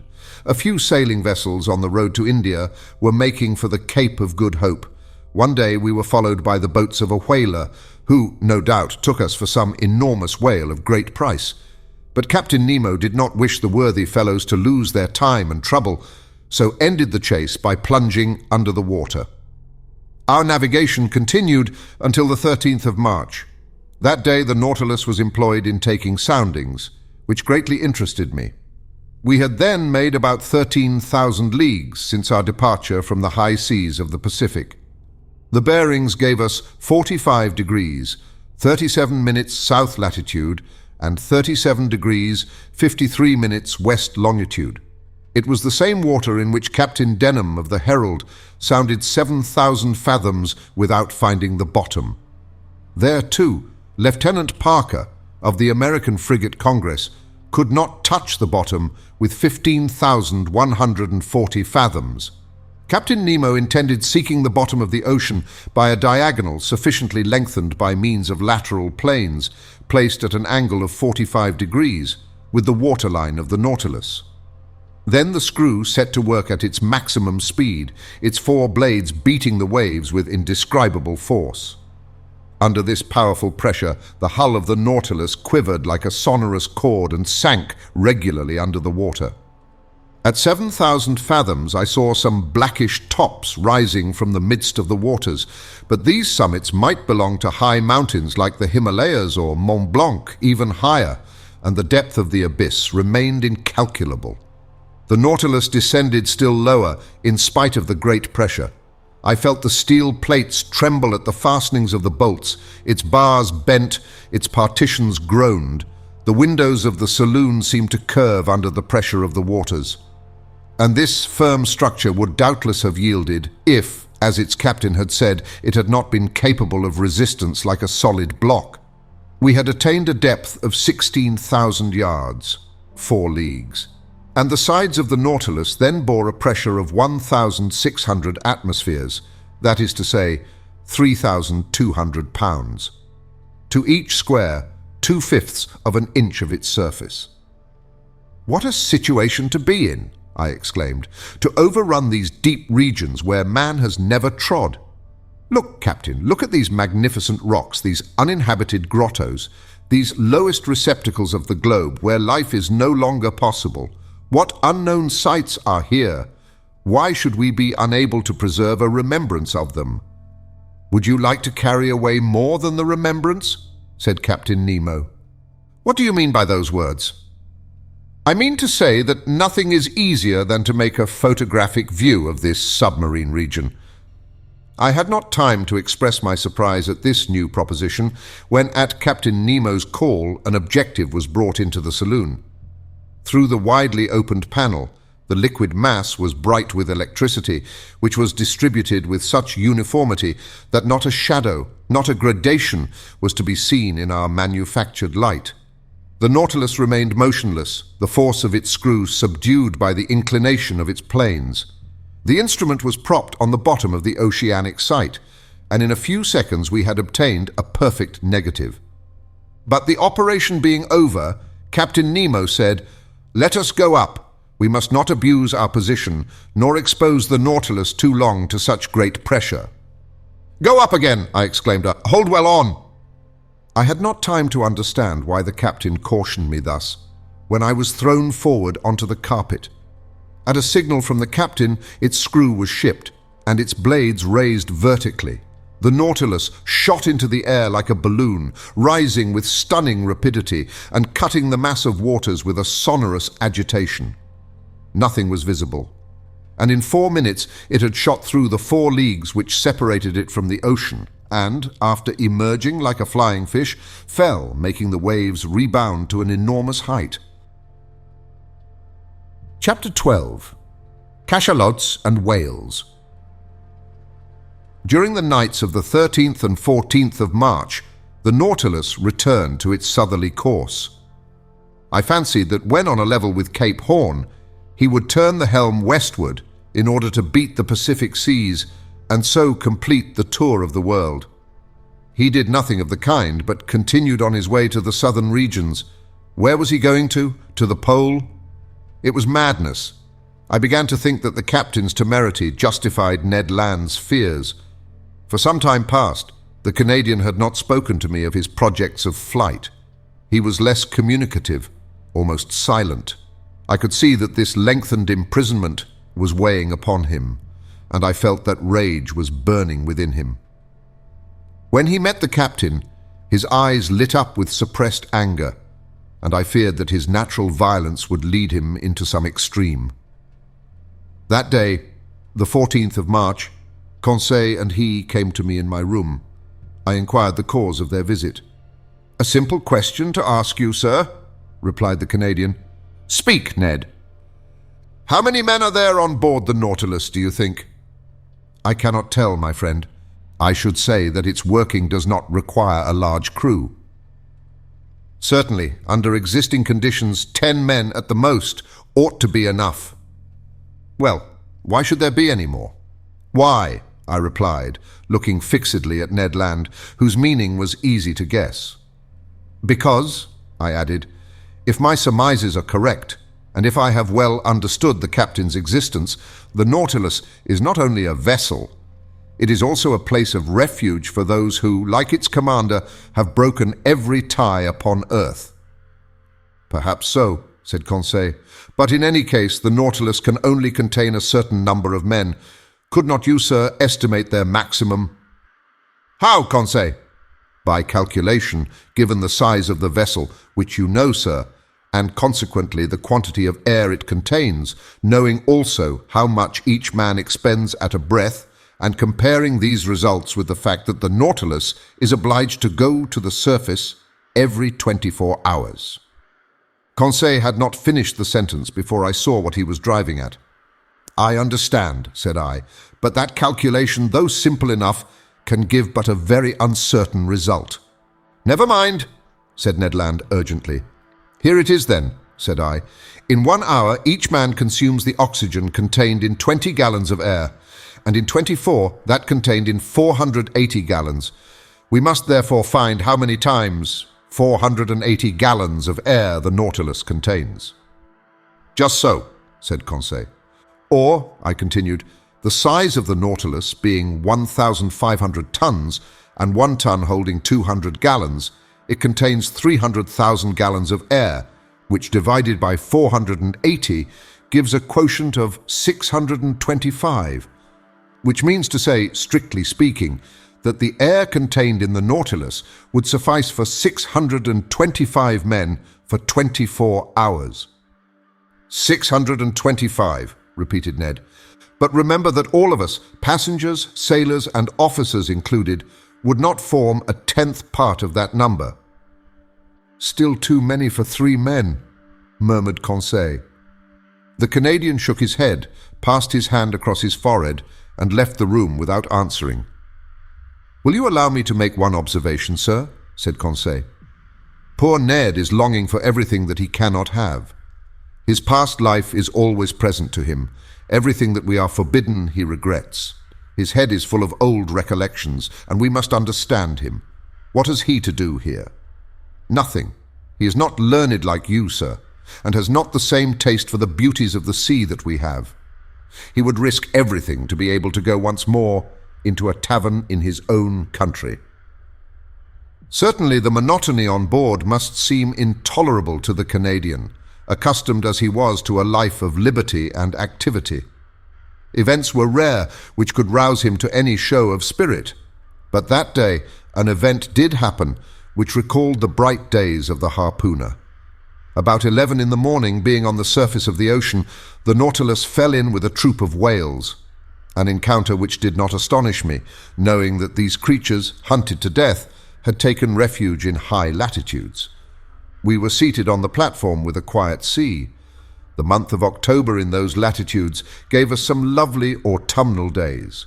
It was the Canadian, he could not be mistaken, who signalled a whale on the eastern horizon. Looking attentively, one might see its black back rise and fall with the waves 5 miles from the Nautilus. "Ah!" exclaimed Ned Land. "If I was on board a whaler, now such a meeting would give me pleasure. It is one of large size. See with what strength its blowholes throw up columns of air and steam. Confound it, why am I bound to these steel plates?" "What, Ned?" said I. "You have not forgotten your old ideas of fishing?" "Can a whale fisher ever forget his old trade, sir? Can he ever tire of the emotions caused by such a chase? You have never fished in these seas, Ned?" Never, sir, in the northern only, and as much in Bering as in Davis Straits. Then the southern whale is still unknown to you. It is the Greenland whale you have hunted up to this time, and that would not risk passing through the warm waters of the equator. Whales are localized, according to their kinds, in certain seas which they never leave, and if one of these creatures went from Bering to Davis Straits, it must be simply because there is a passage from one sea to the other, either on the American or the Asiatic side. In that case, as I have never fished in these seas, I do not know the kind of whale frequenting them. I have told you, Ned. A greater reason for making their acquaintance, said Conseil. Look, look! Exclaimed the Canadian. They approach. They aggravate me. They know that I cannot get at them. Ned stamped his feet. His hand trembled as he grasped an imaginary harpoon. Are these cetaceans as large as those of the northern seas? Asked he. Very nearly, Ned. Because I have seen large whales, sir, whales measuring 100 feet. I have even been told that those of Hullamock and Umgallick of the Aleutian Islands are sometimes 150 feet long. That seems to me exaggeration. These creatures are only Balaeopterons, provided with dorsal fins, and like the cachalots, are generally much smaller than the Greenland whale. Ah, exclaimed the Canadian, whose eyes had never left the ocean. They are coming nearer. They are in the same water as the Nautilus. Then, returning to the conversation, he said, You spoke of the cachalot as a small creature. I have heard of gigantic ones. They are intelligent cetacea. It is said of some that they cover themselves with seaweed and fucus, and then are taken for islands. People encamp upon them and settle there, lights a fire. And build houses, said Conseil. Yes, Joker, said Ned Land, and one fine day the creature plunges, carrying with it all the inhabitants to the bottom of the sea.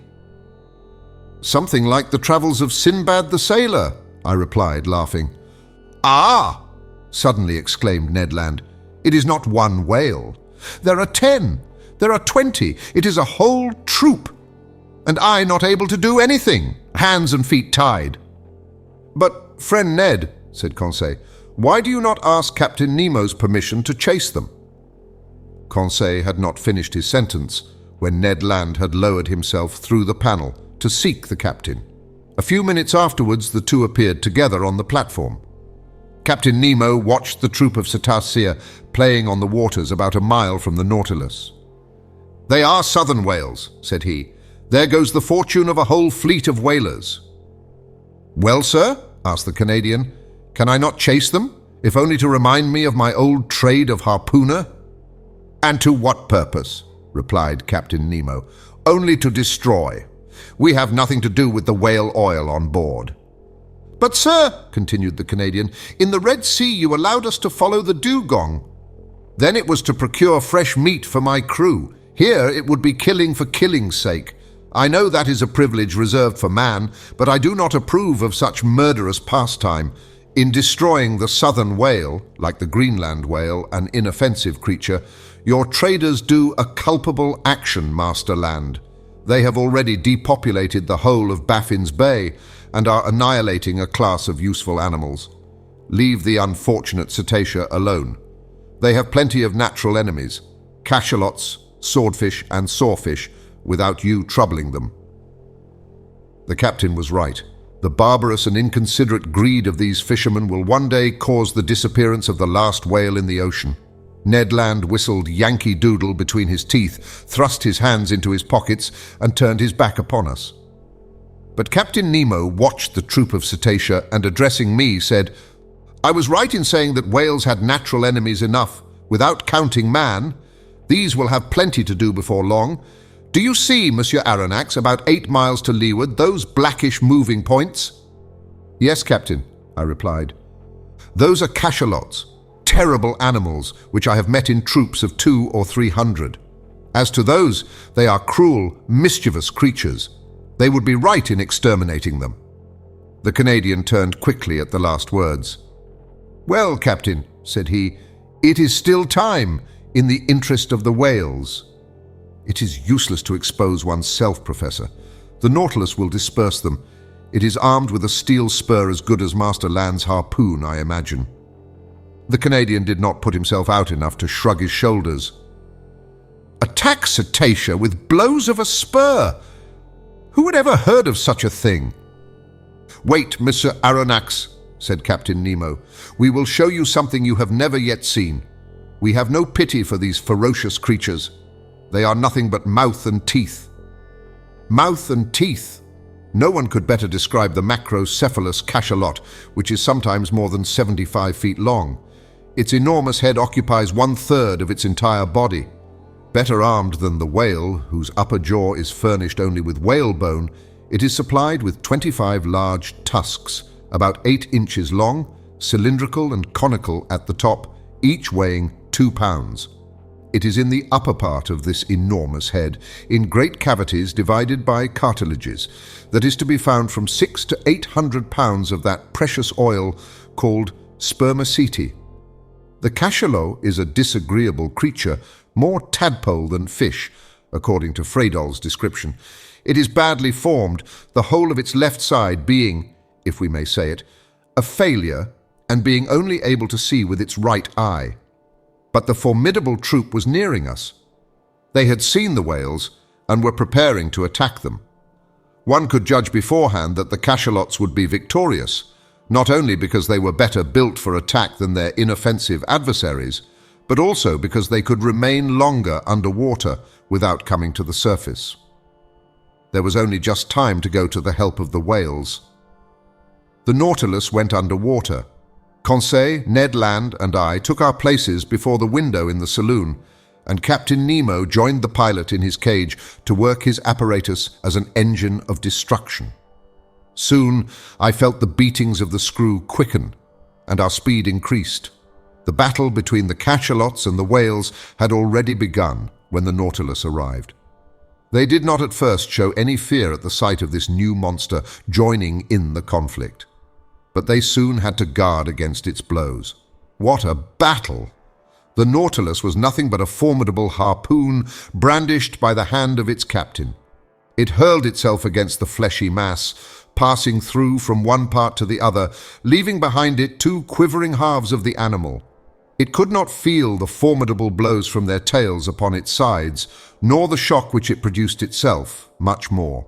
One cachalot killed, it ran at the next, tacked on the spot that it might not miss its prey, going forwards and backwards, answering to its helm, plunging when the cetacean dived into the deep waters, coming up with it when it returned to the surface, striking it front or sideways, cutting or tearing in all directions, and at any pace, piercing it with its terrible spur.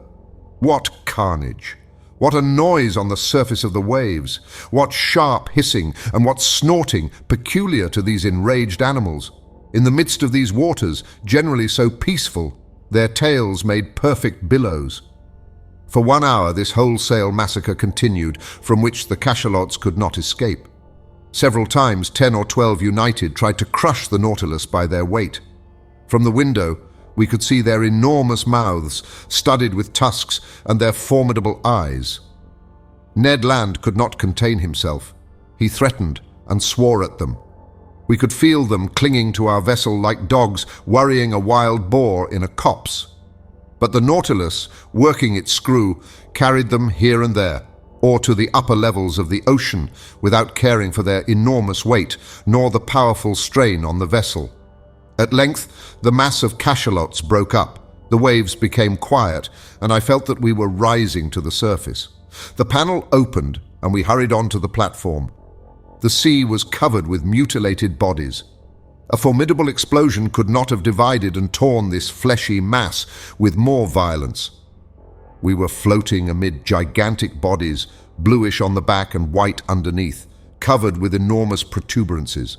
Some terrified cachalots were flying towards the horizon. The waves were dyed red for several miles, and the Nautilus floated in a sea of blood. Captain Nemo joined us. "Well, Master Land," said he. "Well, sir," replied the Canadian, whose enthusiasm had somewhat calmed. "It is a terrible spectacle, certainly, but I am not a butcher. I am a hunter, and I call this a butchery." "It is a massacre of mischievous creatures," replied the captain, "and the Nautilus is not a butcher's knife." "I like my harpoon better," said the Canadian. "Everyone to his own," answered the captain, looking fixedly at Ned Land. I feared he would commit some act of violence which would end in sad consequences, but his anger was turned by the sight of a whale which the Nautilus had just come up with. The creature had not quite escaped from the cachalot's teeth. I recognized the southern whale by its flat head, which is entirely black. Anatomically, it is distinguished from the white whale and the North Cape whale by the 7 cervical vertebrae, and it has 2 more ribs than its congeners. The unfortunate cetacean was lying on its side, riddled with holes from the bites, and quite dead. From its mutilated fin still hung a young whale, which it could not save from the massacre. Its open mouth let the water flow in and out, murmuring like the waves breaking on the shore. Captain Nemo steered close to the corpse of the creature. 2 of his men mounted its side, and I saw, not without surprise, that they were drawing from its breasts all the milk which they contained, that is to say, about 2 or 3 tons. The captain offered me a cup of the milk, which was still warm. I could not help showing my repugnance to the drink, but he assured me that it was excellent and not to be distinguished from cow's milk. I tasted it and was of his opinion. It was a useful reserve to us, for in the shape of salt butter or cheese, it would form an agreeable variety from our ordinary food. From that day I noticed with uneasiness that Ned Land's ill will towards Captain Nemo increased, and I resolved to watch the Canadian's gestures closely. Chapter 13. The Iceberg. The Nautilus was steadily pursuing its southerly course, following the 50th meridian with considerable speed. Did he wish to reach the pole? I did not think so, for every attempt to reach that point had hitherto failed. Again, the season was far advanced, for in the Antarctic regions, the 13th of March corresponds with the 13th of September of northern regions, which begin at the equinoctial season.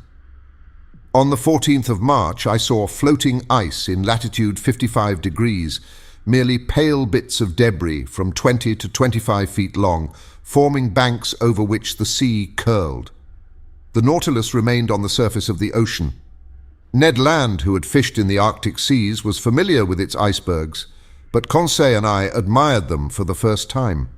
In the atmosphere towards the southern horizon stretched a white, dazzling band. English whalers have given it the name of ice blink. However thick the clouds may be, it is always visible and announces the presence of an ice pack or bank. Accordingly, larger blocks soon appeared, whose brilliancy changed with the caprices of the fog. Some of these masses showed green veins, as if long undulating lines had been traced with sulfate of copper. Others resembled enormous amethysts, with the light shining through them. Some reflected the light of day upon 1,000 crystal facets. Others, shaded with vivid calcareous reflections, resembled a perfect town of marble. The more we neared the south, the more these floating islands increased both in number and importance. At 60 degrees, Lattice every pass had disappeared, but, seeking carefully, Captain Nemo soon found a narrow opening, through which he boldly slipped, knowing, however, that it would close behind him. Thus, guided by this clever hand, the Nautilus passed through all the ice with a precision which quite charmed Conseil. Icebergs or mountains, ice fields or smooth plains seeming to have no limits, drift ice or floating ice packs, plains broken up, called palks when they are circular, and streams when they are made up of long strips. The temperature was very low. The thermometer exposed to the air marked 2 or 3 degrees below zero, but we were warmly clad with fur at the expense of the sea bear and seal. The interior of the Nautilus, warmed regularly by its electric apparatus, defied the most intense cold. Besides, it would only have been necessary to go some yards beneath the waves to find a more bearable temperature. 2 months earlier, we should have had perpetual daylight in these latitudes, but already we had had 3 or 4 hours of night, and by there would be 6 months of darkness in these circumpolar regions. On the 15th of March, we were in the latitude of New Shetland and South Orkney. The captain told me that formerly numerous tribes of seals inhabited them, but that English and American whalers, in their rage for destruction, massacred both old and young. Thus, where there was once life and animation, they had left silence and death. About 8 o'clock on the morning of the 16th of March, the Nautilus, following the 55th meridian, cut the Antarctic polar circle. Ice surrounded us on all sides and closed the horizon. But Captain Nemo went from one opening to another, still going higher. I cannot express my astonishment at the beauties of these new regions. The ice took most surprising forms. Here the grouping formed an oriental town, with innumerable mosques and minarets. There a fallen city thrown to the earth, as it were, by some convulsion of nature. The whole aspect was constantly changed by the oblique rays of the sun, or lost in the greyish fog amidst hurricanes of snow. Detonations and falls were heard on all sides, great overthrows of icebergs, which altered the whole landscape like a diorama. Often seeing no exit, I thought we were definitely prisoners. But, instinct guiding him at the slightest indication, Captain Nemo would discover a new pass. He was never mistaken when he saw the thin threads of bluish water trickling along the ice fields, and I had no doubt that he had already ventured into the midst of these Antarctic seas before. On the 16th of March, however, the ice fields absolutely blocked our road. It was not the iceberg itself as yet, but vast fields cemented by the cold. But this obstacle could not stop Captain Nemo. He hurled himself against it with frightful violence. The Nautilus entered the brittle mass like a wedge and split it with frightful crackings. It was the battering ram of the ancients hurled by infinite strength. The ice, thrown high in the air, fell like hail around us. By its own power of impulsion, our apparatus made a canal for itself. Sometimes, carried away by its own impetus, it lodged on the ice field, crushing it with its weight, and sometimes buried beneath it, dividing it by a simple pitching movement, producing large rents in it. Violent gales assailed us at this time, accompanied by thick fogs, through which, from one end of the platform to the other, we could see nothing. The wind blew sharply from all parts of the compass, and the snow lay in such hard heaps that we had to break it with blows of a pickaxe. The temperature was always at 5 degrees below zero. Every outward part of the Nautilus was covered with ice. A rigged vessel would have been entangled in the blocked-up gorges. A vessel without sails, with electricity for its motive power, and wanting no coal, could alone brave such high latitudes. At length, on the 18th of March, after many useless assaults, the Nautilus was positively blocked. It was no longer either streams, packs, or ice fields, but an interminable and immovable barrier, formed by mountains soldered together. "An iceberg," said the Canadian to me. I knew that to Ned Land, as well as to all other navigators who had preceded us, this was an inevitable obstacle. The sun appearing for an instant at noon, Captain Nemo took an observation as near as possible, which gave our situation at 51 degrees, 30 minutes longitude, and 67 degrees, 39 minutes south latitude. We had advanced 1 degree more in this Antarctic region. Of the liquid surface of the sea there was no longer a glimpse. Under the spur of the Nautilus lay stretched a vast plain, entangled with confused blocks. Here and there, sharp points and slender needles rising to a height of 200 feet. Further on, a steep shore, hewn as it were with an axe and clothed with greyish tints. Huge mirrors, reflecting a few rays of sunshine half drowned in the fog. And over this desolate face of nature, a stern silence reigned, scarcely broken by the flapping of the wings of petrels and puffins. Everything was frozen, even the noise. The Nautilus was then obliged to stop in its adventurous course amid these fields of ice. In spite of our efforts, in spite of the powerful means employed to break up the ice, the Nautilus remained immovable. Generally, when we can proceed no further, we have return still open to us.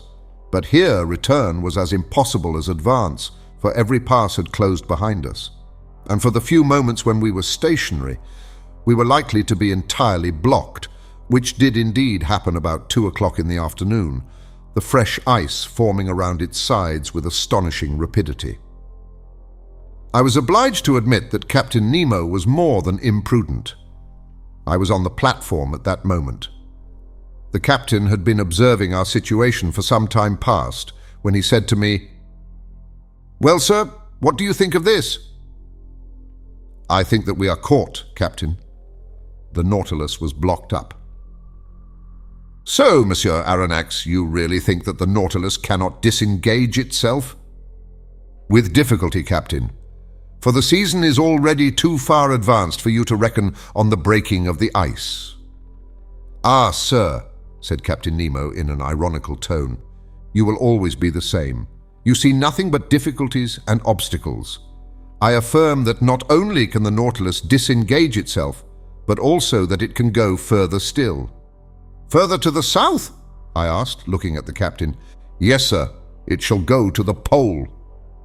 "To the pole?" I exclaimed, unable to repress a gesture of incredulity. "Yes," replied the captain coldly, "to the Antarctic pole, to that unknown point from whence springs every meridian of the globe. You know whether I can do as I please with the Nautilus?" "Yes, I knew that. I knew that this man was bold, even to rashness.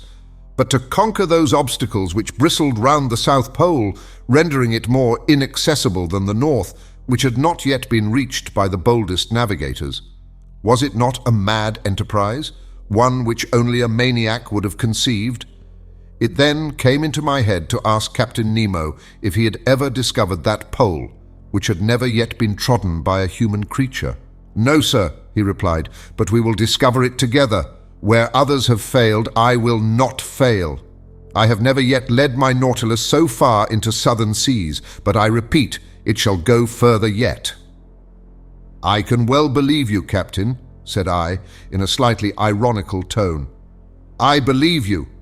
Let us go ahead. There are no obstacles for us. Let us smash this iceberg. Let us blow it up, and if it resists, let us give the Nautilus wings to fly over it." "Over it, sir," said Captain Nemo quietly. "No, not over it, but under it." "Under it!" I exclaimed, a sudden idea of the captain's projects flashing upon my mind. I understood. The wonderful qualities of the Nautilus were going to serve us in this superhuman enterprise. "I see we are beginning to understand one another, sir," said the captain, half smiling. "You begin to see the possibility, I should say the success, of this attempt. That which is impossible for an ordinary vessel is easy to the Nautilus. If a continent lies before the pole, it must stop before the continent. But if, on the contrary, the pole is washed by open sea, it will go even to the pole."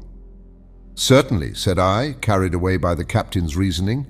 "If the surface of the sea is solidified by the ice, the lower depths are free by the providential law which has placed the maximum of density of the waters of the ocean 1 degree higher than freezing point.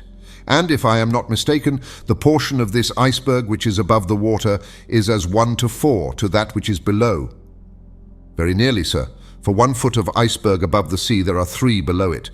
If these ice mountains are not more than 300 feet above the surface, they are not more than 900 beneath. And what are 900 feet to the Nautilus?" "Nothing, sir." It could even seek at greater depths that uniform temperature of seawater, and there brave with impunity the 30 or 40 degrees of surface cold. "Just so, sir, just so," I replied, getting animated.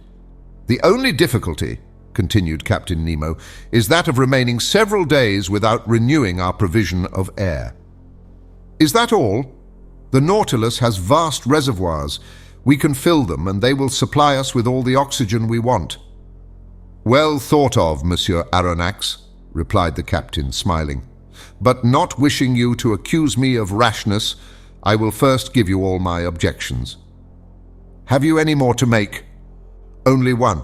It is possible, if the sea exists at the South Pole, that it may be covered, and consequently we shall be unable to come to the surface." "Good, sir. But do you forget that the Nautilus is armed with a powerful spur, and could we not send it diagonally against these fields of ice, which would open at the shocks. Ah, sir, you are full of ideas today. Besides, Captain, I added enthusiastically, why should we not find the sea open at the South Pole as well as at the North?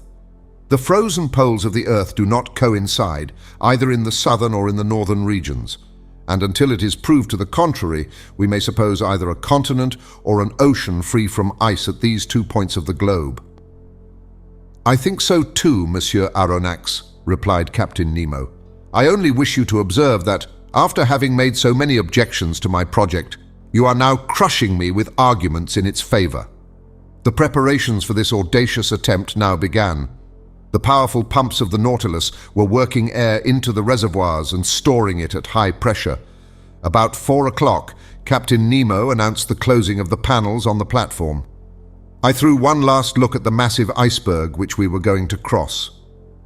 The weather was clear, the atmosphere pure enough, the cold very great, being 12 degrees below zero. But the wind having gone down, this temperature was not so unbearable. About 10 men mounted the sides of the Nautilus, armed with pickaxes to break the ice around the vessel, which was soon free. The operation was quickly performed, for the fresh ice was still very thin. We all went below. The usual reservoirs were filled with the newly liberated water, and the Nautilus soon descended. I had taken my place with Conseil in the saloon. Through the open window we could see the lower beds of the Southern Ocean.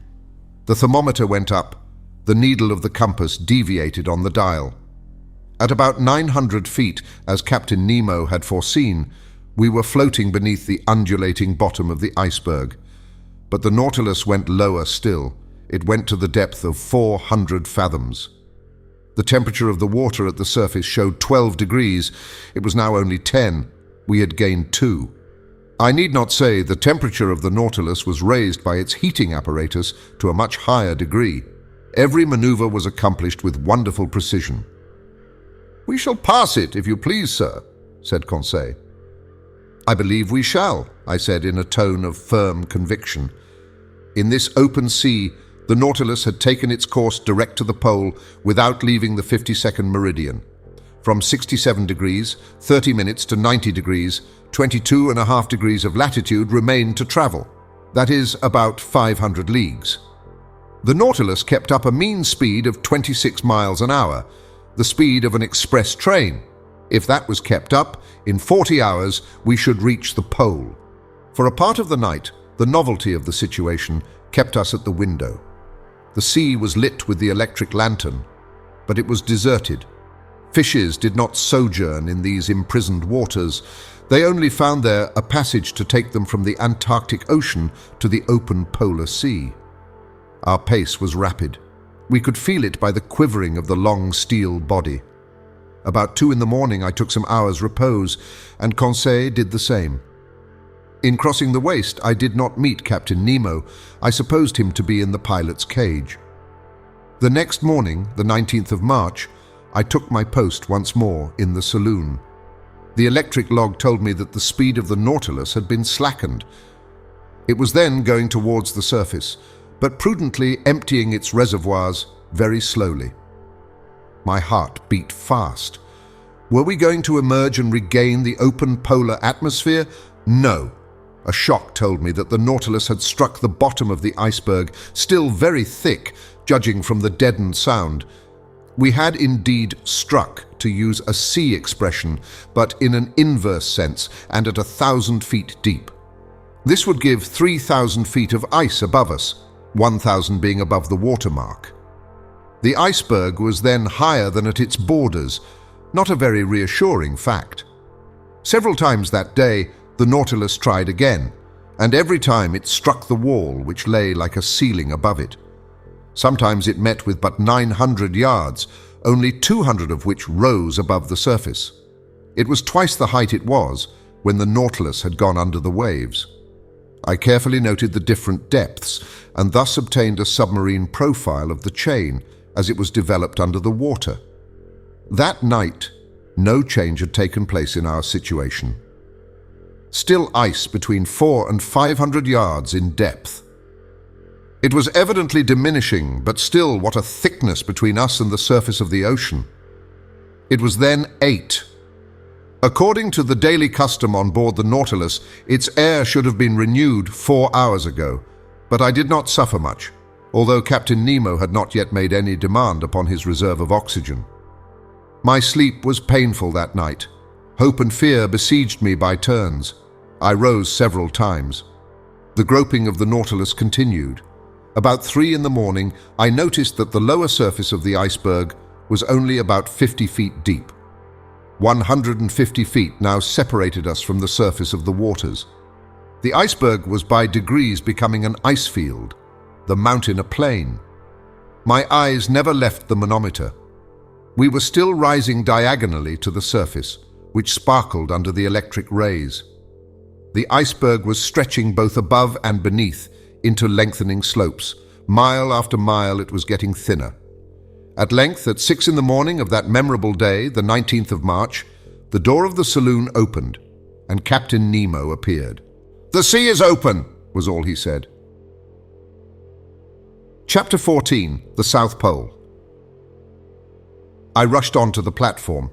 Yes, the open sea with but a few scattered pieces of ice and moving icebergs, a long stretch of sea, a world of birds in the air, and myriads of fishes under those waters, which varied from intense blue to olive green, according to the bottom. The thermometer marked 3 degrees Celsius above zero. It was comparatively spring, shut up as we were behind this iceberg, whose lengthened mass was dimly seen on our northern horizon. "Are we at the pole?" I asked the captain with a beating heart. "I do not know," he replied. "At noon I will take our bearings." "But will the sun show himself through this fog?" said I, looking at the leaden sky. "However little it shows, it will be enough," replied the captain. About 10 miles south, a solitary island rose to a height of 104 yards. We made for it, but carefully, for the sea might be strewn with banks. 1 hour afterwards we had reached it.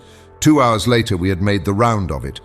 It measured 4 or 5 miles in circumference. A narrow canal separated it from a considerable stretch of land, perhaps a continent, for we could not see its limits.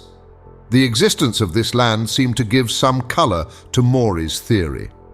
The ingenious American has remarked that between the South Pole and the 60th parallel, the sea is covered with floating ice of enormous size, which is never met with in the North Atlantic.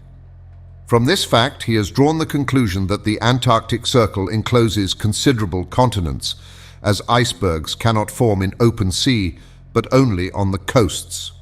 According to these calculations, the mass of ice surrounding the southern pole forms a vast cap, the circumference of which must be at least 2,500 miles. But the Nautilus, for fear of running aground, had stopped about 3 cable lengths from a strand over which reared a superb heap of rocks. The boat was launched. The captain, 2 of his men, bearing instruments, Conseil and myself, were in it. It was 10 in the morning. I had not seen Ned land. Doubtless the Canadian did not wish to admit the presence of the South Pole. A few strokes of the oar brought us to the sand, where we ran ashore. Conseil was going to jump onto the land when I held him back. "Sir," said I to Captain Nemo, "to you belongs the honor of first setting foot on this land." "Yes, sir," said the captain, "and if I do not hesitate to tread this South Pole, it is because, up to this time, no human being has left a trace there." Saying this, he jumped lightly onto the sand. His heart beat with emotion. He climbed a rock, sloping to a little promontory, and there, with his arms crossed, mute and motionless, and with an eager look, he seemed to take possession of these southern regions. After 5 minutes passed in this ecstasy, he turned to us. "When you like, sir." I landed, followed by Conseil, leaving the 2 men in the boat. For a long way the soil was composed of a reddish sandy stone, something like crushed brick, scoriae, streams of lava and pumice stones. One could not mistake its volcanic origin. In some parts, slight curls of smoke emitted a sulphurous smell, proving that the internal fires had lost nothing of their expansive powers, though having climbed a high acclivity, I could see no volcano for a radius of several miles. We know that in those Antarctic countries, James Ross found 2 craters, the Erebus and Terror, in full activity on the 167th meridian, latitude 77 degrees, 32 minutes. The vegetation of this desolate continent seemed to me much restricted. Some lichens lay upon the black rocks, some microscopic plants, rudimentary diatomas, a kind of cells placed between two quartz shells, long purple and scarlet weed supported on little swimming bladders, which the breaking of the waves brought to the shore. These constituted the meager flora of this region. The shore was strewn with mollusks, little mussels, and limpets. I also saw myriads of northern Cleos, 1¼ inches long, of which a whale would swallow a whole world at a mouthful, and some perfect sea butterflies, animating the waters on the skirts of the shore. There appeared on the high bottoms some coral shrubs of the kind which, according to James Ross, live in the Antarctic seas to the depth of more than 1,000 yards. Then there were little kingfishers and starfish studding the soil, but where life abounded most was in the air. There thousands of birds fluttered and flew of all kinds, deafening us with their cries. Others crowded the rock, looking at us as we passed by without fear, and pressing familiarly close by our feet. There were penguins, so agile in the water, heavy and awkward as they are on the ground. They were uttering harsh cries, a large assembly, sober in gesture, but extravagant in clamor. Albatrosses passed in the air, the expanse of their wings being at least 4.5 yards, and justly called the vultures of the ocean, some gigantic petrels and some damiers, a kind of small duck, the underpart of whose body is black and white. Then there were a whole series of petrels, some whitish, with brown bordered wings, others blue, peculiar to the Antarctic seas, and so oily, as I told Conseil, that the inhabitants of the Faroe Islands had nothing to do before lighting them but to put a wick in. "A little more," said Conseil, "and they would be perfect lamps. After that we cannot expect nature to have previously furnished them with wicks." About 1/2 mile farther on, the soil was riddled with ruffs' nests, a sort of laying ground out of which many birds were issuing. Captain Nemo had some hundreds hunted. They uttered a cry like the braying of an ass, were about the size of a goose, slate color on the body, white beneath, with a yellow line round their throats. They allowed themselves to be killed with a stone, never trying to escape. But the fog did not lift, and at 11 the sun had not yet shown itself. Its absence made me uneasy. Without it, no observations were possible. How then could we decide whether we had reached the pole? When I rejoined Captain Nemo, I found him leaning on a piece of rock, silently watching the sky. He seemed impatient and vexed, but what was to be done? This rash and powerful man could not command the sun as he did the sea. Noon arrived without the orb of day showing itself for an instant. We could not even tell its position behind the curtain of fog, and soon the fog turned to snow. "Till tomorrow," said the captain quietly, and we returned to the Nautilus amid these atmospheric disturbances. The tempest of snow continued till the next day. It was impossible to remain on the platform. From the saloon, where I was taking notes of incidents happening during this excursion to the polar continent, I could hear the cries of petrels and albatrosses sporting in the midst of this violent storm. The Nautilus did not remain motionless, but skirted the coast, advancing 10 miles more to the south in the half-light left by the sun as it skirted the edge of the horizon. The next day, the 20th of March, the snow had ceased. The cold was a little greater, the thermometer showing 2 degrees below zero. The fog was rising, and I hoped that that day our observations might be taken. Captain Nemo not having yet appeared, the boat took Conseil and myself to land. The soil was still of the same volcanic nature. Everywhere were traces of lava, scoriae, and basalt, but the crater which had vomited them I could not see. Here, as lower down, this continent was alive with myriads of birds, but their rule was now divided with large troops of sea mammals, looking at us with their soft eyes. There were several kinds of seals, some stretched on the earth, some on flakes of ice, many going in and out of the sea.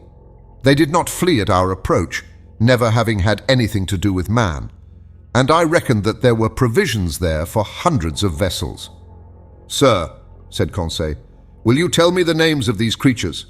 "They are seals and morses." It was now 8 in the morning.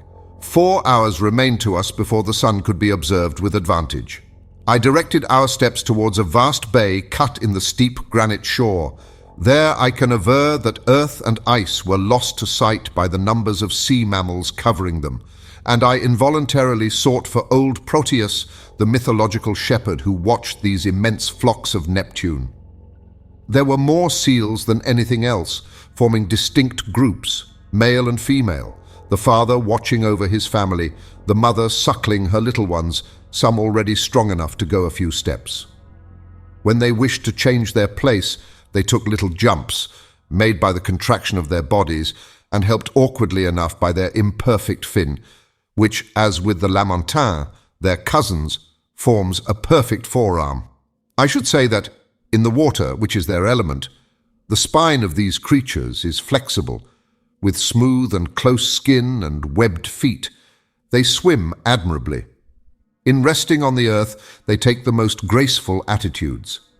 Thus, the ancients, observing their soft and expressive looks, which cannot be surpassed by the most beautiful look a woman can give, their clear, voluptuous eyes, their charming positions, and the poetry of their manners, metamorphosed them, the male into a Triton, and the female into a mermaid. I made Conseil notice the considerable development of the lobes of the brain in these interesting cetaceans. No mammal, except man, has such a quantity of brain matter. They are also capable of receiving a certain amount of education, are easily domesticated, and I think, with other naturalists, that if properly taught, they would be of great service as fishing dogs. The greater part of them slept on the rocks or on the sand. Amongst these seals, properly so called, which have no external ears, in which they differ from the otter, whose ears are prominent, I noticed several varieties of seals about 3 yards long, with a white coat, bulldog heads, armed with teeth in both jaws, 4 incisors at the top and 4 at the bottom, and 2 large canine teeth in the shape of a fleur-de-lis. Amongst them glided sea elephants, a kind of seal with short, flexible trunks. The giants of this species measured 20 feet round and 10 yards and a half in length, but they did not move as we approached. "These creatures are not dangerous?" asked Conseil. "No, not unless you attack them. When they have to defend their young, their rage is terrible, and it is not uncommon for them to break the fishing boats to pieces." "They are quite right," said Conseil. "I do not say they are not." 2 miles farther on, we were stopped by the promontory which shelters the bay from the southerly winds. Beyond it, we heard loud bellowings such as a troop of ruminants would produce. "Good!" said Conseil. "A concert of bulls!" "No, a concert of morses." "They are fighting. They are either fighting or playing." We now began to climb the blackish rocks, amid unforeseen stumbles, and over stones which the ice made slippery. More than once I rolled over at the expense of my loins. Conseil, more prudent or more steady, did not stumble, and helped me up, saying, "If, sir, you would have the kindness to take wider steps, you would preserve your equilibrium better." Arrived at the upper ridge of the promontory, I saw a vast white plain covered with morses. They were playing amongst themselves, and what we heard were bellowings of pleasure, not of anger. As I passed these curious animals, I could examine them leisurely, for they did not move. Their skins were thick and rugged, of a yellowish tint, approaching to red. Their hair was short and scant. Some of them were 4 yards and a quarter long. Quieter and less timid than their cousins of the north, they did not, like them, place sentinels round the outskirts of their encampment. After examining this city of morses, I began to think of returning. It was 11 o'clock, and if Captain Nemo found the conditions favorable for observations, I wished to be present at the operation. We followed a narrow pathway running along the summit of the steep shore. At 11:30 we had reached the place where we landed. The boat had run aground, bringing the captain. I saw him standing on a block of basalt, his instruments near him, his eyes fixed on the northern horizon. near which the sun was then describing a lengthened curve. I took my place beside him and waited without speaking. Noon arrived, and, as before, the sun did not appear.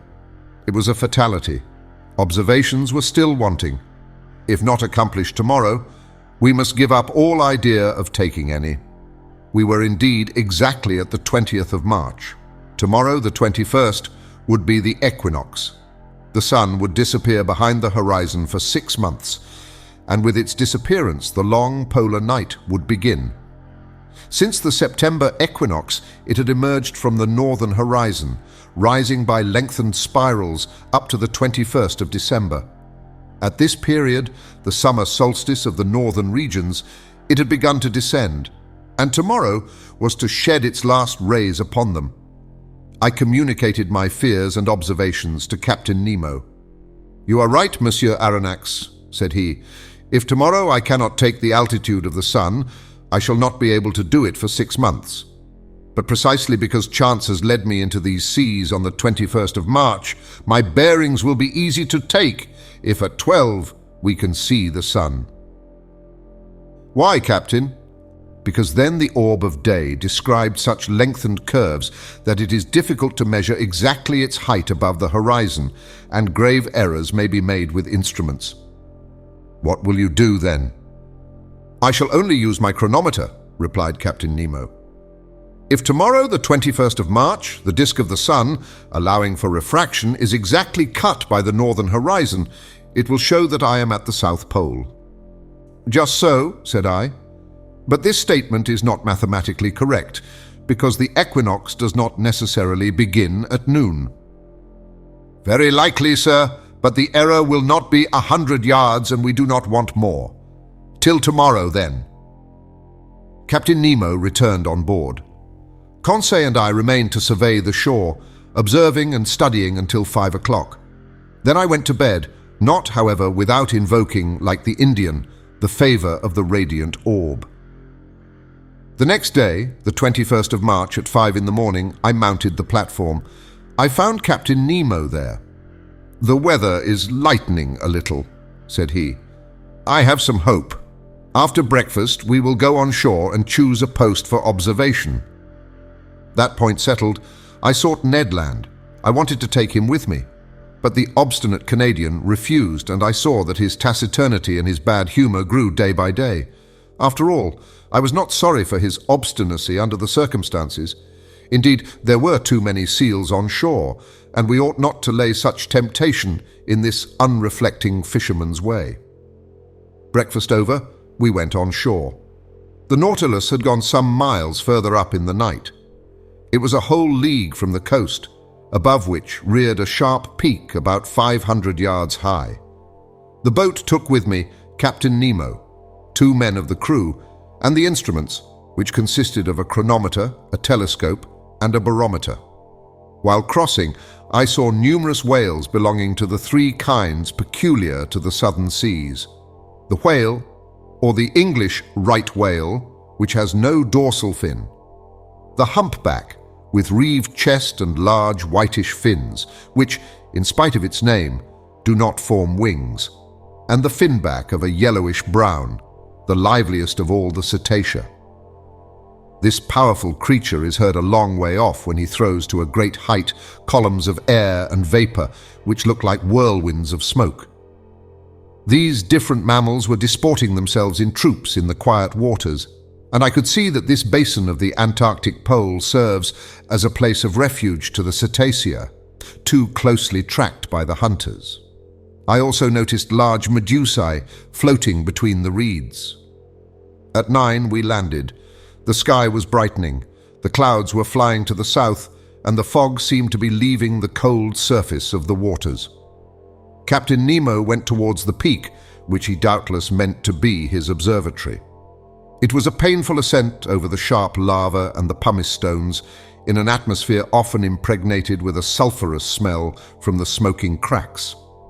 For a man unaccustomed to walk on land, the captain climbed the steep slopes with an agility I never saw equaled, and which a hunter would have envied.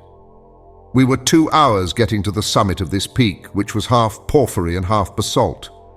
From thence we looked upon a vast sea which, towards the north, distinctly traced its boundary line upon the sky. At our feet lay fields of dazzling whiteness. Over our heads a pale azure, free from fog. To the north, the disk of the sun seemed like a ball of fire, already horned by the cutting of the horizon. From the bosom of the water rose sheaves of liquid jets by hundreds. In the distance lay the Nautilus like a cetacean asleep on the water. Behind us, to the south and east, an immense country and a chaotic heap of rocks and ice, the limits of which were not visible. On arriving at the summit, Captain Nemo carefully took the mean height of the barometer, for he would have to consider that in taking his observations. At 11:45, the sun, then seen only by refraction, looked like a golden disk shedding its last rays upon this deserted continent and seas which never man had yet ploughed. Captain Nemo, furnished with a lenticular glass, which by means of a mirror corrected the refraction, watched the orb sinking below the horizon by degrees, following a lengthened diagonal.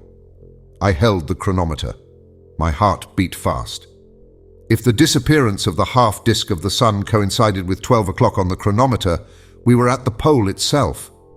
12! I exclaimed. The South Pole, replied Captain Nemo in a grave voice, handing me the glass, which showed the orb cut in exactly equal parts by the horizon. I looked at the last rays crowning the peak and the shadows mounting by degrees up its slopes.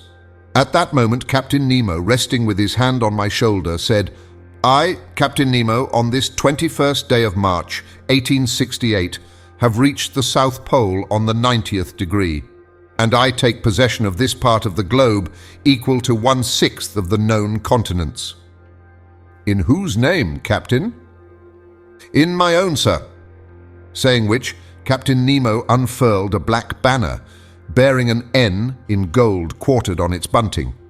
Then, turning towards the orb of day, whose last rays lapped the horizon of the sea, he exclaimed, Adieu, sun! Disappear, thou radiant orb, rest beneath this open sea, and let a night of 6 months spread its shadows over my new domains. Chapter 15. Accident or Incident. The next day, the 22nd of March, at 6 in the morning, preparations for departure were begun. The last gleams of twilight were melting into night. The cold was great. The constellations shone with wonderful intensity. In the zenith glittered that wondrous Southern Cross, the polar bear of Antarctic regions. The thermometer showed 20 degrees Fahrenheit below zero, and when the wind freshened, it was most biting.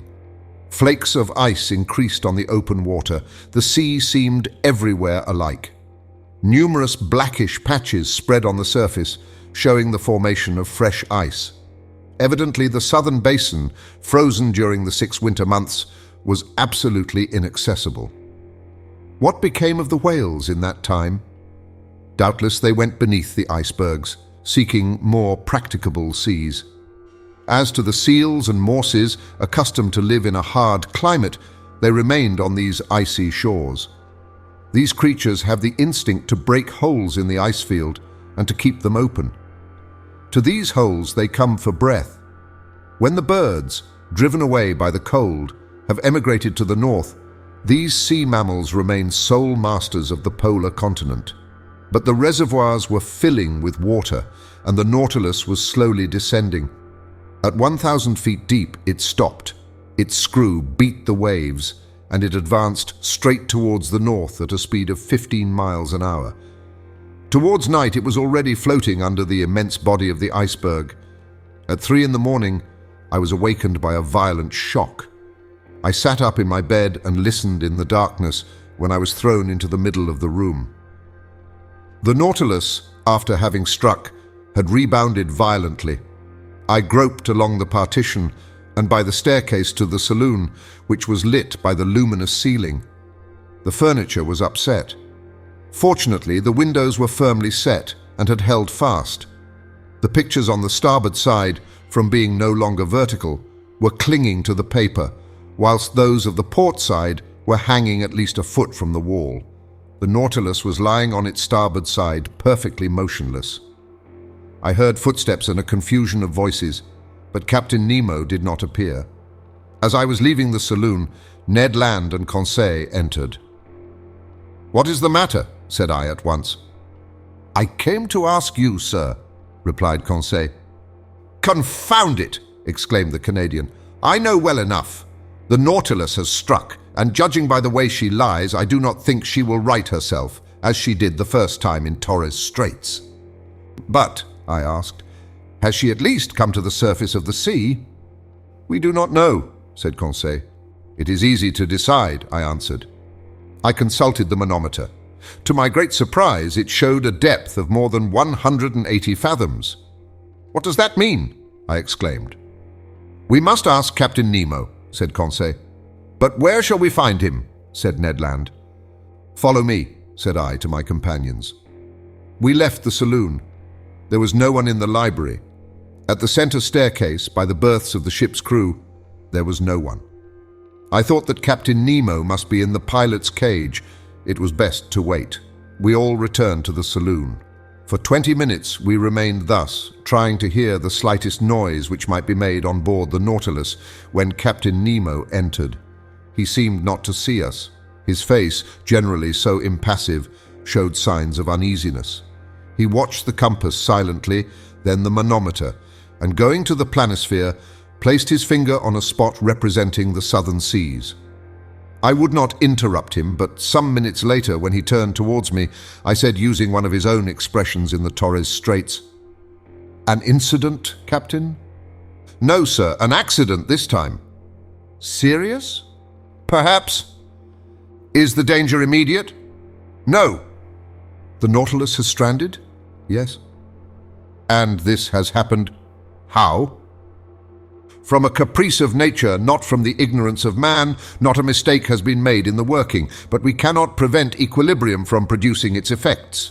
We may brave human laws, but we cannot resist natural ones." Captain Nemo had chosen a strange moment for uttering this philosophical reflection. On the whole, his answer helped me little.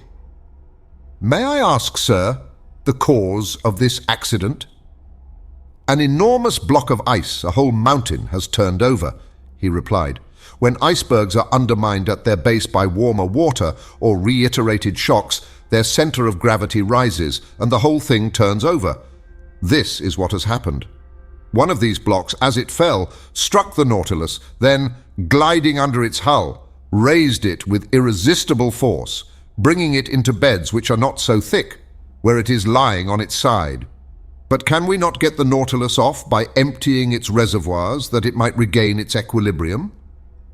"That, sir, is being done at this moment. You can hear the pump working. Look at the needle of the manometer. It shows that the Nautilus is rising, but the block of ice is floating with it. And, until some obstacle stops its ascending motion, our position cannot be altered." Indeed, the Nautilus still held the same position to starboard. Doubtless it would right itself when the block stopped. But at this moment, who knows if we may not be frightfully crushed between the two glassy surfaces? I reflected on all the consequences of our position. Captain Nemo never took his eyes off the manometer. Since the fall of the iceberg, the Nautilus had risen about 150 feet, but it still made the same angle with the perpendicular.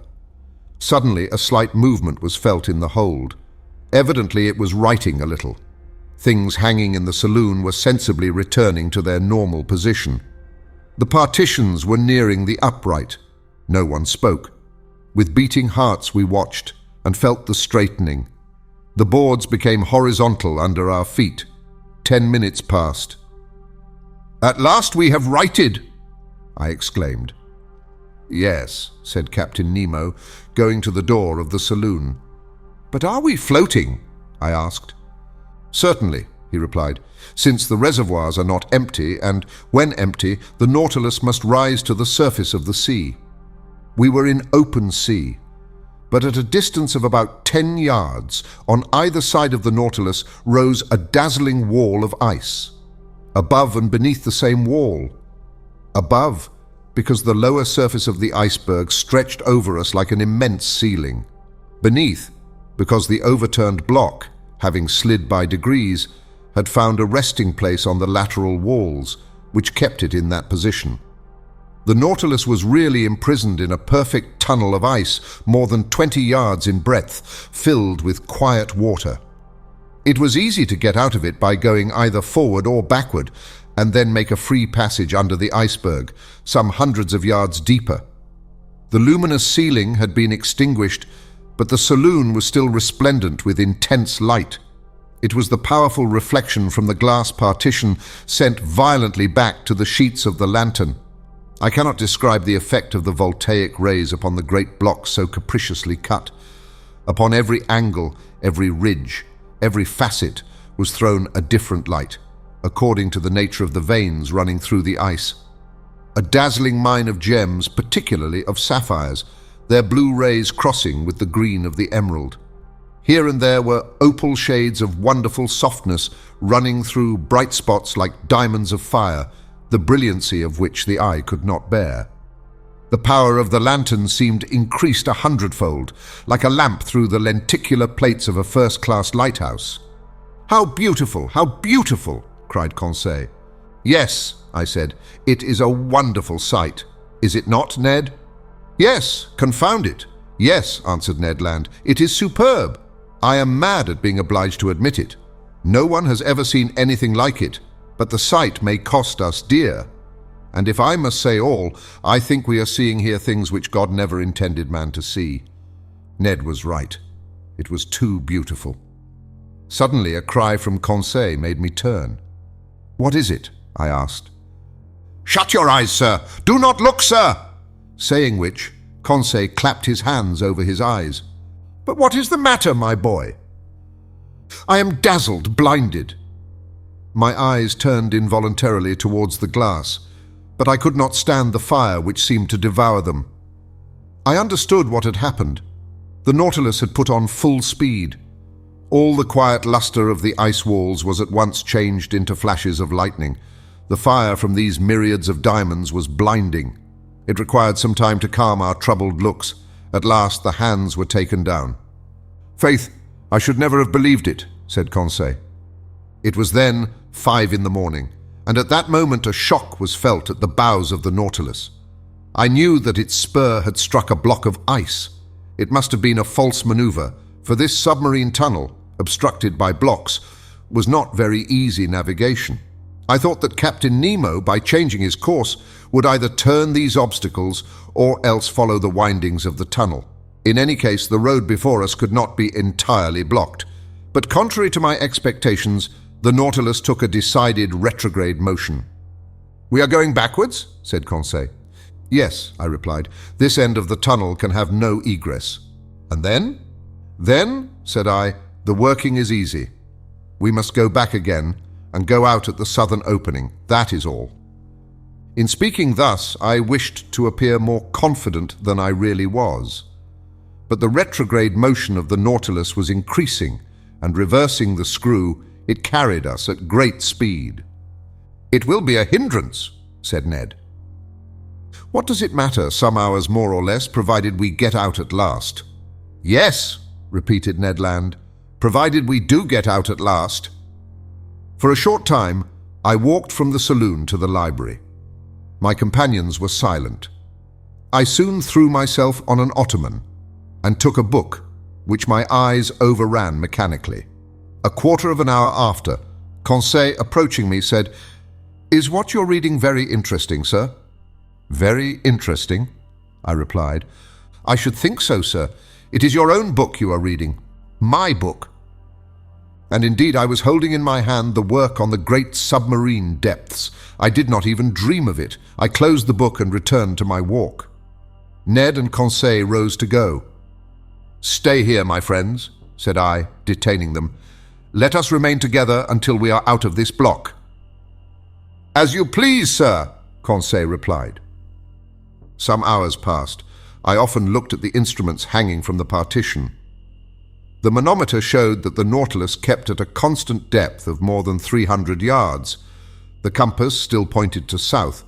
The log indicated a speed of 20 miles an hour, which in such a cramped space was very great. But Captain Nemo knew that he could not hasten too much, and that minutes were worth ages to us. At 25 minutes past 8, a second shock took place. this time from behind. I turned pale. My companions were close by my side. I seized Conseil's hand. Our looks expressed our feelings better than words. At this moment the captain entered the saloon. I went up to him. "Our course is barred southward?" I asked. "Yes, sir. The iceberg has shifted and closed every outlet." "We are blocked up, then?" "Yes." Chapter 16. Want of Air. Thus, around the Nautilus, above and below, was an impenetrable wall of ice. We were prisoners to the iceberg. I watched the captain. His countenance had resumed its habitual imperturbability. "Gentlemen," he said calmly, "there are two ways of dying in the circumstances in which we are placed." This puzzling person had the air of a mathematical professor lecturing to his pupils. "The first is to be crushed, the second is to die of suffocation. I do not speak of the possibility of dying of hunger, for the supply of provisions in the Nautilus will certainly last longer than we shall. Let us then calculate our chances." "As to suffocation, Captain," I replied, "that is not to be feared, because our reservoirs are full." "Just so, but they will only yield 2 days' supply of air. Now, for 36 hours we have been hidden under the water, and already the heavy atmosphere of the Nautilus requires renewal. In 48 hours, our reserve will be exhausted." "Well, Captain, can we be delivered before 48 hours?" "We will attempt it, at least, by piercing the wall that surrounds us." "On which side?" "Sound will tell us. I am going to run the Nautilus aground on the lower bank, and my men will attack the iceberg on the side that is least thick." Captain Nemo went out. Soon I discovered by a hissing noise that the water was entering the reservoirs. The Nautilus sank slowly and rested on the ice at a depth of 350 yards, the depth at which the lower bank was immersed. "My friends," I said, "our situation is serious, but I rely on your courage and energy." "Sir," replied the Canadian, "I'm ready to do anything for the general safety." "Good.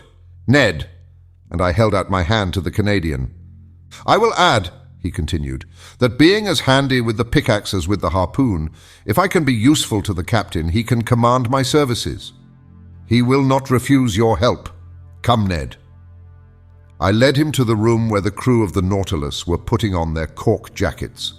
I told the captain of Ned's proposal, which he accepted.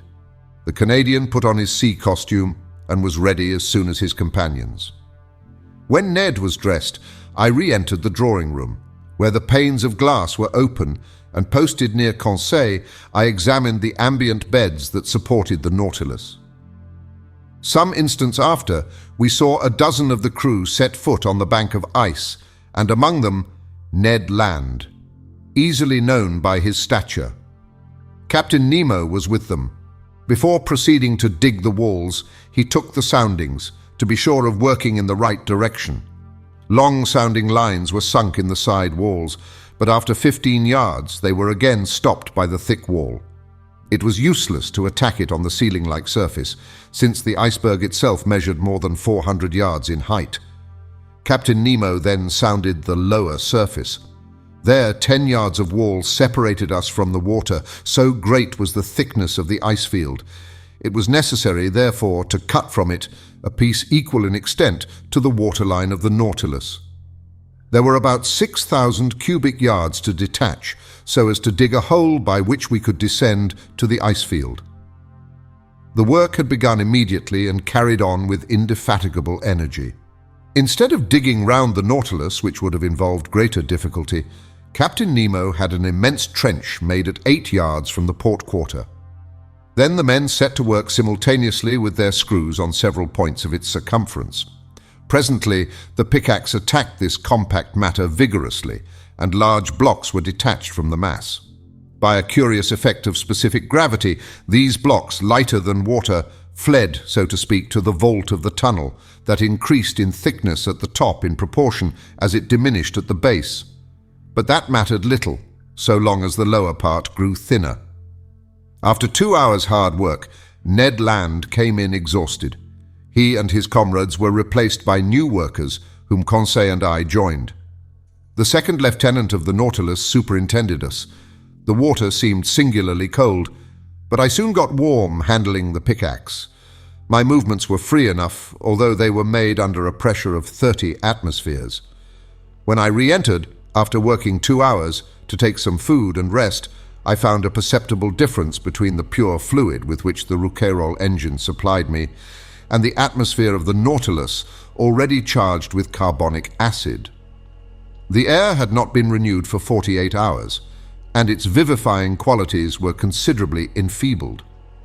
However, after a lapse of 12 hours, we had only raised a block of ice 1 yard thick on the marked surface, which was about 600 cubic yards. Reckoning that it took 12 hours to accomplish this much, it would take 5 nights and 4 days to bring this enterprise to a satisfactory conclusion. 5 nights and 4 days, and we have only air enough for 2 days in the reservoirs. Without taking into account, said Ned, that even if we get out of this infernal prison, we shall also be imprisoned under the iceberg, shut out from all possible communication with the atmosphere. True enough. Who could then foresee the minimum of time necessary for our deliverance? We might be suffocated before the Nautilus could regain the surface of the waves. Was it destined to perish in this ice tomb with all those it enclosed? The situation was terrible, but everyone had looked the danger in the face, and each was determined to do his duty to the last. As I expected, during the night a new block a yard square was carried away, and still further sank the immense hollow. But in the morning, when, dressed in my cork jacket, I traversed the slushy mass at a temperature of 6 or 7 degrees below zero, I remarked that the side walls were gradually closing in. The beds of water farthest from the trench, that were not warmed by the men's work, showed a tendency to solidification. In presence of this new and imminent danger, what would become of our chances of safety, and how hinder the solidification of this liquid medium that would burst the partitions of the Nautilus like glass?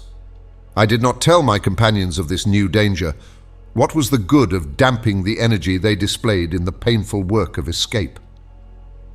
But when I went on board again, I told Captain Nemo of this grave complication.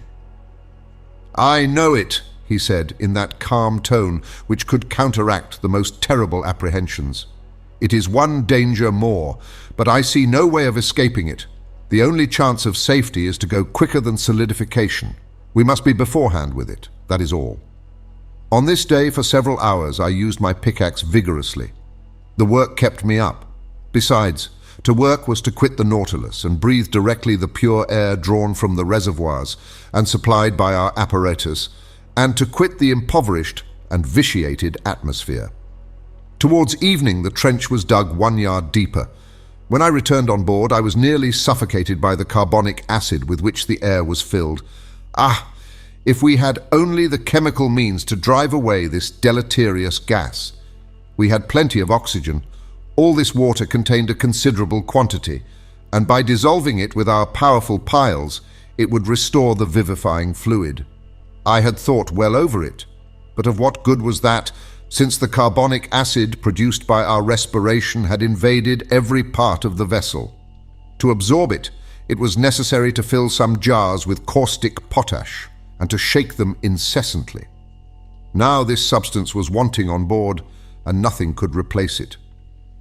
On that evening, Captain Nemo ought to open the taps of his reservoirs and let some pure air into the interior of the Nautilus.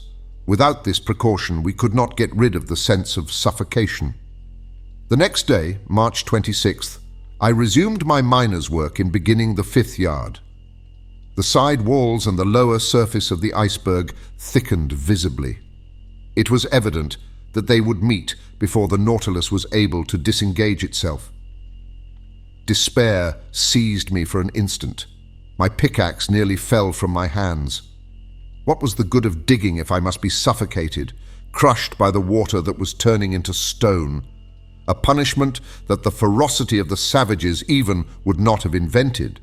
Just then, Captain Nemo passed near me. I touched his hand and showed him the walls of our prison. The wall to port had advanced to at least 4 yards from the hull of the Nautilus. The captain understood me and signed me to follow him. We went on board.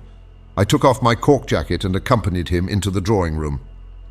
"Monsieur Aronnax, we must attempt some desperate means or we shall be sealed up in this solidified water as in cement." "Yes, but what is to be done?" If my Nautilus were strong enough to bear this pressure without being crushed." "Well," I asked, not catching the captain's idea. "Do you not understand," he replied, "that this congelation of water will help us? Do you not see that by its solidification it would burst through this field of ice that imprisons us, as, when it freezes, it bursts the hardest stones? Do you not perceive that it would be an agent of safety instead of destruction?" "Yes, Captain, perhaps. But whatever resistance to crushing the Nautilus possesses, it could not support this terrible pressure and would be flattened like an iron plate." "I know it, sir. Therefore we must not reckon on the aid of nature but on our own exertions. We must stop this solidification. Not only will the side walls be pressed together, but there is not 10 feet of water before or behind the Nautilus. The congelation gains on us on all sides." "How long will the air in the reservoirs last for us to breathe on board?" The captain looked in my face. "After tomorrow, they will be empty." A cold sweat came over me. However, ought I to have been astonished at the answer? On March 22nd, the Nautilus was in the open polar seas. We were at 26 degrees Fahrenheit. For 5 days we had lived on the reserve on board, and what was left of the respirable air must be kept for the workers.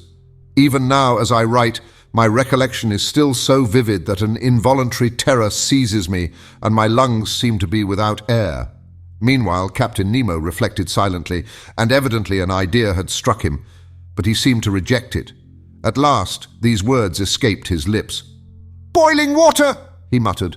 "Boiling water!" I cried. "Yes, sir. We are enclosed in a space that is relatively confined. Would not jets of boiling water, constantly injected by the pumps, raise the temperature in this part and stay the congelation?" "Let us try it," I said resolutely. "Let us try it, Professor." The thermometer then stood at 7 degrees Fahrenheit outside. Captain Nemo took me to the galleys, where the vast distillatory machines stood that furnished the drinkable water by evaporation. They filled these with water, and all the electric heat from the piles was thrown through the worms, bathed in the liquid. In a few minutes, this water reached 100 degrees Celsius. It was directed towards the pumps, while fresh water replaced it in proportion. The heat developed by the troughs was such that cold water, drawn up from the sea after only having gone through the machines, came boiling into the body of the pump. The injection was begun, and 3 hours later the thermometer marked 6 degrees below 0 Fahrenheit outside. 1 degree was gained. 2 hours later, the thermometer only marked 4 degrees Fahrenheit. "We shall succeed," I said to the captain, after having anxiously watched the result of the operation. "I think," he answered, "that we shall not be crushed. We have no more suffocation to fear." During the night, the temperature of the water rose to 1 degree below 0 Fahrenheit. The injections could not carry it to a higher point, but as the congelation of the seawater produces at least 2 degrees of heat, I was at least reassured against the dangers of solidification. The next day, March 27th, 6 yards of ice had been cleared, 12 feet only remaining to be cleared away. There was yet 48 hours' work. The air could not be renewed in the interior of the Nautilus, and this day would make it worse. An intolerable weight oppressed me. Towards 3 o'clock in the evening, this feeling rose to a violent degree. Yawns dislocated my jaws. My lungs panted as they inhaled this burning fluid, which became rarefied more and more. A moral torpor took hold of me. I was powerless, almost unconscious. My brave Conseil, though exhibiting the same symptoms and suffering in the same manner, never left me. He took my hand and encouraged me, and I heard him murmur, "Oh, if I could only not breathe so as to leave more air for my master." Tears came into my eyes on hearing him speak thus. If our situation to all was intolerable in the interior, with what haste and gladness would we put on our cork jackets to work in our turn? Pickaxes sounded on the frozen ice beds. Our arms ached, the skin was torn off our hands. But what were these fatigues? What did the wounds matter?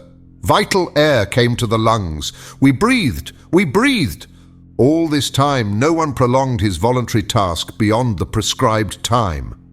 His task accomplished, each one handed in turn to his panting companions the apparatus that supplied him with life. Captain Nemo set the example and submitted first to this severe discipline. When the time came, he gave up his apparatus to another and returned to the vitiated air on board, calm, unflinching, unmurmuring. On that day, the ordinary work was accomplished with unusual vigor. Only 2 yards remained to be raised from the surface. 2 yards only separated us from the open sea. But the reservoirs were nearly emptied of air. The little that remained ought to be kept for the workers, not a particle for the Nautilus. When I went back on board, I was half suffocated. What a night! I know not how to describe it. The next day, my breathing was oppressed. Dizziness accompanied the pain in my head and made me like a drunken man. My companions showed the same symptoms. Some of the crew had rattling in the throat. On that day, the 6th of our imprisonment, Captain Nemo, finding the pickaxes work too slowly, resolved to crush the ice bed that still separated us from the liquid sheet. This man's coolness and energy never forsook him. He subdued his physical pains by moral force.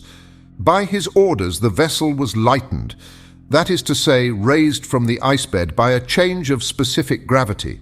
When it floated, they towed it so as to bring it above the immense trench made on the level of the waterline. Then, filling his reservoirs of water, he descended and shut himself up in the hole. Just then, all the crew came on board, and the double door of communication was shut.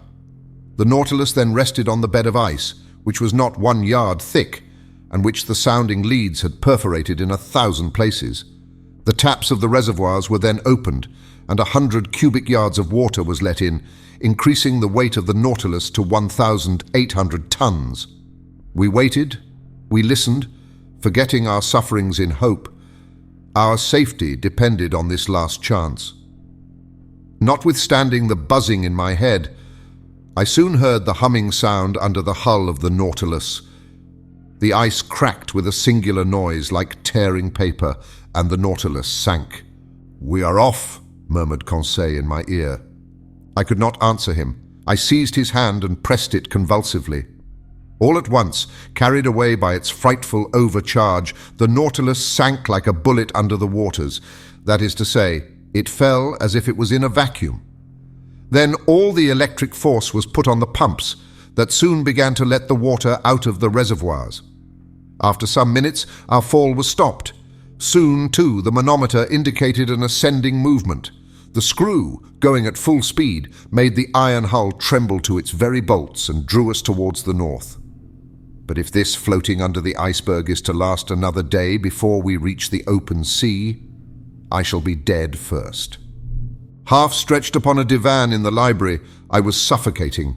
My face was purple, my lips blue, my faculties suspended. I neither saw nor heard. All notion of time had gone from my mind. My muscles could not contract. I do not know how many hours passed thus, but I was conscious of the agony that was coming over me. I felt as if I was going to die. Suddenly I came to. Some breaths of air penetrated my lungs. Had we risen to the surface of the waves?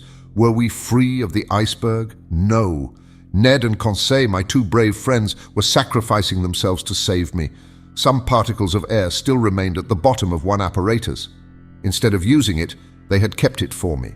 And while they were being suffocated, they gave me life, drop by drop. I wanted to push back the thing. They held my hands, and for some moments I breathed freely. I looked at the clock. It was 11 in the morning. It ought to be the 28th of March. The Nautilus went at a frightful pace, 40 miles an hour. It literally tore through the water. Where was Captain Nemo? Had he succumbed?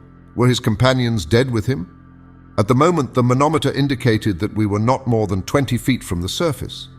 A mere plate of ice separated us from the atmosphere. Could we not break it? Perhaps. In any case, the Nautilus was going to attempt it. I felt that it was in an oblique position, lowering the stern and raising the bows. The introduction of water had been the means of disturbing its equilibrium. Then, impelled by its powerful screw, it attacked the ice field from beneath like a formidable battering ram. It broke it by backing and then rushing forward against the field, which gradually gave way, and at last, dashing suddenly against it, shot forwards on the ice field that crushed beneath its weight. The panel was opened, one might say torn off, and the pure air came in abundance to all parts of the Nautilus. Chapter 17. From Cape Horn to the Amazon. How I got onto the platform, I have no idea. Perhaps the Canadian had carried me there. But I breathed. I inhaled the vivifying sea air. My two companions were getting drunk with the fresh particles. The other unhappy men had been so long without food that they could not with impunity indulge in the simplest aliments that were given them. We, on the contrary, had no end to restrain ourselves. We could draw this air freely into our lungs, and it was the breeze alone, that filled us with this keen enjoyment. "Ah," said Conseil, "how delightful this oxygen is! Master need not fear to breathe it. There is enough for everybody." Ned Land did not speak, but he opened his jaws wide enough to frighten a shark. Our strength soon returned, and when I looked round me, I saw we were alone on the platform. The foreign seamen in the Nautilus were contented with the air that circulated in the interior. None of them had come to drink in the open air. The first words I spoke were words of gratitude and thankfulness to my two companions. Ned and Conseil had prolonged my life during the last hours of this long agony. All my gratitude could not repay such devotion. "My friends," said I, "we are bound one to the other forever, and I am under infinite obligations to you." "Which I shall take advantage of," exclaimed the Canadian. "What do you mean?" said Conseil. "No, I mean that I shall take you with me when I leave this infernal Nautilus." "Well," said Conseil, "after all this, are we going right?" "Yes," I replied, "for we are going the way of the sun, and here the sun is in the north." "No doubt," said Ned Land, "but it remains to be seen whether he will bring the ship into the Pacific or the Atlantic Ocean, that is, into frequented or deserted seas." I could not answer that question, and I feared that Captain Nemo would rather take us to the vast ocean that touches the coasts of Asia and America at the same time. He would thus complete the tour round the submarine world and return to those waters in which the Nautilus could sail freely. We ought before long to settle this important point. The Nautilus went at a rapid pace. The polar circle was soon passed and the course shaped for Cape Horn. We were off the American point March 31st at 7 o'clock in the evening. Then all our past sufferings were forgotten. The remembrance of that imprisonment in the ice was effaced from our minds. We only thought of the future. Captain Nemo did not appear again either in the drawing room or on the platform. The point shown each day on the planisphere, and, marked by the lieutenant, showed me the exact direction of the Nautilus. Now, on that evening, it was evident, to my great satisfaction, that we were going back to the north by the Atlantic. The next day, April 1st, when the Nautilus ascended to the surface some minutes before noon, we sighted land to the west. It was Terra del Fuego, which the first navigators named thus from seeing the quantity of smoke that rose from the natives' huts. The coast seemed low to me, but in the distance rose high mountains.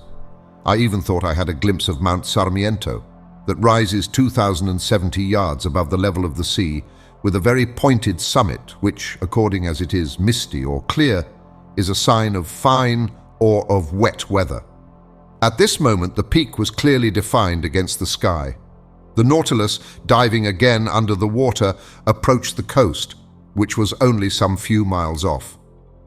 From the glass windows in the drawing room, I saw long seaweeds and gigantic fuci and varech, of which the open polar sea contains so many specimens with their sharp, polished filaments.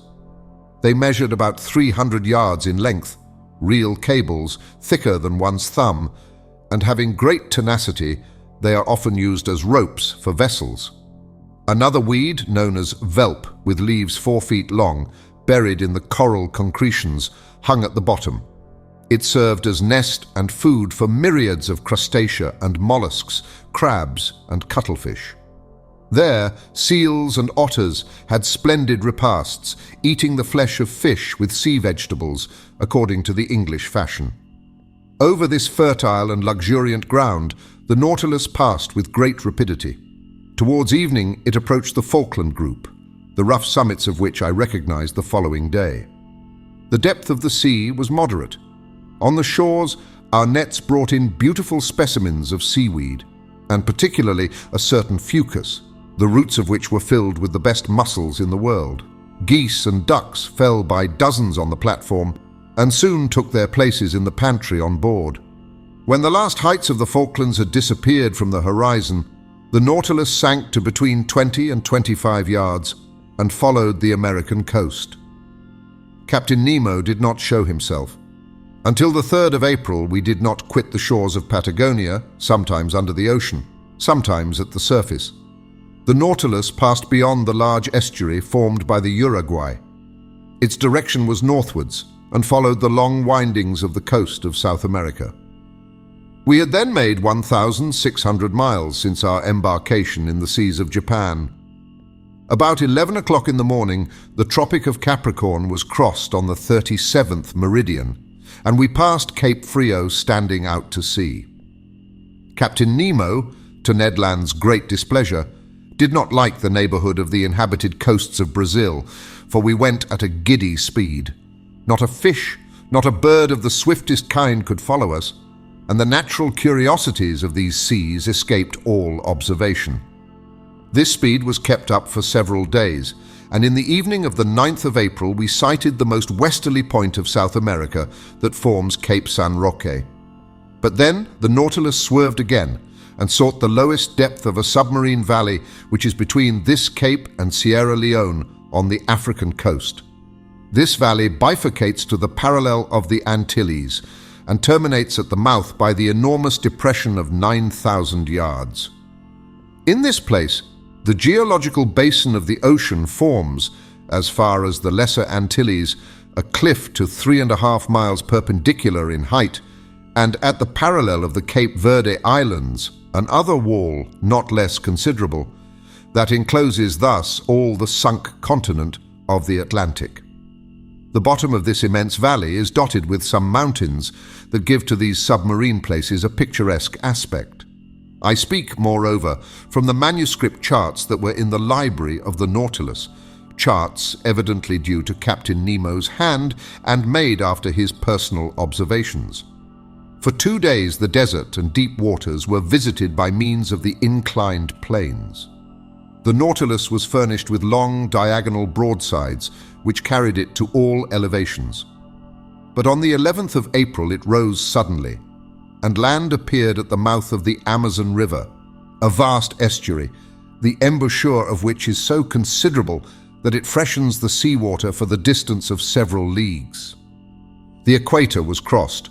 20 miles to the west were the Guianas, a French territory on which we could have found an easy refuge, but a stiff breeze was blowing, and the furious waves would not have allowed a single boat to face them.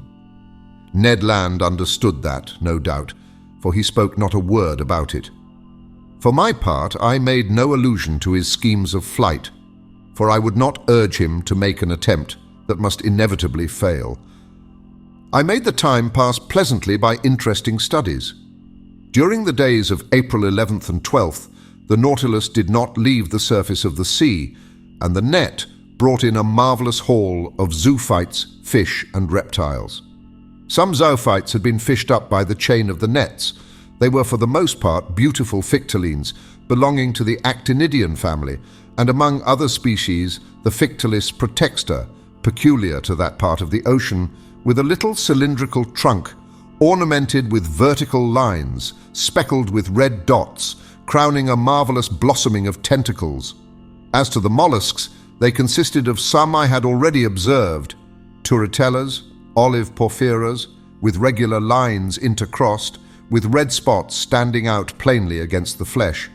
odd pteroceras like petrified scorpions, translucid hyalias, argonauts, cuttlefish, excellent eating, and certain species of calmars that naturalists of antiquity have classed amongst the flying fish, and that serve principally for bait for cod fishing. I had now an opportunity of studying several species of fish on these shores. Amongst the cartilaginous ones, Petromyzons pricker, a sort of eel 15 inches long, with a greenish head, violet fins, grey-blue back, brown belly, silvered and sown with bright spots, the pupil of the eye encircled with gold. A curious animal that the current of the Amazon had drawn to the sea, for they inhabit fresh waters. Tuberculated streaks with pointed snouts and a long, loose tail, armed with a long, jagged sting. Little sharks, a yard long, grey and whitish skin, and several rows of teeth, bent back, that are generally known by the name of pantoufles. Vespertilios, a kind of red isosceles triangle, half a yard long, to which pectorals are attached by fleshy prolongations that make them look like bats, but that their horny appendage, situated near the nostrils, has given them the name of sea unicorns. Lastly, some species of ballistae, the curasavian, whose spots were of a brilliant gold colour, and the capriscus of clear violet, and with varying shades like a pigeon's throat. I end here this catalogue, which is somewhat dry perhaps, but very exact, with a series of bony fish that I observed in passing belonging to the apteronotes, and whose snout is white as snow, the body of a beautiful black, marked with a very long, loose, fleshy strip. Odontognathas, armed with spikes. Sardines 9 inches long, glittering with a bright silver light. A species of mackerel provided with 2 anal fins. Centronotes of a blackish tint that are fished for with torches. Long fish 2 yards in length with fat flesh, white and firm, which when they arc fresh taste like eel, and when dry like smoked salmon. Labres, half red, covered with scales only at the bottom of the dorsal and anal fins. Chrysoptera, on which gold and silver blend their brightness with that of the ruby and topaz. Golden-tailed spares, the flesh of which is extremely delicate, and whose phosphorescent properties betray them in the midst of the waters. Orange-coloured spares with long tongues. Maigres with gold caudal fins, dark thorntails, anableps of Suriname, etc. Notwithstanding this etc., I must not omit to mention fish that Conseil will long remember, and with good reason.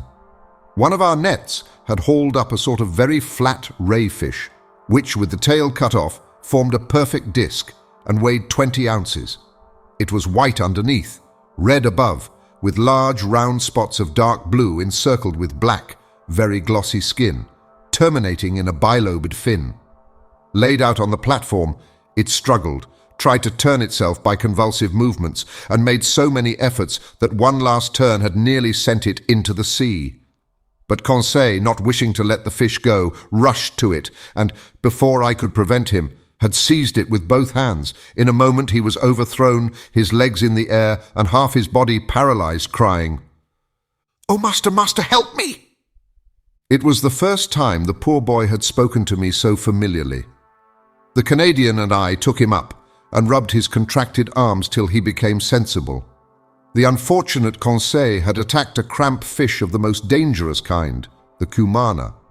This odd animal, in a medium conductor like water, strikes fish at several yards distance. So great is the power of its electric organ, the 2 principal surfaces of which do not measure less than 27 square feet. The next day, April 12th, the Nautilus approached the Dutch coast, near the mouth of the Maroni. There, several groups of sea cows herded together. They were manatees that, like the dugong and the stellera, belonged to the Scienian order. These beautiful animals, peaceable and inoffensive, from 18 to 21 feet in length, weigh at least 1,600 hundredweight. I told Ned Land and Conseil that provident nature had assigned an important role to these mammalia. Indeed, they, like the seals, are designed to graze on the submarine prairies and thus destroy the accumulation of weed that obstructs the tropical rivers. And do you know, I added, what has been the result since men have almost entirely annihilated this useful race? that the putrefied weeds have poisoned the air, and the poisoned air causes the yellow fever that desolates these beautiful countries. Enormous vegetations are multiplied under the torrid seas, and the evil is irresistibly developed from the mouth of the Rio de la Plata to Florida. If we are to believe Toussaint, this plague is nothing to what it would be if the seas were cleaned of whales and seals. Then, infested with poulps, medusae, and cuttlefish, they would become immense centers of infection, since their waves would not possess these vast stomachs that God had charged to infest the surface of the seas. Chapter 18. The Poulps. For several days the Nautilus kept off from the American coast. Evidently, it did not wish to risk the tides of the Gulf of Mexico or of the Sea of the Antilles. April 16th, we sighted Martinique and Guadeloupe from a distance of about 30 miles. I saw their tall peaks for an instant. The Canadian, who counted on carrying out his projects in the Gulf by either landing or hailing one of the numerous boats that coast from one island to another, was quite disheartened. Flight would have been quite practicable if Ned Land had been able to take possession of the boat without the captain's knowledge. But in the open sea, it could not be thought of. The Canadian, Conseil, and I had a long conversation on this subject. For 6 months we had been prisoners on board the Nautilus. We had travelled 17,000 leagues, and, as Ned Land said, there was no reason why it should come to an end. We could hope nothing from the captain of the Nautilus, but only from ourselves. Besides, for some time past he had become graver, more retired, less sociable. He seemed to shun me. I met him rarely. Formerly, he was pleased to explain the submarine marvels to me. Now he left me to my studies and came no more to the saloon. What change had come over him? For what cause? For my part, I did not wish to bury with me my curious and novel studies. I had now the power to write the true book of the sea, and this book, sooner or later, I wished to see daylight. The land nearest us was the archipelago of the Bahamas. There rose high submarine cliffs covered with large weeds. It was about 11 o'clock when Ned Land drew my attention to a formidable pricking, like the sting of an ant, which was produced by means of large seaweeds. "Well," I said, "these are proper caverns for poulps, and I should not be astonished to see some of these monsters." "What?" said Conseil. "Cuttlefish, real cuttlefish of the cephalopod class." "No," I said, "poulps of huge dimensions." "I will never believe that such animals exist," said Ned. "Well," said Conseil with the most serious air in the world, "I remember perfectly to have seen a large vessel drawn under the waves by an octopus's arm." "You saw that?" said the Canadian. "Yes, Ned." "With your own eyes?" "With my own eyes." "Where, pray, might that be?" "At St. Malo," answered Conseil. "In the port?" said Ned ironically. "No, in a church," replied Conseil. "In a church?" cried the Canadian. "Yes, friend Ned, in a picture representing the poulp in question." "Good!" said Ned Land, bursting out laughing. "He is quite right," I said. "I have heard of this picture, but the subject represented is taken from a legend, and you know what to think of legends in the matter of natural history. Besides, when it is a question of monsters, the imagination is apt to run wild. Not only is it supposed that these poulps can draw down vessels, but a certain Olaus Magnus speaks of an octopus a mile long that is more like an island than an animal. It is also said that the Bishop of Nidros was building an altar on an immense rock. Mass finished, the rock began to walk and returned to the sea. The rock was a poulp. Another bishop, Pontoppidan, speaks also of a poulp on which a regiment of cavalry could maneuver. Lastly, the ancient naturalists speak of monsters whose mouths were like gulfs and which were too large to pass through the Straits of Gibraltar. "But how much is true of these stories?" asked Conseil. "Nothing, my friends, at least of that which passes the limit of truth to get to fable or legend. Nevertheless, there must be some ground for the imagination of the storytellers. One cannot deny that poulps and cuttlefish exist of a large species, inferior, however, to the cetaceans. Aristotle has stated the dimensions of a cuttlefish as 5 cubits, or 9 feet 2 inches. Our fishermen frequently see some that are more than 4 feet long. Some skeletons of poulps are preserved in the museums of Trieste and Montpellier that measure 2 yards in length. Besides, according to the calculations of some naturalists, one of these animals, only 6 feet long, would have tentacles 27 feet long. That would suffice to make a formidable monster. "Do they fish for them in these days?" asked Ned. "If they do not fish for them, sailors see them at least. One of my friends, Captain Paul Boss of Havre, has often affirmed that he met one of these monsters of colossal dimensions in the Indian seas. But the most astonishing fact, and which does not permit of the denial of the existence of these gigantic animals, happened some years ago, in 1861. "What is the fact?" asked Ned Land. "This is it. In 1861, to the northeast of Tenerife, very nearly in the same latitude we are in now, the crew of the dispatch boat Alector perceived a monstrous cuttlefish swimming in the waters. Captain Bouguer went near to the animal and attacked it with harpoon and guns without much success, for balls and harpoons glided over the soft flesh. After several fruitless attempts, the crew tried to pass a slip knot round the body of the mollusk. The noose slipped as far as the tail fins, and there stopped. They tried then to haul it on board, but its weight was so considerable that the tightness of the cord separated the tail from the body, and deprived of this ornament, he disappeared under the water." "Indeed, is that a fact?" "An indisputable fact, my good Ned. They proposed to name this Paul Bouguer's cuttlefish." "What length was it?" asked the Canadian. "Did it not measure about 6 yards?" said Conseil, who, posted at the window, was examining again the irregular windings of the cliff. "Precisely," I replied. "Its head," rejoined Conseil, "was it not crowned with 8 tentacles that beat the water like a nest of serpents?" "Precisely." "Had not its eyes, placed at the back of its head, considerable development?" "Yes, Conseil." "And was not its mouth like a parrot's beak?" "Exactly, Conseil." "Very well, no offense to master," he replied quietly. "If this is not Bouguer's cuttlefish, it is at least one of its brothers." I looked at Conseil. Ned Land hurried to the window. "What a horrible beast!" he cried. I looked in my turn and could not repress a gesture of disgust. Before my eyes was a horrible monster worthy to figure in the legends of the marvelous. It was an immense cuttlefish, being 8 yards long. It swam crossways in the direction of the Nautilus with great speed, watching us with its enormous staring green eyes. Its 8 arms, or rather feet, fixed to its head, that have given the name of cephalopod to these animals, were twice as long as its body, and were twisted like the Fury's hair. One could see the 250 air holes on the inner side of the tentacles. The monster's mouth, a horned beak like a parrot's, opened and shut vertically. Its tongue, a horned substance furnished with several rows of pointed teeth, came out quivering from this veritable pair of shears. What a freak of nature, a bird's beak on a mollusk! Its spindle-like body formed a fleshy mass that might weigh 4,000 to 5,000 pounds, the varying colour changing with great rapidity, according to the irritation of the animal, passed successively from livid grey to reddish-brown. What irritated this mollusk?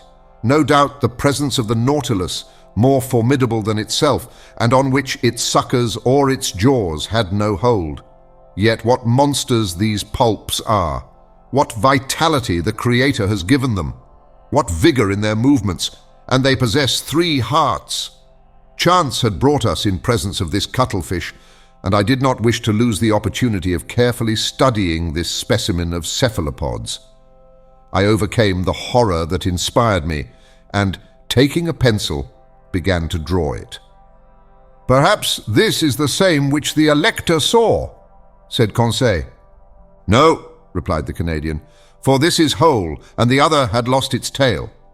"That is no reason," I replied.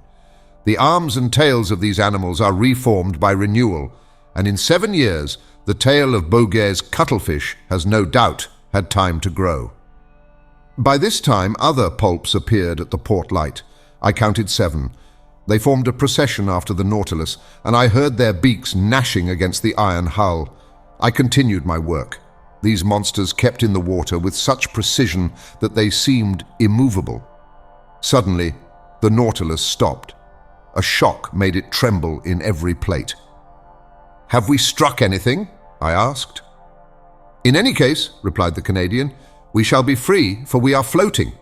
The Nautilus was floating, no doubt, but it did not move. A minute passed. Captain Nemo, followed by his lieutenant, entered the drawing room. I had not seen him for some time. He seemed dull. Without noticing or speaking to us, he went to the panel, looked at the pulps, and said something to his lieutenant. The latter went out. Soon the panels were shut. The ceiling was lighted. I went towards the captain. "A curious collection of pulps?" I said. "Yes, indeed, Mr. Naturalist," he replied, "and we are going to fight them, man to beast." I looked at him. I thought I had not heard aright. "Man to beast," I repeated. "Yes, sir. The screw is stopped. I think that the horny jaws of one of the cuttlefish is entangled in the blades. That is what prevents our moving." "What are you going to do? Rise to the surface and slaughter this vermin?" "A difficult enterprise." "Yes, indeed. The electric bullets are powerless against the soft flesh where they do not find resistance enough to go off. But we shall attack them with the hatchet." "And the harpoon, sir," said the Canadian, "if you do not refuse my help." "I will accept it, Master Land." "We will follow you," I said, and following Captain Nemo, we went towards the central staircase. There, about 10 men with boarding hatchets were ready for the attack. Conseil and I took 2 hatchets. Ned Land seized a harpoon. The Nautilus had then risen to the surface. One of the sailors, posted on the top ladder step, unscrewed the bolts of the panels. But hardly were the screws loosed when the panel rose with great violence, evidently drawn by the suckers of a pulp's arm. Immediately, one of these arms slid like a serpent down the opening, and 20 others were above. With one blow of the axe, Captain Nemo cut this formidable tentacle that slid wriggling down the ladder. Just as we were pressing one on the other to reach the platform, 2 other arms, lashing the air, came down on the seaman placed before Captain Nemo and lifted him up with irresistible power. Captain Nemo uttered a cry and rushed out. We hurried after him. One of these long arms glided through the opening. What a scene! The unhappy man, seized by the tentacle and fixed to the suckers, was balanced in the air at the caprice of this enormous trunk. He rattled in his throat. He was stifled. He cried, "Help! Help!" These words, spoken in French, startled me. I had a fellow countryman on board, perhaps several. That heart-rending cry, I shall hear it all my life. The unfortunate man was lost. Who could rescue him from that powerful pressure? However, Captain Nemo had rushed to the pulp, and with one blow of the axe had cut through one arm. His lieutenant struggled furiously against other monsters that crept on the flanks of the Nautilus. The crew fought with their axes. The Canadian Conseil and I buried our weapons in the fleshy masses.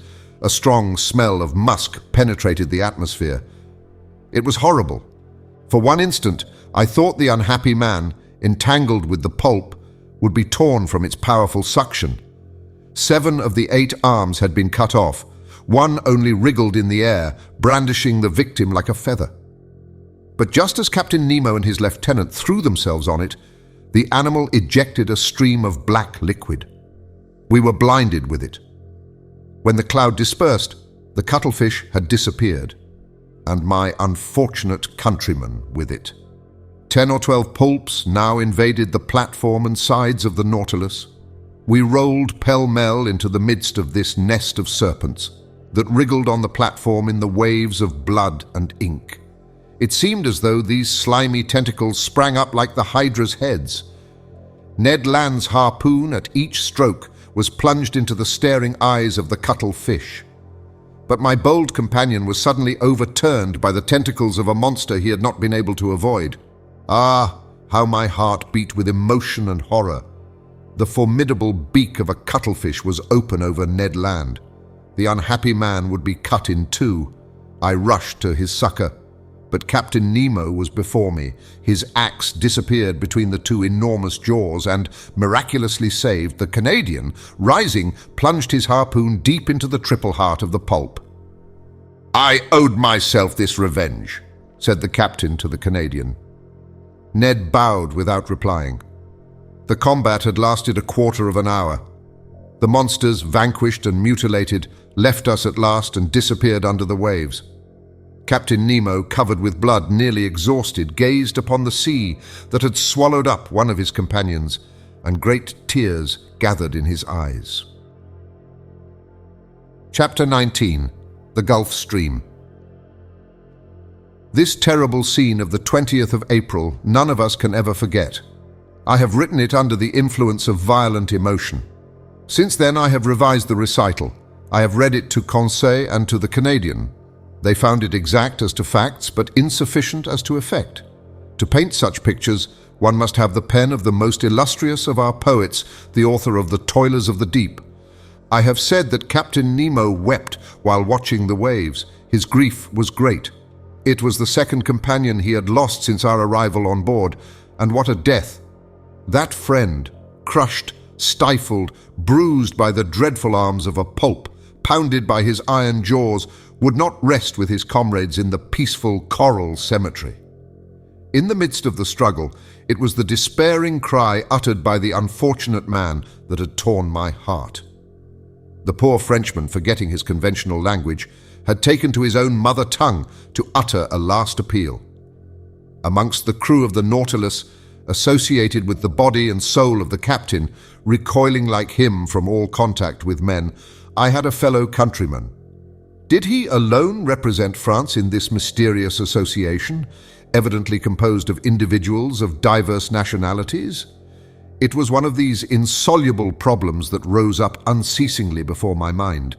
Captain Nemo entered his room, and I saw him no more for some time, but that he was sad and irresolute I could see by the vessel of which he was the soul, and which received all his impressions.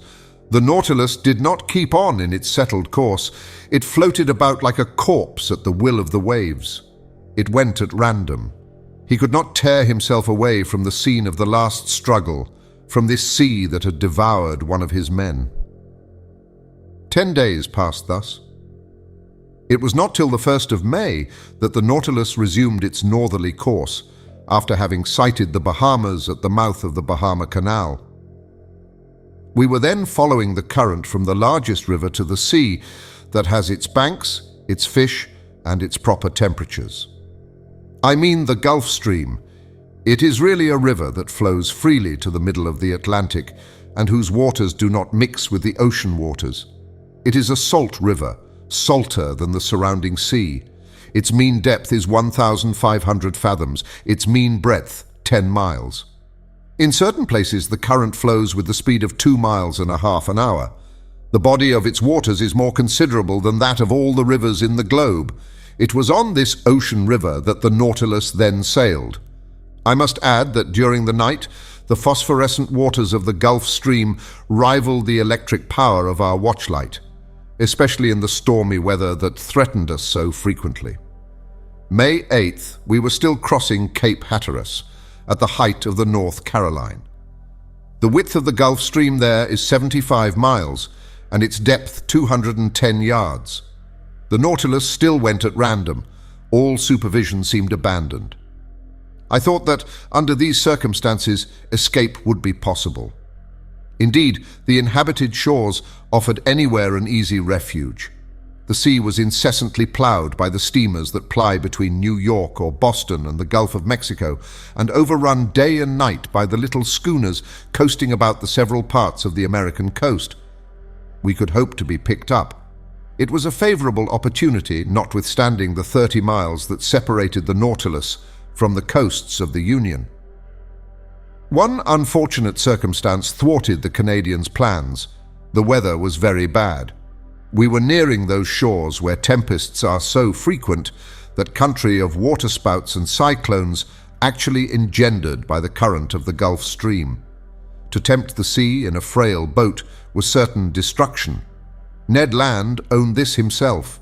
He fretted, seized with nostalgia that flight only could cure. "Master," he said that day to me, "this must come to an end. I must make a clean breast of it.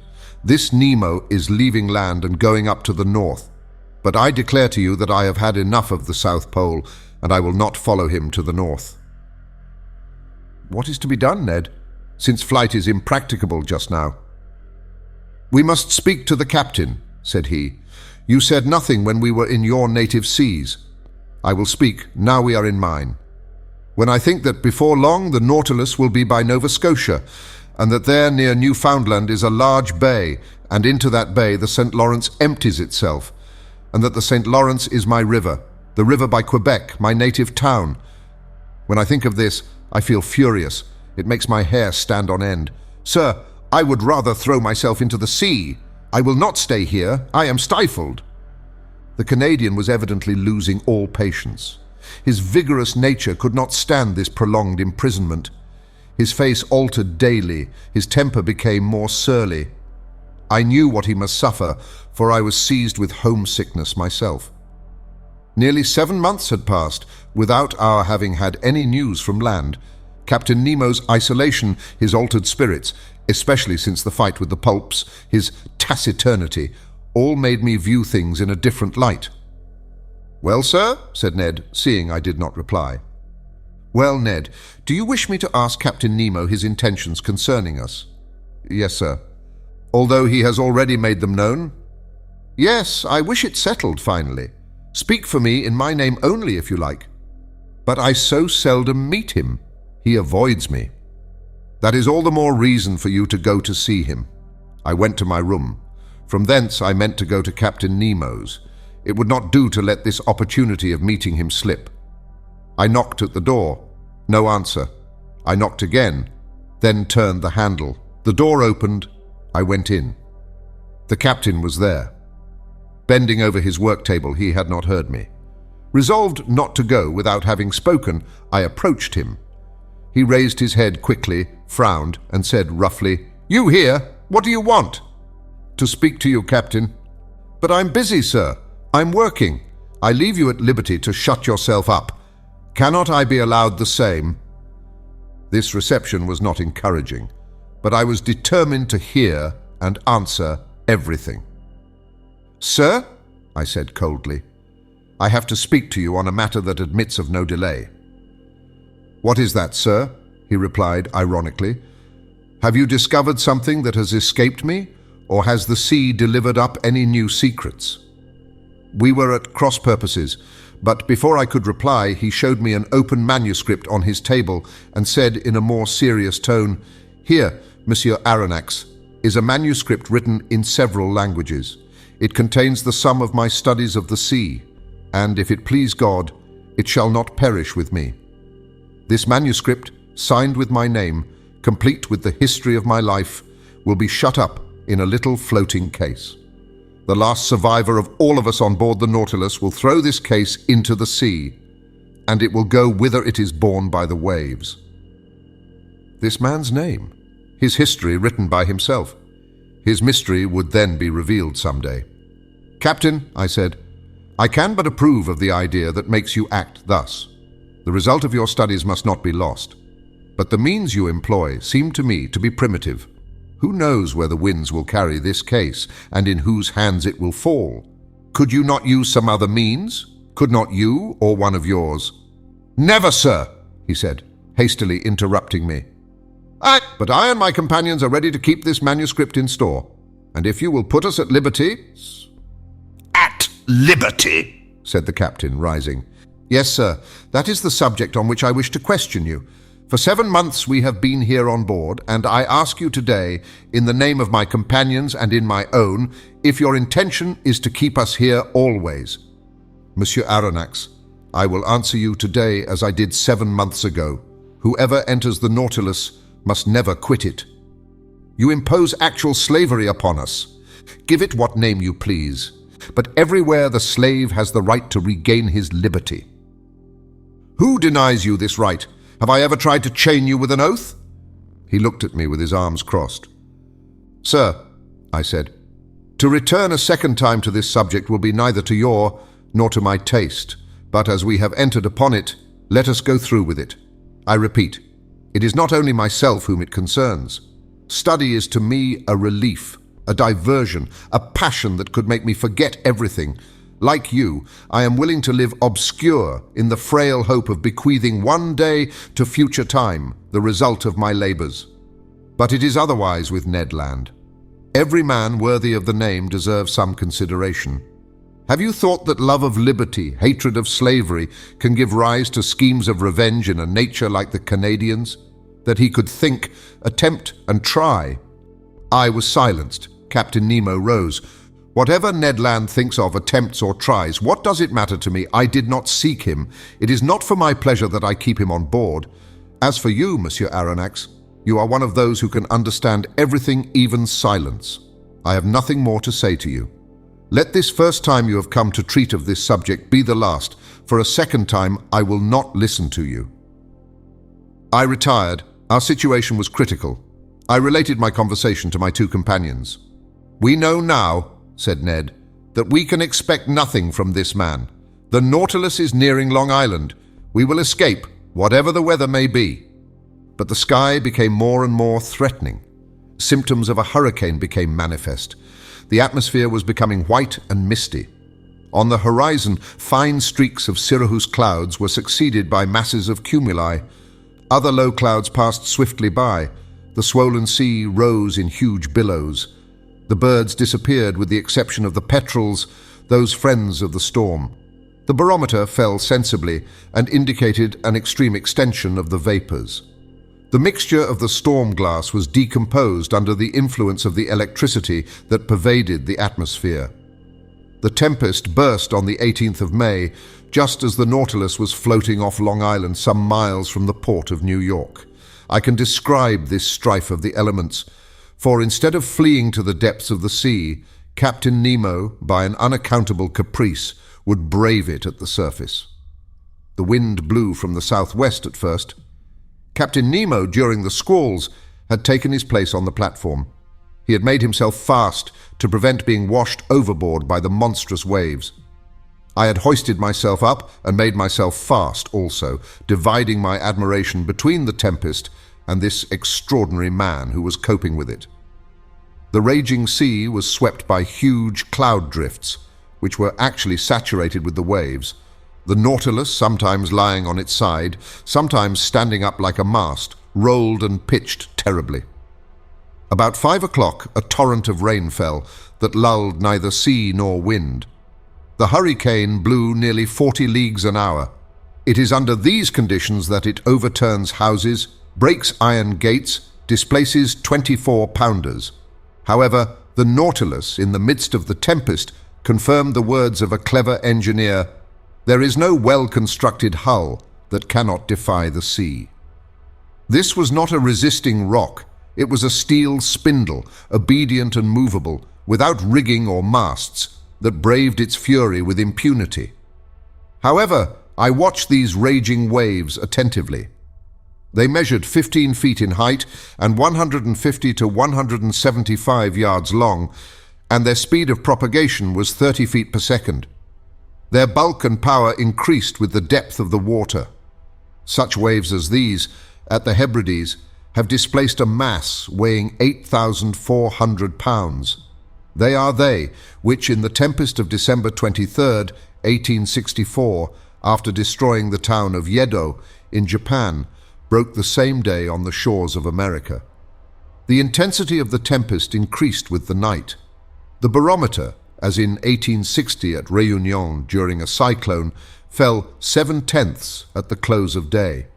I saw a large vessel pass the horizon, struggling painfully. She was trying to lie to under half steam, to keep up above the waves. It was probably one of the steamers of the line from New York to Liverpool or Havre. It soon disappeared in the gloom. At 10 o'clock in the evening, the sky was on fire. The atmosphere was streaked with vivid lightning. I could not bear the brightness of it, while the captain, looking at it, seemed to envy the spirit of the tempest. A terrible noise filled the air, a complex noise, made up of the howls of the crushed waves, the roaring of the wind, and the claps of thunder. The wind veered suddenly to all points of the horizon, and the cyclone, rising in the east, returned after passing by the north, west, and south, in the inverse course pursued by the circular storm of the southern hemisphere. Ah, that Gulf Stream. It deserves its name of the king of tempests. It is that which causes those formidable cyclones, by the difference of temperature between its air and its currents. A shower of fire had succeeded the rain. The drops of water were changed to sharp spikes. One would have thought that Captain Nemo was courting a death worthy of himself, a death by lightning. As the Nautilus, pitching dreadfully, raised its steel spur in the air, it seemed to act as a conductor, and I saw long sparks burst from it. Crushed and without strength, I crawled to the panel, opened it, and descended to the saloon. The storm was then at its height. It was impossible to stand upright in the interior of the Nautilus. Captain Nemo came down about 12. I heard the reservoirs filling by degrees, and the Nautilus sank slowly beneath the waves. Through the open windows in the saloon, I saw large fish, terrified, passing like phantoms in the water.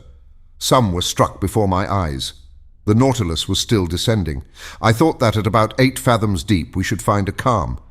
But no, the upper beds were too violently agitated for that. We had to seek repose at more than 25 fathoms in the bowels of the deep. But there, what quiet, what silence, what peace. Who could have told that such a hurricane had been let loose on the surface of that ocean? Chapter 20.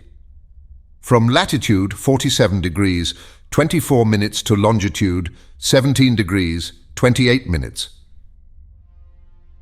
In consequence of the storm, we had been thrown eastward once more. All hope of escape on the shores of New York or St. Lawrence had faded away, and poor Ned, in despair, had isolated himself like Captain Nemo. Conseil and I, however, never left each other. I said that the Nautilus had gone aside to the east. I should have said, to be more exact, the northeast. For some days it wandered first on the surface and then beneath it, amid those fogs so dreaded by sailors. What accidents are due to these thick fogs? What shocks upon these reefs when the wind drowns the breaking of the waves? What collisions between vessels, in spite of their warning lights, whistles, and alarm bells? And the bottoms of these seas look like a field of battle, where still lie all the conquered of the ocean, some old and already encrusted, others fresh and reflecting from their iron bands and copper plates the brilliancy of our lantern. On the 15th of May, we were at the extreme south of the Bank of Newfoundland. This bank consists of alluvia, or large heaps of organic matter, brought either from the equator by the Gulf Stream or from the North Pole by the countercurrent of cold water which skirts the American coast. There also are heaped up those erratic blocks which are carried along by the broken ice, and close by a vast charnel house of mollusks which perish here by millions. The depth of the sea is not great at Newfoundland, not more than some hundreds of fathoms, but towards the south is a depression of 1,500 fathoms. There the Gulf Stream widens. It loses some of its speed and some of its temperature, but it becomes a sea. It was on the 17th of May, about 500 miles from Heart's Content, at a depth of more than 1,400 fathoms, that I saw the electric cable lying on the bottom. Conseil, to whom I had not mentioned it, thought at first that it was a gigantic sea serpent. But I undeceived the worthy fellow, and by way of consolation related several particulars in the laying of this cable. The first one was laid in the years 1857 and 1858, but after transmitting about 400 telegrams would not act any longer. In 1863, the engineers constructed another one, measuring 2,000 miles in length and weighing 4,500 tons, which was embarked on the Great Eastern. This attempt also failed. On the 25th of May, the Nautilus, being at a depth of more than 1,918 fathoms, was on the precise spot where the rupture occurred which ruined the Enterprise.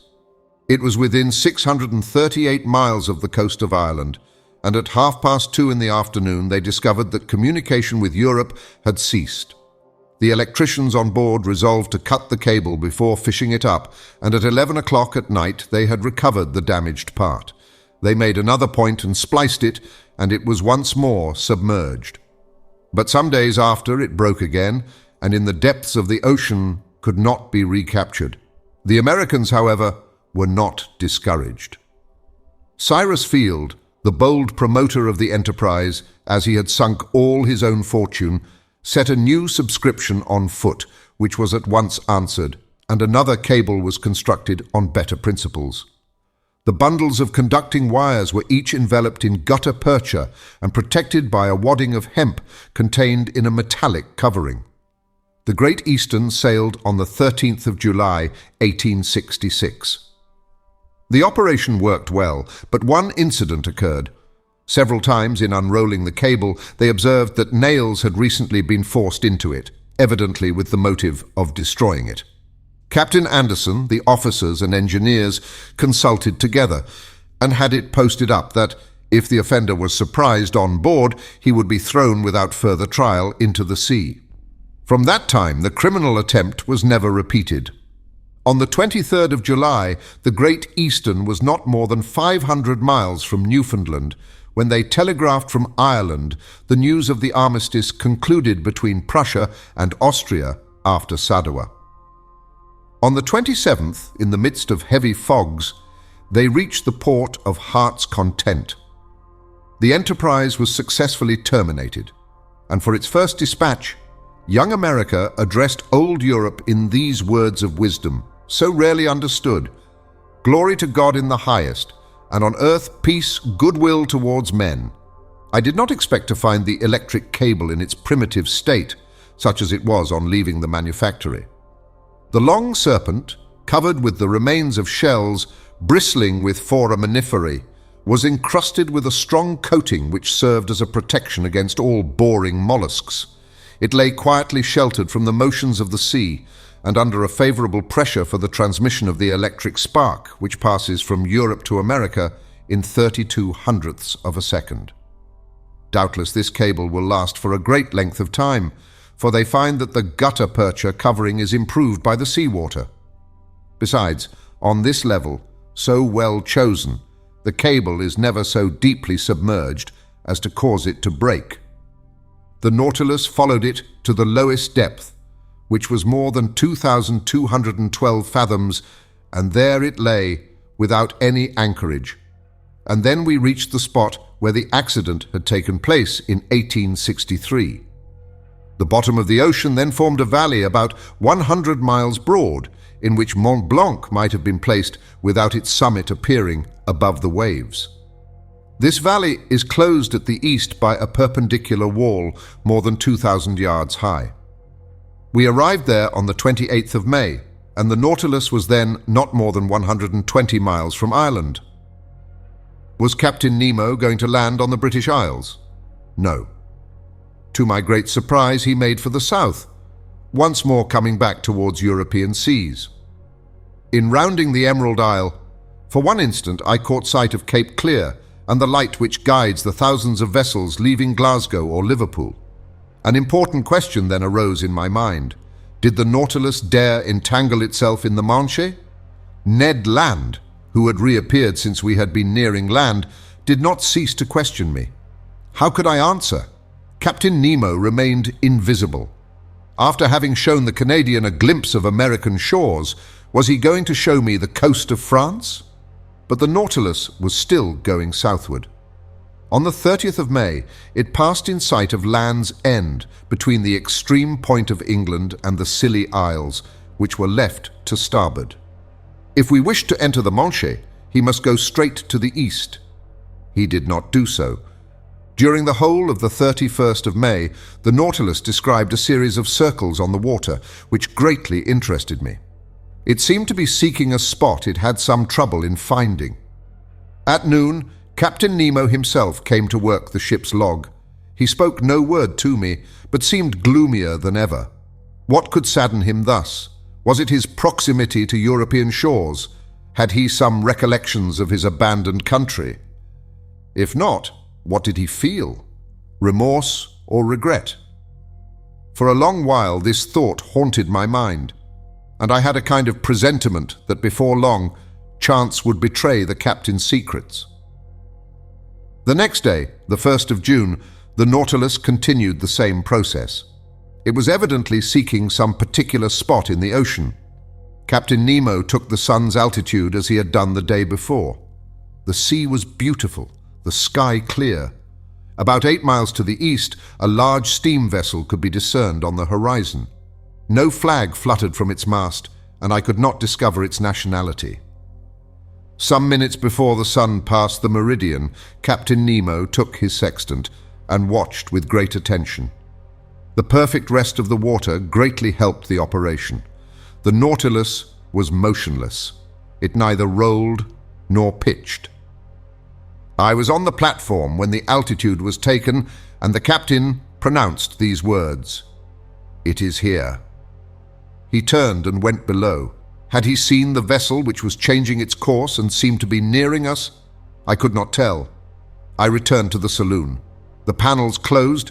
I heard the hissing of the water in the reservoirs. The Nautilus began to sink, following a vertical line, for its screw communicated no motion to it. Some minutes later, it stopped at a depth of more than 420 fathoms, resting on the ground. The luminous ceiling was darkened. Then the panels were opened, and through the glass I saw the sea brilliantly illuminated by the rays of our lantern for at least half a mile round us. I looked to the port side and saw nothing but an immensity of quiet waters. But to starboard on the bottom appeared a large protuberance, which at once attracted my attention. One would have thought it a ruin buried under a coating of white shells, much resembling a covering of snow. Upon examining the mass attentively, I could recognize the ever-thickening form of a vessel bare of its masts, which must have sunk. It certainly belonged to past times. This wreck, to be thus encrusted with the lime of the water, must already be able to count many years past at the bottom of the ocean. What was this vessel? Why did the Nautilus visit its tomb? Could it have been aught but a shipwreck which had drawn it under the water? I knew not what to think, when near me in a slow voice I heard Captain Nemo say, "At one time this ship was called the Marseillaise. It carried 74 guns and was launched in 1762. In 1778, the 13th of August, commanded by La Poivre-Trieux, it fought boldly against the Preston. In 1779, on the 4th of July, it was at the taking of Granada with the squadron of Admiral Estaing. In 1781, on the 5th of September, it took part in the Battle of Comte de Grasse in Chesapeake Bay. In 1794, the French Republic changed its name. On the 16th of April in the same year, it joined the squadron of Villeray-Joyeuse at Brest, being entrusted with the escort of a cargo of corn coming from America under the command of Admiral Van Steebel. On the 11th and 12th Prairial of the second year, this squadron fell in with an English vessel. Sir, today is the 13th Prairial, the 1st of June, 1868. It is now 74 years ago, day for day on this very spot, in latitude 47 degrees, 24 minutes, longitude 17 degrees, 28 minutes, that this vessel, after fighting heroically, losing its 3 masts with the water in its hold and the third of its crew disabled, preferred sinking with its 356 sailors to surrendering, and, nailing its colors to the poop, disappeared under the waves to the cry of "Long live the Republic." "The Avenger!" I exclaimed. "Yes, sir, the Avenger, a good name," muttered Captain Nemo, crossing his arms. Chapter 21. A Hecatomb. The way of describing this unlooked-for scene, the history of the Patriot ship, told at first so coldly, and the emotion with which this strange man pronounced the last words, the name of the Avenger, the significance of which could not escape me, all impressed itself deeply on my mind. My eyes did not leave the captain, who, with his hand stretched out to sea, was watching with a glowing eye the glorious wreck. Perhaps I was never to know who he was, from whence he came, or where he was going to, but I saw the man move, and apart from the savant. It was no common misanthropy which had shut Captain Nemo and his companions within the Nautilus, but a hatred, either monstrous or sublime, which time could never weaken. Did this hatred still seek for vengeance? The future would soon teach me that, but the Nautilus was rising slowly to the surface of the sea, and the form of the Avenger disappeared by degrees from my sight. Soon a slight rolling told me that we were in the open air. At that moment a dull boom was heard. I looked at the captain. He did not move. "Captain?" said I. He did not answer. I left him and mounted the platform. Conseil and the Canadian were already there. "Where did that sound come from?" I asked. "It was a gunshot," replied Ned Land. I looked in the direction of the vessel I had already seen. It was nearing the Nautilus, and we could see that it was putting on steam. It was within 6 miles of us. "What is that ship, Ned?" "By its rigging and the height of its lower masts," said the Canadian. "I bet she is a ship of war. May it reach us, and if necessary, sink this cursed Nautilus." "Friend Ned," replied Conseil, "what harm can it do to the Nautilus? Can it attack it beneath the waves? Can its cannonade us at the bottom of the sea?" "Tell me, Ned," said I, "can you recognize what country she belongs to?" The Canadian knitted his eyebrows, dropped his eyelids, and screwed up the corners of his eyes, and for a few moments fixed a piercing look upon the vessel. "No, sir," he replied. "I cannot tell what nation she belongs to, for she shows no colors. But I can declare she is a man of war, for a long pennant flutters from her main mast." For a quarter of an hour we watched the ship which was steaming towards us. I could not, however, believe that she could see the Nautilus from that distance, and still less that she could know what this submarine engine was. Soon the Canadian informed me that she was a large, armoured, 2-decker ram. A thick black smoke was pouring from her 2 funnels. Her closely furled sails were stopped to her yards. She hoisted no flag at her mizzen peak. The distance prevented us from distinguishing the colours of her pennant, which floated like a thin ribbon. She advanced rapidly. If Captain Nemo allowed her to approach, there was a chance of salvation for us. "Sir," said Ned Land, "if that vessel passes within a mile of us, I shall throw myself into the sea, and I should advise you to do the same." I did not reply to the Canadian's suggestion, but continued watching the ship. Whether English, French, American, or Russian, she would be sure to take us in if we could only reach her. Presently, a white smoke burst from the forepart of the vessel. Some seconds after, the water, agitated by the fall of a heavy body, splashed the stern of the Nautilus, and shortly afterwards, a loud explosion struck my ear. "What? They are firing at us!" I exclaimed. "So please you, sir," said Ned, "they have recognized the Unicorn and they are firing at us."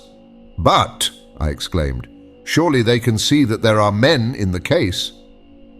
"It is perhaps because of that," replied Ned Land, looking at me. A whole flood of light burst upon my mind. Doubtless they knew now how to believe the stories of the pretended monster. No doubt, on board the Abraham Lincoln, when the Canadian struck it with the harpoon, Commander Farragut had recognized in the supposed narwhal a submarine vessel more dangerous than a supernatural cetacean. Yes, it must have been so, and on every sea they were now seeking this engine of destruction. Terrible indeed, if, as we supposed, Captain Nemo employed the Nautilus in works of vengeance. On the night when we were imprisoned in that cell, in the midst of the Indian Ocean, had he not attacked some vessel? The man buried in the coral cemetery, had he not been a victim to the shock caused by the Nautilus? Yes, I repeat it, it must be so.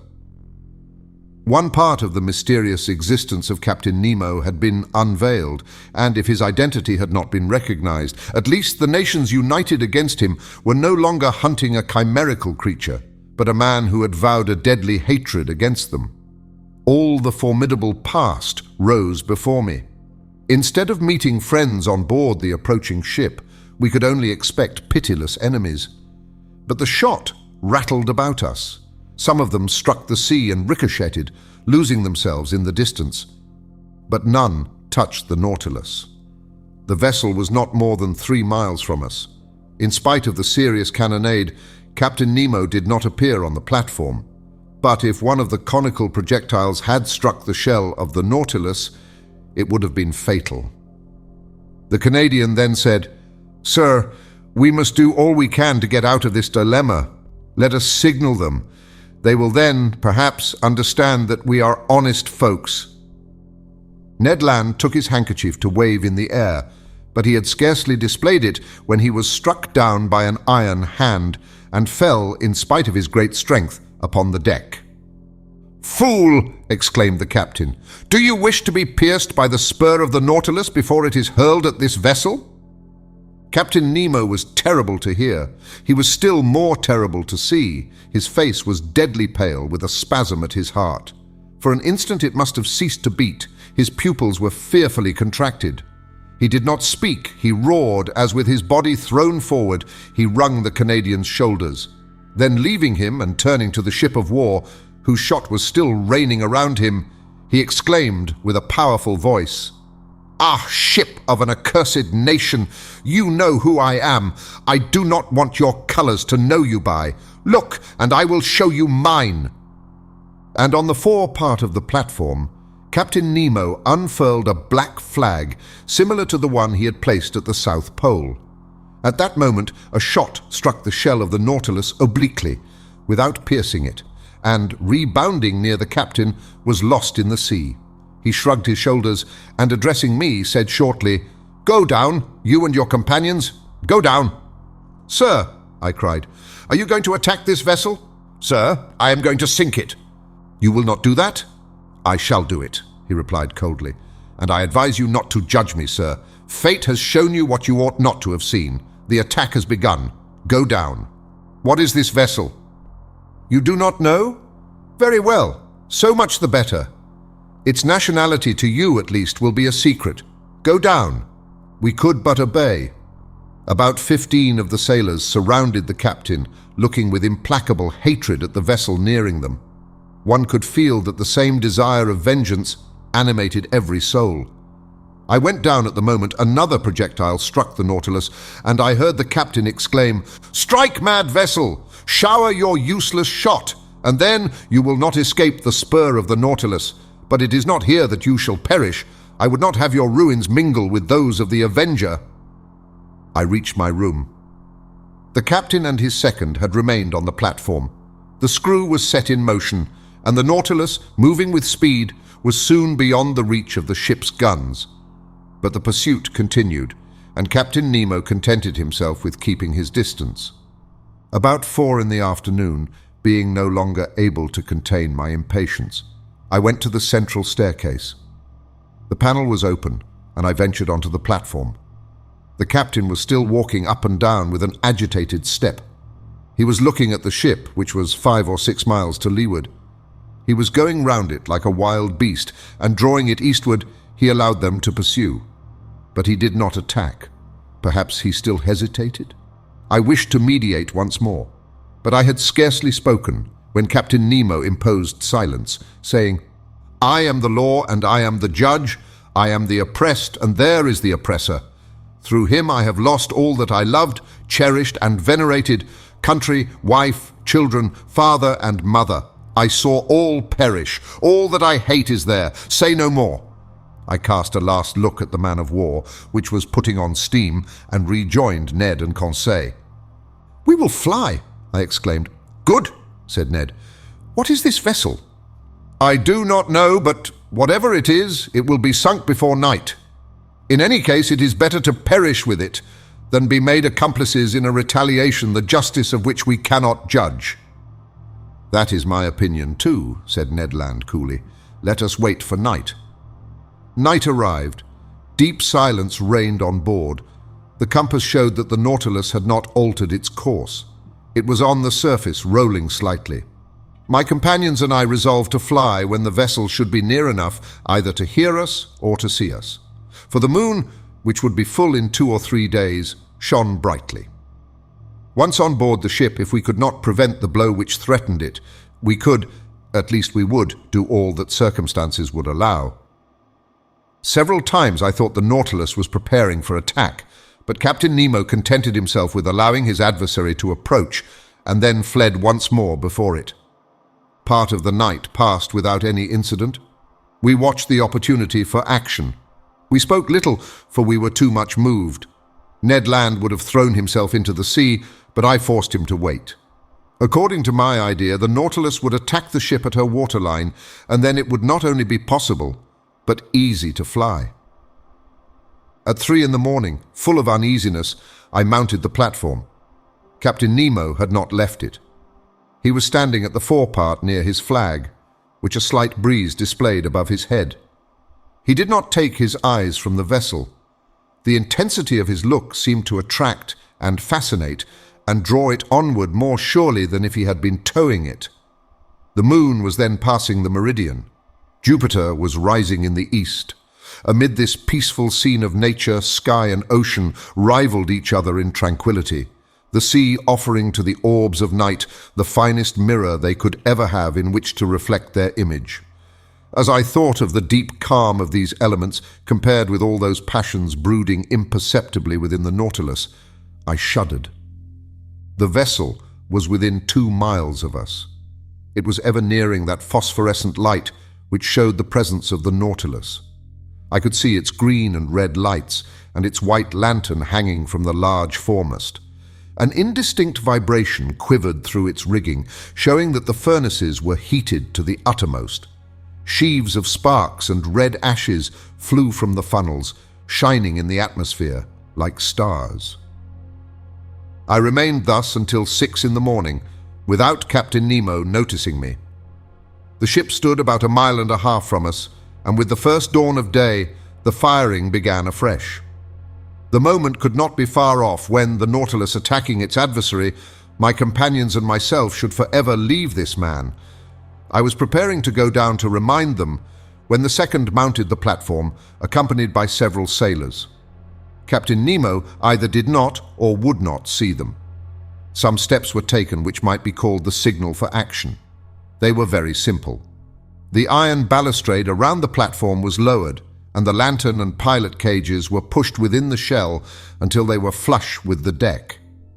The long surface of the steel cigar no longer offered a single point to check its maneuvers. I returned to the saloon. The Nautilus still floated. Some streaks of light were filtering through the liquid beds. With the undulations of the waves, the windows were brightened by the red streaks of the rising sun, and this dreadful day of the 2nd of June had dawned. At 5 o'clock, the log showed that the speed of the Nautilus was slackening, and I knew that it was allowing them to draw nearer. Besides, the reports were heard more distinctly, and the projectiles, laboring through the ambient water, were extinguished with a strange hissing noise. "My friends," said I, "the moment is come. One grasp of the hand, and may God protect us." Ned Land was resolute, Conseil calm, myself so nervous that I knew not how to contain myself. We all passed into the library, but the moment I pushed the door opening onto the central staircase, I heard the upper panel close sharply. The Canadian rushed onto the stairs, but I stopped him. A well-known hissing noise told me that the water was running into the reservoirs, and in a few minutes the Nautilus was some yards beneath the surface of the waves. I understood the maneuver. It was too late to act. The Nautilus did not wish to strike at the impenetrable cuirass, but below the waterline, where the metallic covering no longer protected it. We were again imprisoned, unwilling witnesses of the dreadful drama that was preparing. We had scarcely time to reflect. Taking refuge in my room, we looked at each other without speaking. A deep stupor had taken hold of my mind. Thought seemed to stand still. I was in that painful state of expectation preceding a dreadful report. I waited, I listened, every sense was merged in that of hearing. The speed of the Nautilus was accelerated. It was preparing to rush. The whole ship trembled. Suddenly, I screamed. I felt the shock, but comparatively light. I felt the penetrating power of the steel spur. I heard rattlings and scrapings. But the Nautilus, carried along by its propelling power, passed through the mass of the vessel like a needle through sailcloth. I could stand it no longer. Mad, out of my mind, I rushed from my room into the saloon. Captain Nemo was there, mute, gloomy, implacable. He was looking through the port panel. A large mass cast a shadow on the water, and that it might lose nothing of her agony, the Nautilus was going down into the abyss with her. 10 yards from me, I saw the open shell, through which the water was rushing with the noise of thunder, then the double line of guns and the netting. The bridge was covered with black, agitated shadows. The water was rising. The poor creatures were crowding the ratlines, clinging to the masts, struggling under the water.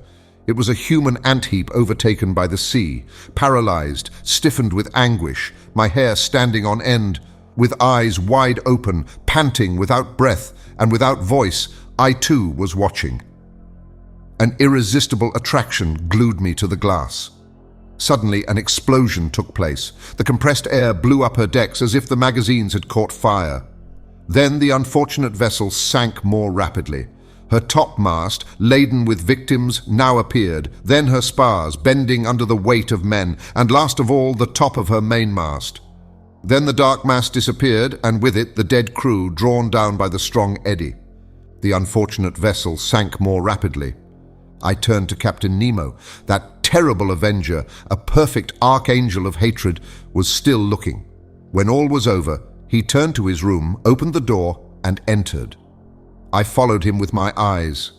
On the end wall, beneath his heroes, I saw the portrait of a woman, still young, and 2 little children.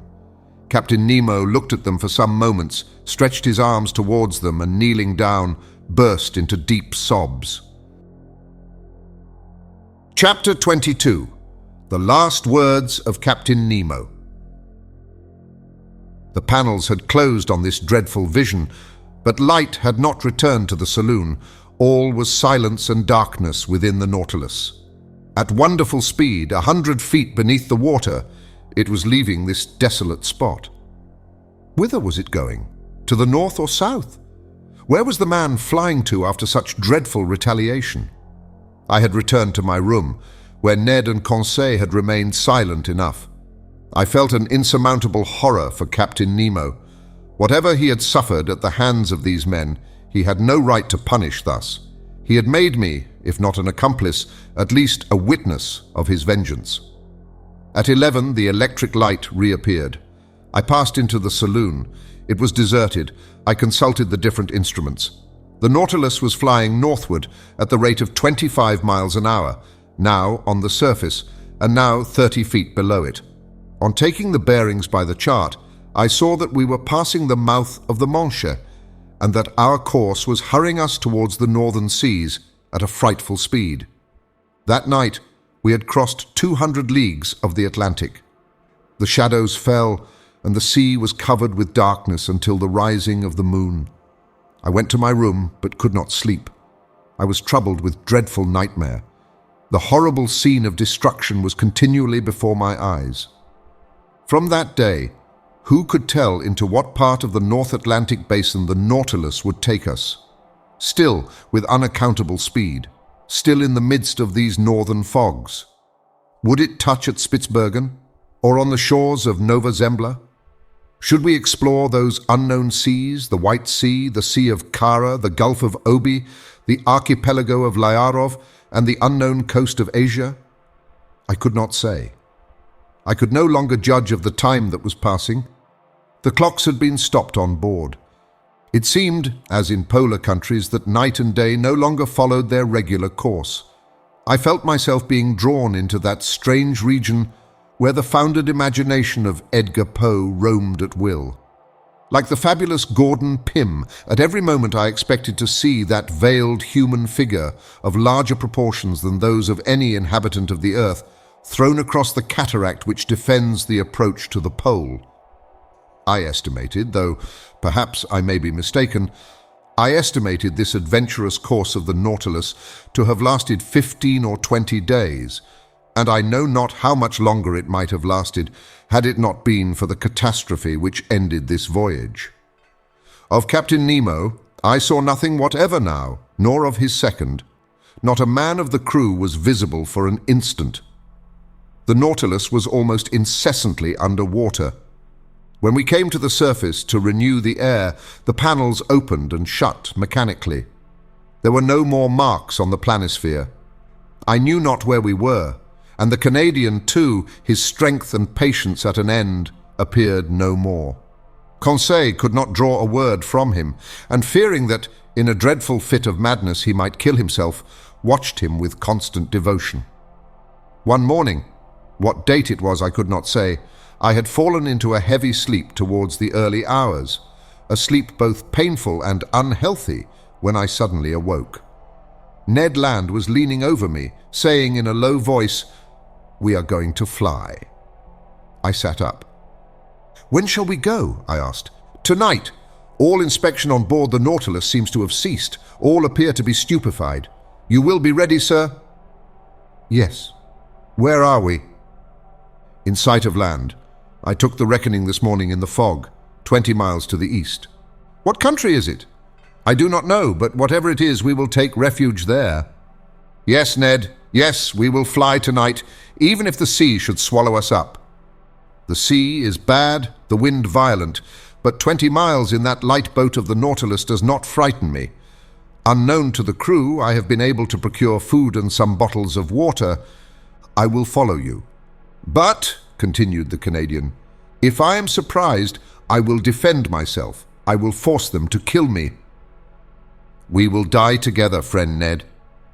I had made up my mind to all. The Canadian left me. I reached the platform, on which I could with difficulty support myself against the shock of the waves. The sky was threatening, but as land was in those thick brown shadows, we must fly. I returned to the saloon, fearing and yet hoping to see Captain Nemo, wishing and yet not wishing to see him. What could I have said to him? Could I hide the involuntary horror with which he inspired me? No, it was better that I should not meet him face to face, better to forget him. And yet, how long seemed that day, the last that I should pass in the Nautilus? I remained alone. Ned Land and Conseil avoided speaking for fear of betraying themselves. At 6 I dined, but I was not hungry. I forced myself to eat in spite of my disgust, that I might not weaken myself. At 6:30, Ned Land came to my room saying, "We shall not see each other again before our departure. At 10 the moon will not be risen. We will profit by the darkness. Come to the boat. Conseil and I will wait for you." The Canadian went out without giving me time to answer. Wishing to verify the course of the Nautilus, I went to the saloon. We were running north-northeast at frightful speed and more than 50 yards deep.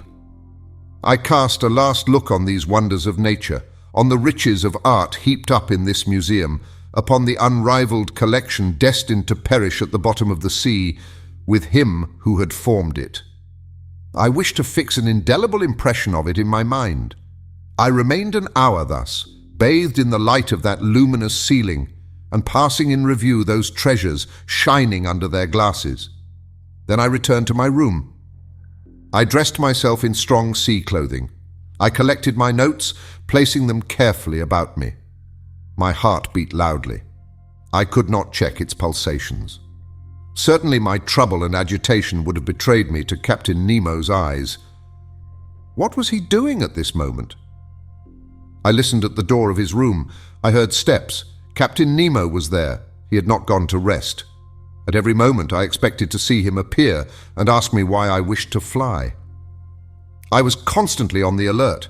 My imagination magnified everything. The impression became at last so poignant that I asked myself if it would not be better to go to the captain's room, see him face to face, and brave him with look and gesture. It was the inspiration of a madman. Fortunately, I resisted the desire and stretched myself on my bed to quiet my bodily agitation. My nerves were somewhat calmer, but in my excited brain I saw over again all my existence on board the Nautilus. Every incident, either happy or unfortunate, which had happened since my disappearance from the Abraham Lincoln, the submarine hunt, the Torres Straits, the savages of Papua, the running ashore, the coral cemetery, the passage of Suez, the island of Santorin, the Cretan diver, Vigo Bay, Atlantis, the iceberg, the South Pole, the imprisonment in the ice, the fight among the pulps, the storm in the Gulf Stream, the Avenger, and the horrible scene of the vessel sunk with all her crew. All these events passed before my eyes like scenes in a drama. Then Captain Nemo seemed to grow enormously, his features to assume superhuman proportions. He was no longer my equal, but a man of the waters, the genie of the sea. It was then 9:30. I held my head between my hands to keep it from bursting. I closed my eyes. I would not think any longer. There was another half hour to wait, another half hour of a nightmare, which might drive me mad. At that moment I heard the distant strains of the organ, a sad harmony to an undefinable chant, the wail of a soul longing to break these earthly bonds. I listened with every sense, scarcely breathing, plunged like Captain Nemo in that musical ecstasy which was drawing him in spirit to the end of life. Then a sudden thought terrified me. Captain Nemo had left his room. He was in the saloon which I must cross to fly. There I should meet him for the last time. He would see me, perhaps speak to me. A gesture of his might destroy me. A single word chained me on board, but 10 was about to strike. The moment had come for me to leave my room and join my companions. I must not hesitate, even if Captain Nemo himself should rise before me. I opened my door carefully, and even then, as it turned on its hinges, it seemed to me to make a dreadful noise. Perhaps it only existed in my own imagination. I crept along the dark stairs of the Nautilus, stopping at each step to check the beating of my heart. I reached the door of the saloon and opened it gently. It was plunged in profound darkness. The strains of the organ sounded faintly. Captain Nemo was there. He did not see me. In the full light, I do not think he would have noticed me. So entirely was he absorbed in the ecstasy. I crept along the carpet, avoiding the slightest sound which might betray my presence. I was at least 5 minutes reaching the door at the opposite side, opening into the library. I was going to open it when a sigh from Captain Nemo nailed me to the spot. I knew that he was rising. I could even see him, for the light from the library came through to the saloon. He came towards me silently, with his arms crossed, gliding like a spectre rather than walking. His breast was swelling with sobs, and I heard him murmur these words, the last which ever struck my ear: "Almighty God, enough, enough!" Was it a confession of remorse which thus escaped from this man's conscience? In desperation, I rushed through the library, mounted the central staircase, and following the upper flight, reached the boat. I crept through the opening, which had already admitted my 2 companions. "Let us go! Let us go!" I exclaimed. "Directly!" replied the Canadian. The orifice in the plates of the Nautilus was first closed and fastened down by means of a false key with which Ned Land had provided himself. The opening in the boat was also closed. The Canadian began to loosen the bolts which still held us to the submarine boat. Suddenly a noise was heard. Voices were answering each other loudly. What was the matter? Had they discovered our flight? I felt Ned Land slipping a dagger into my hand. "Yes," I murmured, "we know how to die." The Canadian had stopped in his work, but one word many times repeated, a dreadful word, revealed the cause of the agitation spreading on board the Nautilus. It was not we, the crew, were looking after. The maelstrom! The maelstrom! Could a more dreadful word in a more dreadful situation have sounded in our ears? We were then upon the dangerous coast of Norway. Was the Nautilus being drawn into this gulf at the moment our boat was going to leave its sides? We knew that at the tide, the pent-up waters between the islands of Faroe and Lofoden rush with irresistible violence, forming a whirlpool from which no vessel ever escapes. From every point of the horizon, enormous waves were meeting, forming a gulf justly called the Navel of the Ocean, whose power of attraction extends to a distance of 12 miles. There, not only vessels, but whales are sacrificed, as well as white bears from the northern regions. It is thither that the Nautilus, voluntarily or involuntarily, had been run by the captain. It was describing a spiral, the circumference of which was lessening by degrees, and the boat, which was still fastened to its side, was carried along with giddy speed. I felt that sickly giddiness which arises from long-continued whirling round. We were in dread. Our horror was at its height. Circulation had stopped, all nervous influence was annihilated, and we were covered with cold sweat, like a sweat of agony. And what noise around our frail bark! What roarings repeated by the echo miles away! What an uproar was that of the waters broken on the sharp rocks at the bottom, where the hardest bodies are crushed and trees worn away, with all the fur rubbed off, according to the Norwegian phrase. What a situation to be in! We rocked frightfully. The Nautilus defended itself like a human being, its steel muscles cracked. Sometimes it seemed to stand upright, and we with it. "We must hold on," said Ned, "and look after the bolts. We may still be saved if we stick to the Nautilus." He had not finished the words when we heard a crashing noise. The bolts gave way, and the boat, torn from its groove, was hurled like a stone from a sling into the midst of the whirlpool. My head struck on a piece of iron, and with the violent shock, I lost all consciousness. Chapter 23. Conclusion. Thus ends the voyage under the seas.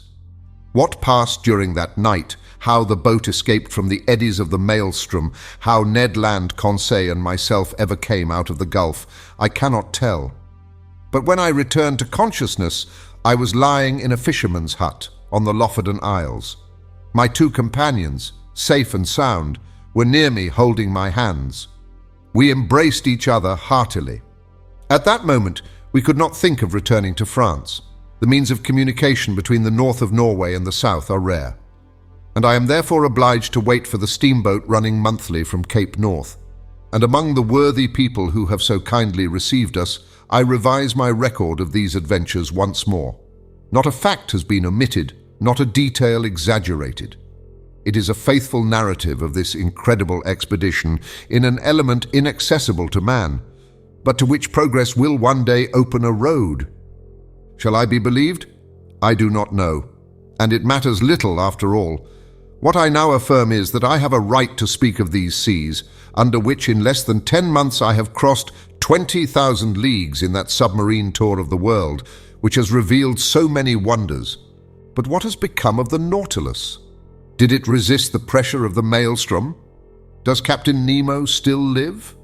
And does he still follow under the ocean those frightful retaliations? Or did he stop after the last hecatomb? Will the waves one day carry to him this manuscript containing the history of his life? Shall I ever know the name of this man? Will the missing vessel tell us by its nationality that of Captain Nemo? I hope so, and I also hope that his powerful vessel has conquered the sea at its most terrible gulf, and that the Nautilus has survived where so many other vessels have been lost. If it be so, if Captain Nemo still inhabits the ocean, his adopted country, may hatred be appeased in that savage heart. May the contemplation of so many wonders extinguish forever the spirit of vengeance. May the judge disappear and the philosopher continue the peaceful exploration of the sea. If his destiny be strange, it is also sublime. Have I not understood it myself? Have I not lived 10 months of this unnatural life? And to the question asked by Ecclesiastes 3,000 years ago, that which is far off and exceeding deep, who can find it out? 2 men alone of all now living have the right to give an answer: Captain Nemo and myself. The end.